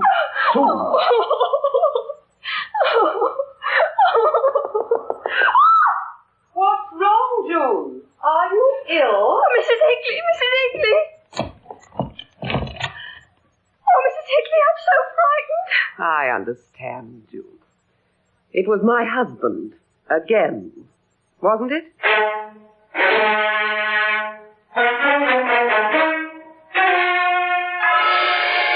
The end of the honeymoon. It came quickly after that. Elizabeth said simply, Henry, I'm leaving you. I'm going to London to talk with my lawyer. After your talk with him, you'll change your mind. Taking a servant's word against mine. Really, my dear. What train are you making? I'll drive you into town. A little while later, Henry dropped into the kitchen and told June quite coolly, I'm driving Mrs. Higley into the station. She's going up to London. I'll pick her up on the 9:45 tonight when she comes back. At 9:15 that night, Henry told the servant girl, I'm going in to pick up Mrs. Higley. We should be back a little after 10. and at 10:15, Henry came back. Funny. Mrs. Higley wasn't at the station. She must have missed the train and decided to stay in town for the night. And then, the next day, I've had a letter from Mrs. Higley. She's staying with relatives in London for a few days. Nothing to worry about. But June did worry. And she took her worries to her mother. I'm sure he's lying, Mums. I'm sure of it. Now, Junie, don't be excitable. I'm not, Mums. I'm not. He told me he was going to the station to call for her, but I didn't hear the car. Perhaps you weren't paying attention. He said he had a letter, and the postman never called that morning. And last night he tried to get into my room again. I won't go back, Mums. Now I'm home again, I won't go back. Orson Welles will be back with you in just a moment.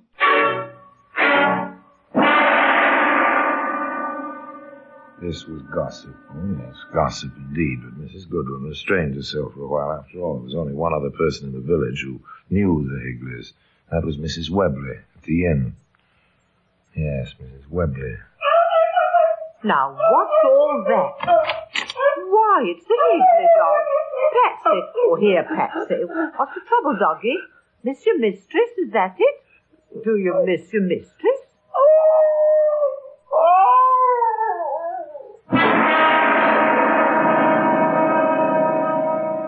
The shoe, by the way, reposes today in an honored position in the Black Museum.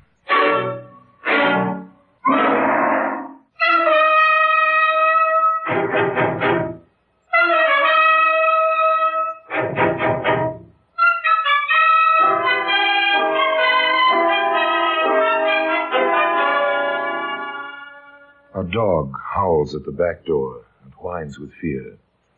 Then it wags its tail and snuffles in appreciation of a pat on the head. But mention its mistress, and the howling begins again. Is this a clue to a possible crime? Certainly it'd have no meaning in a court of law. Clever defense counsel would have it stricken from the records within minutes. But it would have meaning among plain people who are sensitive to many of the laws of nature. Another cup of tea, Mrs. Godwin. No, thank you, Mrs. Webley. June, dearie? I couldn't touch a thing. I'm so upset about the poor little doggy. Oh, she's all right. I'm sure But you said you called the moat house, and he came for the dog right away. Oh, I doubt he'll hurt the little animal. Has other things on his mind he has with that one working for him. That Muriel, you mean? Exactly. And glad I am that my June up and left him when she did. Have you seen or heard of Mrs. Higley, dear? Not a word. No sign. But then, maybe she knows about that Muriel. 3 people knew about that Muriel by now. A new hired girl at Henry Higley's house. And before very long, others would know, but this held no foreboding for Henry Higley. Now for that Muriel. Now, Mr. Higley, you mustn't. Why not, my dear? Who's to know except you and me? Oh, Mr. Higley, how you do go on. Oh, Mr. Higley. Give us a kiss, pretty one. But never say I told you we went with the job. Oh, well, just one. Muriel, when are you going to stop calling me Mr. Higley, eh? A kind of mean paradise surrounded by a moat filled with water, reached by a mock drawbridge which was never raised. And into that pseudo-idyllic setting, across that bridge, there strode a caller. He rang the doorbell. Yes, sir? Is Mr. Higley at home? Who might be calling, sir? Inspector Sterrett, Scotland Yard. 3 people knew, and soon many more. Word spread. The police evinced some interest. The inspector called and was invited in. He was offered a drink, tea. He refused politely. Oh, thanks, Mr. Higley. No, I've only a short while. May I ask the whereabouts of Mrs. Higley? Of course you may ask. As far as I know, she's staying with friends in London. I've some letters if you care to see them. Oh, we'll take your word for it, Mr. Higley. But there's been some talk, ugly rumors, you understand, I'm sure. Yes, I had to discharge a servant girl. We were given to understand she left of her own accord. Not at all. The girl seemed a trifle hard of hearing. Couldn't hear my car on the driveway. Missed the postman's whistle constantly. I see. And then there's the little dog. Seems to have been howling a bit. Oh, if you look out of the window there in the back garden, seems quite contented, doesn't she? Yes, she does. Well, thank you very much for the courtesy. The inspector took his leave. When the door closed behind him, Henry Higley did some thinking. The next day, he spoke to Muriel. How would you like to take a trip with me, Muriel? Oh, you mean close at the house? Why not? I'm not sure I want to go away. Oh, you're a sweet man, Henry, but I live here. You've no idea how we could live, what fun we could have. I can draw all the cash from the banks in 10 and 25-pound notes, so it wouldn't take too much room. And we could have a time in London, a real time. I'd buy some... So Henry planned a little trip. And he took the trip. Oddly enough, Muriel didn't go along. A permanent tie was not in her plans at the moment. She stayed behind in the house with a little dog for company. Always quiet after Henry went away. Quiet, yes. Inactive? Oh, no. Tell me, Mr. Marlowe, when did you last hear from your sister? Elizabeth wrote us just after she moved into the house with her husband. I'm afraid we never answered her. The family disapproved of Higley, you see. Oh, any particular reason? Well, he was penniless. Elizabeth, as you probably know, has a nice income from quite a bit of capital. She bought the house, you see. Yes, we heard about that. That's one reason we sought you out, Mr. Marlowe. Are you intimating the possibility of trouble, Inspector? There's always the possibility when a grown person disappears without a trace. And there have been rumors and a few odd coincidences. In any case, we checked the bank. The manager showed us these papers. Oh, what are they? A deed transfer giving full title to the house and property to Henry Higley. Is this your sister's signature, Mr. Marlowe? Oh, let me see. I need my glasses, I'm afraid. Yes. Now then... Oh, strange. Looks like hers. But she's suddenly grown old. It wavers so. There, for instance. The L and the W and the Marlowe. Elizabeth Marlowe Higley. Inspector, I want to compare it with her letters. But I think I can say with reasonable certainty that this is not my sister's signature. Thank you, Mr. Marlowe. Thank you. To all stations, alert for one Henry Higley, wanted for forgery. Notify all banks. The following serial numbers are of 25-pound notes connected with forgery case. Appearance of any of these notes to be called to the attention of the local police at once in the usual manner. At long last, the hunt was on. The charge pending. Forgery. The days passed. Nothing was reported. Though an occasional banknote with the proper serial number did turn up in the ordinary course of business. Patiently, the places where the notes appeared were charted. First Ramsgate, then Dover. A week later, Folkestone. I imagine we'll find he spent a few days in Paris. After that, Kingston. I expect we'll be hearing from London itself shortly. From London itself. How long does it take to change a mere 25 pounds? One would think the Bank of England had that much cash in small denominations lying about. Beg pardon, sir. Are you the gentleman wanted to change this note? I am. Would you mind stepping this way for a moment, sir? I'm rather in a hurry. Is something the matter with it? With the note? No. My credentials, sir. I see. Detective Inspector Andrews. And you, sir? Higley. Henry Higley. Why all the mystery, Inspector? I'm afraid I shall have to ask you to come with us, sir. You see, the serial number of this banknote and several others have been published in a small matter of forgery. Forgery? What's that to do with me? I'm sure you had nothing to do with it, Mr. Higley, and that you will be most anxious to cooperate with the police. This way, sir, if you don't mind. Henry did mind. His sense of cooperation became stunted quite suddenly. He found very little to tell Inspector Sterrett and Andrews.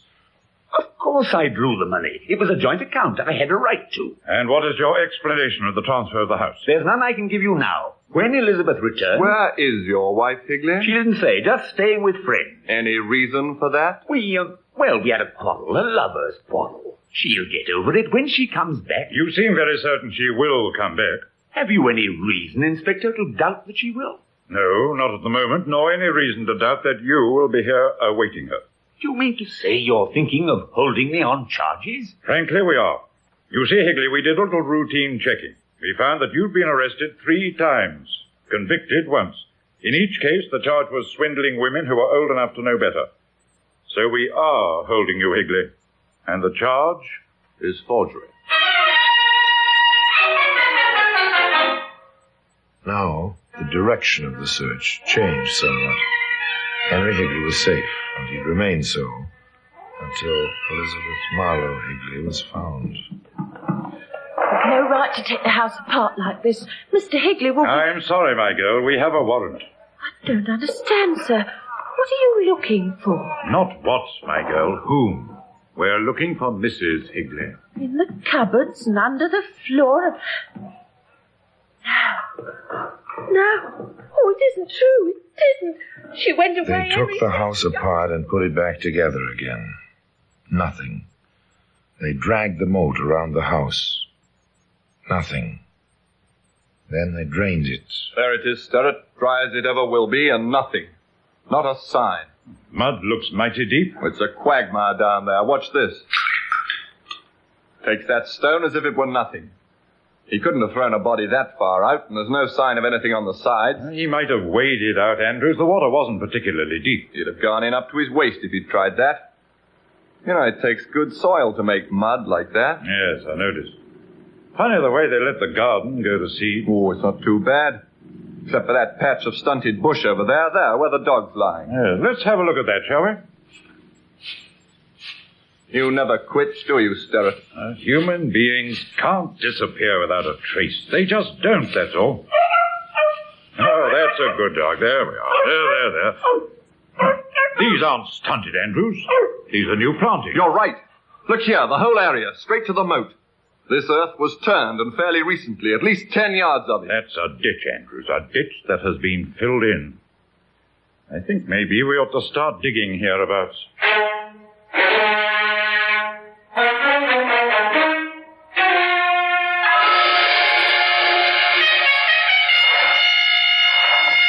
Eight hours now, and still nothing. There'll be nothing.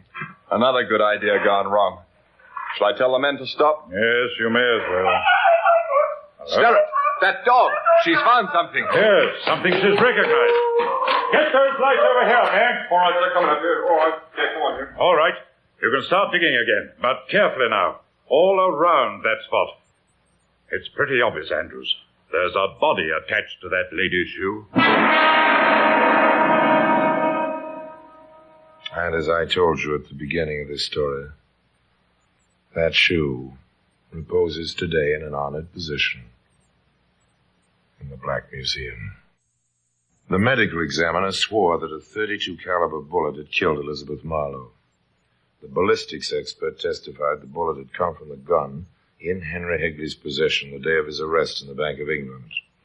Another expert adjusted the noose, placed the white hood over Higley's head, heard the man whisper the admission of his guilt, and sprang the trap. Martha Webley has Patsy now. The little dog enjoys the fields around Webley's Inn. A fit reward, I think you'll agree, for the faithfulness which brought her mistress's killer to final justice. And as I told you, the dainty shoe remains in its customary position in that big stone building on the Thames in Scotland Yard in the Black Museum. Now, until next time, until another story about the Black Museum, I remain as always obediently yours.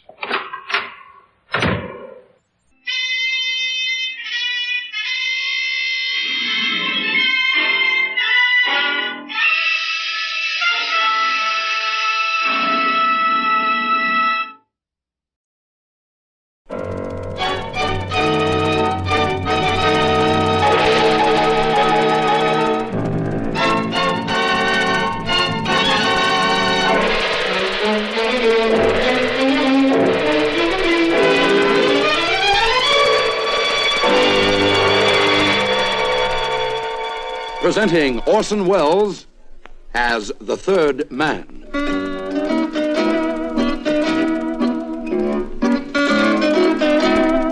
The Lives of Harry Lime. The fabulous stories of the immortal character, originally created in the motion picture The Third Man, with zither music by Anton Karas.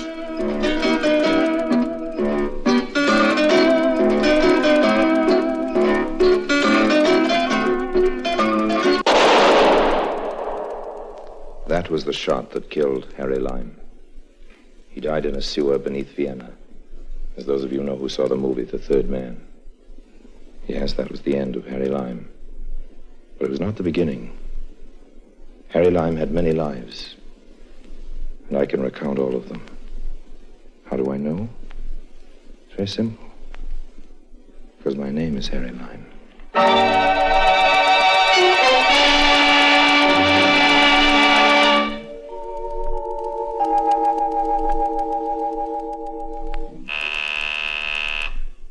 Yes? Major? Yes, come on, speak up. Corporal Lime is here, sir. Oh, he is he? Well, you can tell Corporal Lime I want to see him. Right now. You know, it's funny, but all during my military career, I've never seemed to be able to force myself to be very fond of the brass. If you've got to have an army, you've got to have the brass, I suppose, but I don't honestly see why.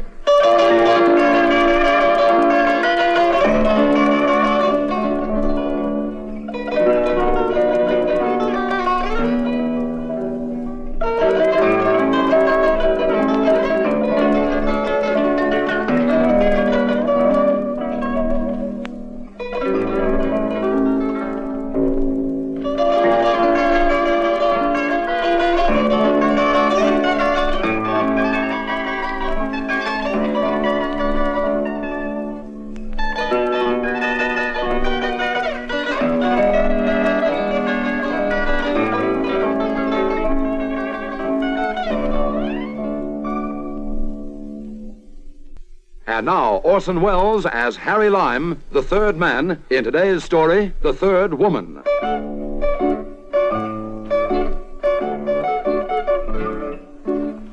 You know something, Corporal Lime? No, sir. If we could prove half of this stuff in this file, you'd be celebrating your 100th birthday in a military prison. Yes, sir. I dare say so, sir. Shut up and listen. You report to the address on this slip of paper. It's a tailor on Savile Row. The tailor has his instructions. He's to make you 3 suits, including the full soup and fish. And the whole outfit's to be ready in 48 hours. Isn't that awful? Yes, sir. Wait a minute, it gets worse. You go to the Savoy Hotel. You know where that is? Yes, sir. A room is reserved there for you. You'll register as a civilian. For purposes of cutting red tape, you're going to be a civilian. But here are your papers. You'll be taking a trip pretty soon. Yes, we're sending you away from all these bombs. It's discouraging. I tell you, this whole army is as nutty as a fruitcake. I didn't say that, did I, Lime? No, sir, you didn't. Look at these papers. Yes, sir. See how you're traveling? Well, yes, sir, but this must be a joke. Oh, it's funny, all right. But it's true. There's the Allied command is sending you on a holiday, Corporal Lime. And you're traveling as a civilian. With the rank of full colonel.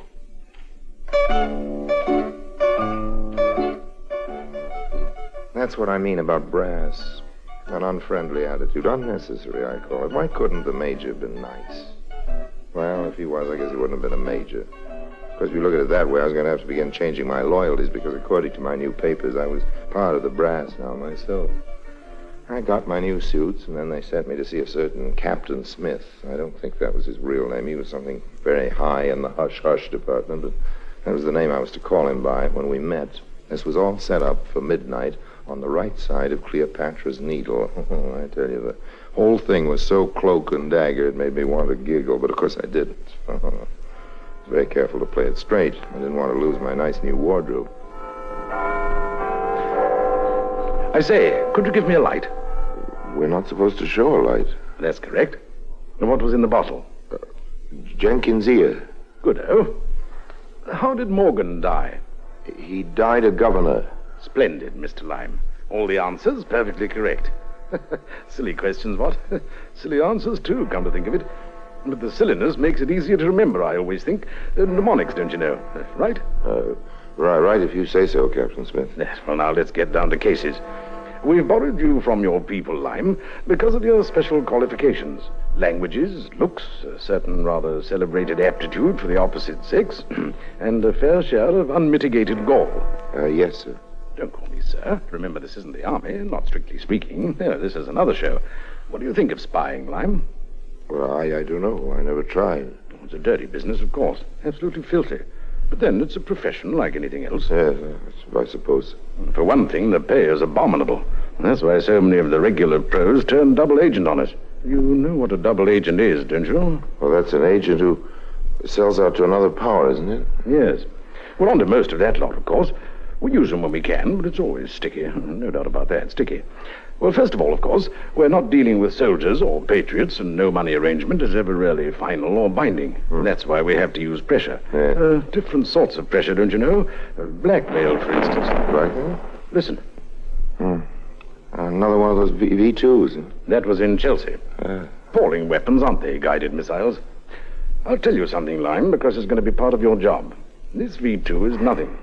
Jetty's getting ready with something a good deal worse in the same line. About 10 times worse, according to our information. Yes. Somewhere in Europe, more than 100 feet underground, there's a factory where they're busy perfecting quite a new thing. We've got to stop them, Lime. Want to help? Oh, sure. You didn't ever happen to meet a female named Brunel, did you? No, I don't think so. Brunel, also Brown, also Brune. Well, that doesn't ring any bells. No, well, maybe when you see her, there'll be a small chime or two. She's been around. And so, I gather, have you, right? Well, I've been around a bit, Captain Smith, but I don't know your Brunel, or Brown, or Brune. Reddish blonde, sometimes auburn, grey eyes, rather tall, speaks 8 languages perfectly, 5 or 6 more, well enough. She's been a professional agent for more than 15 years. Good at her work, too. Yes, she's quite valuable to us, off and on. This, it appears, is one of the off times. It's very much off. She was due to send us something rather important, you know. I gave you a hint about that. Oh, you mean the new rocket factory? You mean Brunel has information about where it is and she won't send it? Worse, she's given us false information. We think she really did manage to find out where this new guided missile thing's being built, and we guess she isn't telling us the truth because the Germans have some sort of hold over her. Yes, blackmail or something beastly. Now, we'd like you to see if you can't get some sort of line on just what it is. We don't really expect you to succeed, but, well, go down and have a try, won't you? Yes, but what do I do? Where do I go? You'll receive sealed instructions when you get on the plane. On the plane? Details, background, all that sort of thing. Yes, but what do you mean? You see that car across the way? I see a car, It's waiting to take you to the airport. Well, good hunting.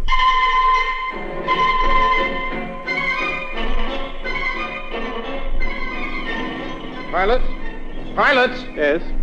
That doesn't look like the Bosporus to me. No, it doesn't. It looks like the Atlantic Ocean. Yes, it does, doesn't it? But don't you know what it says in my instructions? Mustn't tell that, you know. Those instructions are supposed to be secret. That's all very well, but I'm under orders to proceed to Istanbul, and here we are in... Where are we, anyway? Well, this flight isn't part of your show at all. We just happen to be carrying you, if you see what I mean. A little out of your way, of course. There's an awful lot of red tape attached to getting in and out of these neutral countries. My instructions are... Don't worry, there's bound to be someone of your chaps waiting to take you the rest of your journey tomorrow morning. Meanwhile, relax and enjoy Lisbon. We're coming in now. Oh, so that's where we are. Yes, you better fasten your seatbelt. Wizard place, Lisbon.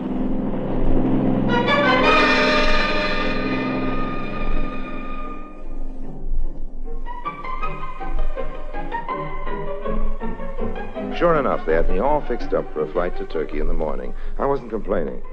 There weren't any rockets falling on Lisbon. Anyway, it's always been one of my favorite places for having a good time. I checked into the hotel, changed into my nice new white tie and tails, and took a cab out to the casino at Estoril. Comment vas-tu?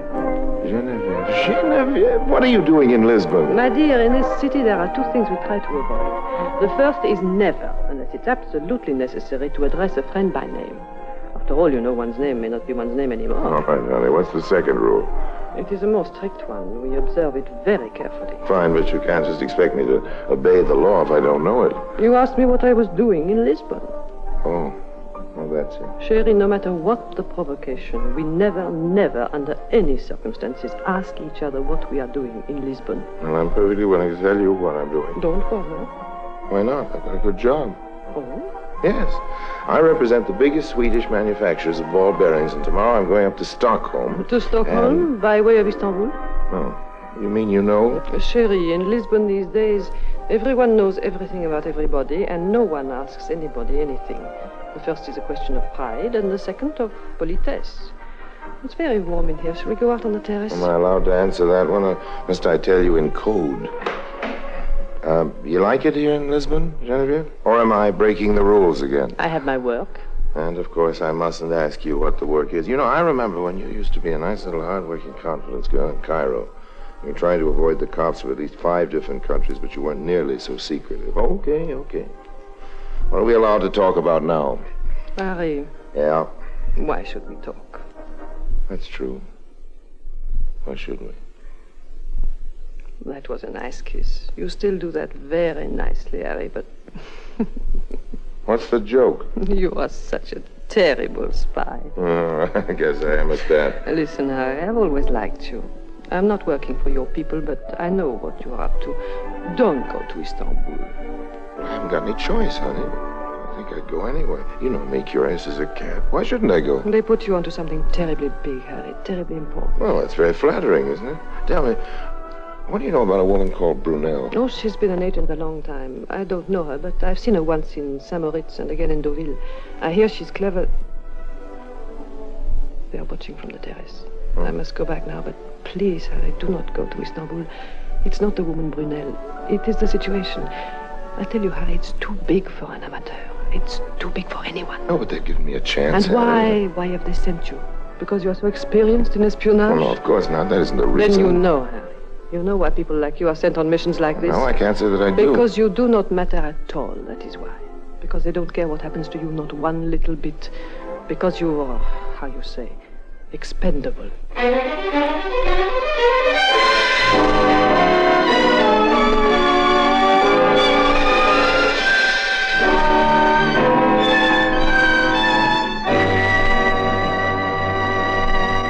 Orson Welles returns in just a moment as the third man.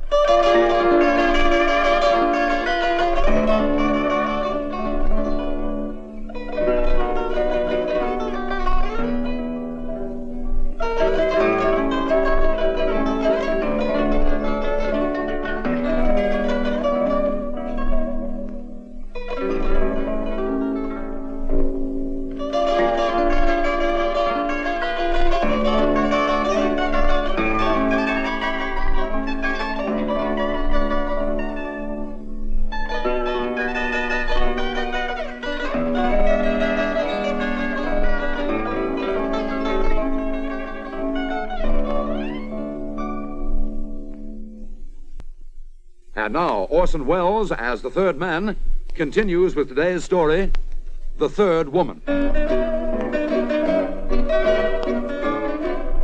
We made good time to Istanbul with only a few nasty minutes, and I thought a couple of Messerschmitts were going to get on our tail. But by 11 o'clock that evening, all my arrangements were made. I was carefully dressed once again in my nice new English white tie and tails. I made my way straight to Georgette's, an upholstered sewer masquerading as a nightclub, left my top hat with a check girl, and called for the head waiter. Good evening, sir. You are alone, monsieur? Perhaps I can get mine here at table, near the floor, senor. Where's Georgette? I beg pardon? You heard me, Georgette. Georgette? Yes, where is he? There's no one here by that name, sir. This is for you. Oh, thank you, sir. Thank you very much. Please come this way. Through here, sir. Thanks. If you will step through the kitchen, sir. Here we are. J'espère vous voir demain, chérie. Nous allons parler ensemble. Excuse, please. Yes, what is he? There is a gentleman here who says he knows you. Oh, yes, and who? Harry. Hiya, George. Well, Harry. Just a minute. J'ouvrirai demain, comme d'habitude, oui? Oui, au revoir. Well, Harry. May I sit down? I won't be able to stop you. What you after? Information. Willing to pay for it. With money? With money. Top market price. You know an agent called Brunel? Suppose I did. Who's shaking her down? Who wants to know? People with the money, George. There's a lovely American Cadillac, Harry. Custom-made body. I'll give you the address of the man who wants to sell it. I'll drive it over to your place tomorrow. What's the address? Not my address, Harry. That wouldn't be very discreet. There's a new nightclub out by the pyramids. The Sphinx? You get around, don't you? Want the car at the Sphinx? Yes, leave it in the parking lot about midnight tomorrow. Give the key to the doorman. And then what? I'll have a table reserved for us inside. If you don't like what I tell you, you can take back the key. Otherwise, I drive home in a new Cadillac, okay? The next day, I bought the car. That night, I left it in the parking lot by the Sphinx. I got a nice big salam from the Senegalese doorman when I gave him the car key. And inside, I found Georgette waiting for me at a ringside table. It's a nice place, isn't it? Hello, Not Harry. better than that flea bag of yours. What are you drinking? Anisette. Make mine a double scotch. Now then, let's have the dope. I hate to do this, Harry. It goes against my Oh, principles. cut it out, but, Georgie boy. Let's get down to case. The party you were asking about has a sister. No, is that it? A younger sister. Where is she now? She's in Istanbul, too, but she isn't free to move around very much. You mean it's a snatch? You might say she's been held as a hostage. Who's doing the holding? The young lady whose name, by the way, is Julie, arrived in Turkey 3 weeks ago for a holiday. She's been going to school in Switzerland. She hadn't seen her older sister for a year. Come on, Georgette, where is she? You might say she's a guest at a certain embassy. What embassy? I prefer not to use proper names, Harry. Here's the address. This one, yeah. Germans. I told you not to use any names, Harry. Yeah, tough gang here in Istanbul, even for Nazis, ever since Von Papen. One more name and I leave. Not by car, sweetheart. The key the doorman's holding doesn't fit. Crossing me up as usual, Not Harry. at all. Here's the real key. You get it when you're finished. Finished what? I've told you everything I know. You told me Brunel's sister's been kidnapped by the Keep your Germans. voice down, Harry. Okay. Sister's being held in the German embassy. How long do you think they can keep her? Your guess is as good as mine. I'd say for as long as Brunel herself can be forced to function effectively. You mean as a double agent? Of course. She must have got onto something good, and the Germans must be particularly anxious for her not to spill it. They're probably hoping to use it to lead your people just as far away from the truth as possible, and for as long as possible. And what happens when Brunel gets tired of cooperating? She's very fond of that kid sister. Well, what happens to her finally, to Julie, I mean? They'll kill her, won't they? Yes. I should think so. Waiter, bring me another anisette.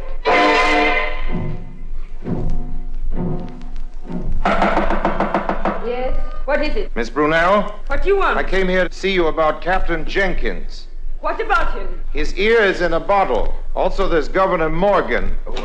Come in, come in. Okay. No need for all that rigmarole. I know who you are. You're Harry Lime. That's Used to right. run contraband out of Marseille in 37. I met you once in Monte Carlo. Now they've sent you from London. What's your message? Sorry, I haven't got any message. Nonsense. They've sent you here to tell me something. What is it? The message is supposed to come from you, Miss Brunel. There's about 500 RAF planes waiting for the address of a certain rocket factory. The information is past due. I've sent the information through the regular It channels. wasn't information. The London people took the trouble to check up on it. What you sent was the location and description of a shoe factory in Norway. And Miss Brunel, do you know what they're actually making in that factory? No. Shoes. The London people think you have another address, Miss Brunel, and they sent me to get it from you. I've always given perfect satisfaction. My Save it, record honey, is- save it. Let's get the whole thing down to facts. Fact 1, you know where that rocket factory really is. Fact 2, I know where your kid sister really is. Fact 3, get me the rocket factory, and I'll deliver Julie.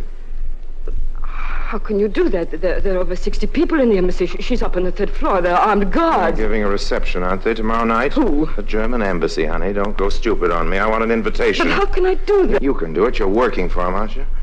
Here's the name. I've squared it with the Istanbul police. You go on from there. Get me the invitation to that party, and get yourself 2 tickets for Switzerland. You mean you really The think... plane leaves at 4:30 in the morning. Bring all the information on that rocket factory to the airport. I'll bring Julie. Well, goodbye now. Sorry, but I've got to run. Where are you going? I'm going to play pinochle with the chief of the Turkish fire department. Well, goodbye for now.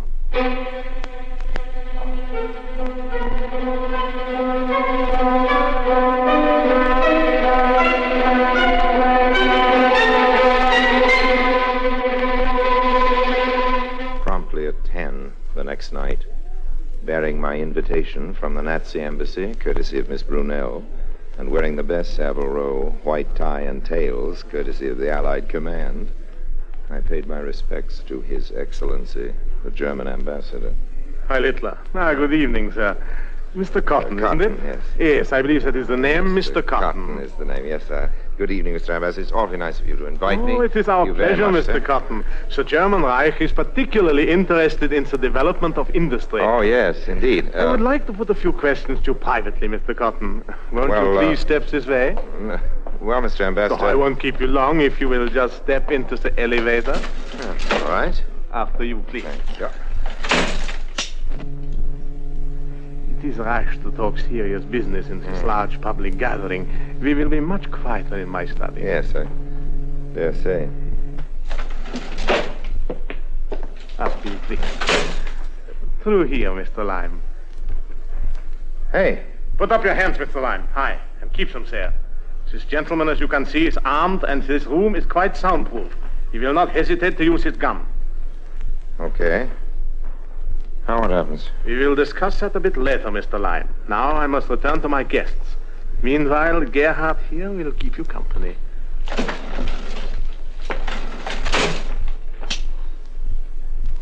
Well, Gerhard, here we are. Keep your hands up.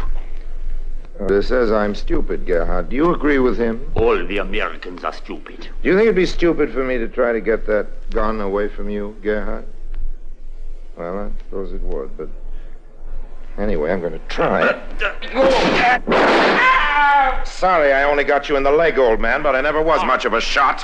What I need today is to practice my marksmanship, and since this is such a nice soundproof room... What are you doing? What shall I try for, Gerhard? An arm or the other leg? No! All right, then. Where's the girl? What girl? It was your right hand, wasn't it, Gerhard? Now then, let's try for a foot. No, she's in there. Through that door. Okay, thanks. Julie! What do you want? I'm not one of the Nazis, Julie. You have to take my word for it. I'm your sister's friend. That's the elevator. The elevator? They're coming up. Bolt the door. It won't do any good. This door is the only way out. Well, there's the window. No use.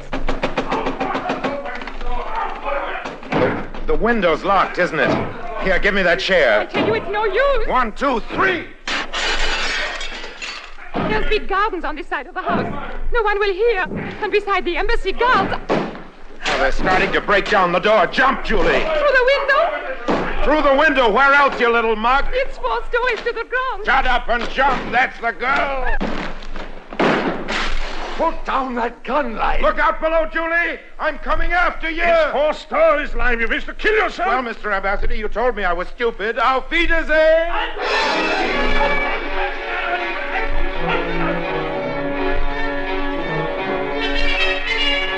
That night, there was seen in the streets of Istanbul one of the strangest sights in the history of that historic city.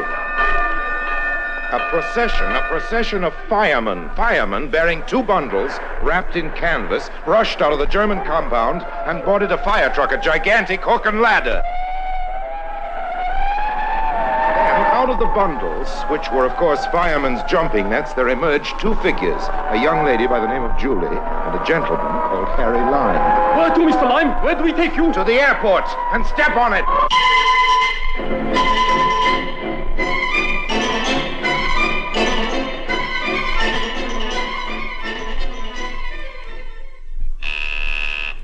Yes? Major? Yes, come on, speak up. Corporal Lime is here, sir. Oh, he is he? Well, you can tell Corporal Lime I want to see him right now. Here I was back in London. Here was my old friends, the Major and Captain Smith, only this time the Major had a new sheaf of papers concerning my exploits on the desk in front of him. Less about black market this time and more about Harry Lime, the hero. I came to attention, saluted smartly. Corporal Lime. Yes, sir. I've been reading your report. Yes, Very sir. interesting. Thank you, sir. Oh, there's just one thing. Yes, Captain Smith? Turkey is a neutral country. How did you manage to get all that cooperation out of the fire department? Well, I used persuasion, sir. You'll find it all down on the expense account, Major. I thought you might like to know, Corporal, that there was quite an air raid the other night over a certain factory on the Baltic Sea. The Germans won't be making that new rocket, Corporal. Not for some time, anyway. I'm glad to hear it, sir. I suppose you think we owe the whole thing to you, don't you, Corporal? Well, we don't. No, sir? That air raid was held 3 nights ago when you were in Lisbon. 3 nights? But, sir... Brunel wasn't the only source of information. Not by a long shot. I'm instructed to tell you that the facts we were looking for were sent to us from Portugal, from an agent by the name of Genevieve. However, we're most grateful for your help. I've been asked to give you this. Wait a minute, where did I put it? Sometimes I think this isn't a war at all, but a grand convention of lunatics. I didn't say that, did I, Corporal? No, sir, you didn't. I didn't think I did. Here you are. This is from the British with their compliments. Oh, thank you, sir. What is it? It's an address. We thought you might have lost it. It's that tailor in Savile Row. Yeah. They want you to return the suit.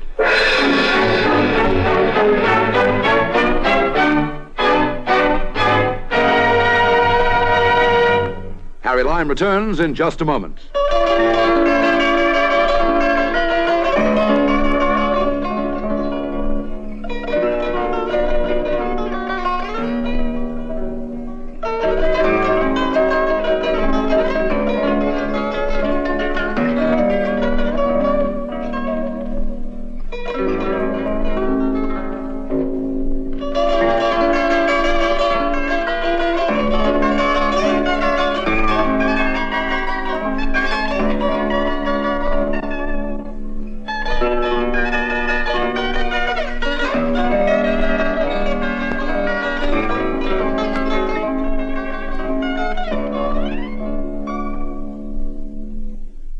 And now, Harry Lime. Well, one thing about Genevieve, she taught me a lesson. Now I understand why women make better spies than men. They're so obviously more honest. You know, you always presume they're lying and never even suspect that they might be telling the truth.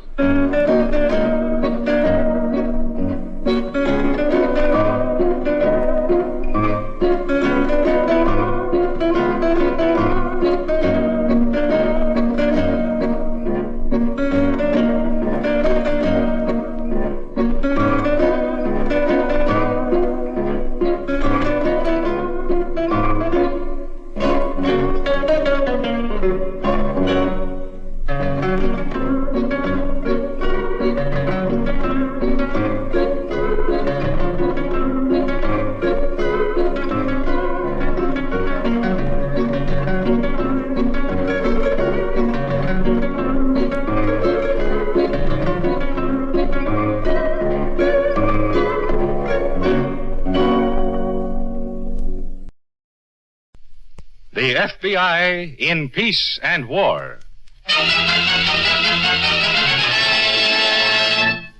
The FBI in Peace and War is brought to you by refreshing, delicious Wrigley's Spearmint Chewing Gum.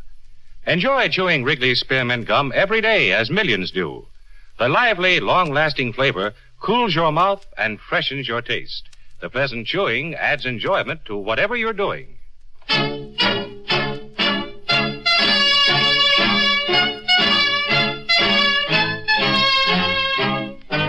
Another great story based on Frederick L. Collins' copyrighted book, The FBI in Peace and War. Drama, thrills, action. Tonight's story, Stranglehold.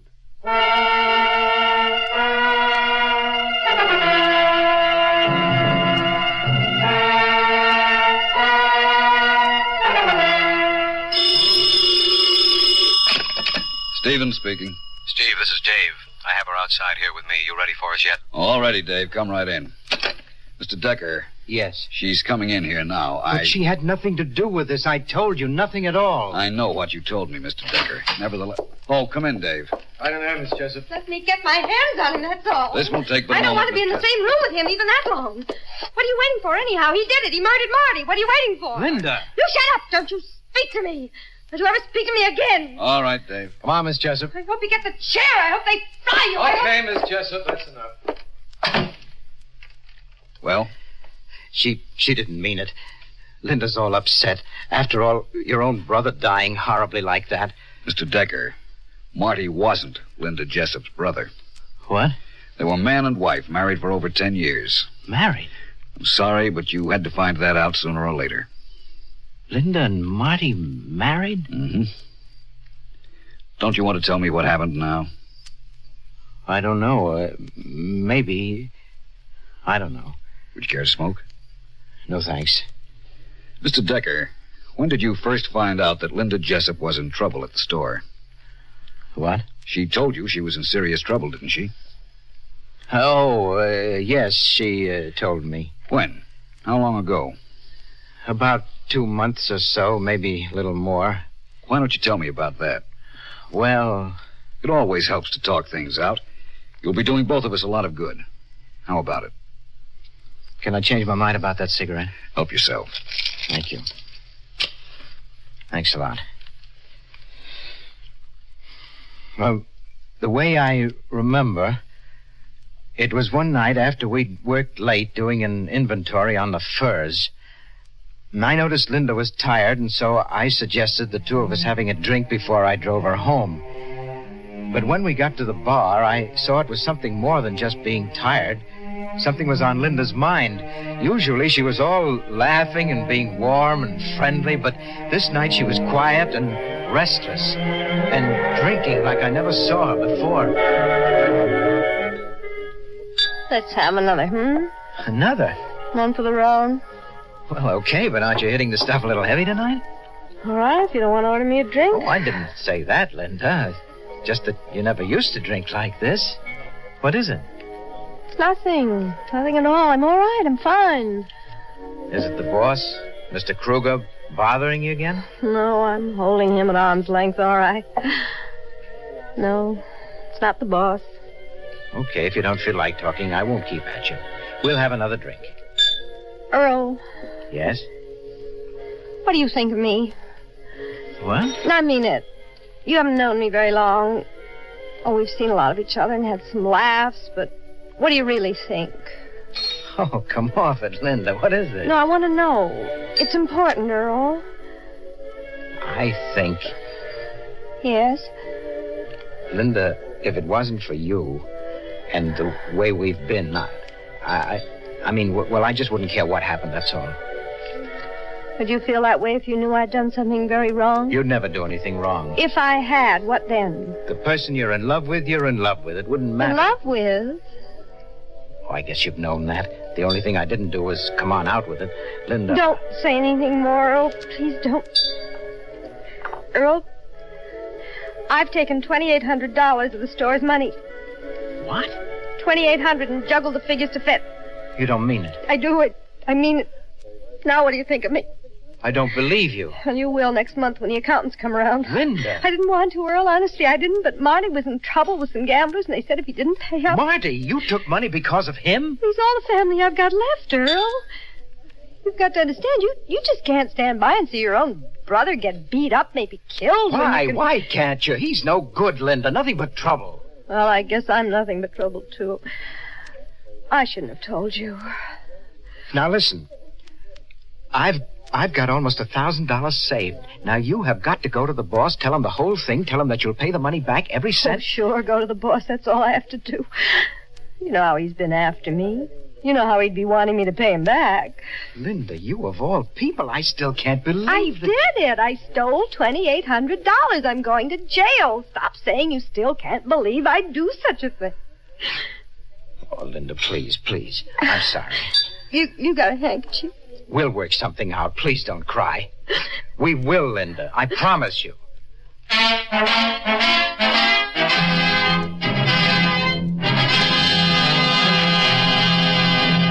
Back to Stranglehold in just a moment. Friends, one reason it's a good idea to chew Wrigley's Spearmint Gum every day is that it satisfies you without being rich or filling. You can chew Wrigley's Spearmint after meals, between meals, anytime, and as long as you want. You get your satisfaction from the delicious flavor and the natural, pleasant chewing. Wrigley's Spearmint Gum is wholesome and good for you. So make your daily treat Wrigley's Spearmint Chewing Gum. It's a treat you can trust for healthful daily enjoyment. Always keep a package or two of Wrigley's Spearmint Gum handy in your purse or pocket. Be sure to get Wrigley's Spearmint Chewing Gum. Healthful, refreshing, delicious.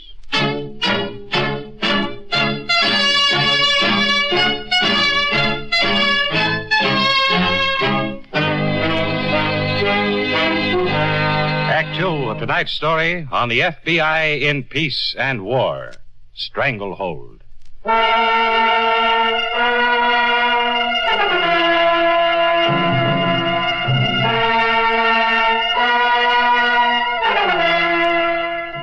happened after that night in the bar with Linda Jessup? Nothing. I tried to think of some way out for her, but I couldn't. You didn't know she and her brother had their plan all set up, only waiting for the exact moment to approach you? No, sir, I didn't. I suppose they had. They must have.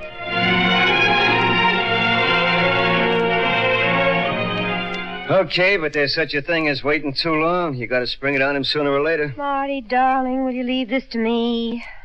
Earl's very sensitive. This has to be done just so. Okay, sensitive. But the guy's also so nuts about you, he'd do anything you tell him. Marty. Okay, I said okay.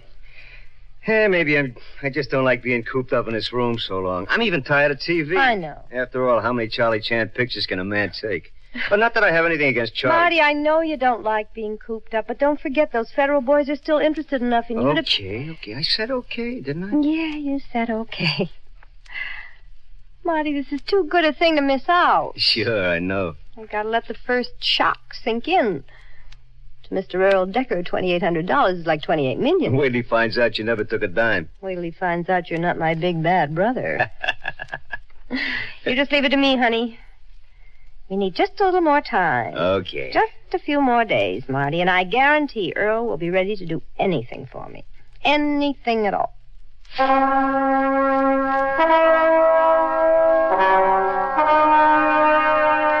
And were you ready? I was ready. I didn't know Marty wasn't a brother. I didn't know he was wanted by the FBI.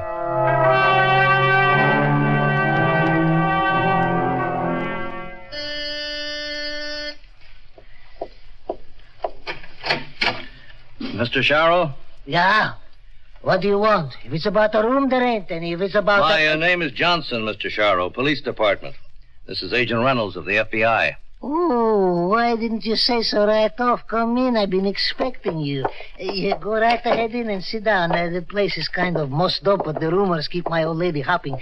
Sit down. That chair is clean there. Sit right down. Thank you. Now, you want to know why I called the station house? Either of you gentlemen smoke cigars. I'm all out myself. I'm sorry, Mr. Sharrow, we don't.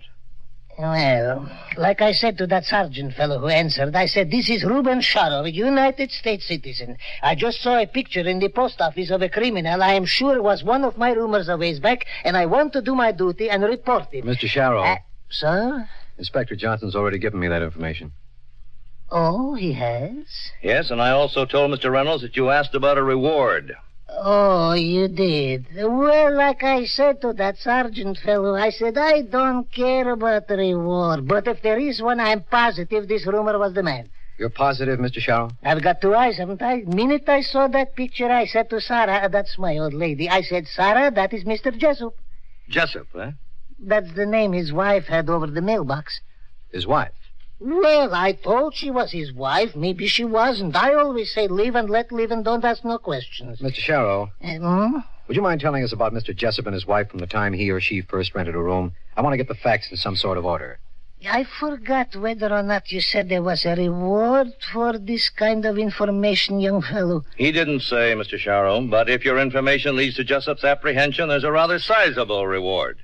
It was in January sometime, about a week after New Year's. I remember exactly because Sarah, that's my old lady, she had a sign up for a vacancy. And when this Jessup fellow and his wife...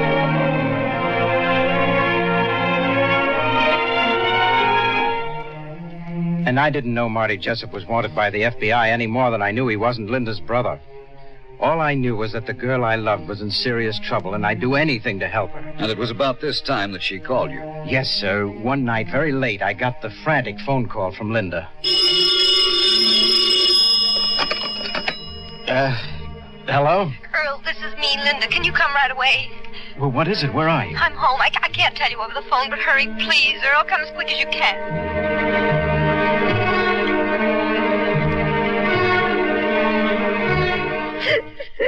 Oh, Linda. Linda, how terrible. I don't even want you to see my back.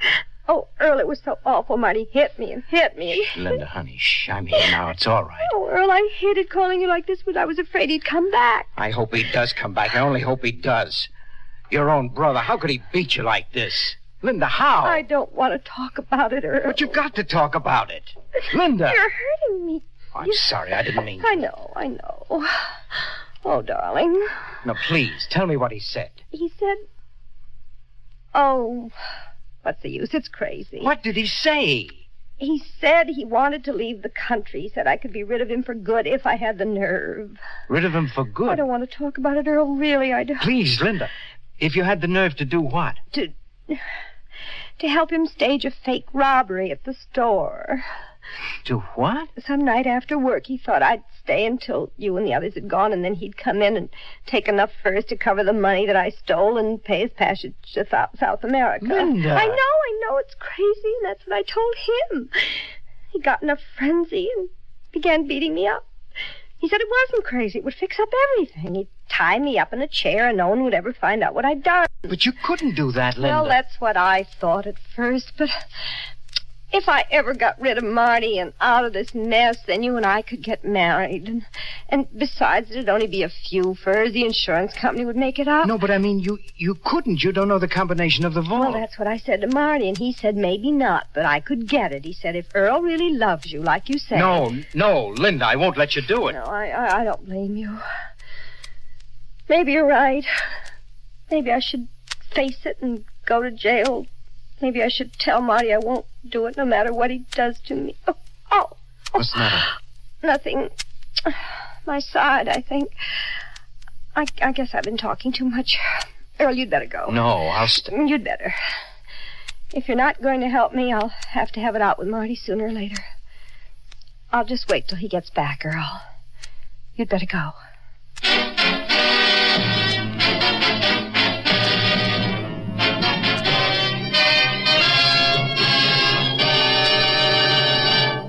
Back to Stranglehold in just a moment. Friends, when you chew Wrigley's Spearmint Gum, that good, delicious chewing just naturally helps to keep your mouth clean, fresh, and sweet. The natural chewing action helps to clean your teeth. The lively, refreshing flavor of Wrigley's Spearmint Chewing Gum sweetens your breath and gives your mouth a fresh, clean feeling. So you see, Wrigley's Spearmint Gum gives you more than chewing enjoyment and satisfaction. It's good, and it's good for you. Remember, too, Wrigley's Spearmint Gum is a long-lasting treat that satisfies you without being rich or filling. Get a few packages of Wrigley's Spearmint Gum next time you're at the store. Enjoy it often, every day, as millions of people do.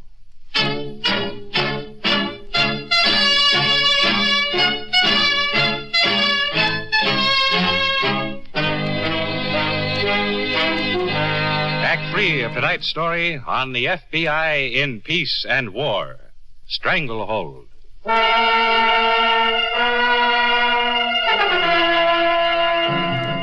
That's when you decided to help her, Mr. Decker? To give Linda the combination of the vault? No, sir. I decided to help, but I couldn't let her take part in the fake robbery. I decided I'd have to do that myself. You didn't realize that was exactly what they planned for you to decide? No, sir, I didn't. I didn't realize that she and Marty had been faking other robberies just like this, right along.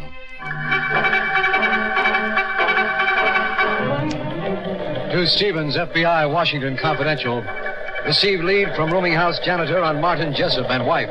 Mail forward to Post Office Box, Bay City. And proceeding there at once. Will notify results. Sign it, Reynolds. I didn't realize she and Marty had been faking other robberies. I didn't realize they were planning to take off with all the furs. All I knew was I had to help Linda get rid of that horrible brother of hers, even if it meant going through with a criminal act. For the following night, Wednesday, Linda and I worked late, and about 9 o'clock she went home. An hour after that, Marty came to the store. We pulled down all the shades, and I opened the vault. I hated the man and everything he stood for, but I sat quietly in a chair and let him tie me up as we had planned. Okay? No, tighter. Oh, I don't want to stop the circulation, pal.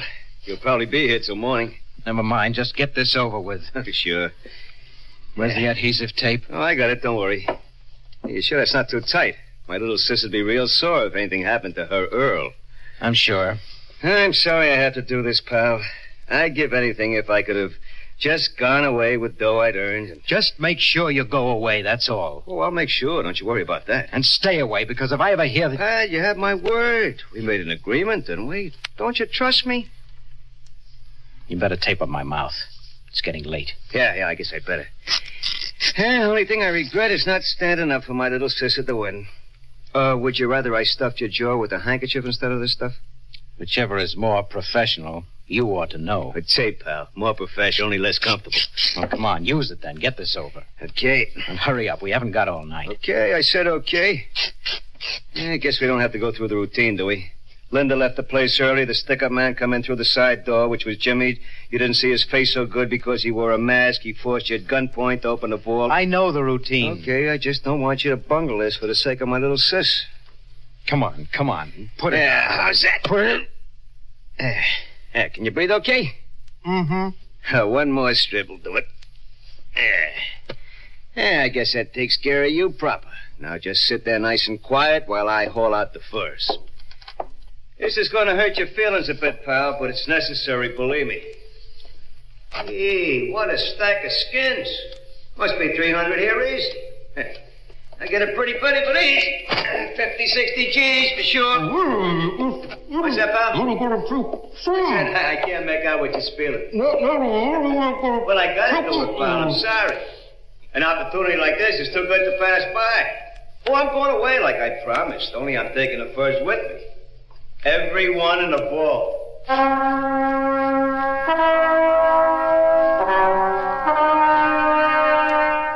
He was taking every fur in the vault. That's what he told me.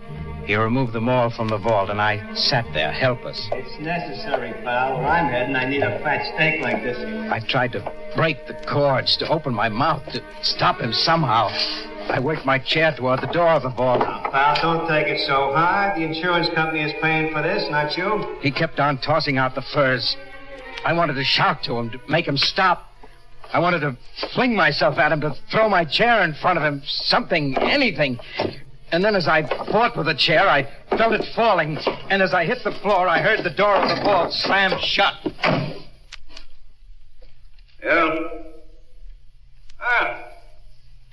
Earl, let me out of here. Earl, can you hear me? I could hear him. Earl, listen, but there was nothing I could do but lie helpless on the floor. Every one of them. I tried to move, but my arms were numb. Earl, can you hear me? The tape was sealed tight on Can my you mouth. hear me, Earl? The only hope was that someone would come. But I knew they wouldn't. No one would come until morning, and Marty would slowly suffocate to death. I hated the man, I admit it, but not that much. If I could have helped him, I would have. But he was the terrible victim of his own plan. Slowly, agonizingly, his breath came harder. Until in the early hours of the morning, it came no more. And I knew Marty Jessup was dead.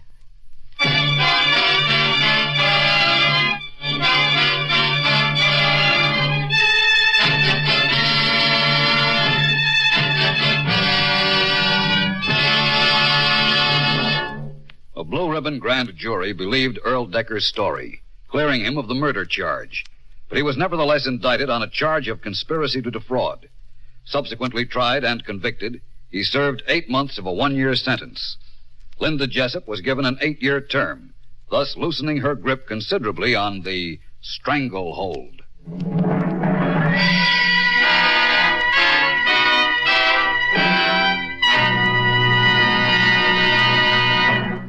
Remember, friends, when you want a tasty treat that satisfies you without being rich or filling, chew a stick of Wrigley's Spearmint Gum. There's lots of delicious, long-lasting flavor in a stick of Wrigley's Spearmint Gum, real taste enjoyment. And besides, you get satisfaction from the pleasant chewing.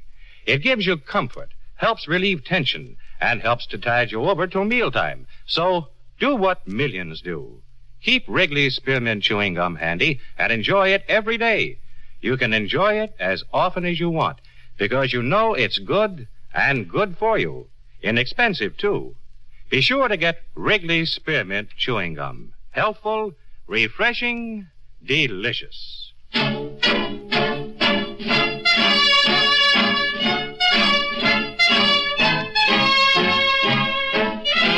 In tonight's story, Elspeth Eric played the part of Linda Jessup. Eric Dressler was Earl Decker. This radio dramatization for the FBI in Peace and War was written by Jack Anson Fink.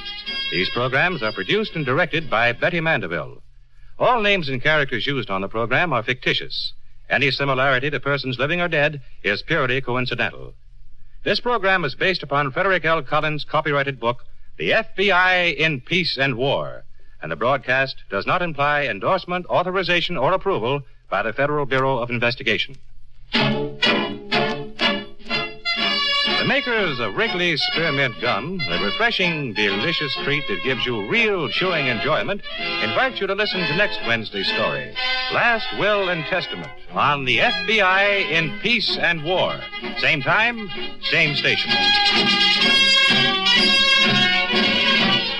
This is the CBS Radio Network.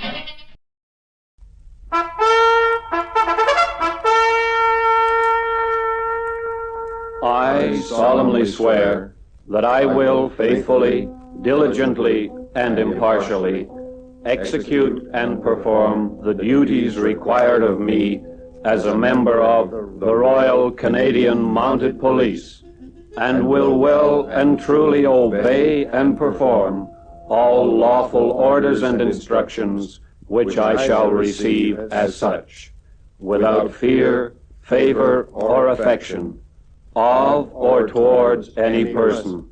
So help me God.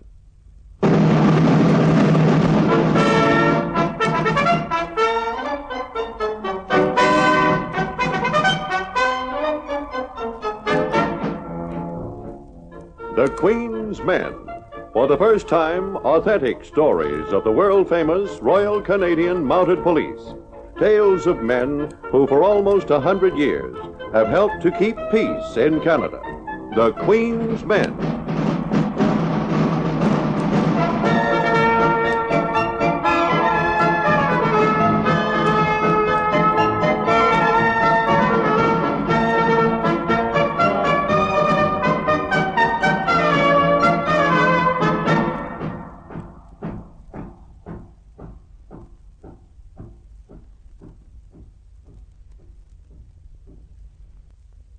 The Queen's Men. True stories of the Royal Canadian Mounted Police. Names have been changed for family protection. And now transcribe The Queen's Men.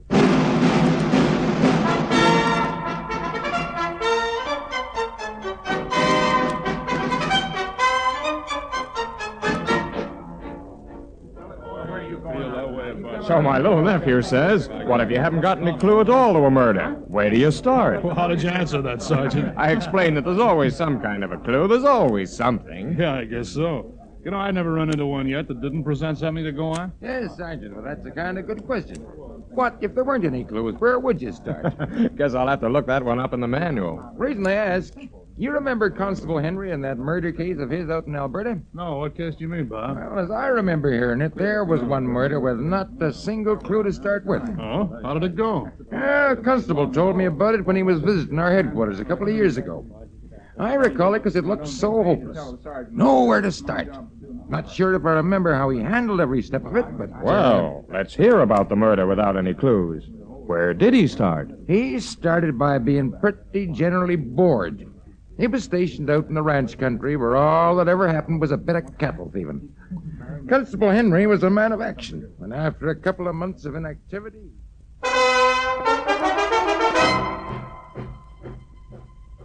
I tell you, boys, if something doesn't turn up soon, just anything with a little life to... I'm fed up playing nursemaid to a team of horses and straightening out the quarrels of a bunch of bush sodbusters. Constable Henry here, he figures he joined the force for a life of solid adventure, and it's gone and let him down. What is it in particular you'd like to occur, Constable? Like I said, just something with some life to it. I don't mind telling you, man, I'm bored. Why, that's pretty near treason. Who we got here? Excuse me busting in. Officer, can I talk to you a minute? Certainly. My name's Charlie Underhill. I just ridden in 30 miles from Aiken. Hey, listen, something awful's happened. Oh, dear. Do you mind if I sit down? No, help yourself. Well, what do you mean, Mr. Underhill? What's happened? They found the head of a dead man back at my place this morning. What? Yes, sir, right on my property. Just the head. I saw it. Oh, it was awful. I figured I'd better ride over pronto and let you know. I don't want to get mixed up in no murder. Now, let's have this story straight. Who found it? Friend of mine, Fred Jakes. He was hunting for turkey nests, Sergeant. Are you, Sergeant? No, Constable. This is Constable Henry you've been talking to. Oh, well, howdy. I'm glad How to are meet you. Yeah. Well, I don't mean I'm glad. I wish I didn't have to get mixed up in this at all. You know, you fellas, you start getting suspicious of everybody and asking a lot of Now, questions. look, hold on. We have a lot of questions to ask. You're right about that. But we're not suspicious of you just because this was discovered on your property. Not unless you start acting suspicious. Now, you say your friend was looking for turkey nests. Yes, sir. It looked like the turkeys had scratched up this head. Did anyone recognize the features? No, nobody knows them, and there's no one missing around our way. Gee, that face sure looked awful. We figured the body must be around somewhere. You didn't change anything or dig for the body. I'll say now, we didn't touch a thing. No, sir. We figured it was a job for the police. There was nothing else around? Nope, nothing, no. That is, nothing but a black cap all covered with grease that my young brother Pete picked up a few weeks ago. Oh, he's wearing it right now. Well, we'll ride back with you and have a look around. Right now? Yeah. Jack, you get the horses? Yeah, right away. Well, do you mind if I give my horse a drink before we start back? No, help yourself. It's around the side. All right, thank you, Constable. Well, Ed, you remember what you were saying a few minutes ago? What's that? Wanted something to turn up with a little life to it. Well, it turned up all right, but it sure doesn't sound very lifelike.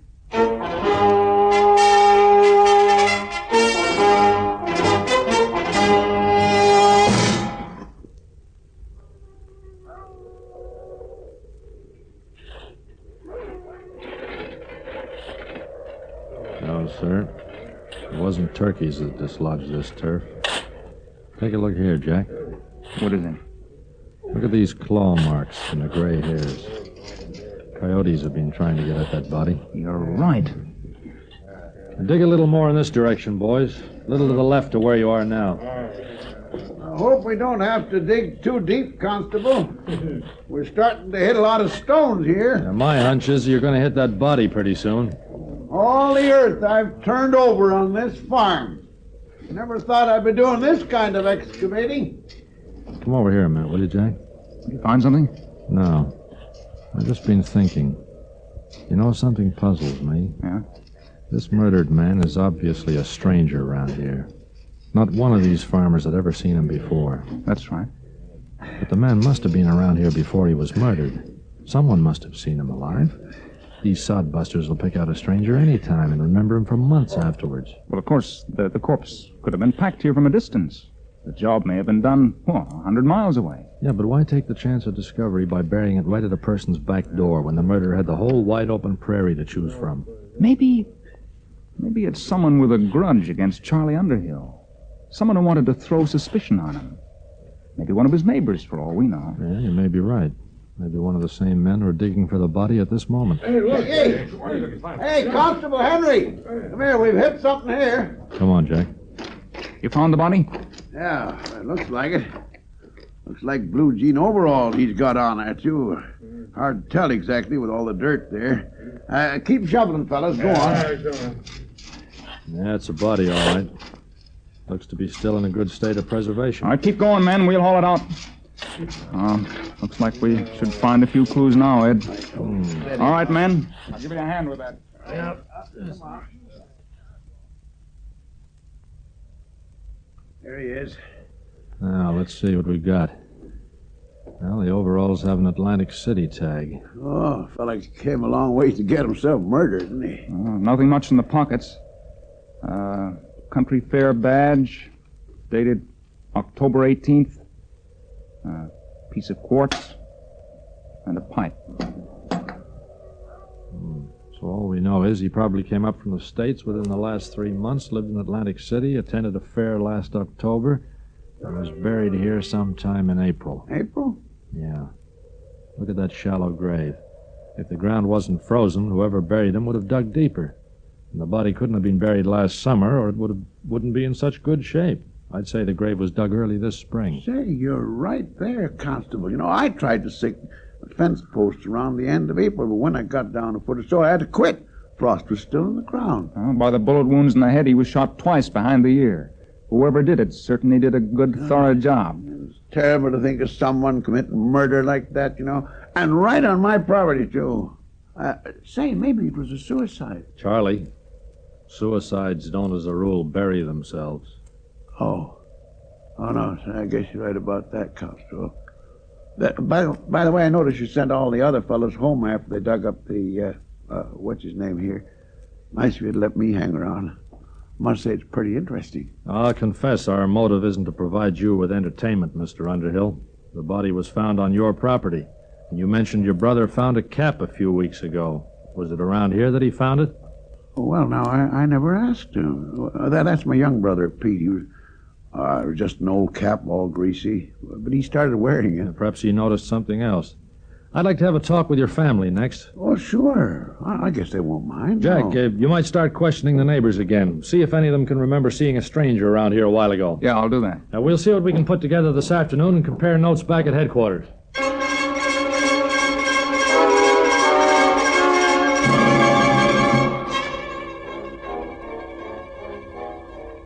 Constable, this is my sister, Muriel Underhill. How do you do, miss? Muriel is Constable Henry of the Mounties. This is a terrible thing that's happened. Finding what you did right on our property. Yes, miss. I'm sorry I have to trouble you, but just a few routine questions. Yeah, of course.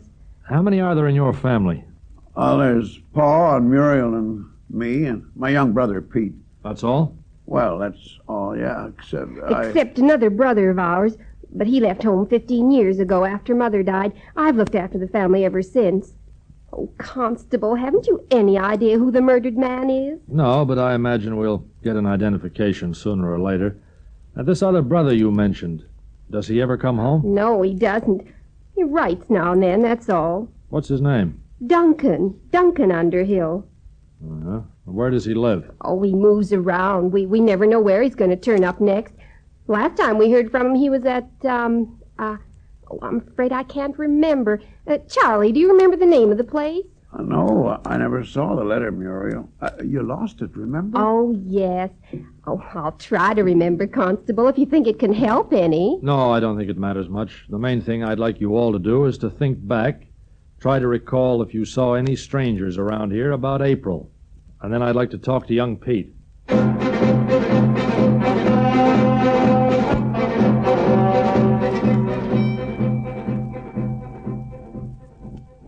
Not a thing, Ed. Not one of them remembers seeing anybody in April who doesn't live in that area.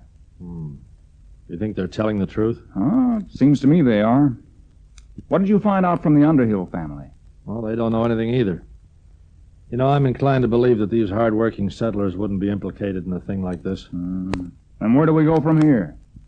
Well, I did get one thing. Not much. This. Oh. What is it? Magazines? Half a dozen of them, sewn together with binder twine. The Underhill boy found them on a trail about the same time he found the cap, near the spot where the body was buried. Let's have a look at them. Well, I've already been through them. The only possible clue is this. Yeah?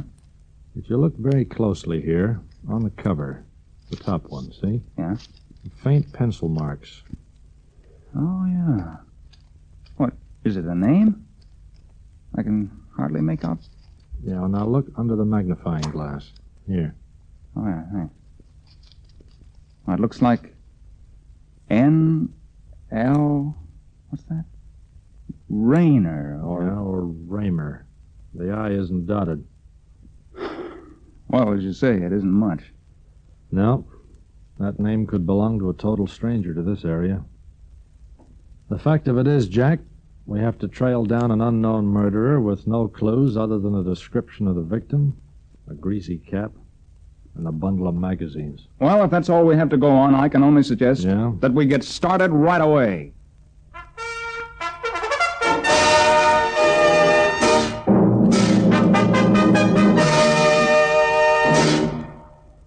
In just a moment, we'll return for the second part of this true story of the Royal Canadian Mounted Police, the Queen's Men. And now we return you to the Queen's Men.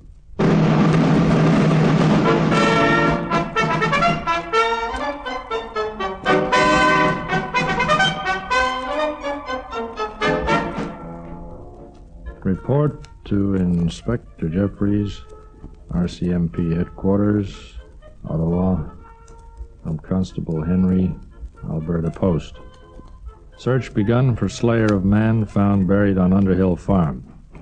Accompanied by Constable Jack Howard, I first questioned neighbors in near surrounding area, then moved west, visiting farms and ranches inquiring about 2 strangers seen last April.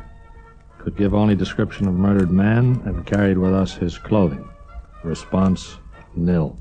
Sorry, Constable, but that stuff you got don't mean anything to me. Blue jeans? Why, every man for 100 miles around wears blue jeans like that. Yes, I'm aware of that, but look, this jacket is a little unusual. I'm hoping to find someone who remembers seeing a man wearing this jacket. Oh, yes, and there's the cap. Here it is, Constable. Thanks. I realize this cap is pretty standard, too, but it's all we've got to go on. So I'd appreciate it if you would think back and try to remember if you might have seen a stranger around your ranch in April. What did he look like, Constable? Well, he was about 5'8", weighing approximately 170 pounds, sandy hair, blue eyes, thin mouth. Sounds kind of ordinary. Not the sort of fellow you'd remember very long. Yes, but he may have been in the company of someone else. The murderer. Well, we don't know that, of course, but we have no description of him. Look, please, try to think. Do you recall seeing a stranger or strangers in this vicinity about April? Well, now, let's see. I don't, Well, now, wait. Yeah, there was a fella hanging around here. Yeah? Looking for a job in my ranch. What did he look like? He, Oh, no, that wouldn't be him. Why, come to think of it, that was a year ago, April. I think we better move on, Constable. Yeah. Why don't you talk to Hank Alberton down at Crossroads Farm? He's a guy that remembers folk. We've seen him. We've talked to everyone in the area. Well, thank you anyway, sir. No, don't mention it. Good luck to you. Hope you find it. Well, time to start on the towns, I think, Ed. Stores, banks, land offices. Yeah, and restaurants and hotels. All right, Becky. We're going to hit the trail again. The horses like to search anyway. Yeah. They sure like to get out. No wonder people look at us as if we're kind of crazy. A bundle of clothes and no idea whether it was one man or two. No idea their names. Except maybe Rayner. Or Raymer. Maybe. Well, Constable, let's not get discouraged. Sooner or later, we'll pick up his trail. Hold still, Becky. And when we do, it'll just be a matter of time. Yeah, all right then. We'll start scouring the town, starting with Gold Creek. Right. Come on. Yeah.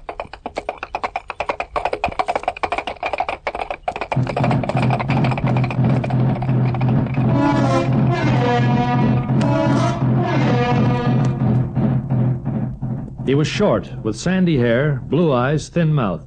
He may have registered in this hotel under the name of Rayner or Raymer. Please think back. It was probably in April.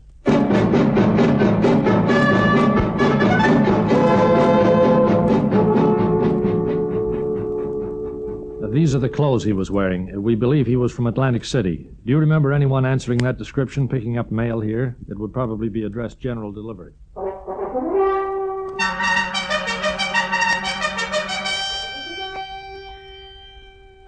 I'm sorry to bother you, ma'am, but if you could possibly remember anyone wearing these clothes coming into the bar around April? Short man, probably had an American accent. It'd help a lot if you could remember.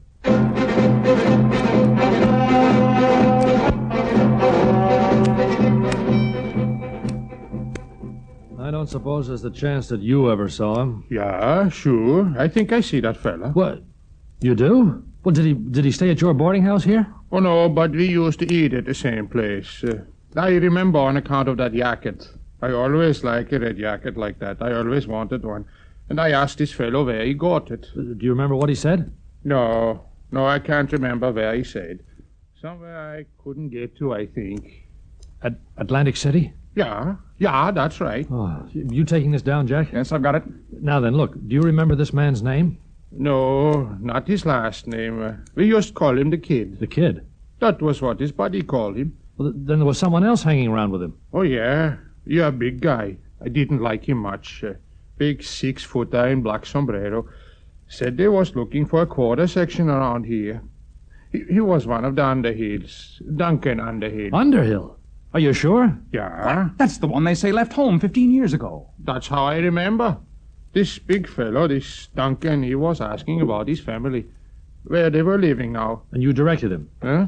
You told him where they were living? Oh, sure, yes. They got a farm about 20 miles out. Yes, I know. Look, now, can you remember anything else about these men? Anything at all? Like what? Well, where else in town they might have gone, or who else knew them? Oh, they only hung around a couple of days. Then I never saw them again. Well, is there anyone in town who'd know the name of the young man that you call the Kid? Oh, maybe down at the pool hall. They used to play a lot of pool, maybe, I think. Good. Thank you very much for your help. Your information's been very valuable. We'll be back to talk to you later. In the meantime, I'd appreciate it if you'd go back in your mind and try to recall every detail of these men, their conversation, appearance, anything at all. Sure, I do that. Jack, you go down to the pool hall, see what you can find out. I'm going back to question the Underhill family again. I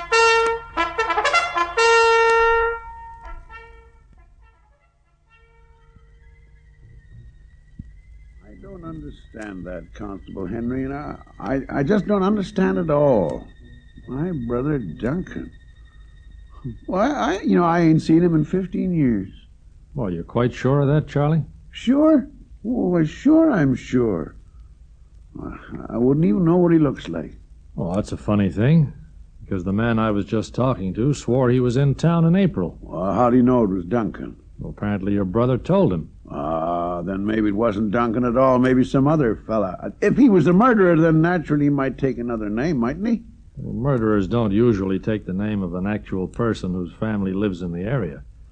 What does your brother look like? Oh, well, now, 15 years ago. Oh, dear. Well, you was just a kid, Constable. No pictures of him around anywhere? No, not even a snap.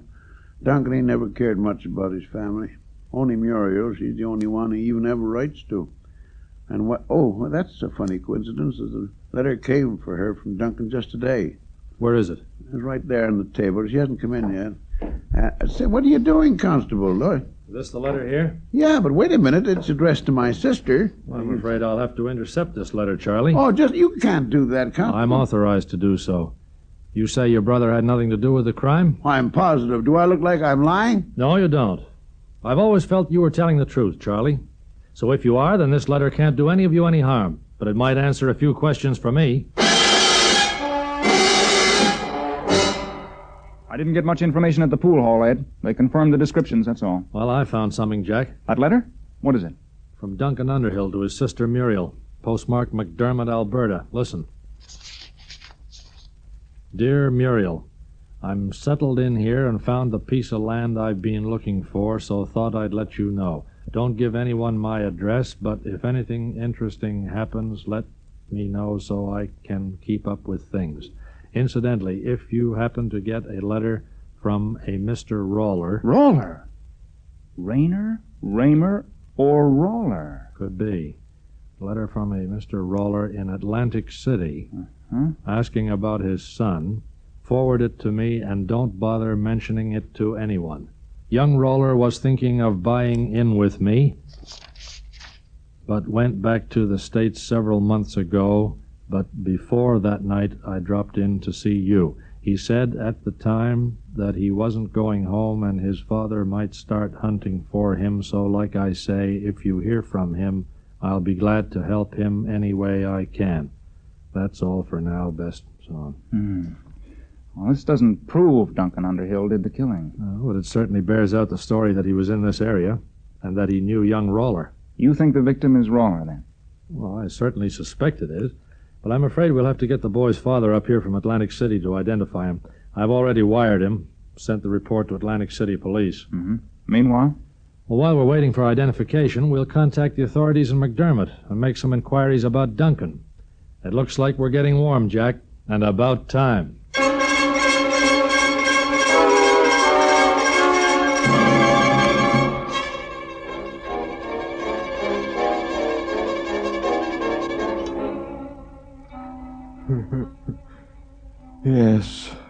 Yes, that's my son, all right. I'm sorry, Mr. Roller. Very sorry we had to expose you to this.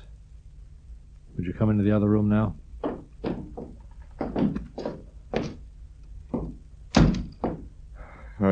I've been worrying about him for months. He was always going off, getting one scheme or another. I never thought this would happen to him. It's a vicious crime, Mr. Roller. And we're going to see that justice is done. You can be sure of that. Anything I can do to help.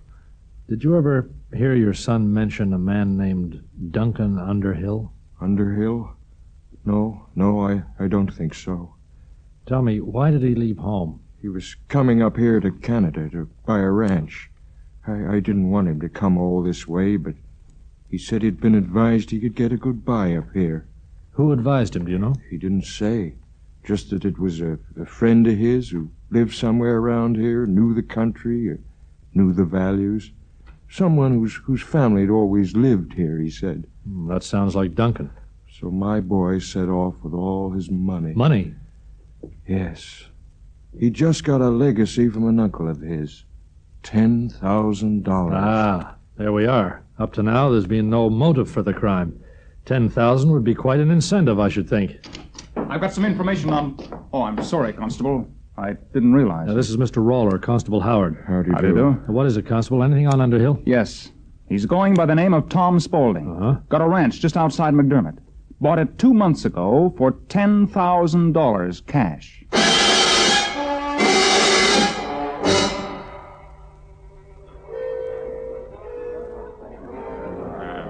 Hey, Jack, over here. Oh, there you are. I didn't recognize you in your slouch hat and dungarees. You look pretty good yourself. I don't think Duncan will spot us. That is, if he ever turns up at this saloon. Well, they seem to think you'll show sooner or later. You tried his ranch again? Yeah, I just came from there. Say, what happened when you talked with Muriel Underhill? Well, she finally broke down and confessed that Duncan dropped in at the farm in April, late one night. None of the others knew he was there. So Charlie was telling the truth? Yep, he didn't know a thing about it. The sister's pretty worried. I think she suspects Duncan did it all right. Hey, Ed. What? There's our man. Just came in. Yeah, it looks like him. You're right. Yeah, someone talking to him. We better wait until he's alone. Less chance of starting a brawl. Come on, we'll stroll over towards him. Sure, you do that, Harry. You give me a price on the steers, and I'll think it over. All right, so long. Excuse me. Yeah? Are you Tom Spaulding? Oh, yeah. What do you fellas want? You mean Tom Spaulding's the name you go by? Well, sure, it's the name I go by. Wasn't Duncan Underhill good enough for you? What do you mean? All right, you just come along with us. I'm Constable Henry of the Mounted Police. You're under arrest for murder.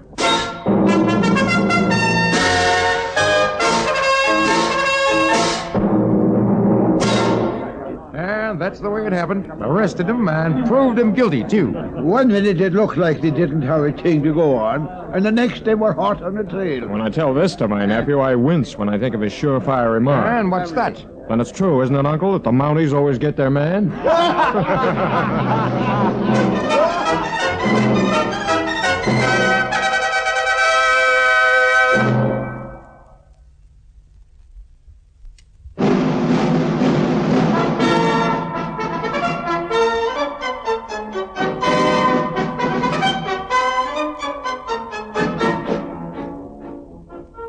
The Queen's Men. Authentic stories of the Royal Canadian Mounted Police. Music under the direction of Sidney Torch. Script and adaptation under the supervision of John Adaskin. Produced and directed by Harry Allen Towers.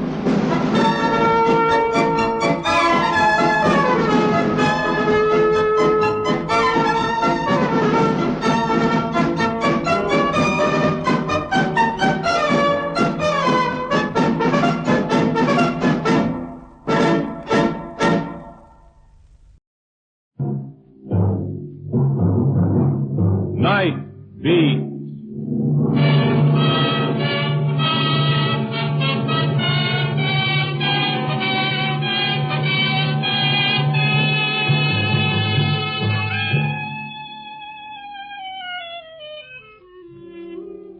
Hi, this is Randy Stone. I cover the night beat for the Chicago Star, which is as good a way of making a buck as any if you like walking and nobody's hiring mailmen. Yeah, I'm real bitter tonight. It all began with a column I wrote, a few months ago, about a fire in a little nightclub over on the north side and the panic that followed. Afterwards, I couldn't get that panic out of my system. Human beings reduced to the level of animals. All they had to do was walk calmly out of the building. But no, they tore and smashed and clubbed and clawed, not caring about anything but their own precious skin. And so 3 people were trampled to death. It griped me, and I wrote in my column that we were all a lot closer to the jungle than we realized when human beings could act so vile and so ugly in the face of fear. A couple of hours later, the galley sheet of the column was tossed on my desk, and, as usual, the proofreader had found a dozen mistakes in my spelling. But something else was added. Across the story was written, "Too bad the human race doesn't come up to your standards. Signed, Fraser." I don't know, maybe I was feeling a little bad about the column myself, but it kind of got under my skin. I put in a call to the proofreader's desk to have Mr. Fraser drop around. I'd hardly hung up the phone when a little dame about 70 years old, 5 feet tall but hard as nails, came down the aisle. Pencils sticking out everywhere from her gray hair and her celluloid eyeshade firmly in place. Mr. Fraser's been dead for 38 years, but if you don't mind talking to his widow... Now, sit down. I just called you over to punch you in the nose. Oh, you want to do it here, or should we go down to the alley? I'll take a rain check. It's too soon after Mother's Day. You burned me up, putting yourself on a pedestal. Shame on you. Well, you weren't at that fire. You didn't see those nice human beings tear at each other like tigers. And you've never really been afraid, have you, Mr. Stone? Oh, I don't know. Of course you don't know. That's what makes me sore. You don't know what real panic can do to you. It can tear you apart. It can poison you. Don't kid me, Fraser. You've never been afraid of anything in your life. Oh, not much I wasn't. You ever hear of the lakeside? No, that was when you were still in cotton triangles. Well, it was a vacation ship, and it tipped over in Lake Michigan, and I was on it. And let me tell you something, laddie boy. I tore and clawed and ripped with the best of them. Sure, I was ashamed afterwards, but it left me with something more than shame. It left me with understanding. Well, maybe. The only way to understand hunger is to go without food. You won't ever understand fear until you've really been afraid. I mean afraid in every drop of blood, in every nerve. Then you'll understand it. And maybe you'll climb down off that pedestal. Now, is there anything else you wanted to say to me? No, but thanks for letting me talk myself out. Okay. See you around. Oh, and another thing. Yeah. You spell like a 2-year-old. I before E except after C. Will you please remember that?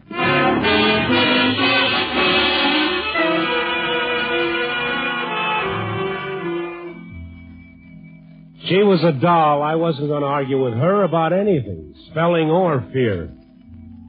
Except that, being a strictly no-hero type guy, I'd still like to see the day that anything could turn me into the savages I saw at that fire.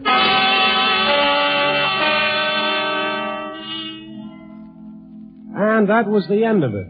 For a few months, anyhow. Until I got the letter.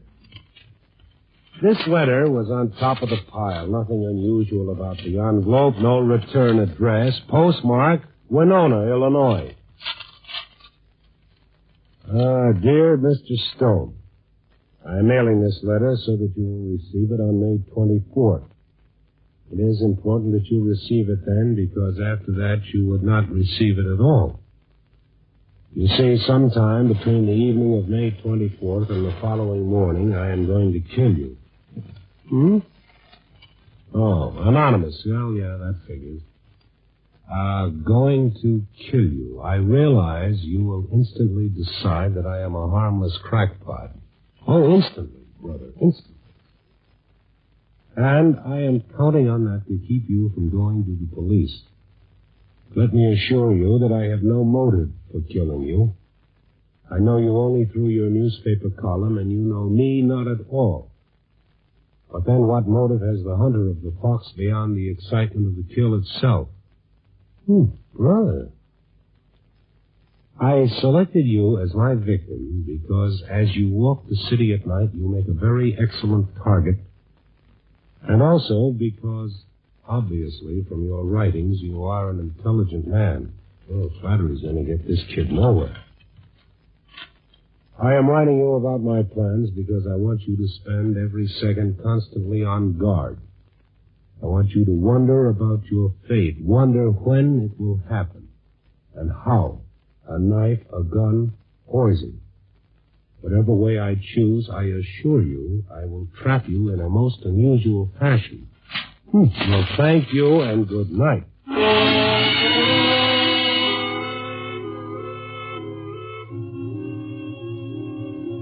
And I tossed the letter from Winona, Illinois, into the wastebasket. Everyone who wrote a column got one of these every so often. The world was filled with such goofs. By the time I started on my night beat that evening, I couldn't even tell you the exact words of the letter. By the time I made my regular stop at Gus's beanery around 9, the letter from Winona was gone from my mind. The beanery was empty. I went over to the counter. Evening, Mr. Stone. Hey, your paper called. Kindly give the switchboard a ring. Ah, thank you. What's the soup du jour, if I may be so bold? What's always the soup du jour at this establishment? Whatever won't go down the garbage disposal, mixed with liberal amounts of Lake Michigan's finest. You make it sound heavenly. A large bowl. I'll call it.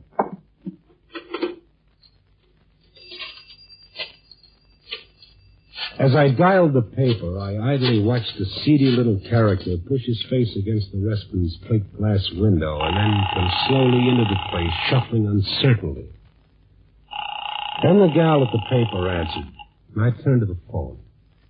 Chicago Star? This is Stone. What small crisis are we faced with tonight? Oh, Mr. Stone, you had a long-distance call. Let me see.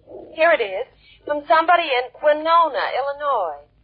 That letter? Did you say something? No, go on. Well, the party seems terribly anxious to reach you. He left a number to call in Winona, said if he didn't hear from you within an hour, he was coming into the city to find you. That was almost 2 hours ago. Did he leave his name? No, just a phone number. 1836. But like I said, he called 2 hours ago, and he said that if... Yeah, I know. Well, you might try him, though. He really seems desperate to find you. Oh, well, good for him. Thanks, kid.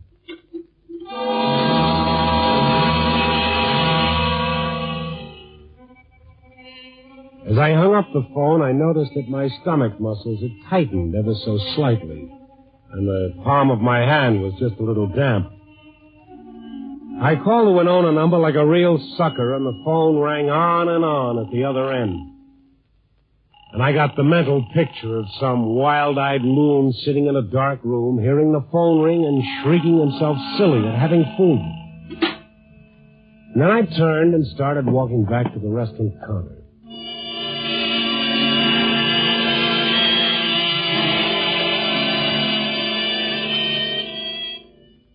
I noted that the seedy little character who'd come in while I was on the phone, with every seat in the restaurant empty, had chosen the seat next to mine.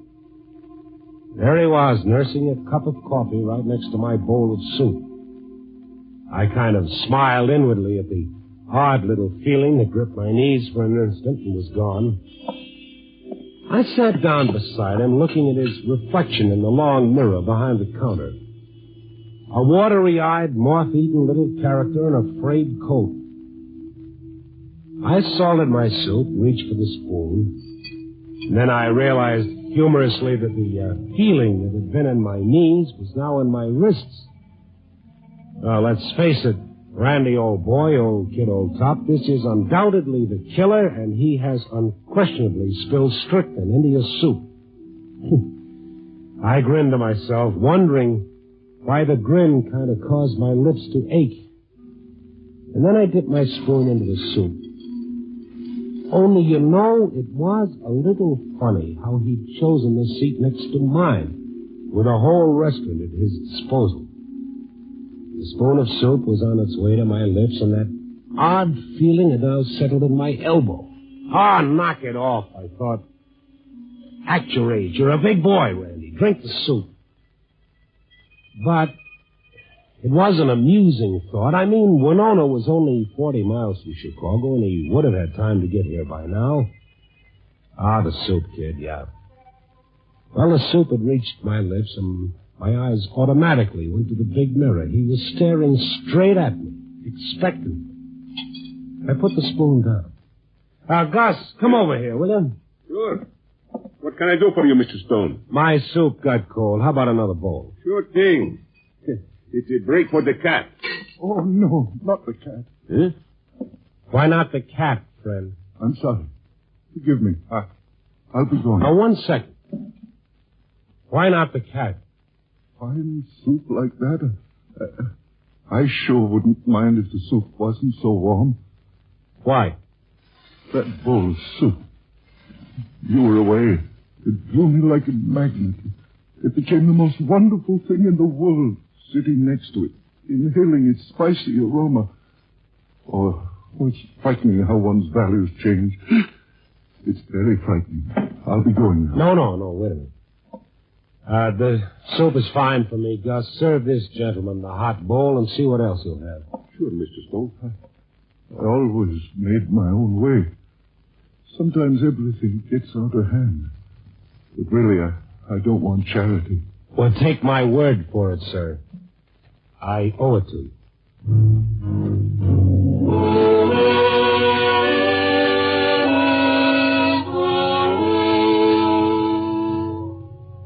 I left the beanery a little after 10, feeling like an idiot junior grade. Back to work, wandering the lonely places of the night, looking for my story.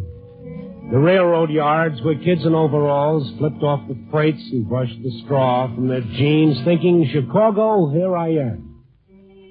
Past the produce markets beyond the loop where trucks were already coming in and loading their crates of fruits and vegetables. Through the narrow canyons of the downtown financial district, deserted, empty. The night wind whipping the scraps of paper that was so vital yesterday into the gutter. But tonight the story wasn't there. It wouldn't come. Tonight something was gnawing at me, and I kept pushing it away, trying to shame it out of my system. And I couldn't shake it. Finally, I stopped in at a gas station. It was closed for the night, but the phone booth was open. But Winona 1836 was never going to answer. Then the newspaper again to see if they'd heard from him. Oh, yes, Mr. Stone. I was trying to reach you. He came in all right more than an hour ago. He's there now? No, he hung around a while. He seemed so agitated. Then he said he'd find you himself and left. What does this character look like? Gee, how would you describe...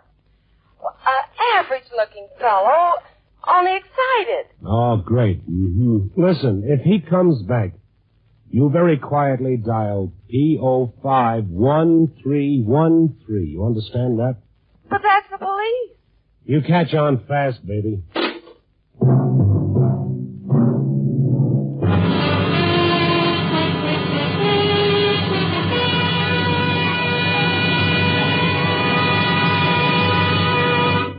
NBC is bringing you Night Beat, starring Frank Lovejoy as Randy Stone. 3 chimes mean good times on NBC. There's more mystery later this evening with 2 rough and tough crime fighters. There's the amazing Mr. Malone, a daring private detective equally proficient at romance or solving murders, followed by the man called X, an intrepid soldier of fortune played by Van Heflin, who travels to all the dark and mysterious corners of the world, combating the evils of international intrigue. Yes, there's action and adventure every Friday here on NBC.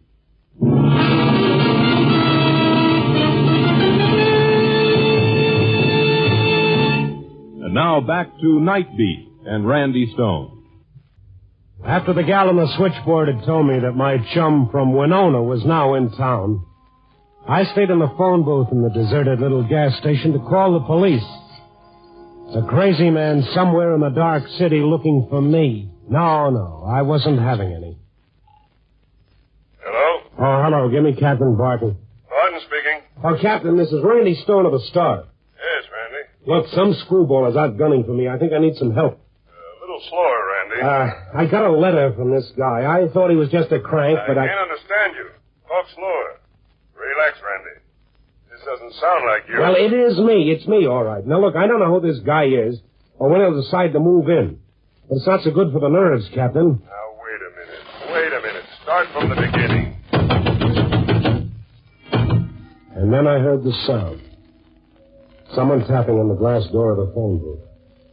I turned. It was dark, but I could see his face, wild and excited. Hear what I said, Randy? Do it slow, and... I don't even remember hanging up the phone. I felt my throat closing up. He was a slight fella, his hands hammering against the glass door. He looked extraordinarily white and strong. I opened the door quickly. Thanks. Sorry to have to cut you short like this. But boy, I think this is it. Huh? Her pains are coming every 3 minutes now. The doc said when they start like that, to call him quick. Man, am I nervous. It's my first kid, you know.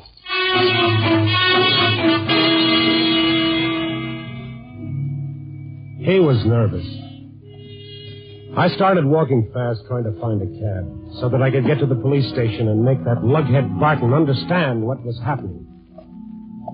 Only none of the cabbies ever bothered with this neighborhood this late at night. Warehouses, small factories, lofts, everything shuttered up for the night. 100 times I'd walked this street without ever realizing how completely lonely it was. A figure was coming the other way. Without even thinking, I crossed the street to the other side. And the figure went on.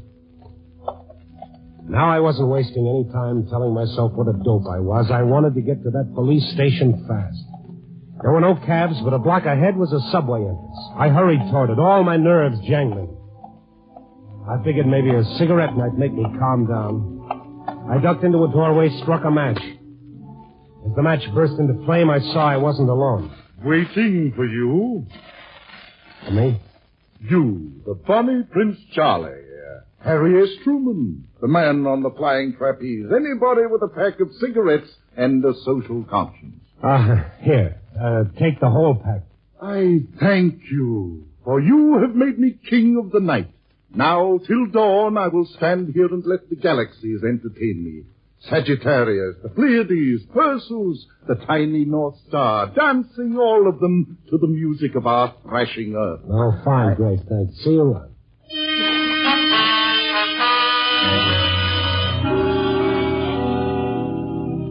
I kept on walking, thinking, Riley, any other night, what a kick I'd have gotten from shooting the breeze with a guy like that. Poet of the darkness, his study, any alley, any doorway of the city. But tonight, all I wanted was to reach the subway up ahead and get to the police. And then I was standing before the subway entrance. But it was dark, and across the entrance was the sign, closed after 10 p.m., Fullerton Station open. Fullerton Station, that was 4 blocks across town.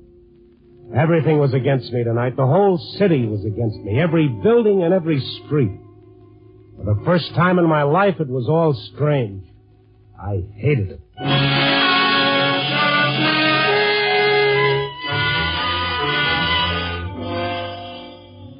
I hurried toward Fullerton, through an area of condemned tenements now being torn down for a housing project.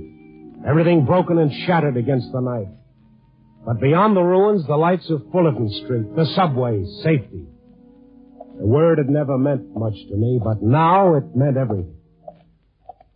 I was walking very quickly, trying with all my willpower to keep from running.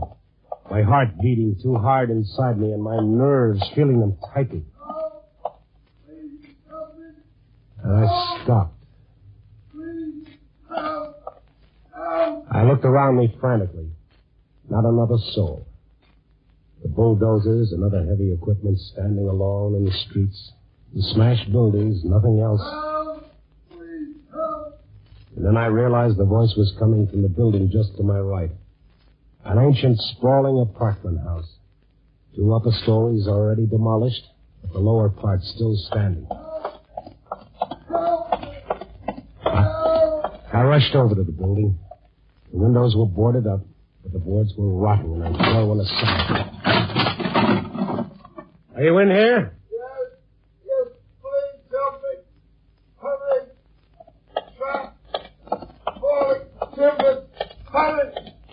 ran to the arched entrance of the building, all so boarded up. Even in the darkness, I could read the large sign nailed across the front, Condemned, Danger.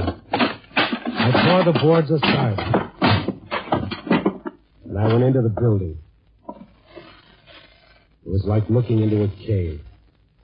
The faintest moonlight from outside revealed broken floors, smashed walls, and narrow hallways leading off in all directions. Hurry! Whoever you are, please hurry! I can't hold out much longer. Can't. I looked through my pockets for matches. There were none. I'd given them to the philosopher. Have any idea where you are in relation to the entrance? No. Can't you find a drywall place? Wall collapse.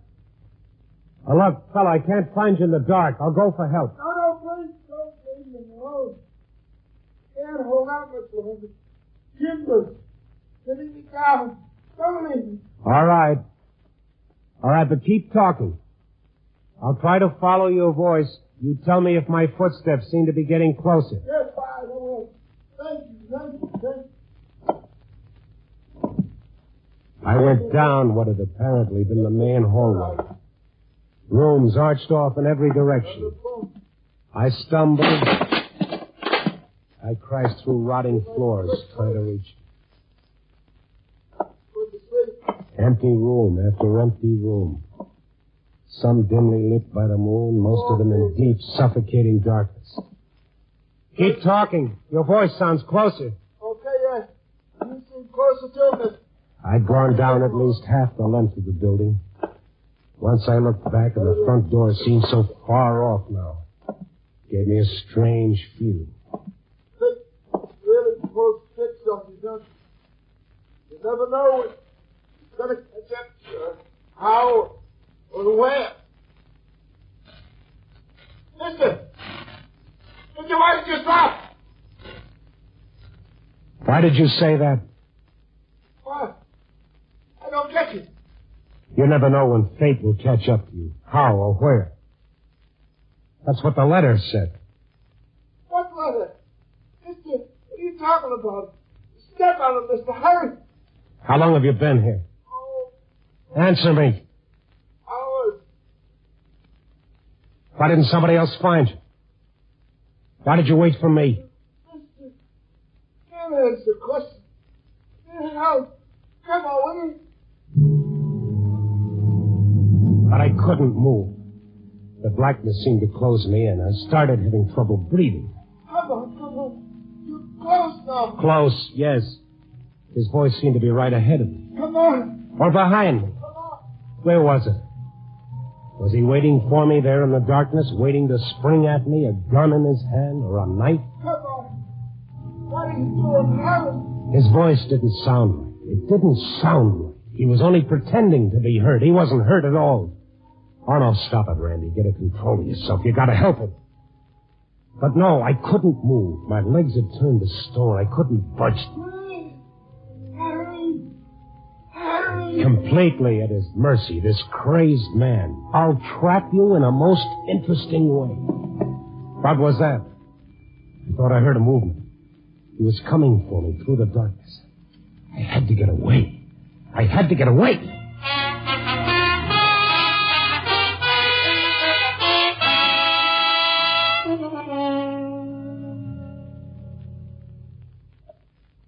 Sit down, Randy. Yeah, thanks, Captain, thanks. Hey, you look terrible. What's happened? Well, I started telling you over the phone. This crazed loon sent me a letter saying that he was going to kill me. He was going to trap me. I know all about the letter. The guy's right in the next office.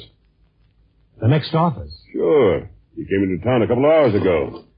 Send Mr. Harris in. He was here when you phoned. I was just kidding you along, and then before I could tell you, you hung up. But he couldn't be. Mr. Harris, this is Randy Stone, the man you've been trying to reach. Oh, Mr. Stone. You? You're the one who sent the letter? Oh, no. No. I'm the tenant there at the sanitarium. Sanitarium? Yeah, for the insane. It's a private one in Winona. I should have known better, but, well, he seemed so rational at the time. What are you talking about? The letter. You know, the letter, he gave it to me. He asked me to mail it as a favor to him. Said he was sending you a letter of appreciation for your fine column. But wait. Oh, I know it's against all the rules to mail the letters without the superintendent reading them, but, well, like I say, he seemed so rational, and then after I mailed it, then he told me what he'd written. Well, that's why I've been trying so desperately to reach you, because I could get fired if it ever came out that I... You mean he's up in Winona, locked up? Oh, sure. Sure, you don't have to worry about that. Captain, get a car and for God's sake, hurry.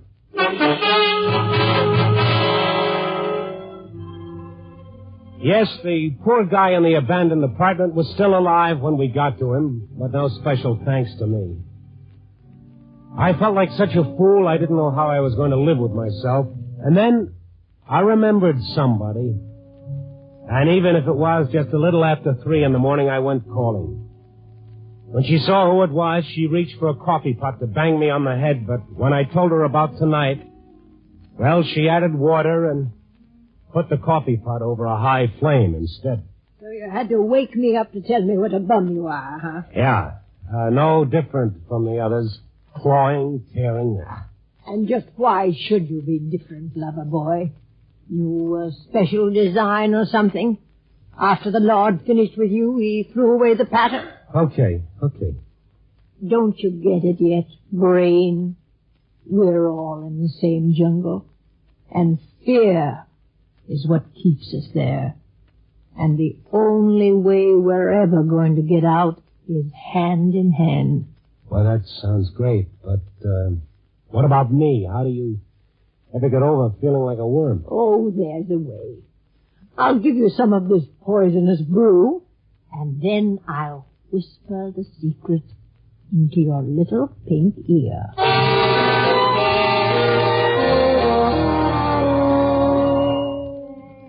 It wasn't much of a secret. All she did was send me down to the office, back to the typewriter, to put it all down, every word, and in the first person. And you know, maybe it's the same with fear as it is with a lot of other things. As soon as you stop hiding it, as soon as you share it around, the sting is gone. But, brother, fear is a deadly weapon that makes the atom bomb look like a squirt gun. Maybe the day we all stop being afraid, maybe that's the day the new world they all talk about will officially begin.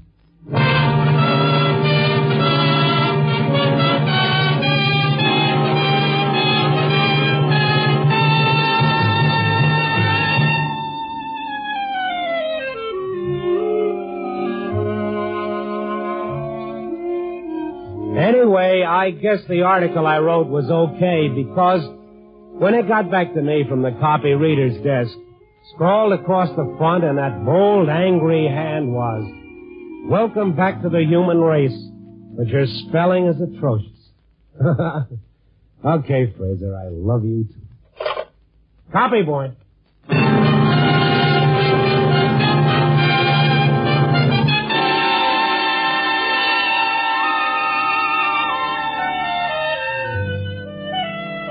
Night Beat, starring Frank Lovejoy, is produced and directed by Warren Lewis. Now, Gangbusters, presented in cooperation with police and federal law enforcement departments throughout the United States. The only national program that brings you authentic police case histories.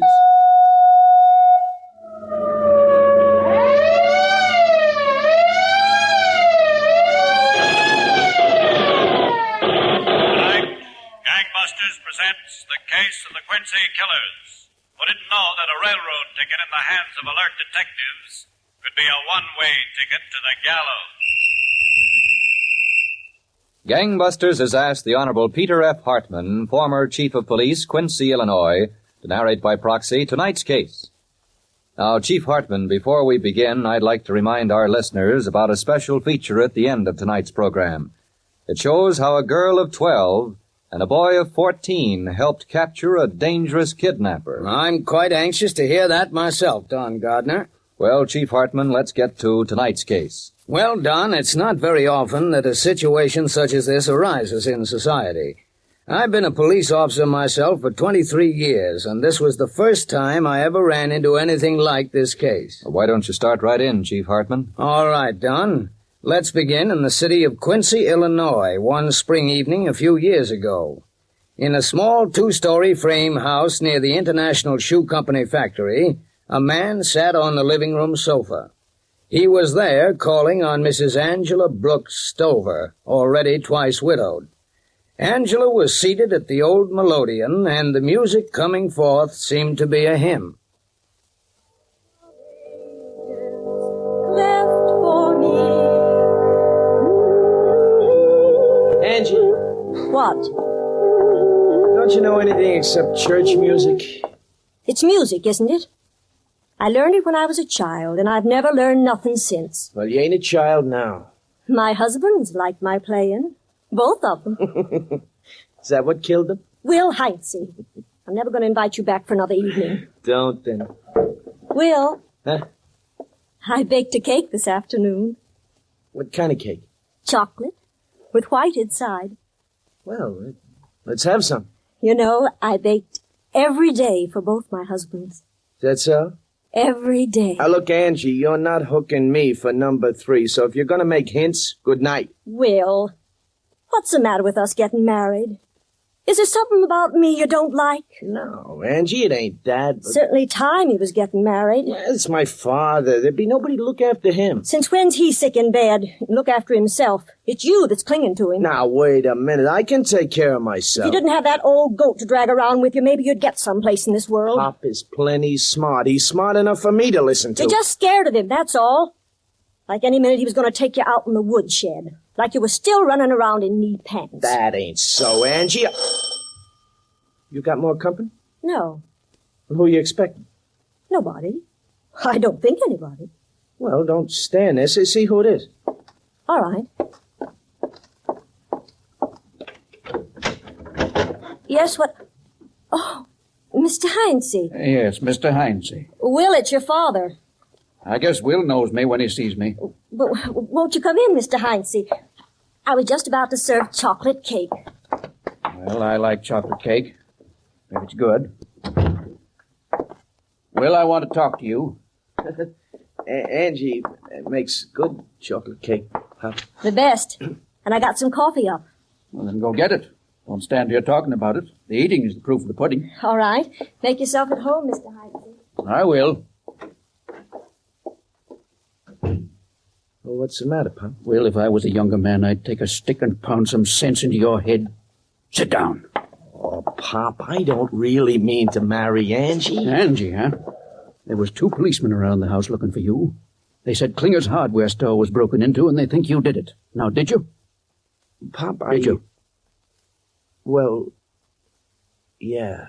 All these years I've been teaching you, all these years I've been trying to make a man out of you. I'm sorry. Too late Pop. to be sorry. Got no respect for your father. Why don't you at least wait until I'm in my grave? Pop, don't talk like Breaking that. into hardware stores. How many times have I got to tell you not to break into anything? Unless I say so. It looks so easy. It looks so easy. Now you're in trouble. Every time we got in trouble. Every time it's been on account of you running off and doing something like that. Oh, Pop. If it hadn't been for you, we wouldn't have spent that time in the Missouri State Prison. And that 5 years in Iowa. You're not much better than a child. Pop, I told you I was sorry. Being sorry's not going to chase them 2 detectives away from the house there. They're waiting for you. Uh-oh. I tell you, it's lucky for you your father has a good mouth on him. I told them I'd go out and find you. Bring you to the police station. Oh, no, Pop, you're not. Well, I sure ought to. Yeah, but you ain't, Pop. It's just lucky, Will, that you're my flesh and blood. It's just lucky for you. What are we going to do, Pop? Now, I'll tell you what we're going to do. We're going to do some traveling again. To a resort. To Spirit Lake. Spirit Lake? Where's that? It's up in Iowa near the Minnesota line. I saw an ad in the paper. The people that runs the cottages there need a couple of handymen. Handymen? We're not going to work, Pop. Just long enough to get a good look around the resort. Now, we leave tonight.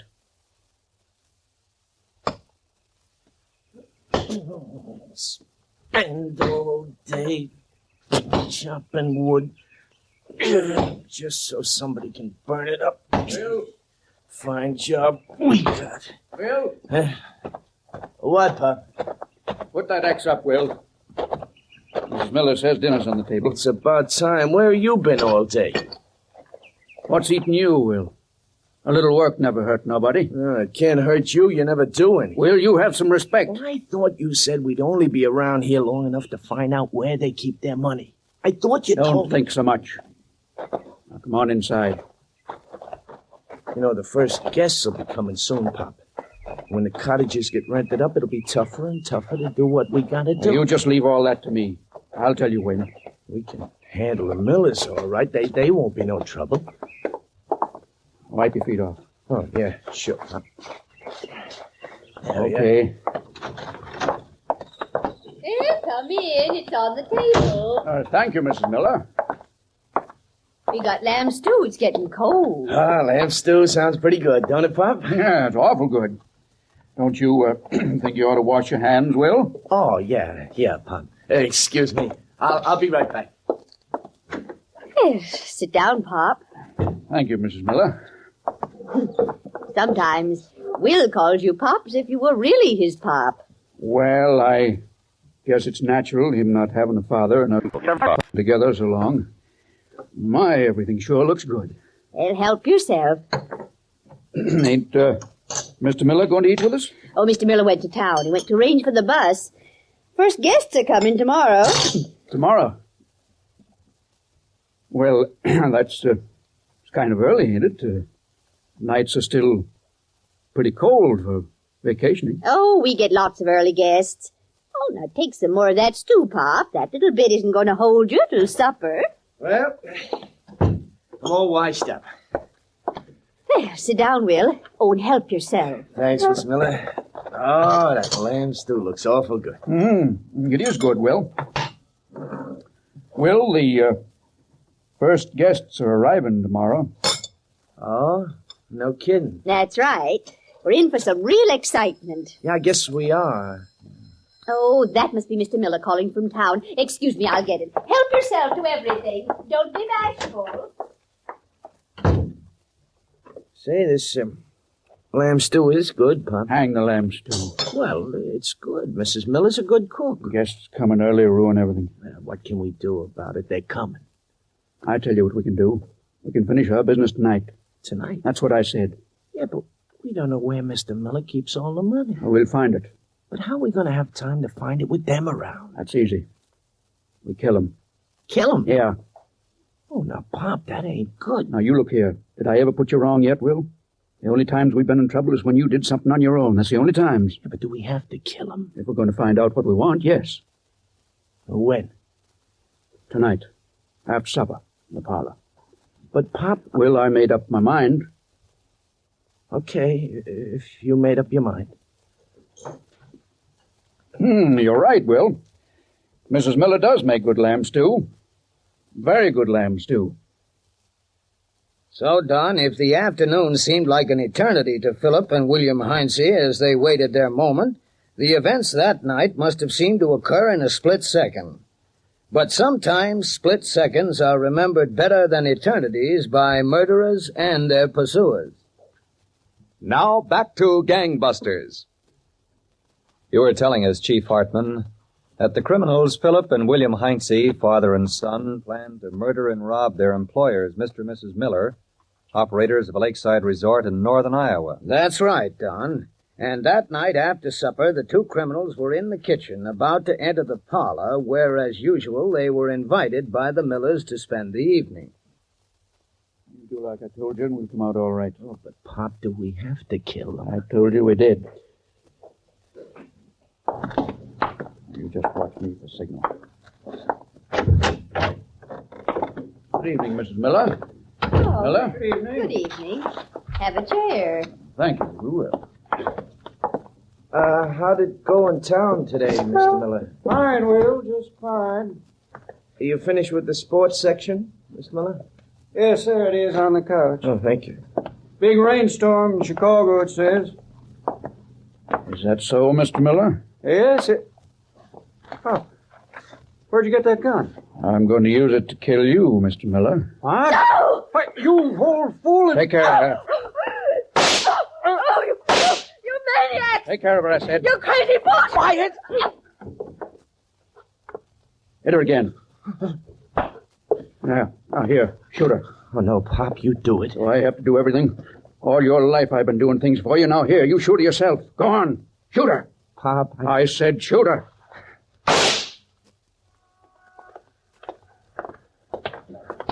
And she might still be lying out there, her unconscious and Mr. Miller's body, if the bus driver hadn't come by with the guests. I think we've got a case, Sheriff. Well, this is Cousin's furniture store here. Oh, before we go in, besides being the leading furniture merchant and undertaker, Mr. Cousins is also coroner of the county. He'll probably want to talk to us about holding the inquest. I understand. Well, let's go on in. Afternoon, John. Afternoon, Sheriff. Mr. John Cousins, this is Agent Ike Welburn of the Iowa Bureau of Investigation. I came out from Des Moines to help with the case. Glad to have you. We got a mystery on our hands. Sit down here any place. It's all second-hand stuff. Thanks. I hope I can help you solve that mystery. Well, Corpus Delicti is back in the undertaking department. How's Mrs. Miller? Well, the doctors give her a 50-50 chance, John. We got the slugs out of Mr. Miller's body. Looks like they came out of a .32. Both of them. We'll send them down to the laboratory in Des Moines for a complete ballistics check. What about these two men, the suspects? Well, the only time they were seen in town was the day they got off the train. When was that? 10 days, 2 weeks ago. They asked Chet North, the station agent, for directions to the Miller's place. Chet phoned out, and Miller drove in for him. I guess Mrs. Miller could give you more information about them than anyone else. Well, apparently Mrs. Miller won't be able to give that information for a while. If at all. If they'd already been hired by the Millers, must have been some correspondence between them. Well, my men certainly couldn't find anything. No payroll book, nothing. Nothing at all. You know, it's strange how the young one and the old one seem to travel together. Mr. Miller was talking about them at the feed store one day. He had an idea they were some kin, but he never asked. Wasn't the nosy kind, as long as they did their work. They did their work all right. Come on, Sheriff, let's walk over to the depot and talk to that station agent. I want to see if I can make certain of the exact day they got off the train. Darling, when the lights are dim. All right. Just a minute. Yes? Who is it? It's me, Angie. Will. Will!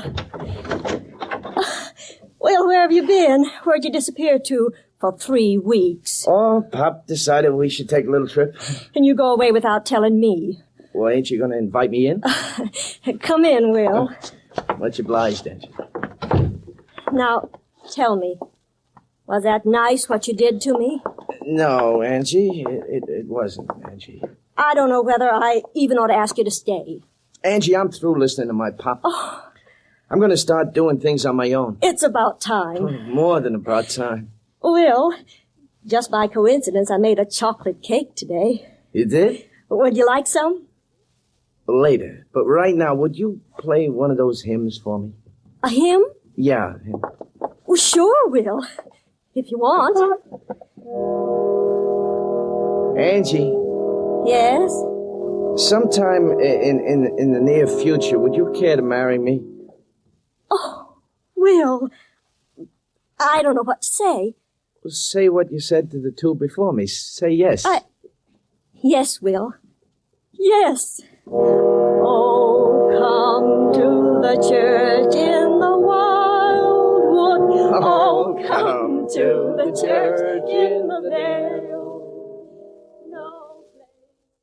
Which one of these phones would be best to put the call through on, Sheriff? Yeah, you can tie this one up as long as you want, Welburn. Thanks.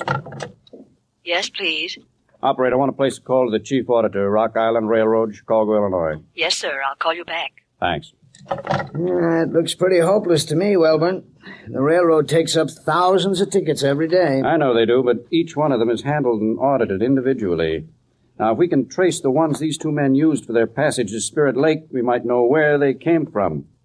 That's a big step in the investigation. No, I grant you that, but suppose they change trains at Des Moines or someplace. Then where are we? If they bought their tickets through to Spirit Lake when they left home, it doesn't make any difference how many times they change. The stamp of the originating office is on the back. If the railroad can locate those tickets, we've got a chance. Yeah, that's right. Maybe you got something. Sheriff, it's all we've got. Where have you been, Will? You had me worried. The Quincy cops might still be looking for you on account of that hardware store. Just over to see Angie. But I thought I told you to stay away from her. She's been widowed twice and proposes to make you number 3. I asked her to marry me, Pop. You what? Angie and I are going to get married. You won't marry her as long as I'm alive. I ain't listening to you no more, Pop. You got me in trouble all my life listening to you. Steal this, steal that. Will. Turn me loose, Pop. You're my boy. You'll do what I say. Turn me loose. Will. Push your poor old father, who's been nothing but good to you all your life. Oh, good to me? That's a laugh. Making me spend years and years in jail, making me steal and kill. You wouldn't have known what to do if it weren't for me. You wouldn't have known nothing. I wouldn't have killed nobody. You didn't even do a good job at that. I told you to kill her. You messed it up. You never did anything right. I can kill, Pop, if I want to. Angie and me are getting married, and if you step 1 foot in the way, I'll kill you. I swear I'll kill you. Agent Welborn. Mr. Wellborn, Detective Watson of the Quincy, Illinois Police Department is ready to talk now. Oh, good. Put him on. Hello, Welborn. Yes, Watson. How are you? Okay. I've been thinking about our phone conversation last night. Any ideas, Watson? You say those two definitely bought their railroad tickets here in Quincy. That's what the railroad says. Well, I don't want to make any promises, Welborn. Maybe I know the men you're looking for. Father and his son. That could be. The name's Heinze. We've suspected them in a couple of burglaries around here. They disappeared about 3 weeks ago. But I could start checking around for them. It's a good idea, Watson. You start checking and I'll start driving. And I'll see you there as quick as I can make it.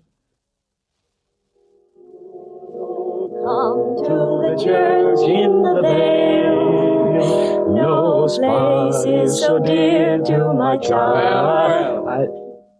I never heard such pretty music. Pop. Evening, Mr. Heinz. You get your hat, Will. We're going. How did you get in here? I got a knack of getting places, Will. You know that. You get your hat. Go on, Angie. Finish playing. But will I? Finish playing. Will, tell him to go home.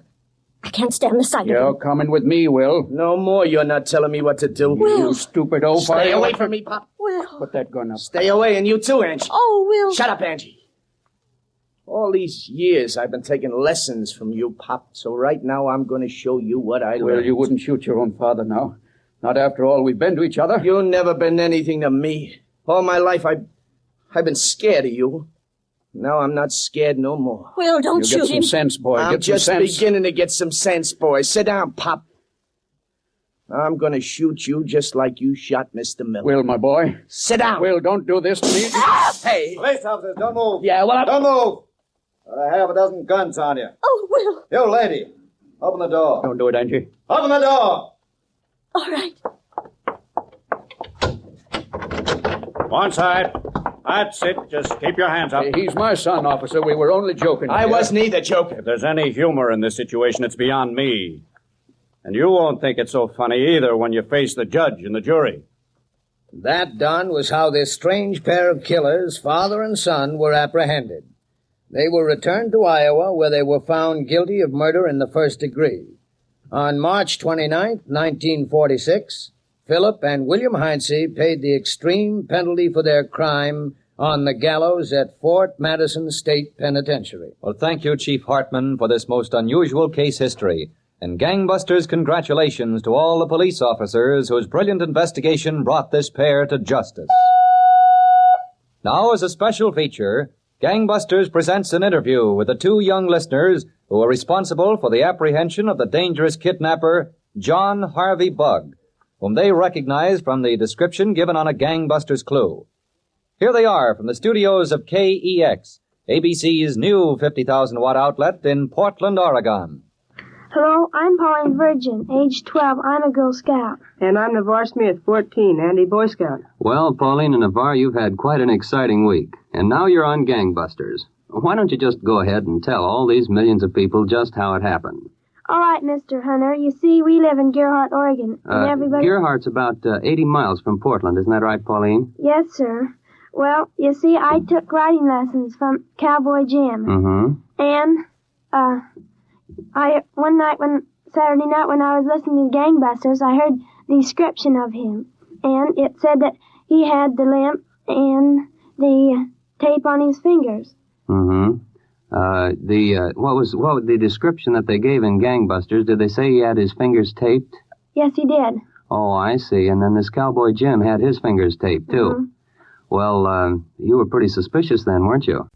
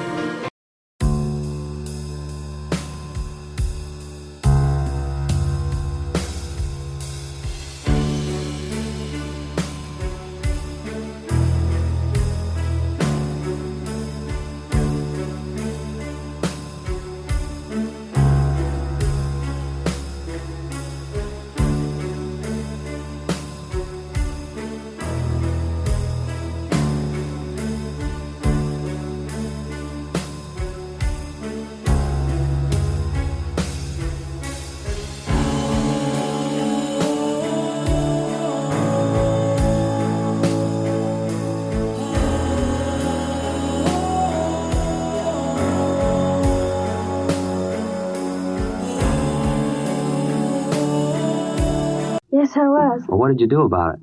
Well, I told my cousin Navarre Smith. Oh, I see.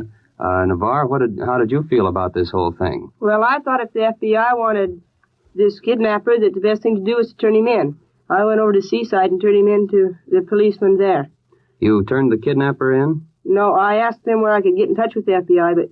Oh, I see. He asked me why, and I told him, and so he says that he would do it for us. Mm-hmm. Well, did you talk to your mother about it, Pauline, at all? Yes, I did, and she kind of laughed. Oh, I see. Well, you didn't let that bother you at all, though, did you? No. Well, you say the policeman now was going to do what for you? He was going to turn him into the FBI for us. Well, I see, and he certainly did from all the activity we've seen around here in the last week. Agents of the Federal Bureau of Investigation did some checking, and they found out that Cowboy Jim really was the kidnapper, John Harvey Bugg. And they found him hiding under the baby crib in a friend's house last Friday night. Tell me something, Pauline. What did your mother say after it was all over? Well, she was kind of thrilled about it. She didn't think it could happen. Well, she kind of admitted, too, that kids can be right sometimes, Yeah. didn't she? Well, you and Navarre certainly were right, and observant, too. And now, on behalf of Gangbusters, I want to present each of you with a check for $100. Oh, boy. And we hope you'll continue to be observant young citizens. Thank you, Mr. Hunter. Thank you. Now, this is Ben Hunter, transcribed from the studios of KEX Portland, Oregon, switching you back to Gangbusters in New York. Thank you, Pauline Virgin and Navarre Smith. And gangbusters congratulations to both of you.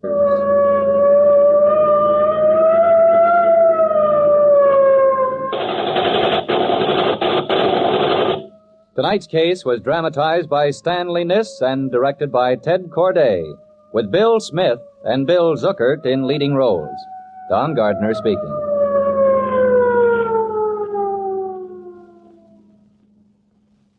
Gangbusters is a Phillips H. Lord production. This is Greg Fordyce from An Evening of Old Time Radio. Thank you so much for listening and watching and enjoying the video. Hit the like and subscribe buttons if you did. It really helps the channel out. And again, if you're seeing this video on any other channel than An Evening of Old Time Radio, there are no numbers in my channel's URL name, then you are watching a pirated copy of my video where the thief has stolen my audio track and republished it with a different background on their channel. Thanks again for all of your support.